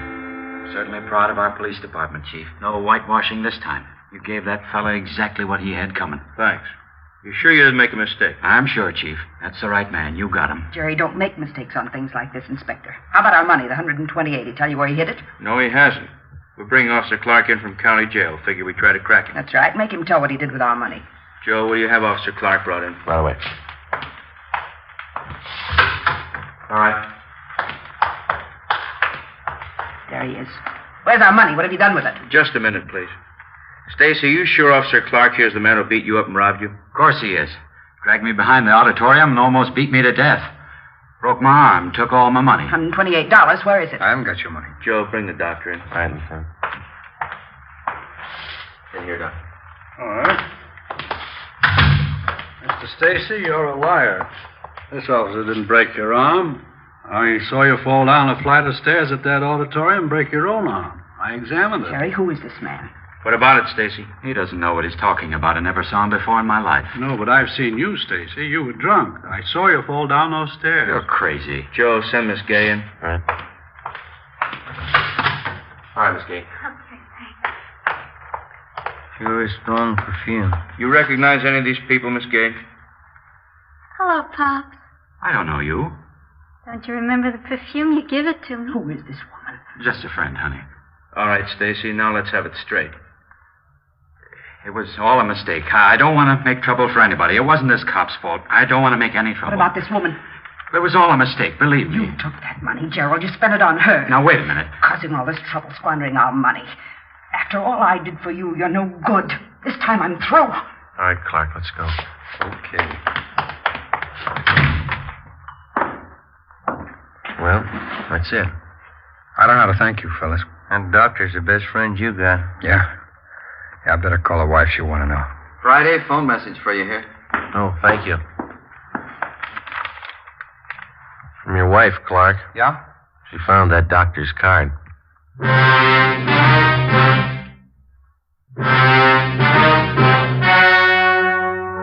The story you have just heard was true. Only the names were changed to protect the innocent. On September 2nd, trial was held in Municipal Court, Division 7, City and County of Los Angeles, State of California. In a moment, the results of that trial. It's amazing how many long cigarette smokers are changing to extra mild Fatima. Here is the actual report. From coast to coast, extra mild Fatima has more than doubled its smokers. Yes, more and more smokers every day are discovering that Fatima is the king-size cigarette that is extra mild. Extra mild because it contains the finest Turkish and domestic tobaccos superbly blended to make it extra mild, to give it a much different, much better flavor and aroma. Enjoy extra mild Fatima yourself. Best of all long cigarettes. It's wise to smoke extra mild Fatima. It's wise to smoke extra mild Fatima.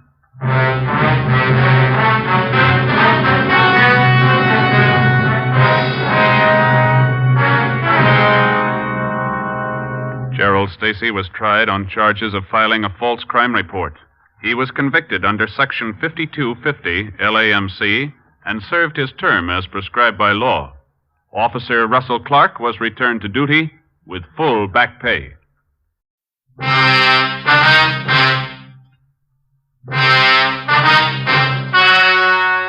The story you're about to hear is true. Only the names have been changed to protect the innocent. Fatima Cigarettes, best of all long cigarettes, brings you Dragnet.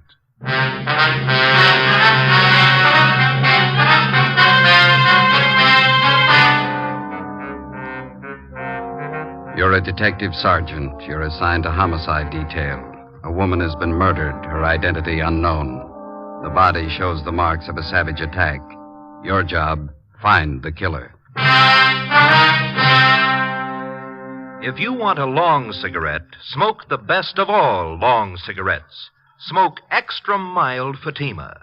Yes, Fatima is the king-size cigarette which contains the finest Turkish and domestic tobaccos, superbly blended to make it extra mild, to give Fatima a much different, much better flavor and aroma than any other long cigarette.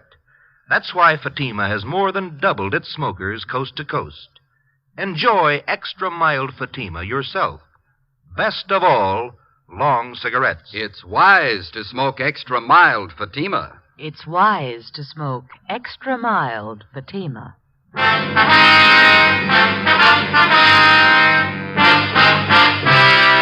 Dragnet, the documented drama of an actual crime.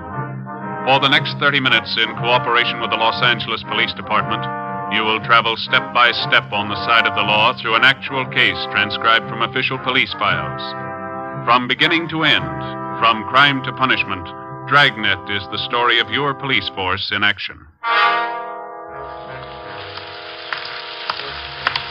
It was Sunday, December 25th. It was raining in Los Angeles. We were working the day watch out of homicide detail. My partner's Ben Romero. The boss is Blaine Steed, captain of homicide. My name's Friday. It was 39 minutes past 5 a.m. when I got to San Andreas Cathedral on 1st Street. Churchyard.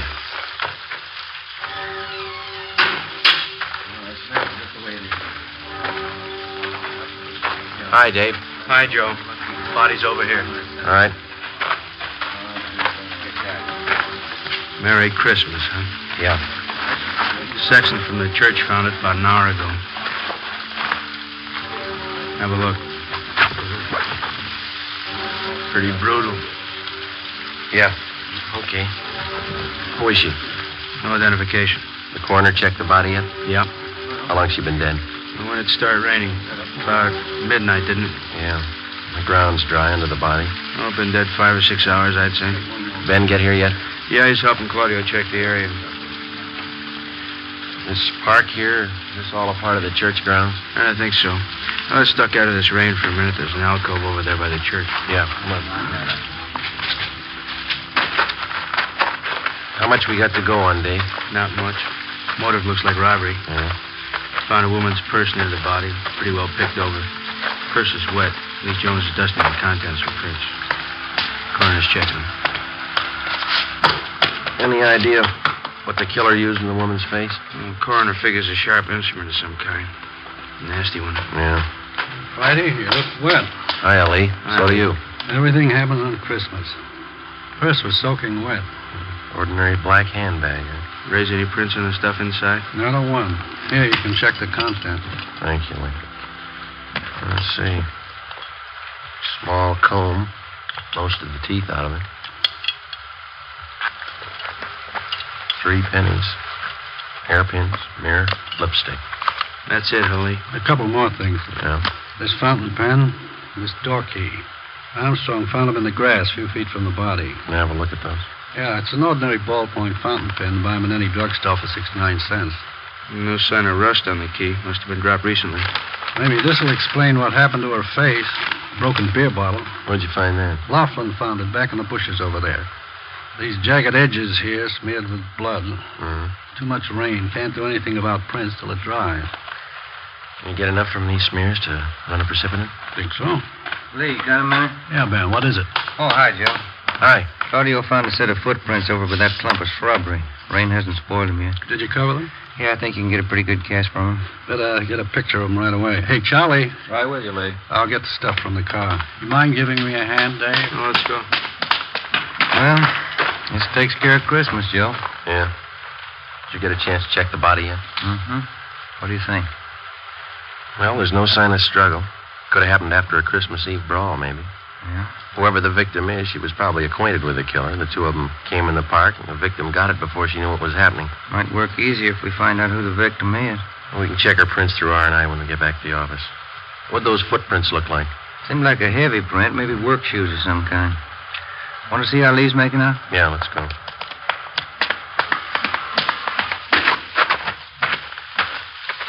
Gonna miss Christmas dinner again this year. Footprint, fountain pen, and key. Where do we start?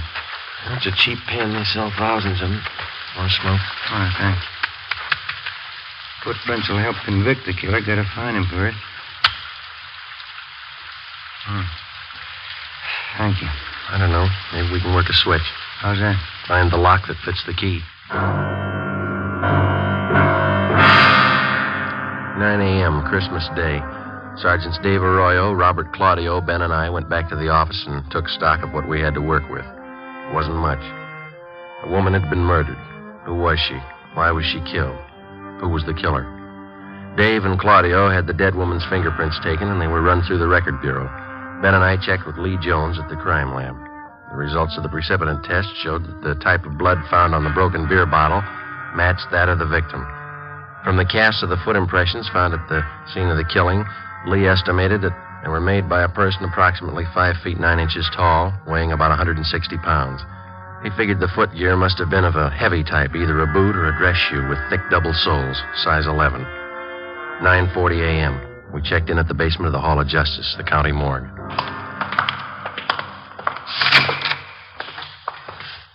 Doc, how's it going? It's all there, Joe. Death caused by multiple fracture of the skull. Slashing in the face was a contributing cause. I sent her close to Lee Jones. Yeah, we know. No laundry mark.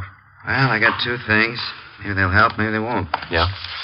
The chemist's report here on the blood analysis shows the victim was drinking. She was definitely under the influence at the time she was murdered. 0.00% alcohol in the blood. Mm-hmm. How about the murder weapon, Doc? We gonna rule out that beer bottle? I'm just coming to that. Step over here. Yeah? This mark here on the side of her face, brown smudge. Oh, Jones says that shoe polish. He analyzed a few of the particles. Ties in. The cause of death was brought about by severe blows in the head and face. Heavy shoe, huh? That's my guess. Probably a boot or a work shoe. That doesn't add, Joe. How do you mean? If they were heavy work shoes the killer was wearing, why were they polished? How many people polish their work shoes? Could be waterproofing. No, Jones says it was a brown paste polish. Then it doesn't figure. Unless the killer was wearing some kind of dress boots. Cycle boots, maybe. Hundreds of kids on motorcycles wear them. Yeah. That's going to be about as helpful as a key or a cheap fountain pen. What? Excuse me. County morgue, Tyson speaking. Yeah, all right, Frank. I'll tell him.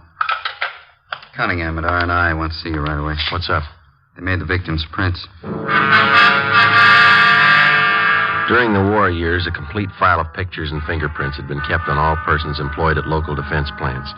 Out of this file came our first major lead. The victim's fingerprints matched those of one Maria Camacho, 38 years old, formerly employed at Universal Aircraft. Her address in 1945 was listed as 9230 Sheridan Avenue. Ben and I went over to the crime lab, picked up the key and a fountain pen found near the body, and drove to the Sheridan Avenue address. The house was 3 blocks from the churchyard where the body was found. A young woman with a baby in her arms answered the door. She identified herself as Elena Gomez. She told us Maria Camacho was her aunt. They were expecting her for Christmas dinner late that afternoon. We told her what happened. When she recovered from the shock, we questioned her and her husband, a furniture worker. So hard for me to believe. Why anyone would do this to Maria? When's the last time you saw her, Mr. Gomez? Well, she was around last night, Sergeant. She brought the presents for the kids. Always brought them presents on Christmas. Did she live here? Was this her permanent address? No. She stayed with us during the war when Ray was overseas. When he came back, she took a room down the street. I can give you the address. All right. What time did Maria leave the house last night? Well, let's see. Must have been around 10 o'clock. Not much later. Don't you think, Elena? About 10 o'clock? Yeah, that's right. Go see what those kids are doing, huh, Ray? Yeah, all right. Did Maria have anything to drink here last night, Miss Gomez? Yes, we had a glass of sherry together, that's all. Could you tell if she'd been drinking before she came here? Oh, it was Christmas Eve. I guess she'd had a few. Why? Was she a pretty heavy drinker? Not usually, no. Maybe on the holidays, though. Maria liked to get out and have fun, living alone and all that. Poor Maria. Well, did she drink at home, or was there some particular place she liked to go? The cantina down on Soda Street. She used to go there. Any others? A couple of bars on Brooklyn Avenue. I don't know the names. What'd Maria do for a living, Miss Gomez? She took in some dressmaking. Worked for herself. He wasn't poor, wasn't rich. Her landlady could tell you about her friends. Kids are hungry, Lana. Dinner's getting cold. Sorry that we had to break in on you like this. Well, it's all right, Sergeant. It's just the kids. Ask the officers if they want some mince pie, Ray. Cup of coffee. No. That's all right, Miss Gomez. Thank you. Just one more thing. Would you look at these, please? This pen. Sure, that's Maria's. Look, Ray, Maria's pen. Mm-hmm. Now, how about this key? No, I never saw that before. Neither did I. Well, thanks very much, both of you. Sorry to hold up your dinner. Oh, that's all right. We're not hungry. Hey, maybe I could fix you a turkey sandwich or No, something. thank you. Just the same, we have to be going. We'll contact you later on. Here's our card. All right. I can't think of a reason, Sergeant. Why someone would kill her. Why would they kill Maria? Poor Maria. Come on, honey. Come on. Nice kid. Seem to be having a good Christmas. Too bad we had to spoil it. We drove down the street to the rooming house where Maria Camacho stayed. We talked to the landlady and the rest of the tenants. We failed to come up with a lead. They told us Maria Camacho drank a little, but she was always pleasant, easy to get along with. We checked her room. We went through stacks of Spanish-language newspapers and magazines. We went through her bills, photographs, her letters. We found nothing. There wasn't an item in the small apartment that could help us. We went through the entire rooming house, trying each door with a key that we'd found by the body. It didn't fit any of them, not even the door to the victim's room. 5 p.m., there was a lull in the rain. We picked up Dave and Claudio and started to explore the only lead we had. The victim had been drinking a few hours before she'd been murdered, probably at a neighborhood tavern. For the next 6 hours, we canvassed every bar in the vicinity. 11:15 p.m., Christmas night. The four of us met in a combination bar-restaurant at Brooklyn and Soto for a bite to eat. You had as much luck as we did, huh? Nothing, Dave. Everybody we talked to knew the woman. Nobody saw her Christmas Eve. We picked up the names of a dozen friends of hers from the bartenders. Checked them out. They couldn't tell us anything. Well, we still got another dozen bars to cover at least. She must have been in one of them last night. Wish we'd find it. My wife's sure mad. You got company, so's mine. All right, gentlemen. Who had the grilled ham sandwich? I did. All right. And the 3 hamburgers? Yep. There we go. Hot plate. You got some ketchup, please? Sure. Say you wouldn't like a little eggnog to go with that. It's good. I make the batter myself. No, thanks. Say, here's something you can do for us. Yes, sir? Would you look at this picture? All right. See if you can identify this woman. Sure looks like Maria. Yeah, that's her. You know her? Was she in here last night, do you know? Yeah, she was. What time was she in? Oh, about 11:30. Why? Was she with somebody? Oh, half a dozen of them at least. Maria, another woman, and 4 or 5 men. Were they drinking? Well, they were well behaved. Just having a little Christmas cheer, that's all. They like my eggnogs. At what time did Maria leave? Do you remember? Well, no, not exactly, but she left before the others. They closed the place. You fellas cops? Did she leave alone? No, Tony followed her out. I think it must have been sometime around midnight. I'm not sure. Who's Tony? Tony Perez. He's busboy here. He knows Maria. Where's he now? Christmas. She's off. Lives in a hotel down the street someplace. I don't know. Time fits. Maybe the key does. Dave and Claudio started to check the neighborhood to locate the hotel where Tony Perez stayed. Ben and I continued our canvass of bars and restaurants in the area. 1 a.m., the rain started in again. We checked in at a bar on Brooklyn Avenue near Cornwall, the Cantina Sinaloa. Yes, sir. Gentlemen? Police officers, would you look at this picture, please, see if you can identify it? Wait till I dry my hands. I'm just getting some of these glasses out of the way. Let's see. You ever see her before? Oh, yeah, that's Maria. Too bad. I read in the papers about it. Can you tell us if she was in here last night? No, I didn't see her. I read in the papers about it, though. Terrible. Poor Maria. Is it possible she might have been in? You didn't see her? No, I always know when Maria's here. She was always full of fun. She liked to sing. I better get these glasses finished. Ben, do you want to call the office? Yeah, okay. How about a drink, Sergeant? You don't look so good. You got any coffee? Not very fresh. It's been standing there a couple of hours. Well, that's all right. Okay. Here.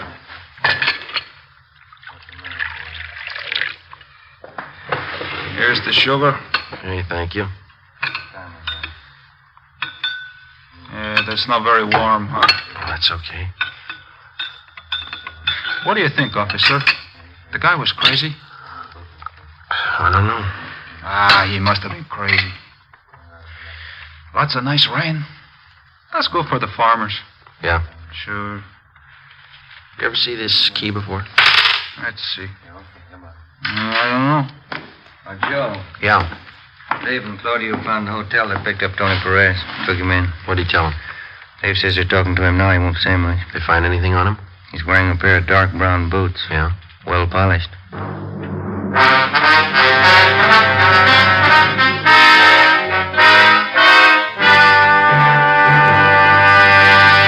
You are listening to Dragnet, the case history of a police investigation presented in the public interest by Fatima Cigarettes. If you smoke a long cigarette, it will be in your interest to listen to a typical case history of a Fatima smoker. It's the case of skater Larry Jackson, one of the stars of the Los Angeles Ice Capades. This is his actual signed statement. When the excitement of the show is over, a mild cigarette is important for smoking enjoyment.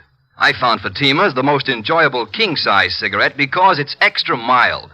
I agree it's wise to smoke extra mild Fatima. And so do more and more smokers every day. Actual figures show extra mild Fatima has more than doubled its smokers coast to coast. So enjoy extra mild Fatima yourself. The king-size cigarette, which contains the finest Turkish and domestic tobaccos, superbly blended to make it extra mild. You will prefer Fatima's much different, much better flavor. You will agree. It's wise to smoke extra mild Fatima. It's wise to smoke extra mild Fatima. The best of all long cigarettes.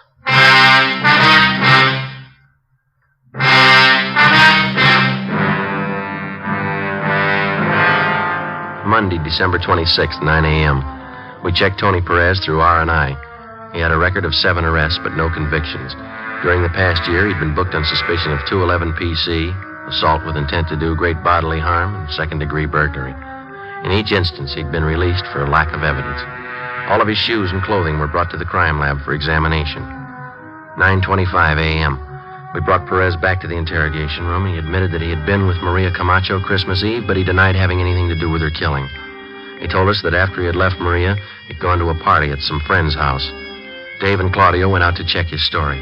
I gave them the key found near the body and asked them to try it on the door to Perez's hotel room.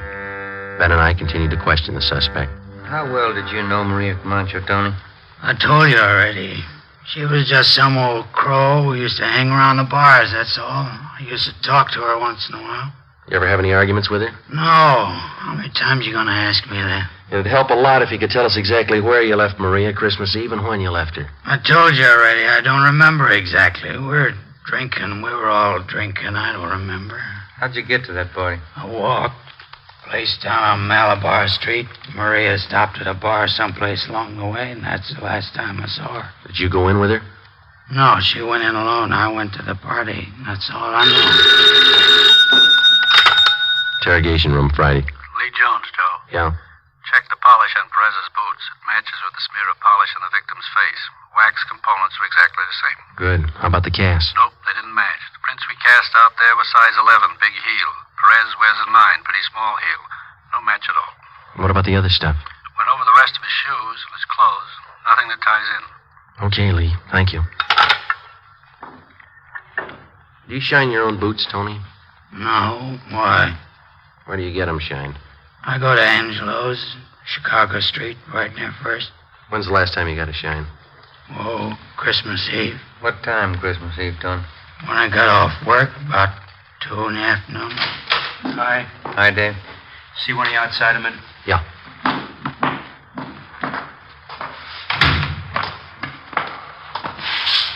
Perez telling the truth about the party. He was there. We timed out how long it'd take him to walk from the restaurant to the party. Yeah? Pretty close. His friends say he got to the party about 12:30. Doesn't look like he had time to kill that woman. Oh, where does that leave us? Still got those boots? No, no more. They don't match the impressions at the murder scene. Well, that makes us even. Here's your key back. Didn't fit.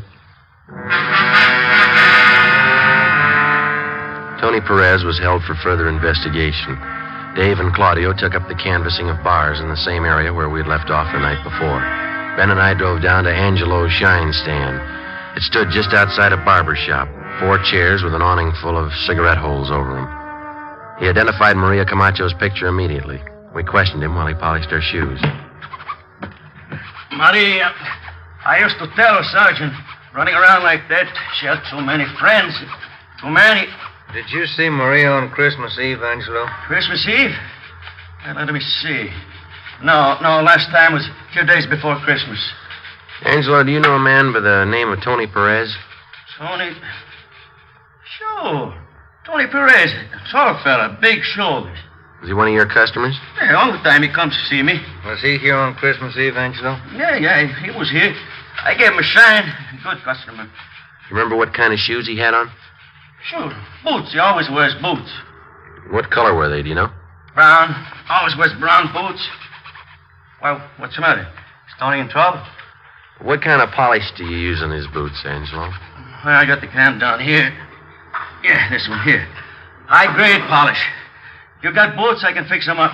Do you use the same polish on all the boots you shine, Angelo? No, only the brown boots. That's brown polish. You fellas ask too many questions. You make me go too slow. Well, there's no rush, Angelo. Can you tell me this? Yeah? Besides Tony Perez, was there anybody else with brown boots who got a shine from you Christmas Eve?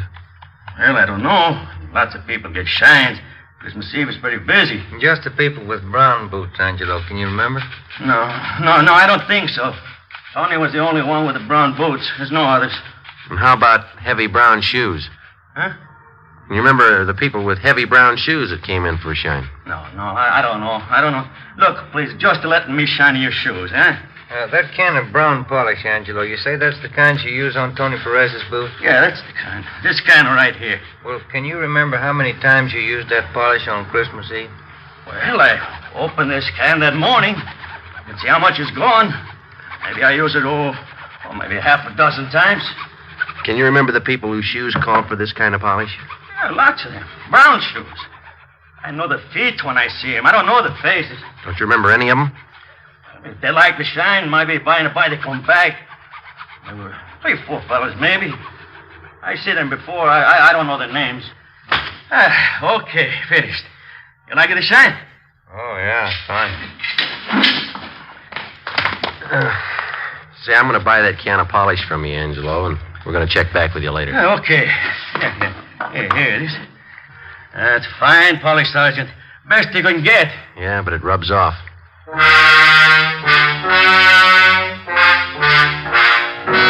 December 26th, 5 p.m. We drove back to the crime lab and had Lee Jones analyze the can of shoe polish.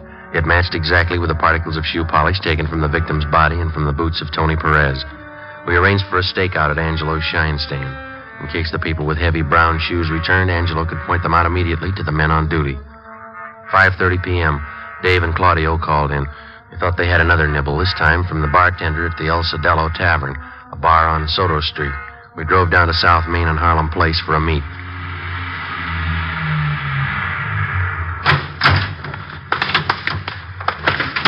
Hi, Dave. Hi. Figured we better move on this tonight. What's the pitch? Bartender on Soto tipped me that Maria Camacho was in his place Christmas Eve. Said it was a little after midnight. Yeah? Said she had a drink, left the place about 10 minutes past 12 with a guy called Frank Talano. Nosed around, found Miss Talano works at the Midnight Mission. Over there. All right, let's go. This it, Dave? Yeah. Good Friends Mission. Come in for a nice, warm, spiritual bath. Coffee and soup free. Watch the stairs. Yeah. And now, brothers, I only hope that our little meeting here has brought you closer and made your souls to glow with the great and glorious light of the Spirit.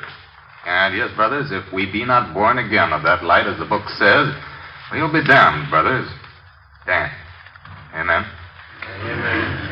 Now, brothers, while Sister Myrtle Ferguson plays one of his stirring marches, let's join arms, brother to brother, and march into the lunchroom where, through the kind graces of one of our benefactors, Pete Woodouris of the Acropolis Cafe, each one of you will be entitled to a bowl of turkey soup, some of Sister Wilson's homemade bread, and a cut of mince pie.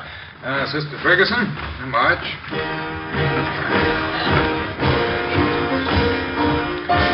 Guess that's a man to see. Yeah, let's go. Sure pack 'em in, don't they? That soup smells real good. Excuse me, sir? Yes, brother? What is it? Police officers. Do you have a Frank Tolano working here? Well, what's the trouble? Does he work here? Well, yes, he's a very good man, Frank. Anything wrong? Is he here now? No, he isn't. Where can we find him? Well, I'd like to know what the trouble is. We'd like to talk to him, mister, that's all. Well, he has a room at Good Friends Mission Annex. That's over on San Pedro Street. Is that his permanent residence, the Mission Annex? Yes, Frank's very helpful. He works for a small salary, and we give him room and board. Is he over at the annex now? Yes, but maybe you'd better not see him now, officer. Why not? Well, Frank's not at his best. He's been drinking again. That's a sure sign. How do you mean? Well, whenever Frank starts drinking, that means that he's worrying. He's one of those. He drinks to forget. Yeah. He's been drinking for 3 days. He must have a lot to forget. Come on. 6:30 p.m. We drove over to the Good Friends Mission Annex on San Pedro Street. The man in charge told us that Tolano had a small room to himself at the rear of the second floor. Dave and Claudio went around to cover the Mission Annex from the back. Ben and I went up a narrow flight of wooden stairs. The plain white plaster walls were chipped and cracked and scrawled with pencil markings. We walked down to the end of a wide hallway to a brown paneled door with a transom above it. There was a man in soiled work clothes sitting on the bed. On the table next to him, there were 3-quart wine bottles. 2 of them were empty. Get out of here. You Frank Delano? What about it? Police officers like to talk to you. Get out of here. You're not taking me. I'll cut you to pieces. Drop the bottle, Tolano. Get out of here. Drop the bottle. I'll cut you to pieces. Like you cut Maria. I'll kill you. Put it down, Tolano. Drop it. Get the cuffs on him. Yeah. Let's go. Just a minute.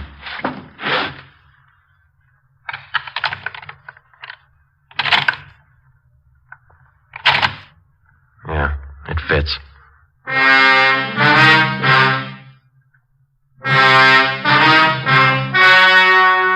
The story you have just heard was true.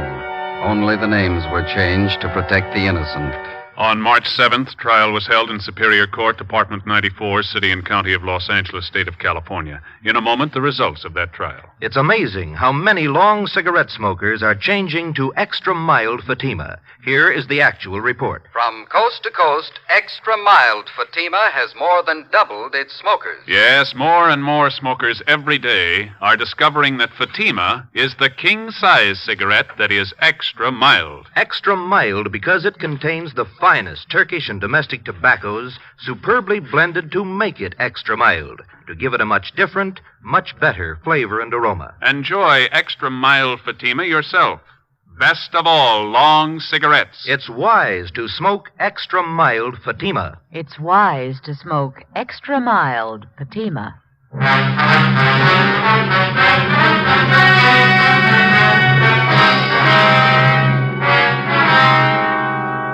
Frank Dominic Tolano was tried and convicted of first-degree murder and sentenced to life imprisonment. He is now serving his term in the state penitentiary.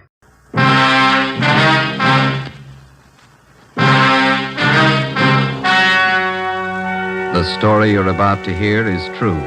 Only the names have been changed to protect the innocent. Fatima Cigarettes, best of all long cigarettes, brings you Dragnet.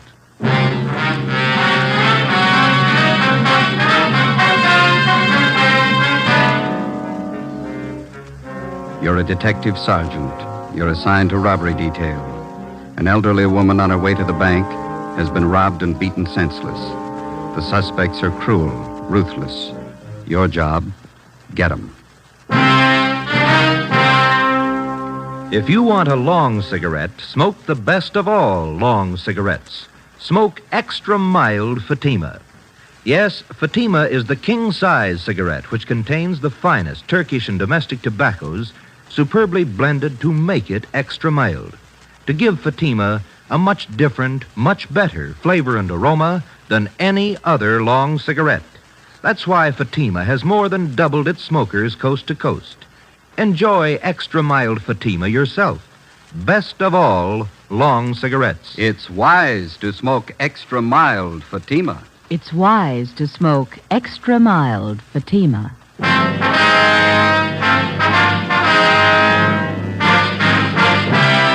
Dragnet, the documented drama of an actual crime.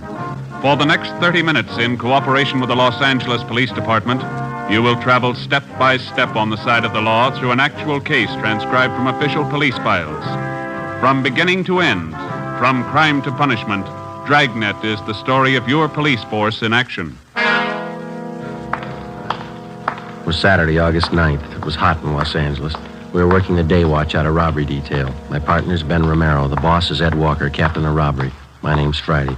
It was 10:14 a.m. when I got to room 27A, robbery detail. Hi. Hi. Hello, Joe.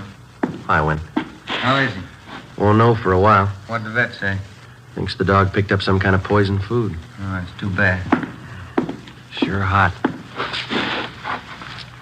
You got a penny? Yeah, there you are. Thank you.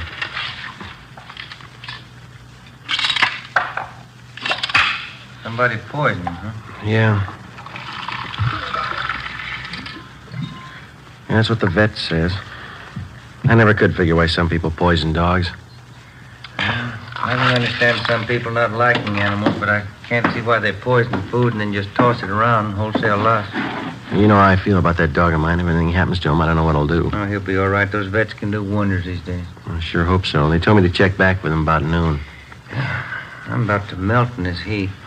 Yeah, doesn't seem to be any air at all. Well, tomorrow's Sunday. Guess I'll just lie out in the backyard. It's going to be good to just loaf around and read the Sunday papers, huh? It's a hot shot. I'll take it.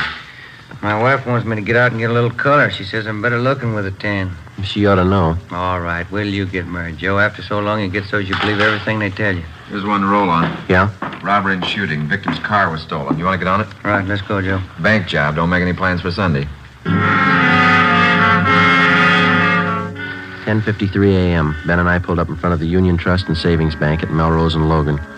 We made our way through the usual crowd that was milling in and around the bank. We spoke with the manager, a Mr. Bill Fore. He told us that he didn't see the actual robbery. The victim was taken in the parking lot next to the bank. Her name was Myrtle Shaw, a longtime customer of the Union Trust and Savings.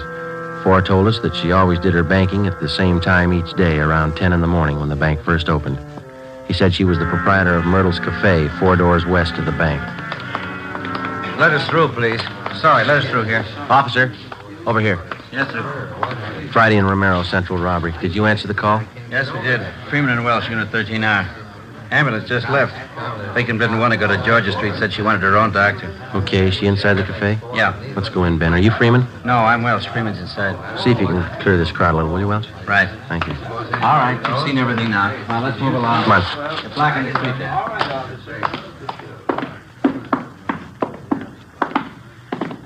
There she is, over in the last booth. Freeman? Yes, sir. Friday and Romero, central robbery. Is this the victim? Yes, that's right. Her name's Myrtle Shaw. Miss Shaw? Yes, that's right. My name's Romero. This is Sergeant Friday. We're from Robbery Division downtown. You men detectives? Yes, ma'am. We'd like to ask you a few questions. Yes, all right. I hope you can catch the men that did this. Well, we're going to do all we can. It's a little hard for me to talk. My face is so swollen. It hurt something terrible. What happened? One of them struck me, Yes, ma'am, we know that. Do you want to tell us how it happened? and I was on my way to the bank. I drove in the parking lot there next door. Yeah? I just got out of my car when these men walked over to me. You're only 4 doors from the bank. Do you always drive such a short distance? No. I just picked up my car from Edgar's filling station. I have it greased once a month. I see. Where was I? You'd just driven into the parking lot when these men walked up to you. Yes. Oh, yes. Well, one of them said, just hand over the money and there won't be any trouble. And the other one said, this is a gun in my pocket, Grandma. Yeah? My head's splitting. Did someone call Dr. Van Hale? Yes, ma'am. He's on his way. Oh, thank you. Well, I carry my day's receipts in a cloth bank bag. I had it in my purse, and I wasn't sure if they knew I had any money. Yeah? I told them I didn't have any. And I was going in to draw some out, and one of the men said, look, old-timer, we don't want to get rough. Just hand it over. We know you got it. What'd you do? Well, I turned and started to walk away, and I saw this one man's arm flash out of his pocket, and then something hard like a rock struck me on the side of the face. Must have slugged you with his gun. Oh, yes, it couldn't have been his hand. I don't think he could have cut my face like this with his hand. You should have let them take you to the emergency hospital. No. No, I don't want to go in an ambulance. I want my own doctor. He'll know what to do. Ambulance crew gave her first aid. She wouldn't let him take her. Mm-hmm. Thanks. Miss Shaw, would you know the men if you ever saw them again? Well, I think so, yes. One of them looked like the worst kind of a hoodlum. When they got your money, huh? Oh, yes. And they tell me they got away with my car, too. How much money did you lose? $116.23. Do you own this cafe? Yes, I do.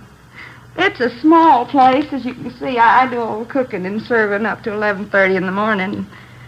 Then I have a college girl that waits on tables in the afternoon and evening. Do you think those men have ever been in here in the cafe? No. Have you ever seen either of them before? No, I never laid eyes on them before today. How about the girl who works for you? You think she's ever seen them before? I don't know. You can ask her. She should be here soon. What time is it now? 11:20. Yes, she'll be along any minute.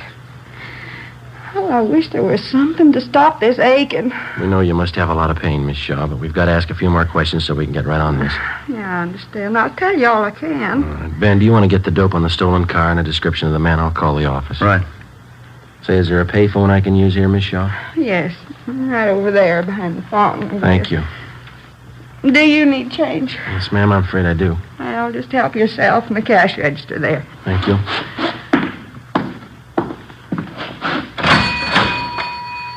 I put in a dime, taking out 2 nickels. Oh, well, now that wasn't necessary, young man. You didn't have to tell me. Well, I know, but we don't like to open other people's cash registers. You're a police officer, aren't you? Yes, ma'am. I trust you. That seems to be the reason a lot of people don't.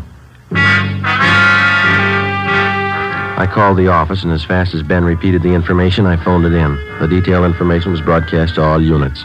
The stolen car was a 1946 green Ford sedan, license number 1X-ray 1898. All units were instructed to be on the lookout for the car, and if found abandoned, to notify robbery detail immediately and keep the car under surveillance until we arrive. I called in a description of the suspects and the fact that the money was taken in a cloth bag stamped Union Trust and Savings. Myrtle Shaw's doctor arrived, and she was ordered to bed for rest and treatment. Ben and I interrogated all the possible witnesses in the parking lot, and we found only one man who saw the actual robbery. His story compared to that of Miss Shaw's, but he could add nothing more. We talked with a young college student who worked in the restaurant. She didn't think she'd ever seen the men in question. We drove back to the city hall and went to the stats office. They made a run for us on the descriptions and M.O. that we had, and we pulled the packages of all possible suspects that the machine sorted out. We narrowed and sifted the 24 possibles down to 12. We took the mug shots out and showed them to the victim and the one witness. They could not identify any of them as the 2 men in the holdup. 2:35 p.m. Saturday. We started to canvass the neighborhood, door to door. That takes care of Logan Street for 1 block, both sides. Want to start here on Melrose? Okay. Let's try this drugstore. I'm on fire. Paper says it's supposed to hit 99 today. I believe it. Come on. Yes, sir? Police officers. We're looking for a couple of men. Here's the descriptions. I wonder if you'd read this and tell us if you ever seen them. Yes, sir. We got time to have a coat. No, we better not. It's getting late. No, I'm afraid I've never seen anybody who answers either one of these descriptions. You sure? Yeah, quite sure. Well, thank you. I'll have to have that back. Oh. Let's go.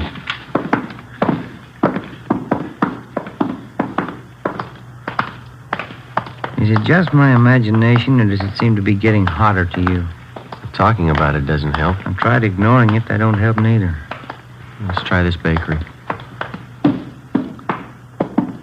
How do you do, gentlemen? All right, police officers. Wonder if you'd read the 2 descriptions listed here and tell us if you've ever seen either of these men. Yes, of course. No. Sure smells good in here, doesn't it? No, Yeah. I don't seem to recall anybody that looks like this. Anybody else in here who might have seen him? No, I don't think so. I wait on trade. Okay, thank you, ma'am. Let's go. That smells just like good old apple pie, doesn't it, Joe? We're baking Danish coffee cake at the moment. The next place here's a plastic factory. Yeah, looks like they're closed. Half day Saturday again. Somebody in there cleaning up. Guess he didn't hear me. Oh, here it comes. Yeah. A lot of money in this plastics business. Mm-hmm. Really came into its own during the war, didn't it? Oh, yeah. The plant's closed Saturday afternoon. Police officers. Wonder if you'd look this paper over and tell us if you may have seen two men answering these descriptions. All right. I have to put my glasses on. Yes, sir. There now. I don't need them for sweeping, just reading. All right, here you are. Mm-hmm.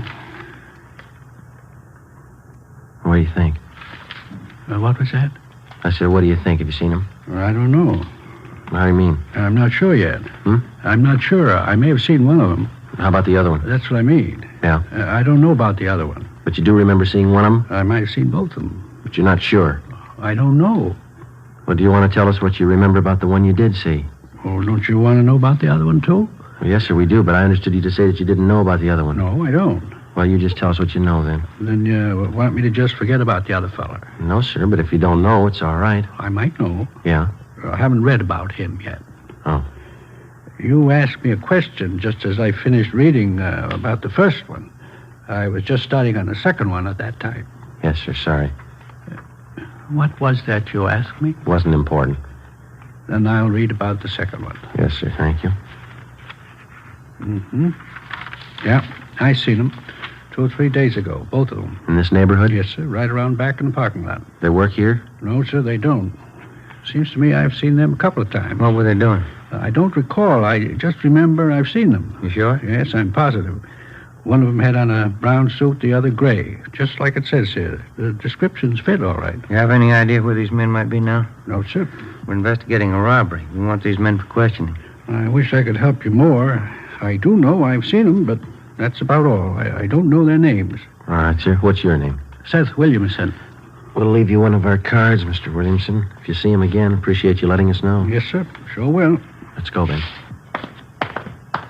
Wish we had something more definite to go on. If we just had a picture of the guys. Yeah, it'd help. There's a vacant lot in the corner. Finishes out this block. All right. Let's double back on the other side of the street. All right. Sure hot. 4:30 p.m. We continued knocking on doors, checking every place that was still open or showed any activity Saturday afternoon. We talked with hotel managers, janitors, and cleanup men at the different factories or business establishments. We checked grocery stores, private homes, everywhere that we could find anybody to show the descriptions to. By 6:15 p.m., the only person who showed any sign of recognition of the two hold-up men was still Seth Williamson, the janitor at the plastics plant. Before we took time out for a sandwich and a cup of coffee, we drove back to the city hall to check the office.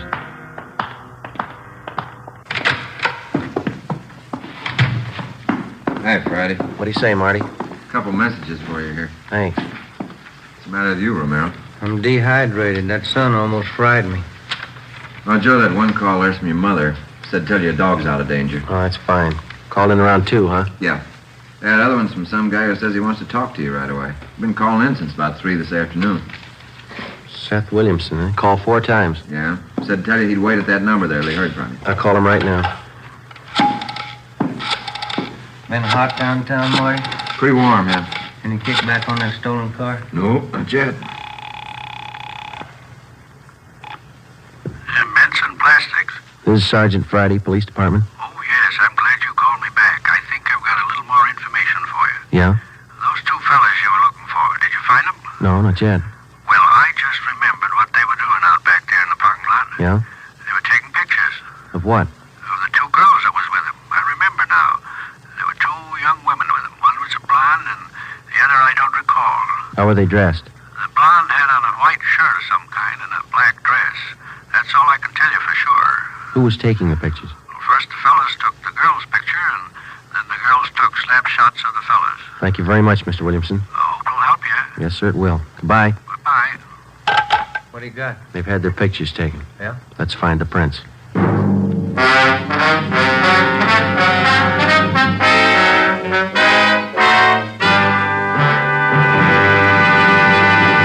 You are listening to Dragnet, the case history of a police investigation presented in the public interest by Fatima Cigarettes. If you smoke a long cigarette, it will be in your interest to listen to a typical case history of a Fatima smoker. It's the case of Miss Nancy Appel, a night news writer for one of the world's great press services. This is her actual signed statement.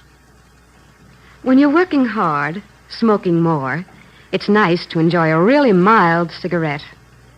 I found the king-size cigarette that has this quality above all others. That cigarette is Fatima. Because it's extra mild, Fatima is always more enjoyable. That's why I agree. It's wise to smoke extra mild Fatima. And more smokers agree to that every day. Actual figures show Fatima has more than doubled its smokers coast to coast. So enjoy extra mild Fatima yourself. The long cigarette, which contains the finest Turkish and domestic tobaccos, superbly blended to make it extra mild. You will prefer Fatima's much different, much better flavor. You will agree. It's wise to smoke extra mild Fatima. It's wise to smoke extra mild Fatima. The best of all long cigarettes.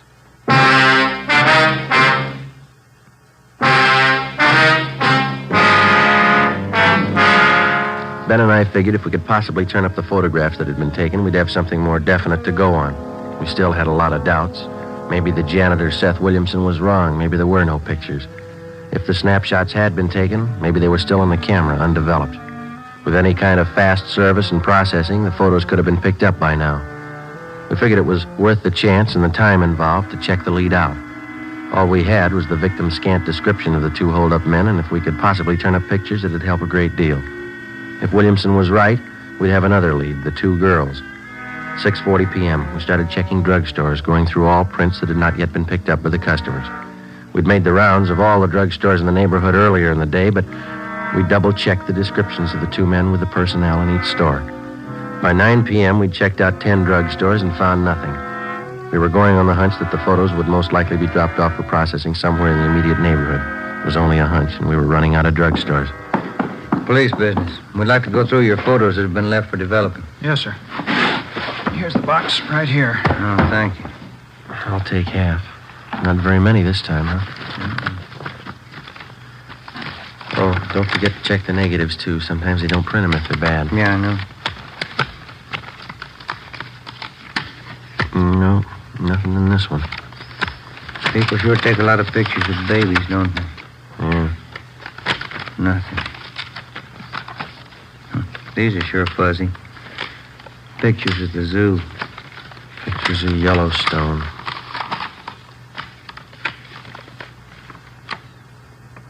Ben. Yeah? Pay dirt, maybe. Let me see. Two guys. Two girls. One's a blonde, white blouse, dark skirt. Look close. Now, let's see. Left by a Marion Lang, 223 East Bexel. Well, Claire. Yes, sir? You want to double check us on this envelope? Yes, sir. This date and time right here, 3:30 p.m., August 6th. Yes, that's correct. That's when the films were left for processing. 3 days before the robbery. Did you ever see this woman in the picture before? Let me see. This one? Oh, yes. Yeah. She comes in here quite often. Miss Lang is her name. How about these men or this other girl here? No, I've never seen them. When were these prints supposed to be picked up? I waited on her. She told me she'd pick them up Friday, yesterday. Well, we'll have to take these photos along with us. They'll be returned. All right, sir. How will I explain this to Miss Lang? If this is the right address, you won't have to. Before we left, we called the office and had a stakeout placed in the drugstore in case Marion Lang tried to pick up the photos. We checked the address she gave on the envelope, 223 East Bixel. It was a small apartment building near the corner. The manager told us that Marion Lang had moved out the morning of August 9th, the day of the robbery. She left no forwarding address. The manager knew nothing of the other girl or the men in the photos. We checked with Myrtle Shaw, the victim. She positively identified the two men as the ones who robbed and slugged her. She knew nothing of the two girls. Hadn't seen them before. We put out a warrant on Marion Lang and gave the photos to Lieutenant Frank Cunningham and the record bureau. Monday morning, August 11th. Morning, Frank. Hello, boss. Any record on the guys? Nothing we could find, no. I'm having copies sent out right now. Kind of thought maybe if we came up with pictures, we'd be halfway home. Maybe we are. How do you mean? I had Tony make some blow-ups from the negatives. Full of grain. Probably taken with a cheap box camera of some kind, but they might help. What'd you find? I just checked the enlargements. They were still in the wash, but I think we got something. Let's go over the photocopy. All right.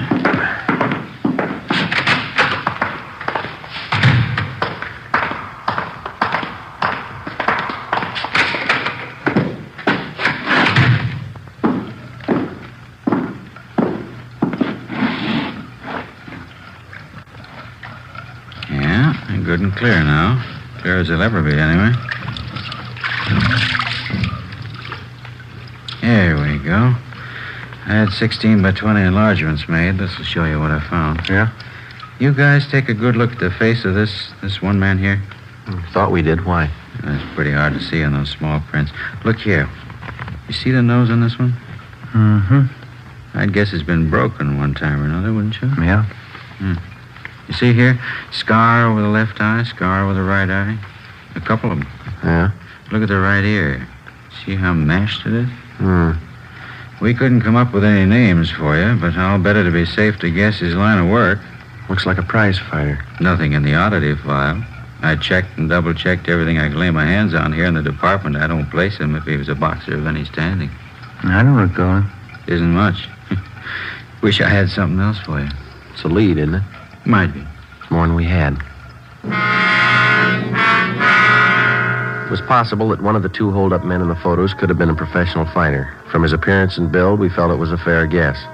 We took copies of the snapshots to the State Boxing Commission, Los Angeles branch. We spoke with a Mr. Farmer, who couldn't seem to recall the man from his picture.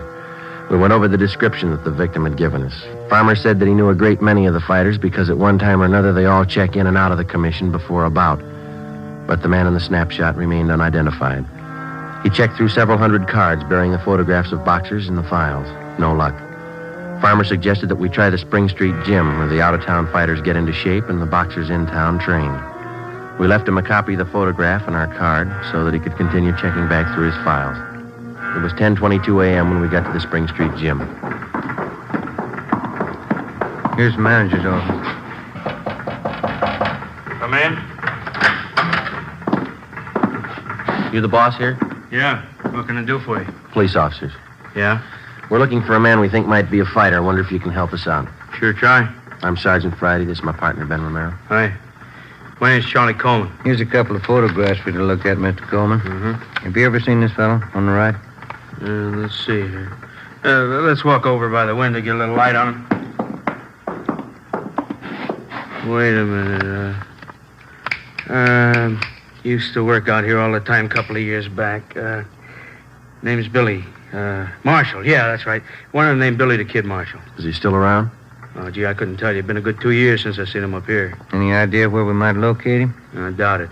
Used to be a Benny Farber's stable. Benny's been to the East now over a year. Let me check back through my locker listings. Maybe I still got something on him. Yeah, let's see. Out cards. Yeah, that's what we want. Let's take them over here by the window where we can read them. As I recall, Marshall wasn't much of a fighter. Farber nursed him up through the prelims, got him in the semi-windups. He started hitting the bottle. Played the dames. Oh, yeah, here we are. Can I see that, please? Oh, sure. Here we are. Thank you. Billy the Kid. Big, beefy boy. Real sucker for a right cross. 1637 Carver Avenue. That's the last address you got on him? Whatever the card says, yeah. Real sucker for the old right cross. Thank you very much, Mr. Coleman. You're welcome, boys. Anytime. What's he done? We just want him for questioning. Oh, I see. If you should hear from him, don't tell him we're looking for him. Let's go. Thanks again. What do you think he did wrong? I don't know. How do you block a right cross? We called the new information into Captain Walker, and he sent a crew of men to the Boxing Commission to check further. 1637 Carver Avenue. It was a cheap rooming house in the west side of town. Marshall hadn't lived there for over a year and a half. The landlady gave us a forwarding address. The next place hadn't seen him for a year. We kept checking and rechecking, going from one end of town to the other. Each place was a little better than the last. It was easy to trace Billy the Kid's rise in the fight game, such as it was, by the condition of the places he lived in. We covered 6 different rooming houses, boarding houses, and apartments. Each time, his residence had been a little more recent. 5:15 p.m., Monday, August 11th. We pulled up in front of the Sunflower Hotel, 433 Banyan Street. Rates, $2 a week and up.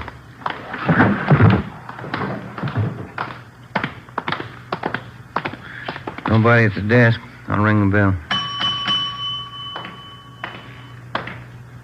How do you do? Police officers. Have you got a Billy Marshall registered here? No, no one by that name here. Did you take a look at this picture? Either one of these men live here? Oh, sure. That's Tom Green and George Martin, room 9. They in now? I could buzz their room and see. No, never mind. Room 9, you said. Yes, sir, that's right. Let's go.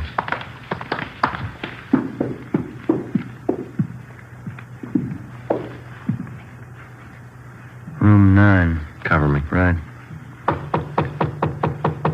Yeah? Special delivery letter. Slip it under the door. You have to sign for it.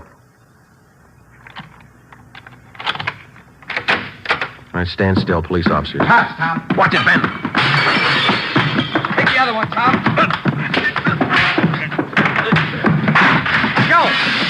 Joe, look out!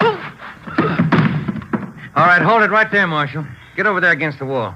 You, get up. Go over there with him. Move. Give me a hand, Joe. I'll help you up. You all right?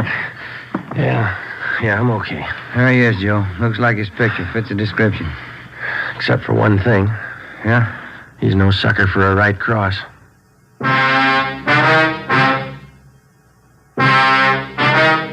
The story you have just heard was true. Only the names were changed to protect the innocent.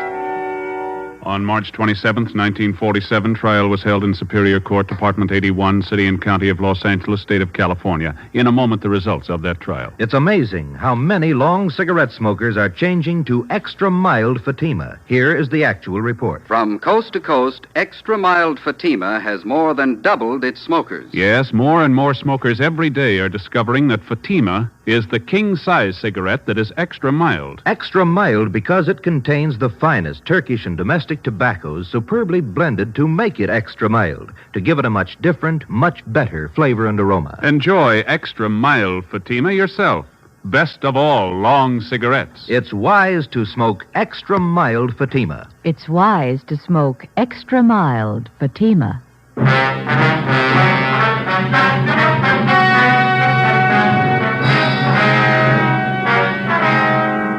Both William Marshall and his accomplice were found guilty of armed robbery and grand theft auto and are now serving their terms as prescribed by law.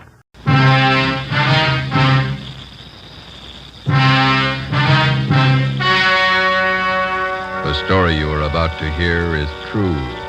Only the names have been changed to protect the innocent. Fatima Cigarettes, best of all long cigarettes, brings you Dragnet.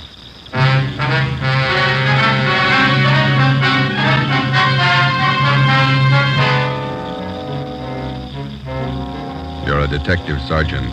You're assigned to Juvenile Bureau.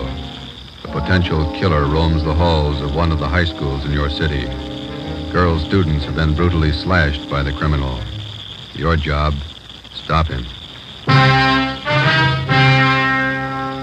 If you want a long cigarette, smoke the best of all long cigarettes. Smoke extra mild Fatima. Yes, Fatima is the king-size cigarette which contains the finest Turkish and domestic tobaccos superbly blended to make it extra mild, to give Fatima a much different, much better flavor and aroma than any other long cigarette. That's why Fatima has more than doubled its smokers coast to coast. Enjoy extra mild Fatima yourself. Best of all long cigarettes. It's wise to smoke extra mild Fatima. It's wise to smoke extra mild Fatima.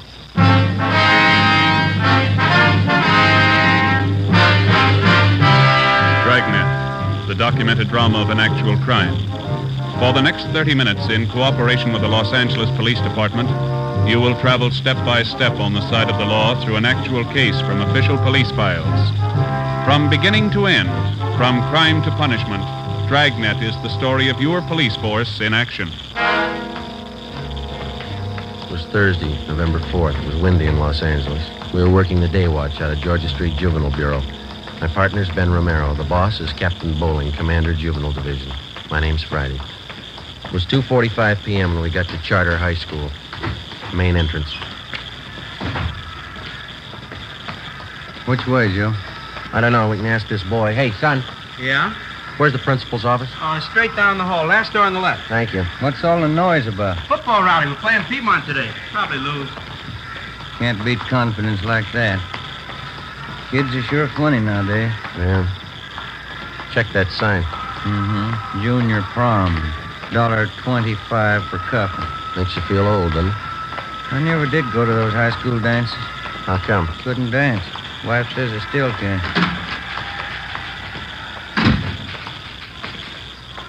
Yes, sir? Like to see Mr. Chase? Could I have your names, please? Romero and Friday. Oh, yes, he's expecting you. You can go right in. That door there. Thank you, ma'am.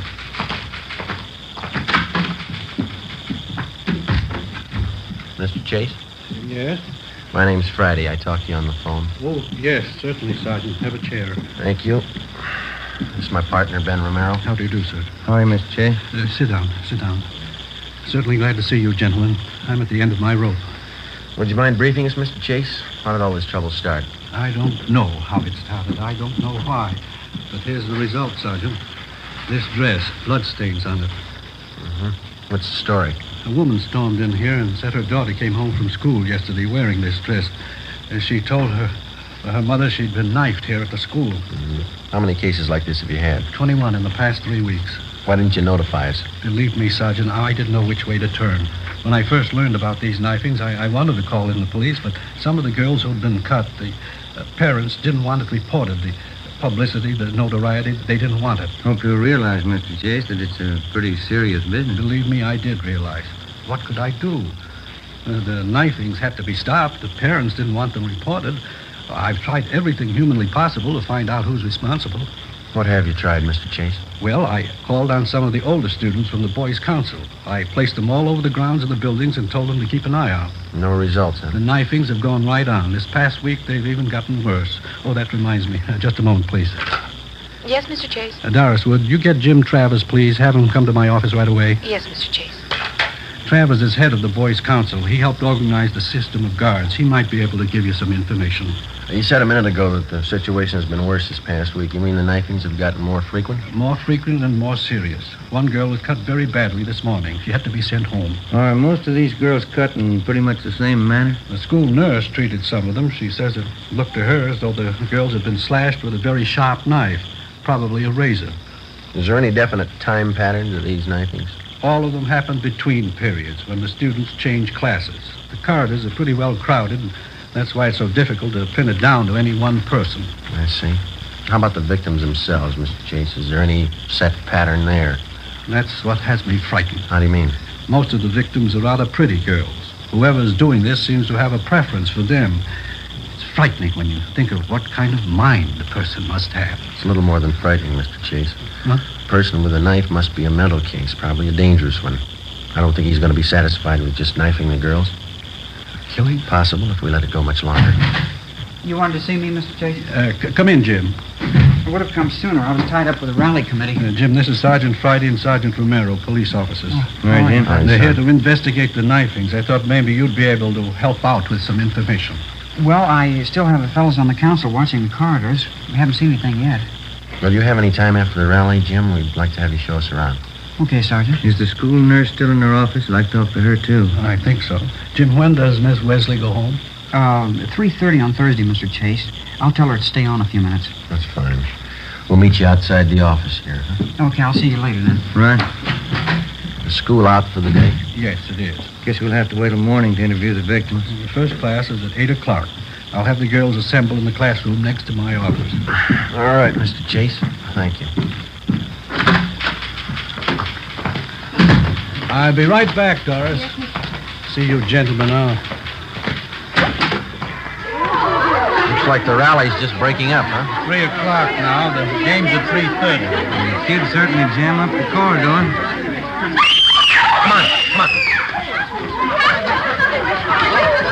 Let us through here. Let us through, please. All right. The rest of you go about your business. Go on now. What's the matter, young lady? What's the trouble? Patty Larson, she's fainted. What's the matter with her? Look at her dress. It's covered with blood. An ambulance was called, and the injured girl was taken to Georgia Street Receiving Hospital, where she was treated for a cut on her right forearm and a deep slash across her hips. She was not in serious condition. It was the doctor's opinion that the wounds had been inflicted either by a very sharp knife or more probably a razor. A detail of plainclothesmen were dispatched to Charter High School to keep the grounds and quarters under strict surveillance until further notice. At 7:30 the next morning, policewoman Lorraine Jensen, Ben and I met at the high school with Principal Chase and Jim Travers, the head of the Boys' Council. By 9 a.m., all of the 21 knifing victims were assembled in one of the empty classrooms. Policewoman Jensen outlined our plan of questioning. May I have your attention, please? This isn't going to take very long, girls, but I will have to ask you to cooperate with us. Try to remember every detail of the time and the place that the knifings occurred. Do you all have a report form to write on? Yeah, they're all set. We'd like to have you write 3 things. First, exactly where you were when you were injured. After that, write the date and the time. Make that just as close as you can remember. I don't remember, do you? I don't know what to write. At the bottom of the page, write the name of the person you suspect might have cut you. Your answer will be kept confidential. Please don't compare notes with the girl next to you. We want your version, not your neighbor's. Sergeant. Yeah, Travis? 5-minute warning bell. Yeah, okay. All right. Yeah, Joe. There's a recess coming up. We want to check the quarters. Can you make out alone for a little while? Sure, you two go ahead. We can check the slips when you get back. Right, let's go, Ben. Yeah.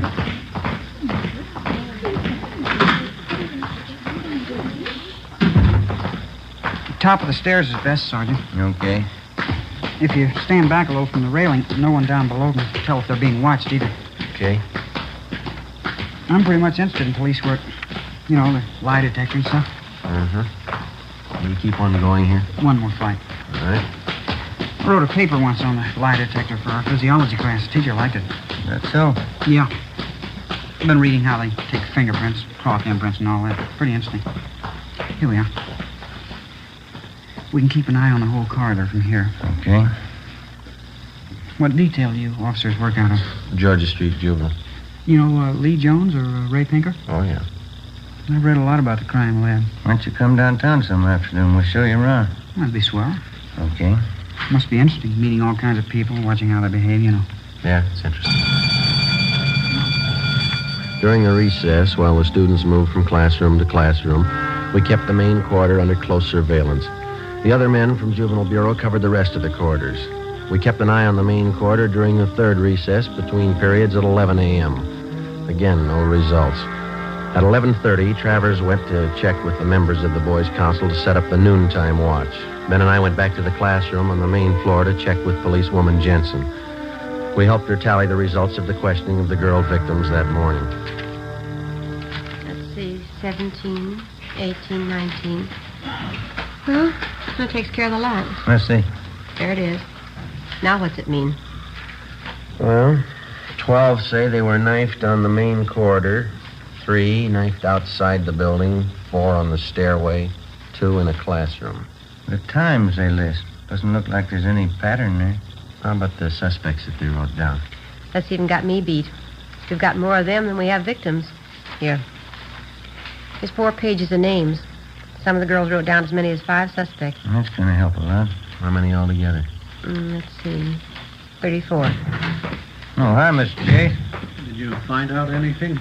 Well, it didn't turn out too well. Nothing definite. Terrible morning. Parents calling up, newspapers. I don't know. Certainly out of my hands. Are there any assemblies scheduled for this afternoon? Yes, after the 5th period. Why? Well, I think maybe you better cancel it. Seems like every time the kids are crowded together, we just ask for trouble. All right, I'll have it canceled. Fine. Something else, Mr. Chase. Yes? The girls that we had in this room this morning, the victims, we'd like to have every one of them brought back here after the next class, can we? All right, Sergeant. I'll have excuse slips sent to each one of them. Thank you, sir. Gives you the chills. Those kids getting cut up in broad daylight. Whoever it is, the guy's got a stomach for it. How do you know it's a guy? It's as good a guess as any. How about the school employees, the janitors, and the rest of them? Checked them all out this morning. When we get the girls back here, we'll go through the same routine. And one thing we missed the last time we talked to them. Yeah? We asked them to pick suspects. We might have more luck if we have a bigger choice. Well, how do you mean? Well, instead of asking them to pick out somebody, we'll tell them to list the names of every person who was around them or near them when they were cut. It might work if we can spot a couple of repeats on the list. Sergeant, they want you downstairs. Hurry. Come on, Ben. What's the matter? It's terrible, terrible. I found her. You found who? Betty Price. Where? Downstairs, unconscious. I'm afraid. What do you mean you're afraid? I'm not sure she's alive. We located the unconscious girl in a corner of the basement near the rear entrance to the girls' locker room. She'd been cut severely about the face and arms. At Georgia Street Receiving Hospital, she was given an immediate blood transfusion. In addition to her wounds, she was also treated for shock. We questioned the victim. She stated that she did not see the person who attacked her. Later that afternoon, she was removed to her own home upon the advice of her family physician. 1:35 p.m. Ben and I got back to the high school and checked in with policewoman Lorraine Jensen. How'd the last station turn out, Lorraine? Well, a lot better. It was a good idea, Joe. Yeah? How'd we come out? Pretty good. Yeah, the list they made out. 21 of them. Uh-huh. Each girl listed an average of 8 persons around her at the time she was knifed. Yeah? There's one name that occurs on 19 of these 21 lists. Here, Joe. Jim Travers.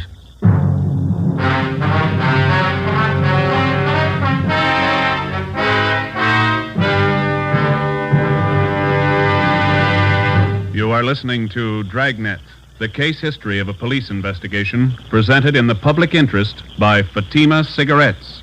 If you smoke a long cigarette, it will be in your interest to listen to a typical case history of a Fatima smoker. It's the case of Mr. Frank Fenton, well-known author and Hollywood screenwriter. This is his actual signed statement. When a writer gets absorbed in his work, he loses track of time, smokes more than usual. And this happens often to me. As a result, I appreciate a mild cigarette. Fatima is extra mild. I agree it's wise to smoke extra mild Fatima. And so do more and more smokers every day. Actual figures show extra mild Fatima has more than doubled its smokers coast to coast. So enjoy extra mild Fatima yourself. The king-size cigarette, which contains the finest Turkish and domestic tobaccos, superbly blended to make it extra mild. You will prefer Fatima's much different, much better flavor. You will agree. It's wise to smoke extra mild Fatima. It's wise to smoke extra mild Fatima. The best of all long cigarettes.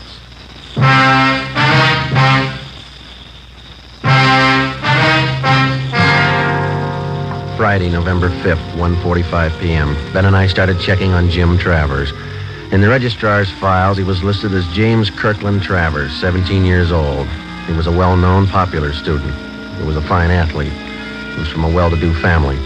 His father was the head of an engineering firm. His mother was from one of the oldest families in the city. During his 3.5 years at Charter High, Jim Travers had maintained close to an A average in his studies. He'd been president of his class since freshman year, and he'd held numerous other class offices. We interviewed his teachers. They had nothing but praise for Travers. They tabbed him as a brilliant young man with an excellent future. We asked about Travers' friends, who he palled around with. We picked up a small lead. We were told that he had very few, if any, close personal friends among the students, but he did have one girl at the high school he was especially fond of. Her name was Barbara Ferris, a tall, dark-haired girl, exceptionally pretty. Her scholastic record was almost as high as Travers. 2 p.m. Policewoman Lorraine Jensen and I interviewed the girl in a small room off the principal's office. We're not singling you out, Barbara. We're interviewing most of the girls in the upper classes. You mean about what's been happening around school? Yes, that's right. Well, I don't know much about it. I was talking to Jim Travers last night. He's a friend of mine. He told me why you were here. How long have you known Jim Travers, Barbara? Oh, since freshman year, I guess. Mm-hmm. You go steady with him? Well, we don't like to call it that, but I guess so. We go to the dances together. Sometimes we go to the show on weekends. Do you go out with him very often? No, not very often. Jim's usually pretty busy. He studies a lot. Does he go out with other girls, do you know? Well, no, I don't. Once he went out with Betty Fisher. He said he didn't like her much. Betty's kind of a party girl. Jim likes to talk about things. You know, physiology, books, stuff like that. Do you get along with him pretty well? We get along fine. Sometimes he's moody, but I guess I am too. Could you tell us a little more about Jim? What's he like? Well, what do you want to know that for? Is there anything wrong? No, it's just routine questioning, Barbara. We have to check on everybody. Oh, I see. Well, Jim's certainly all right. He's like the rest of the fellows at school, I guess. Only he's smarter than most of them. Well, is there anything maybe that's odd about him that you noticed? Anything very different? No, not that I've noticed. He's always been pretty bashful, up until this last year anyway. He's still that way sometimes when we go out on dates. How do you mean? How is he bashful? You know, about girls and things. He's always nice, though. He's not always thinking about necking and stuff like most of them. You mean he's not the romantic type? Well, he can be romantic when he wants to. Once we parked outside my house after a dance. He's always nice. There was just this one time. What was that? Well, he kissed me, and then he twisted my arm behind my back. He kept twisting it for no reason. Yeah? I told him it hurt me, but he wouldn't let go. He kept twisting my arm. What did he say? That's what was so funny. He said, I like you better than any girl I know. Yeah? Then he said, that's why I'm hurting you. After talking with Barbara Ferris, we had a pretty good idea that Jim Travers was the suspect we wanted. But because of his fine background and his record, we realized that we'd have to prove beyond any question of a doubt that he was the guilty person. We had only one thing to go on besides the information Barbara Ferris had given us. During the morning recesses, when Travers was with Ben and I was watching the corridors, not one knifing took place. When we had left Travers and gone downstairs to check with policewoman Jensen, a girl had been found slugged and cut at the rear of the girls' locker room. 2:30 p.m., Ben and I met with the suspect. How's it going, Sergeant? Any luck? Not much, Jim. What's that, another rally? No, a band practice. Junior prom's tonight, isn't it? Yeah. You talked to the girl who was knifed downstairs, huh? Find out anything? No, not much. You want to stick with us this afternoon? I think you might be able to help us out. Sure. I've got the fellows on the council standing by if you want them. Fine. Let's go outside, huh? Got something to tell you. Sure, okay. We can go out this way.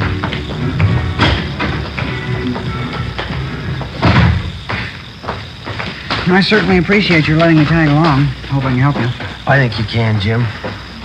So when we talked to those girls this morning, we drew up a new list of possible suspects. Yeah? Funny thing, one of the names on the list was yours. Well, I've got nothing to hide. Well, we'll make a systematic check of each name on the list and start with yours. Will we have to go on the lie detector? I'd like to try that. I never saw one. Only pictures of it. No, you won't have to go through that. It'll just be a couple of questions, and then we're going to check your locker. Okay, I'd be glad to show you. Does this take us to the locker room? Yeah, we can cut through here. Say, when we were questioning those girls this morning, some of them said that they saw you in different parts of the building when the knifings took place. What do you mean?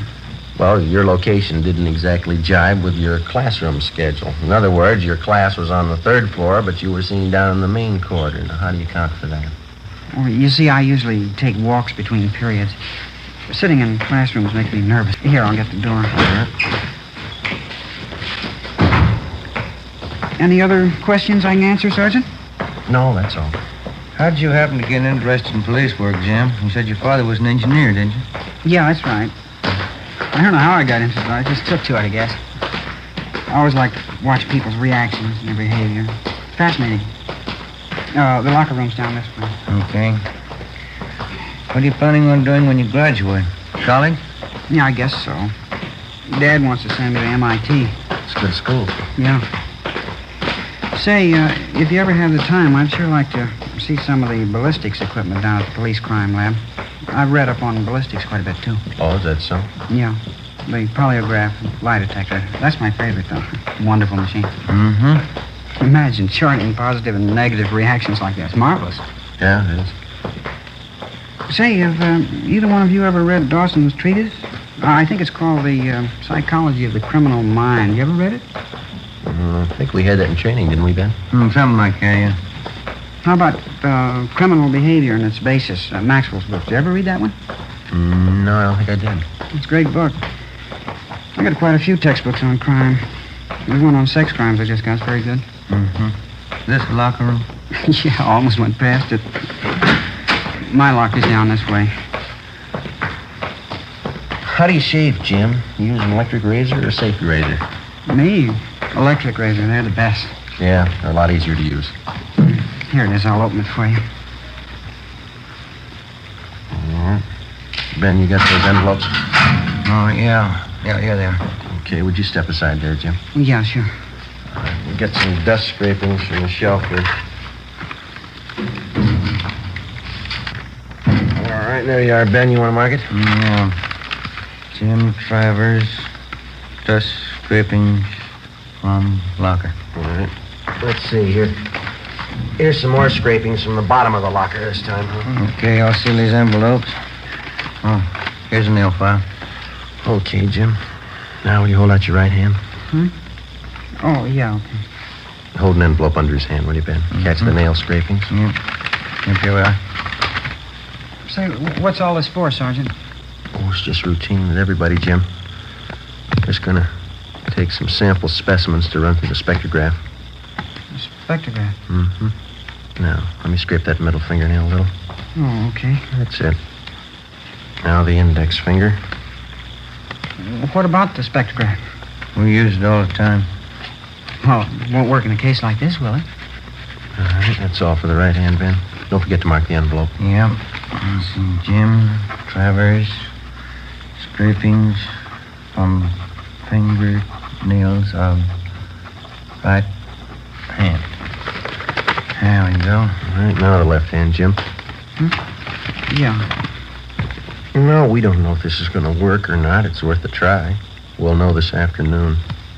This afternoon? Yeah. We'll have to run you through on the machine. Hold the envelope a little closer, Ben. Yeah. Well, how's it going to help you? It might tell us what you had for breakfast a week ago.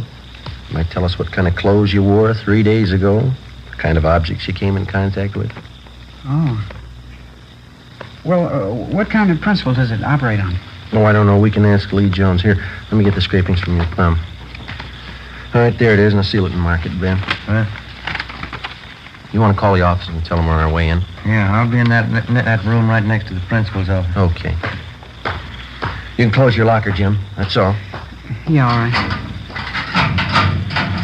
We'll check the things in your pockets when we get to the crime lab. Let's go. That spectrograph must be a marvelous machine. Well, it's worked for us a lot of times. We've got evidence on the suspect that either convicts him or clears him. You'll probably get a kick out of it. I'd like to see it. You say it tells you everything a person's come in contact with, huh? Yeah, that's right. Could it tell you how I shave?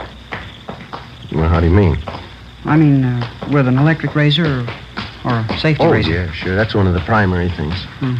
I don't know exactly how it works, but it does the job. We'll get Lee Jones to explain it to us. Out this door. We can cut across the courtyard.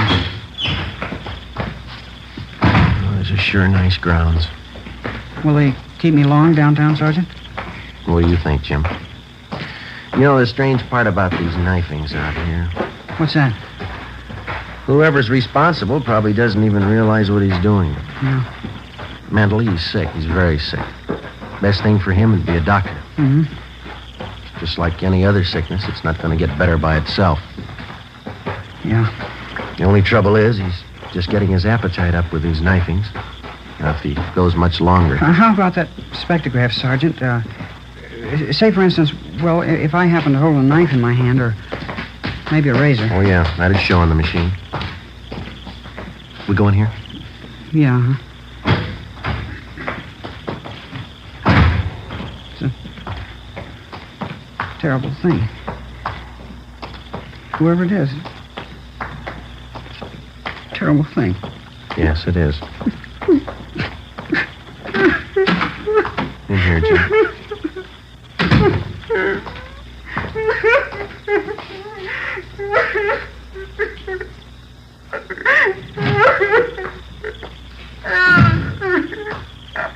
Joe, how's it going?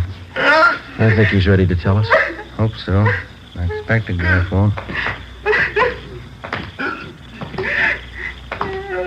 All right, son, you want to tell us about it now? I couldn't help myself. I had to do what I had to. I couldn't sleep. I couldn't study unless I did it. I couldn't help myself. You're responsible for all the knifings, are you?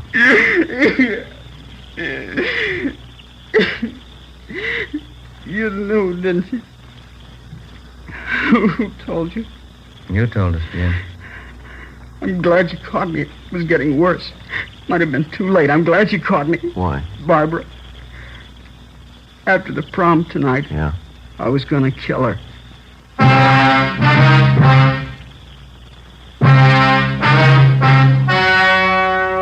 The story you have just heard was true. Only the names were changed to protect the innocent. On December 15th, the hearing was held in Juvenile Court, Department 38, City and County of Los Angeles, State of California. In a moment, the results of that trial. It's amazing how many long cigarette smokers are changing to extra mild Fatima. Here is the actual report. From coast to coast, Extra mild Fatima has more than doubled its smokers. Yes, more and more smokers every day are discovering that Fatima is the king-size cigarette that is extra mild. Extra mild because it contains the finest Turkish and domestic tobaccos superbly blended to make it extra mild, to give it a much different, much better flavor and aroma. Enjoy extra mild Fatima yourself. Best of all long cigarettes. It's wise to smoke extra mild Fatima. It's wise to smoke extra mild Fatima.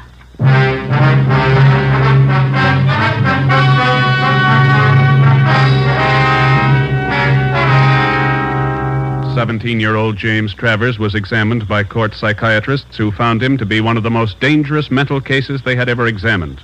The boy's parents, who cooperated to the fullest with the police officers and with the court, made only one request, that the boy be committed to a private sanitarium. James Travers is now under confinement at that sanitarium for an indefinite period of time.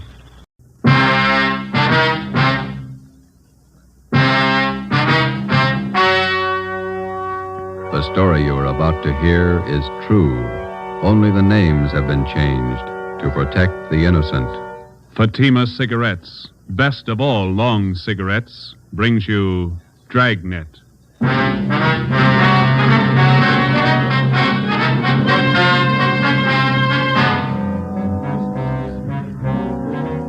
You're a detective sergeant. You're assigned to homicide detail. For 2 months, a depraved criminal has been at work in your city. Men and women have been robbed, brutally attacked. Your job, get him.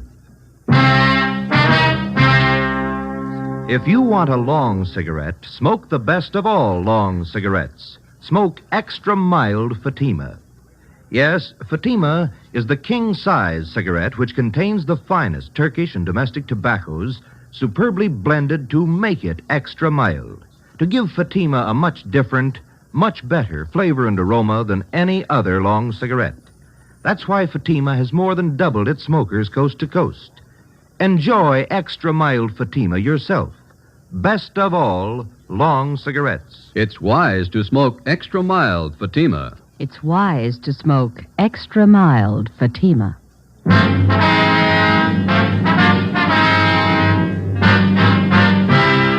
Dragnet, the documented drama of an actual crime. For the next 30 minutes, in cooperation with the Los Angeles Police Department, you will travel step by step on the side of the law through an actual case from official police files. From beginning to end, from crime to punishment, Dragnet is the story of your police force in action. It was Wednesday, March 7th. It was cloudy in Los Angeles. We were working the night watch out of homicide. My partner's Ben Romero. The boss is Thad Brown, chief of detectives. My name's Friday. I was on the way home from the office, and it was 2:25 a.m. when I got to Collis Avenue, number 4656. Joseph, is that you? Yeah, Ma. Did I wake you? Well, what time is it? A little after 2. Oh, you can't keep this up. You've got to have your rest. Don't worry, I'm okay. You got any cold meat in the icebox? There's some pressed ham, a few slices of bologna. Didn't you have any dinner? A couple of hamburgers and a piece of pie. I got hungry again. I had some nice beef stew for dinner. There's some left in the icebox. I'll come down and warm it for you. No, all I want's a sandwich, Ma. You go on back to sleep.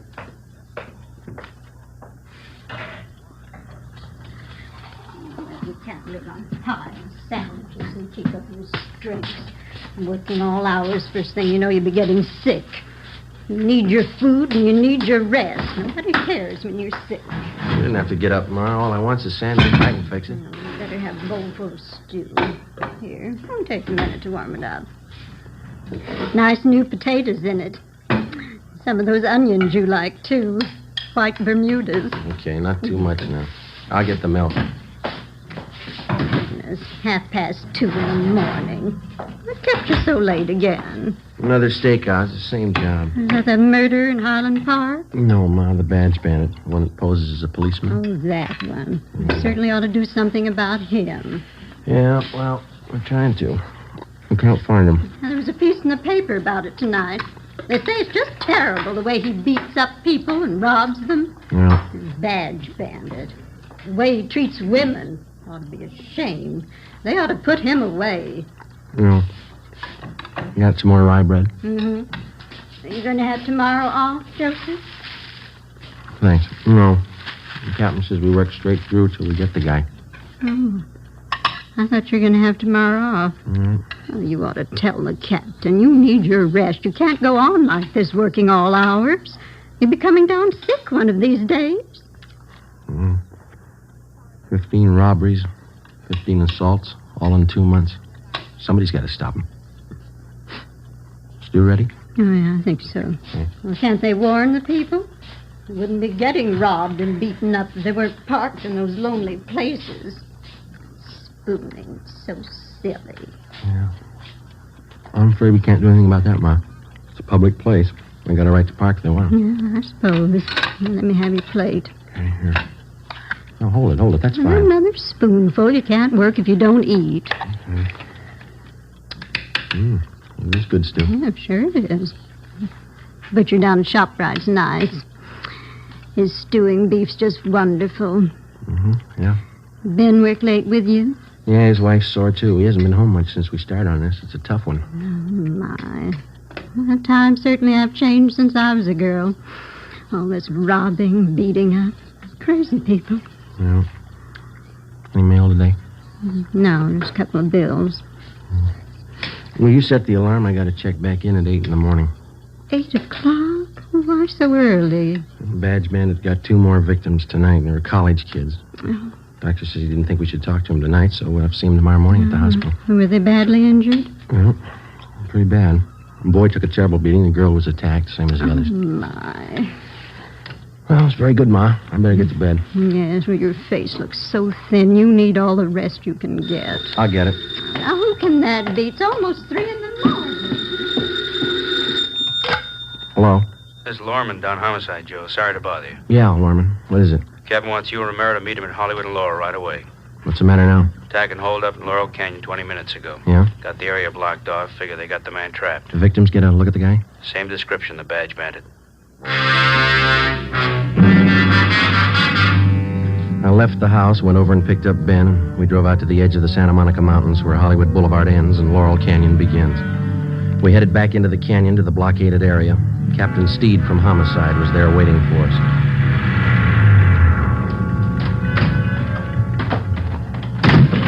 Hi, Skip. Yeah, just a minute. Taylor, call communications again. Have them tell the men out on Ventura to start moving in. Right, Captain. Sorry to call you back. Couldn't be helped. Okay. How's it shaping Control up? 3, Wait a Commander of minute. Search Detail in vicinity of Laurel Canyon. Unit 62K reports that they are at Mulholland Drive and Oakstone Avenue. Nothing further to report. Okay, what'd you say, Joe? So how's it shaping up? Well, here's a sketch of the area. Covers just about all the Laurel Canyon district. Yeah? Badge bandit got his victims near the top of this hill here. Mm-hmm. Old man in the neighborhood heard a woman scream and phoned in. How sure are we the guy didn't get away? Well, the man who called in said the bandit had trouble starting his car. Finally left it and took off into the brush. He was headed west down this road here. Captain, I just had a call from communications. The crew from Leighton Prince are on the way. All right. Any report from the detail up on Canyon Road? Nothing yet. I'll stand by the radio. Okay. How much area we got to cover? Now, from the mouth of the canyon here, all the way back to Ventura Boulevard. On the west here, from Lookout Mountain Avenue over to Crestview Drive on the east. How much have we got to go on? Crowley talked to the victims for a minute before they took them to Georgia Street. Yeah? The guy's description's the same. Heavy set, blonde hair, chubby face, horn-rimmed glasses. Mm-hmm. Well, if he's on foot, there's plenty of underbrush around here to hide him. Just a minute, I want to get this call in first. Taylor, have communications contact 72K. Tell them to hold their line stationary. Yeah. We'll have the others close in from the west and the north. Right. You two better get up on Groveland Drive. Line's pretty thin up there, Olson. We'll use the help. Is that the area where you abandoned the car? Yeah. I want you to cover all the houses in that area. Check with everybody you can find in the neighborhood. They may be able to help. If they don't answer, find out why. Okay. I'll be making the rounds in another 10 minutes.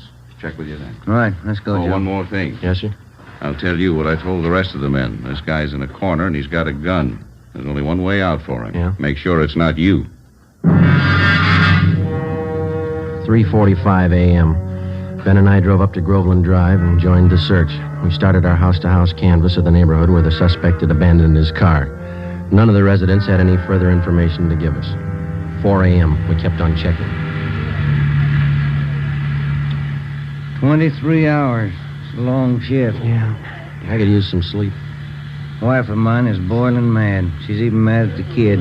Yeah? What's the trouble? Oh, aunt of hers sent down some flower bulbs from Oregon yesterday, gladiola bulb. Yeah.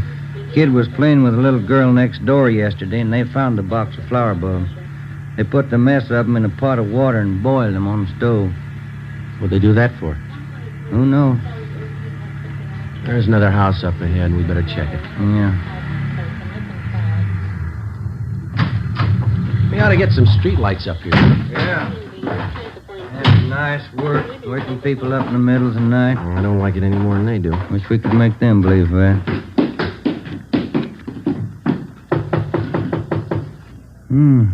Nice neighborhood up here. Wonder what the price is on these lots. Well, it shouldn't be too high. They say real estate's coming down. Yeah, what is it? Police officers. Sorry to disturb you. We'd like to talk to you a minute. Oh, all right. Let me get the door open.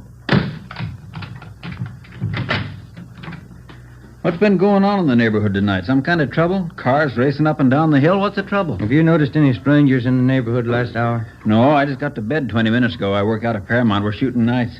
What's all the commotion anyway? We're looking for a suspect. He's supposed to be around this area. Well, I haven't seen anybody. I thought I heard somebody out by the garage a few minutes ago. Went out and looked around, but I didn't see anything. Did you check to see if your car is still in the garage? No, I left it in the driveway. No, sir. There's no car in your driveway. Sure there is. Let me show you. Hey, it's gone. Can we use your phone? Yeah. Yeah, but I saw it just a few minutes ago. The car was right there in the driveway. You think that guy took my car? Yes, sir. It's a pretty good bet. You got your license number handy there? I don't remember it. I got it on a card in my wallet. Give me communications. Can you give us a description of your car? It's a Plymouth sedan, black, two-door sedan with... Search detail, Laurel Canyon. I got some new information for all units in the detail. Here's the license number. Thank you. Will you broadcast this information to all units in the search detail? What was the make and model of your car? 46 black Plymouth, a two-door sedan. 1946 black Plymouth, two-door sedan, license number, let me see. 7X-ray 2569. This car's just been stolen from 10211 Groveland Drive. Any identifying marks on the car? Well, I left my keys in it. No, sir. I mean, any special markings on the car? Maybe a dent in one of the fenders? Well... Yeah, George, hold on. We're getting it. The right headlight went out on me last night. I haven't had it fixed yet. The right headlight on the car's out. Notify all units in the search detail that we believe suspect is now in possession of this car. Right, thank you. Let's go. Must have happened in the last 15 minutes. I heard that noise and I went out to check. The car was there then. Well, here's our card. We'll be checking with you later. Yeah, I sure hope you find it. I don't know how I can get to work tomorrow without my car. Yeah, we'll notify you. Yeah, gee, I sure hope you find it. Thanks for your help. Come on, Ben. 2569. Repeat, 7X-ray 2569. The car has just been stolen from 10211 Groveland Drive.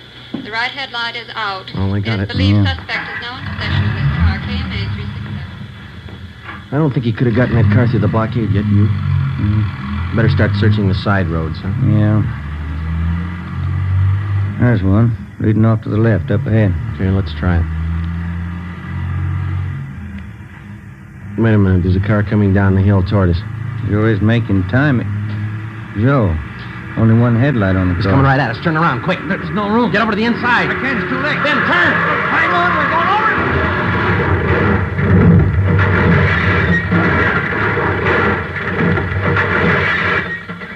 Attention all units. Special attention all units in search detail in the vicinity of Laurel Canyon.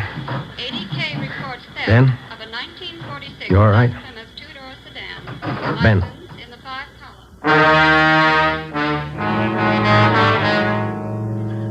An ambulance was called, and Ben and I were taken to Georgia Street Receiving Hospital. There I received emergency treatment for multiple cuts and bruises and a sprained left shoulder. Ben didn't do so well. He had a possible concussion, 2 broken ribs, and a half a dozen severe cuts about the face and arms. We were then taken to the P&F ward. The next afternoon, we had a visit from Captain Steed and Chief of Detectives Thad Brown. Friday, how you feeling? Oh, pretty good, Chief. You saw Romero across the hall. You came out better than he did. Yeah, that's what I hear. You resting any? Oh, much better. No danger involved. Needs rest, that's about all. How long? Oh, he'll be here 2 weeks, according to the doctor. What about you? A couple of days. Too bad, Joe. Badge bandit? Yeah. Looks like you two got banged up for nothing. Oh? After he rammed your car, he ditched the black Plymouth, and then we figure he hit with the underbrush. Yeah? Somehow, while we were hauling you and Ben out of that wreck, he slipped through the line.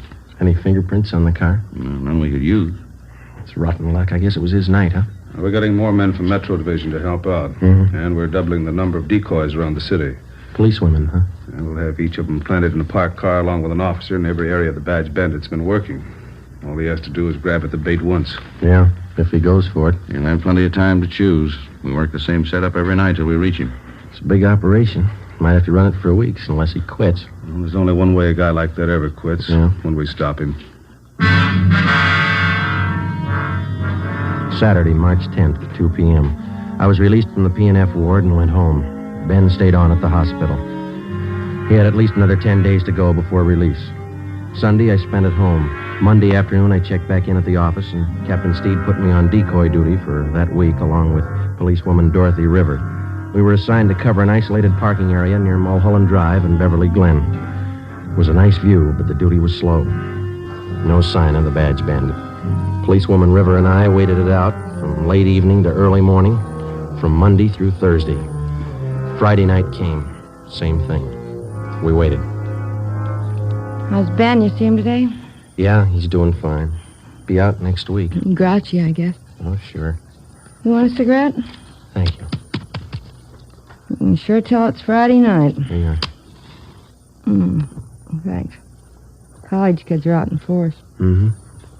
What time you got? 1:45. Long nights. Yeah. Slow. You cold?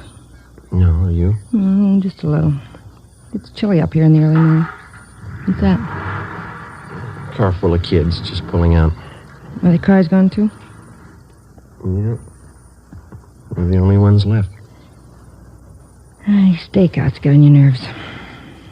So look, if you're cold, you can have my coat. It doesn't bother me. No, it's all right, Joe. Thanks. It's a beautiful view from up here, isn't it? All the lights. Yeah. You like to dance, Joe? What? I said you like to dance. Oh, once in a while, I guess. I'm not too good. Why? Well, our club's having its big annual dance 2 weeks from Saturday. Yeah? Might get a kick out of it. It's formal. Well, it leaves me out. I don't own a tux. You could rent one. It'd be fun. No, I'm afraid I don't look good in a tux. I never met a man who thought he did. Why don't you try it? I might be working. Well, I mean, if you're not working, why don't you come? You going? Well, I was planning on Got a date? it. No, not yet. I have hopes. There's a car pulling in. Let's see. Yeah, parked over in back of us. I can only make out one person in the car. Yeah, looks like a man. I can't be sure. All right, come on over closer. We might as well look the part, huh? All right. He's getting out of the car. Is he coming this way? Walking over to the side of the road. He's got a flashlight. Looking around. He's built like the badge bandit. Short, heavy set. Yeah, he's turning around. He's got his flashlight on us. He's coming up on your side of the car. All right, take it easy. You know what to do. Come on, out of that car. Police officer. All right, hold on. Got a gun, Joe. Yeah. Come on, I said out of the car, both of you. All right. All right, drop the gun. Drop it.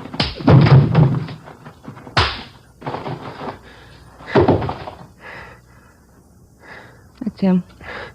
Yeah, Now I'll get the cuffs on him. thanks. I didn't think I hit him that hard. You didn't, I did.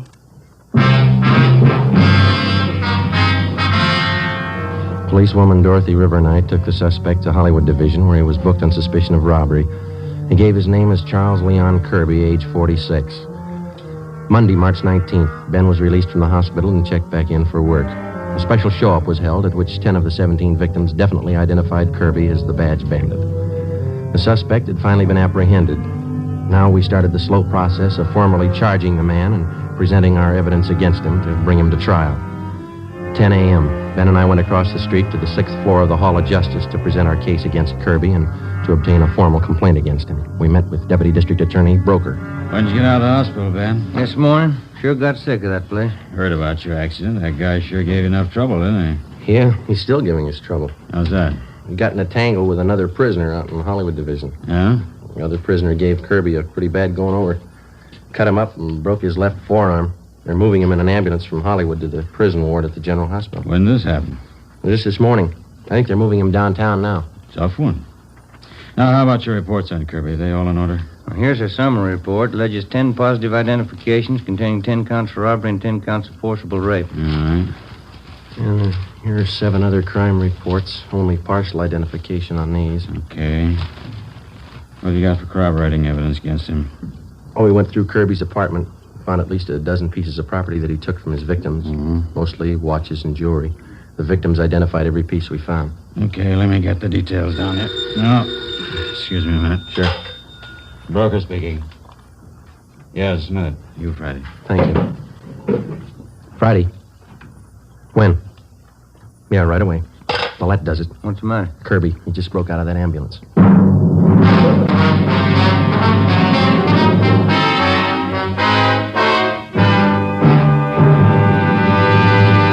You are listening to Dragnet, the case history of a police investigation presented in the public interest by Fatima Cigarettes. If you smoke a long cigarette, it will be in your interest to listen to a typical case history of a Fatima smoker. It's the case of Mr. Richard Watts, Jr., drama critic of one of New York's great newspapers. This is his actual signed statement. My working day starts when most people are going to bed. When the curtain closes on the last act, I've got a newspaper deadline to make. Working more means smoking more. And that's when Fatima quality really tells. I agree. It's wise to smoke extra mild Fatima. And so do more and more smokers every day. Actual figures show extra mild Fatima has more than doubled its smokers coast to coast. So enjoy extra mild Fatima yourself. The king-size cigarette, which contains the finest Turkish and domestic tobaccos, superbly blended to make it extra mild. You will prefer Fatima's much different, much better flavor. You will agree. It's wise to smoke extra mild Fatima. It's wise to smoke extra mild Fatima. The best of all long cigarettes.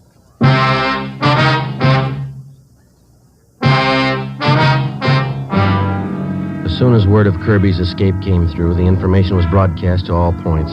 All available cruiser cars and men were rushed to the escape area, and a door-to-door canvass got underway. All of the men were given mug shots of Kirby together with his description. 11 a.m., Ben and I got back to the office. We found a message from Captain Steed to meet him in the chief of detective's office. No man in that area until further notice. Check the bus depots and the Union Station. Right.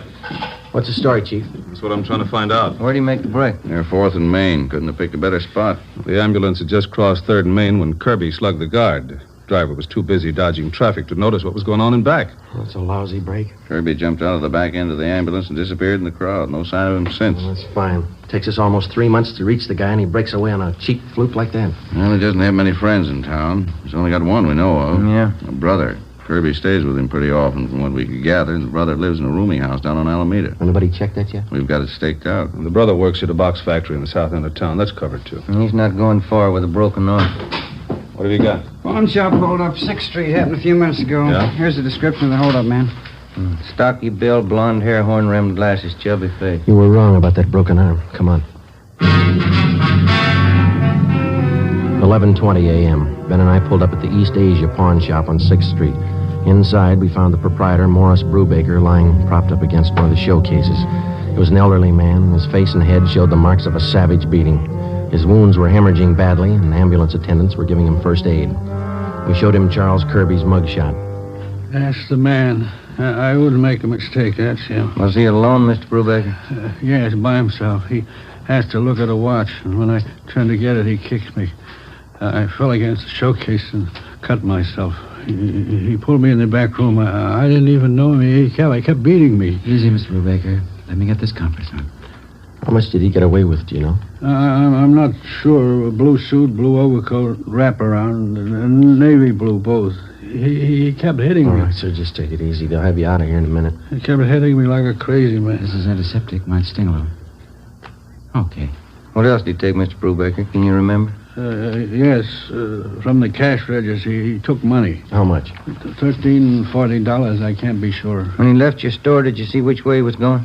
No, he dragged me in the back room. He locked me in. Ready to move now, Sergeant? Okay. I don't know. I saw him going through the shelves there in the back of the counter. I don't know. What'd you keep there?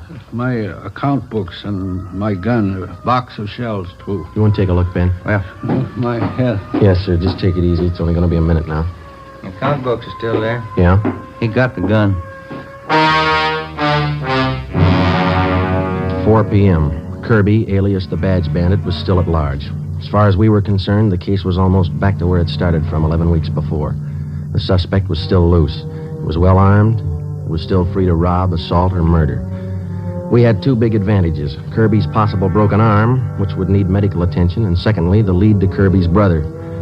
At 5:30 p.m., we had a report that the suspect was seen purchasing a ticket at a theater box office out on Hollywood Boulevard. We ran it down. It didn't pay off. At 6:15, a taxi driver thought he spotted Kirby boarding an outbound streetcar at Figaro and Pico. Was checked out. No results. At 7 o'clock, Ben and I got something to eat at a drive-in, and we relieved the men on stakeout at the rooming house on Alameda Street where Kirby's brother was staying. 10 p.m. Midnight. No sign of Kirby. We waited. At 3 a.m., Hanson and Cummings of Homicide relieved us, and Ben drove me home. It was 3:45 when he dropped me off at Collis Avenue, number 4656.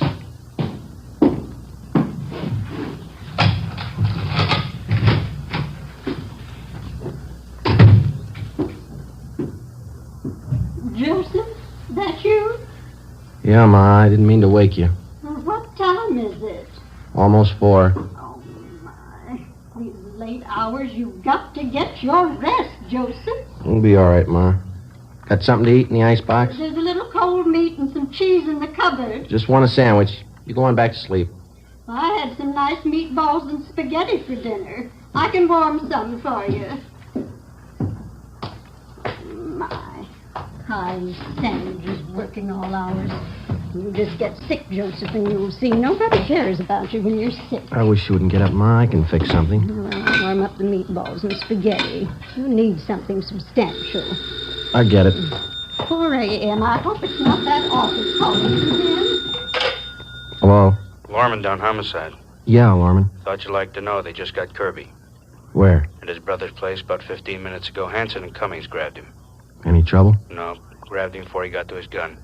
We just locked him up. Thought you'd like to know. Yeah. Thanks, Lorman. Night. All right. Well, that wasn't Joseph. The office, Ma. They got Kirby, the Badge Bandit. Oh, did they? Well, that's nice. Maybe you'll have some time off now. Yeah. Never fails, does it? You work on a case for 3 months. Leave it for 30 minutes and it's all over. Hmm? The food's warm. Is there anything else you want? No, that's fine, Ma. You go on to bed. Yeah. Well, all right, Joseph. Now, don't stay up too long. All right. Good night. Good night. Hey, Ma. Yes, Joseph? Have I still got that old tuxedo around?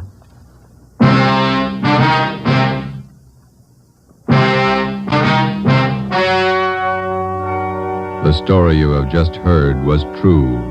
Only the names were changed to protect the innocent. On June 27th, trial was held in Superior Court, Department 87, City and County of Los Angeles, State of California. In a moment, the results of that trial. It's amazing how many long cigarette smokers are changing to extra mild Fatima. Here is the actual report. From coast to coast, Extra Mild Fatima has more than doubled its smokers. Yes, more and more smokers every day are discovering that Fatima is the king-size cigarette that is extra mild. Extra mild because it contains the finest Turkish and domestic tobaccos superbly blended to make it extra mild, to give it a much different, much better flavor and aroma. Enjoy extra mild Fatima yourself. The best of all long cigarettes. It's wise to smoke extra mild Fatima. It's wise to smoke extra mild Fatima.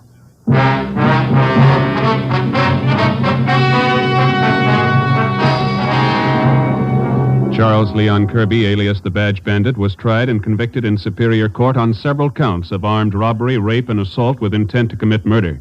He was sentenced to life imprisonment. After serving 1 year in the state penitentiary, he was judged insane and committed to the state mental hospital at Mendocino.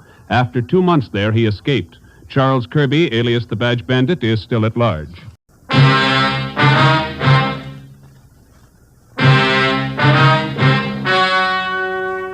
The story you are about to hear is true.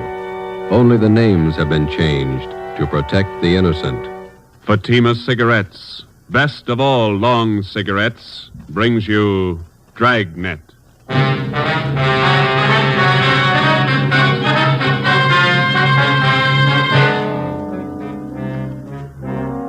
You're a detective sergeant. You're assigned to Bunko Fugitive Detail. You receive information an escaped criminal is hiding out in your city. He's dangerous. He may be armed. Your job, get him. If you want a long cigarette, smoke the best of all long cigarettes. Smoke king-size Fatima. Fatima is the long cigarette which contains the finest Turkish and domestic tobaccos superbly blended to make Fatima extra mild. And that's why Fatima has a much different, much better flavor and aroma than any other long cigarette. That's why Fatima has more than doubled its smokers coast to coast. So enjoy Fatima, the best of all long cigarettes. It's wise to smoke extra mild Fatima. It's wise to smoke extra mild Fatima.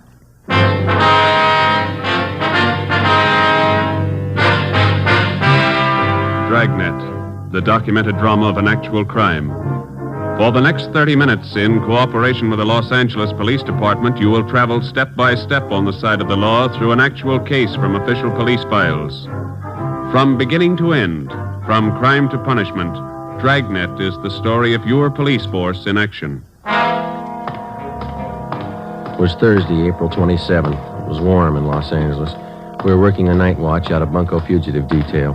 My partner's Ben Romero. The boss is Blaine Steed, captain of Bunko Fugitive. My name's Friday.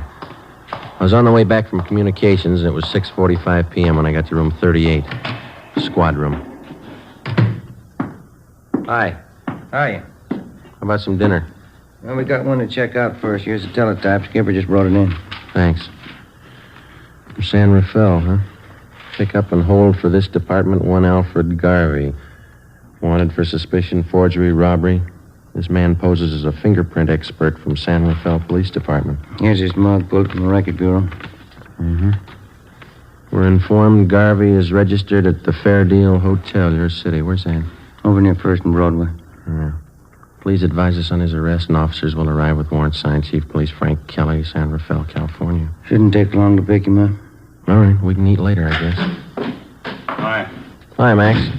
What are you doing around? I thought you took off on vacation. I am. Just came back to pick up some stuff in my locker. Soft touch. Sure. Listen, the wife's got the car there. Are you guys going anywhere near North Main and Daly? Yeah, we're going to leave right now. Oh, okay. Let me grab my coat. All right. You live out near Highland Park, don't you, Mac? Yeah. Wife took the kids shopping in the car this afternoon. Had to get them shoes for our vacation. Kids sure scuff up the toes in a hurry. All right, you all set? Let's go. Where you going on your vacation? Big Bear. Gonna stay the whole 3 weeks. The in-laws own a cabin up there. They even pay the utilities for us. It's pretty nice. Only one trouble. What's that? They're coming with us. Oh. Where'd you park? In the captain's stall. All right.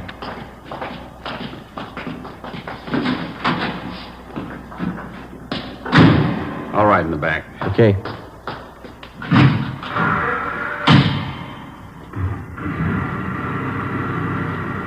You two still working on that Valley case? No, we washed it up Monday. What's this one? Teletype from San Rafael. And what some guy picked up. Here's a mugshot. Who's Richards going to work with while he's gone, Mac? I don't know. What's the crowd up ahead? Oh, yeah. Shriners Convention. I forgot they were having a parade tonight. You better stay over to one side. I think we can get through all right. Watch those kids there. Yeah, there we go. That's the place up ahead, isn't it? Fair deal, yeah. We got to stop by his hotel a minute, Max. You want to wait here? I'll come in.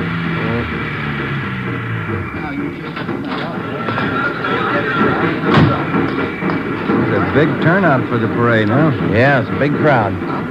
Fair Deal Hotel. Look at those rates. 35 cents a day, $2 a week.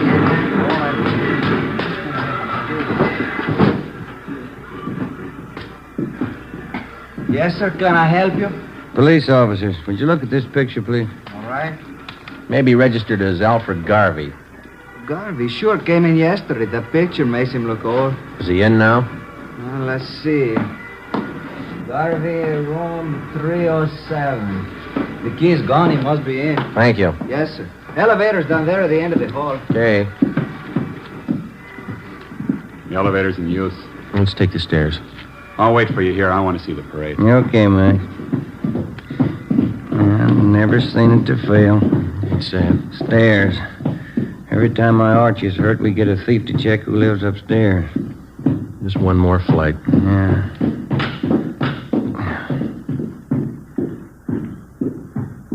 305, 307. Door's open. Let's have a look. Come on. It's empty. Nothing in the closet. Yeah, it's a pretty fast checkout. It came from downstairs. The lobby. Come on. Yep. Come on, hurry up. Hey, stop him! Stop that guy, police! The police! It's Maxwell. Max, are you all right? Went out the door, blue suit. It was Garvey. He shot your friend. Call an ambulance. He ran out the door. He shot your friend. Come on, Ben. Call that ambulance, will you? Hey, you. Did you see a man come out of this hotel? What'd you say? Did you just see a man come out of this hotel? That one? I don't know. All right, Ben, you go that way. I'll check up this way. Yeah, right. What's the matter? Watch where you're going, huh? Did you see a man running up this way just now, about my height, blue suit? Huh? No, I didn't see anybody. Did you see anybody? Hey, boy. Yeah, you want a paper, mister? No, listen, did you see a man running by here a minute ago in a blue suit? Oh, maybe. I didn't notice it. You want a paper? I'm sorry. Sorry, lady. Ben, over here. Yeah. Did you spot him? No, we're gonna need help. All right, come on.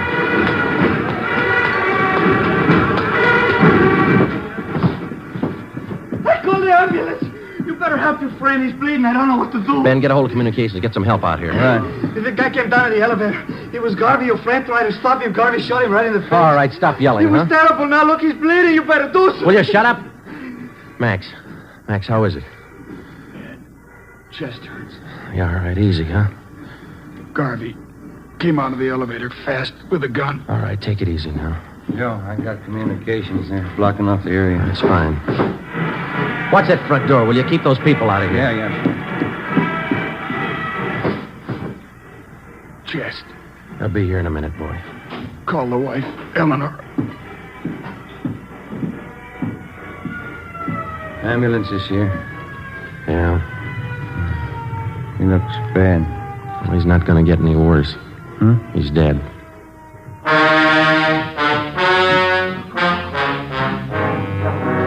The name on the personnel report said John Warren Maxwell, Sergeant, Los Angeles Police Department, badge number 10377. Nearest living relative, wife, Eleanor Jean Maxwell. Dependents, John Maxwell, Jr., 6 years. Deborah Lee Maxwell, 2 years. Death in line of duty, April 27th, 7:15 p.m. John Maxwell's body was removed from Georgia Street to the county morgue.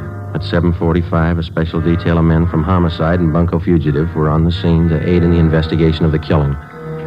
The neighborhood where the Fairdale Hotel was located was covered for a half-mile around. By 9 o'clock, the parade was over and the area was cleared. We had a single lead to work with. In checking out the different taxicab stands in the neighborhood, we found out that 3 separate fares had been picked up within 2 blocks of the hotel 4 minutes after the shooting. Ben and I went to the offices of the taxicab company. The cabs in question were called in and the way bills were checked. The times of the 3 different trips were listed, and so was the address of each destination. We copied down the addresses and then interviewed the drivers. We're going to give each one of you half a dozen pictures. I'd like to see if you can identify any of them as passengers you picked up tonight near the Fair Deal Hotel. All right, here you go. There you are. 4, 5, 6. Check them carefully, please. Here are yours right here. Take a good look at each one of them. Yeah, okay, thanks. Now, fellas, take your time. Look them all over real good before you make up your minds. Yeah, here's the one, Sergeant. No mistake. Let me see. Where'd you pick up this man? About a block from the hotel. I drove him to a place on 14th Street. Same address on the way bill. Ben? Yeah? Alfred Garvey. Ben and I, along with Ricketts and Chandler from Homicide, drove out to the 14th Street address, another small transient hotel. The clerk on duty identified Garvey from his mugshot. He said the suspect had called at the hotel at about 7:45 that night and asked to see one of the guests, Mrs. Lorraine Thomas. The clerk said he told Garvey Mrs. Thomas was out, that she hadn't been there for 4 days. Ricketts and Chandler went on stakeout in the lobby of the hotel, and Ben and I went up to the second floor to stake out Mrs. Thomas's room. Friday, 11:25 a.m. Lorraine Thomas returned to the hotel and was taken into custody. We took her to Homicide and questioned her for more than an hour. She admitted that she was acquainted with Garvey, but that's all. 1 o'clock. We went to Clifton's cafeteria for lunch. Here, take this tray. Thanks. Silverware? Get here a little earlier, you wouldn't get it. Look at that line running clear out to the street. You were the first one he ran to after the shooting. Well, Garvey doesn't have many friends in Los Angeles. Maybe that's why he looked me up. I'll have the mixed green salad, please. What kind of work does Garvey do, do you know? He told me he was in the Merchant Marines. Coleslaw. Some of that potato salad, please. Do you know what he does in the Merchant Marine? He told me he's steward. French dressing, please. Do you know any of his friends in town? No, I don't. Rye bread. Can I have an extra butter, please? French roll. What kind do you want, Ben? Yeah, give me some of those biscuits. Thank you. Does Garvey usually stay at the Fair Deal Hotel when he's in town? I don't know. That split pea soup sure looks good, doesn't it? We told you that the police up north were looking for him. Yeah, I know you did. Like I told you, I've been out with him a few times. That's all I know about him. He must have introduced you to some of his friends. I'll have the prime ribs there. Rare. That piece there. How about it? Did you ever meet any of his friends? Yeah, one or two. No gravy. Meatloaf, brown gravy. Remember any of the names of his friends? I just met him, that's all. I don't remember. Let me have a roast turkey. Go kind of heavy on that dressing, will you? Did you ever go out with any of them? No. Why do you think Garvey went to your hotel after the shooting? I don't know. Maybe he figured you'd hide him. I don't know why you should. He killed a man and headed straight for your place. Doesn't make you look too good. I can't help that. I like some of those string beans, please. Miss Thomas, you know it's going to go hard on you if you're holding back information on Garvey. I'm not. Why don't you take some of that summer squash, Joe? It's good for you. Oh, I can't eat that much. When'd you first meet Garvey? About 3 years ago, up in St. Helena. You might as well keep your nose clean. How do you mean? We're going to reach you, Miss Thomas. You might as well tell us all you know. Look, if Garvey's killing people, I don't want to have any more to do with him. We do. Now, where is he? I told you I don't know. Squash, please.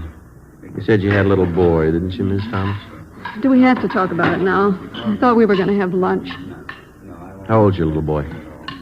He's 7 years old. Where is he now? He's in school up in San Francisco.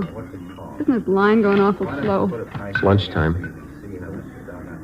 You know that cop that Garvey killed last night? Mashed potatoes, country gravy. Did you hear what I said? Yes, I know he killed a cop.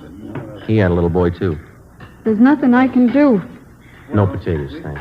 Yeah, there's something you can do, Miss Thomas. You can tell us where Garvey is. If I knew, I'd tell you. French fries, please. You're kidding us, Miss Thomas, but we're not going to kid you. You know a lot more about this than you're telling us.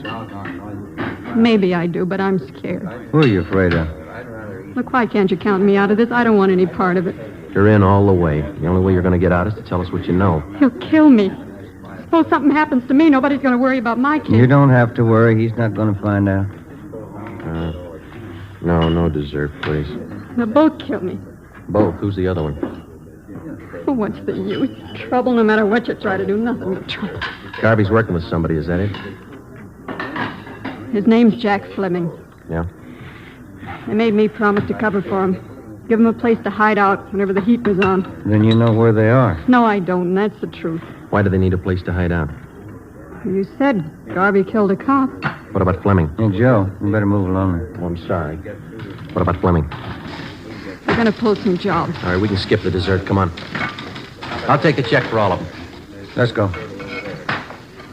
What kind of jobs? Where? Hold up. Tomorrow night.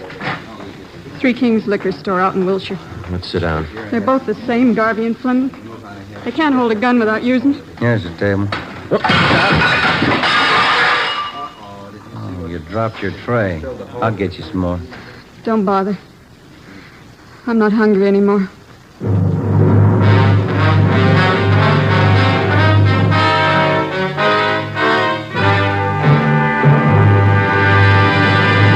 You are listening to Dragnet, the case history of a police investigation, presented in the public interest by Fatima Cigarettes.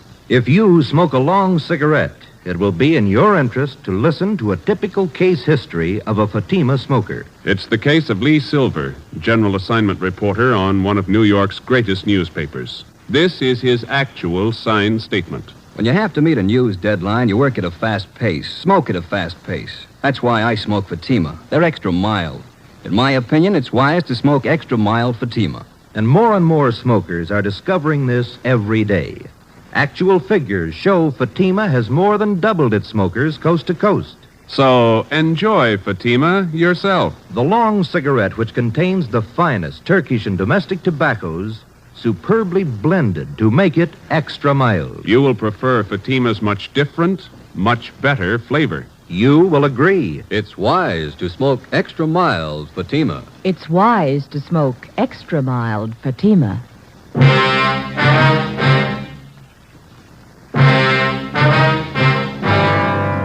Saturday, April 29th. Last rites were held for Sergeant John Maxwell, and he was buried at Holy Cross Cemetery. A guard of honor from the police department was present, along with most of the men Maxwell had worked with in Bunko Fugitive Detail. The chief of detectives delivered a short eulogy, and then one of the men from the department band sounded taps over the grave. We got back to the office at noon, checked in at the record bureau. The photocopy room had taken negatives of Garvey's and Fleming's coming out mugs and made duplicates that were distributed to all officers. The stakeouts continued at the Fair Deal in the 14th Street Hotel where Lorraine Thomas was staying. She was put under protective custody. Ben and I, Ricketts and Chandler, went on stakeout at the Three Kings Liquor Store on Wilshire Boulevard. It was a large, modern place, and it did a volume business, especially on Saturday night. Ricketts and Chandler covered the store from the outside. Ben and I were stationed in the supply room at the rear of the place, where we had the main counter and most of the store in full view. We set up a prearranged signal with the clerk on duty, and if and when Garvey and Fleming showed up, the clerk was to accidentally knock an empty bottle off the counter. We waited until midnight. Nothing happened.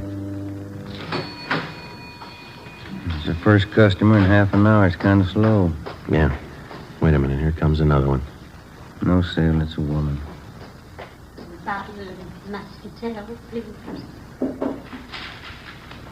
The clerk sure got the jitters. Well, I'll put in with him. Well, I could go for a hamburger. What did you eat dinner? I wasn't very hungry then. Oh, I got an almond bar. You want it? Yeah, thanks. Wait a minute. Another customer. Yeah, man. Can't see his face too well with that hat on, can you? That's Fleming. Come on. Police officers, get your hands up. Watch it, Joe. You're hitting. He's going out the front. Come on. Ricketts and Chandler stopped him. Yeah, he's down. Watch him. Get the gun. Yeah. Yeah, here it is. That's Fleming, all right. Ricketts, call an ambulance. What's the score? Well, looks like one in the shoulder and legs, too. What about Garvey? I don't know. What do you think? Fleming stopped all the slugs. Yeah. Let's ask him.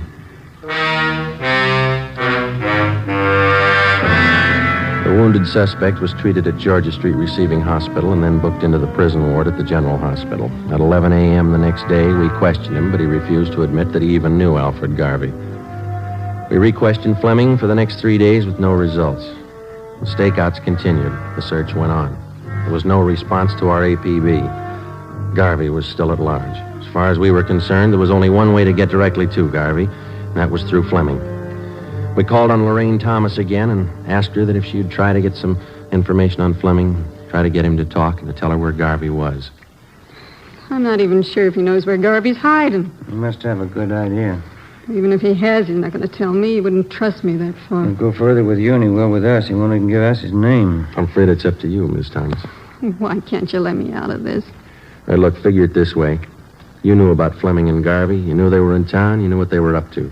You didn't break your back to save that dead cop's life. Garvey shot him. I didn't. You knew he was a killer. You knew he had a gun. What do you want me to do? Get close to Fleming. Visit him every day till he talks. But he doesn't trust me, I told you. Then get him to trust you, will you? Do favors for him. He wants to contact friends to raise money for a lawyer. Help him do that. Run errands. Do anything for him within reason. Suppose he finds out about the holdup. That I told you about it. He's got a long stretch ahead of him. He won't bother you. They'll kill me if they find out. They wouldn't wait a minute. They won't find out. All right.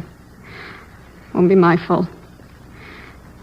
Al did the shooting. He killed the cop. Let him square it up. He'll square it with the court. There's only one trouble. Yeah? Maxwell's wife and kids. How does Al square it with them?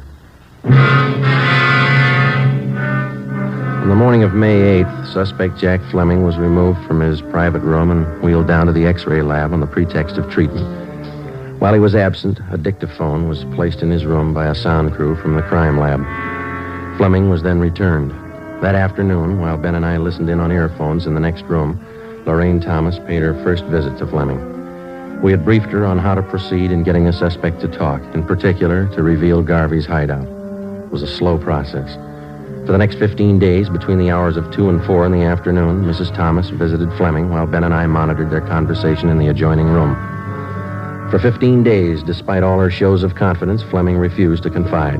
He was sullen and close-mouthed. Some afternoons, he would hardly speak to her. On the 16th day, his mood seemed to be improving. Here. Let me fix that pillow for you, Jack. There. Is that better? Yeah. That's good. Thanks. I got in touch with Dave and Johnny like you asked me to. Huh? What'd they say? Well, they said they could get you the money for the lawyer the day after tomorrow. And Dave said he might be over to see you tonight. Yeah, that's fine. Once I get a lawyer, I'll stop worrying. I stopped by Danelli's place, too. Pop Royce wasn't there. I'm going back tomorrow to see him. He ought to be able to help. You've been okay, Larry. I won't forget it. Oh, that's what friends are for.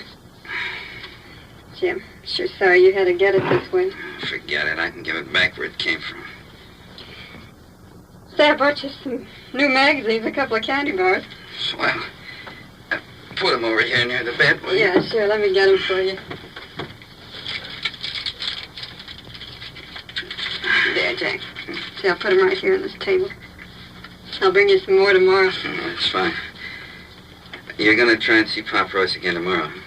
Yeah, they told me he'd be in around noon for sure. If I don't see him then, I'll keep trying till I do. Yeah, that's it. Oh, listen. There's something else. Sure, Jack. Come here. Huh? I don't want to talk loud. The cops might have bugged this room. Yeah. All right. A little closer. Okay. Tonight, I want you to go to George's joint, the Blue Moon, down on South Flower. Yeah? And ask for George at the bar. He's usually around from 11 on. Uh-huh. Tell George you've seen me. He'll know it. Then tell him to take you to Al. Take me to Al? Yeah, Al Garvey. George knows the place. Yeah. Okay, Jack. And keep your mouth shut. Don't talk to anybody but George. He knows the place. All right, Jack. It'll help you out. Well? Yeah. It's a long wait. Get paid? Let's go. 10:45 p.m. A detail of 3 cars followed Lorraine Thomas to the Blue Moon Tavern on South Flower Street. We parked down the block and watched her go in. At 15 minutes past 11, she came out with a small fat man in a dark blue suit. They got in a tan-colored coupe and drove south. The cruiser cars, using 3-way radio, tailed the coupe alternately out through the Echo Park area and then back to the starting point at the Blue Moon Tavern. Lorraine Thomas went back into the bar with a man and 20 minutes later came out, caught a taxi, and took it to her hotel on 14th Street. We drove back to the office. It was 5 minutes past 1 a.m. That's it? I get it. Munko Fugitive, Friday. Lorraine Thomas, Sergeant. He showed me the place George did. Where? We drove past it. 1032 Alamo, apartment 3. Is Garvey there now? No. George said he's supposed to be there tomorrow in the afternoon, 5 o'clock. George said I'll have to go alone. Are they watching the place? I think so. Garvey's staying with another man. They got guns. You know where Garvey is now? George wouldn't tell me. We can't afford to tip our hand. How do we know Garvey will be there at 5 o'clock tomorrow? That's just it. We don't. May 9th, 3 p.m. An immediate stakeout was placed at the suspected hideout. A detail of 20 plainclothesmen began filtering into the neighborhood in the vicinity of 1032 Alamo Street. The 3-story apartment house at that address was checked thoroughly and then covered on all sides. Apartment 3 on the first floor was checked out, too. It was registered to a Thomas King, whom the manager identified as Alfred Garvey from his mugshot. To avoid pedestrian casualties, we toured the immediate vicinity between 3 and 4:30 that afternoon, advising residents and storekeepers to clear the street and stay inside. At 4:35 p.m., the men in the detail took up their assigned positions. We waited. Hold that light, will you, Jim? Yeah. Thanks. Awful lot of trouble for that punk Garvey. Be more trouble if he doesn't show. No such luck. Tan coupe coming down the street behind us. Same one we tailed last night. A girl driving. There's 2 guys with him. Well, Garvey's one of them. They're pulling up. Ready? Oh, wait a minute. All right, let's go.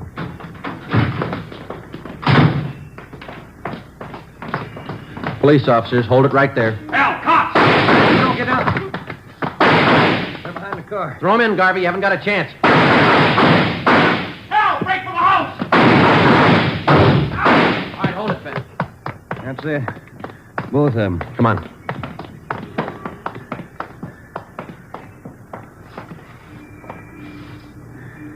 Both dead. Garvey.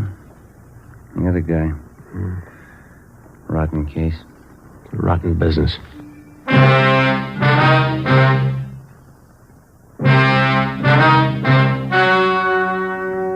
The story you have just heard was true. Only the names were changed to protect the innocent.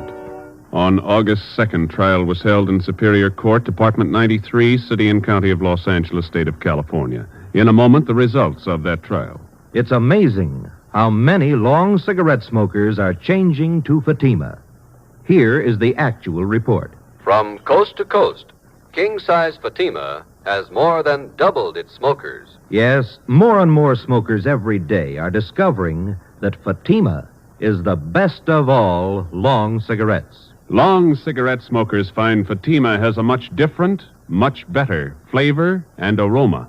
Long cigarette smokers find that Fatima is extra mild because it's the long cigarette which contains the finest Turkish and domestic tobaccos superbly blended to make it extra mild. So enjoy extra mild Fatima. Best of all long cigarettes. It's wise to smoke extra mild Fatima. It's wise to smoke extra mild Fatima.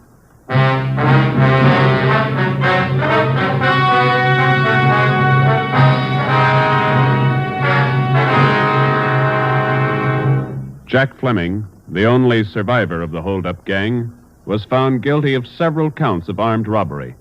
Garvey's accomplice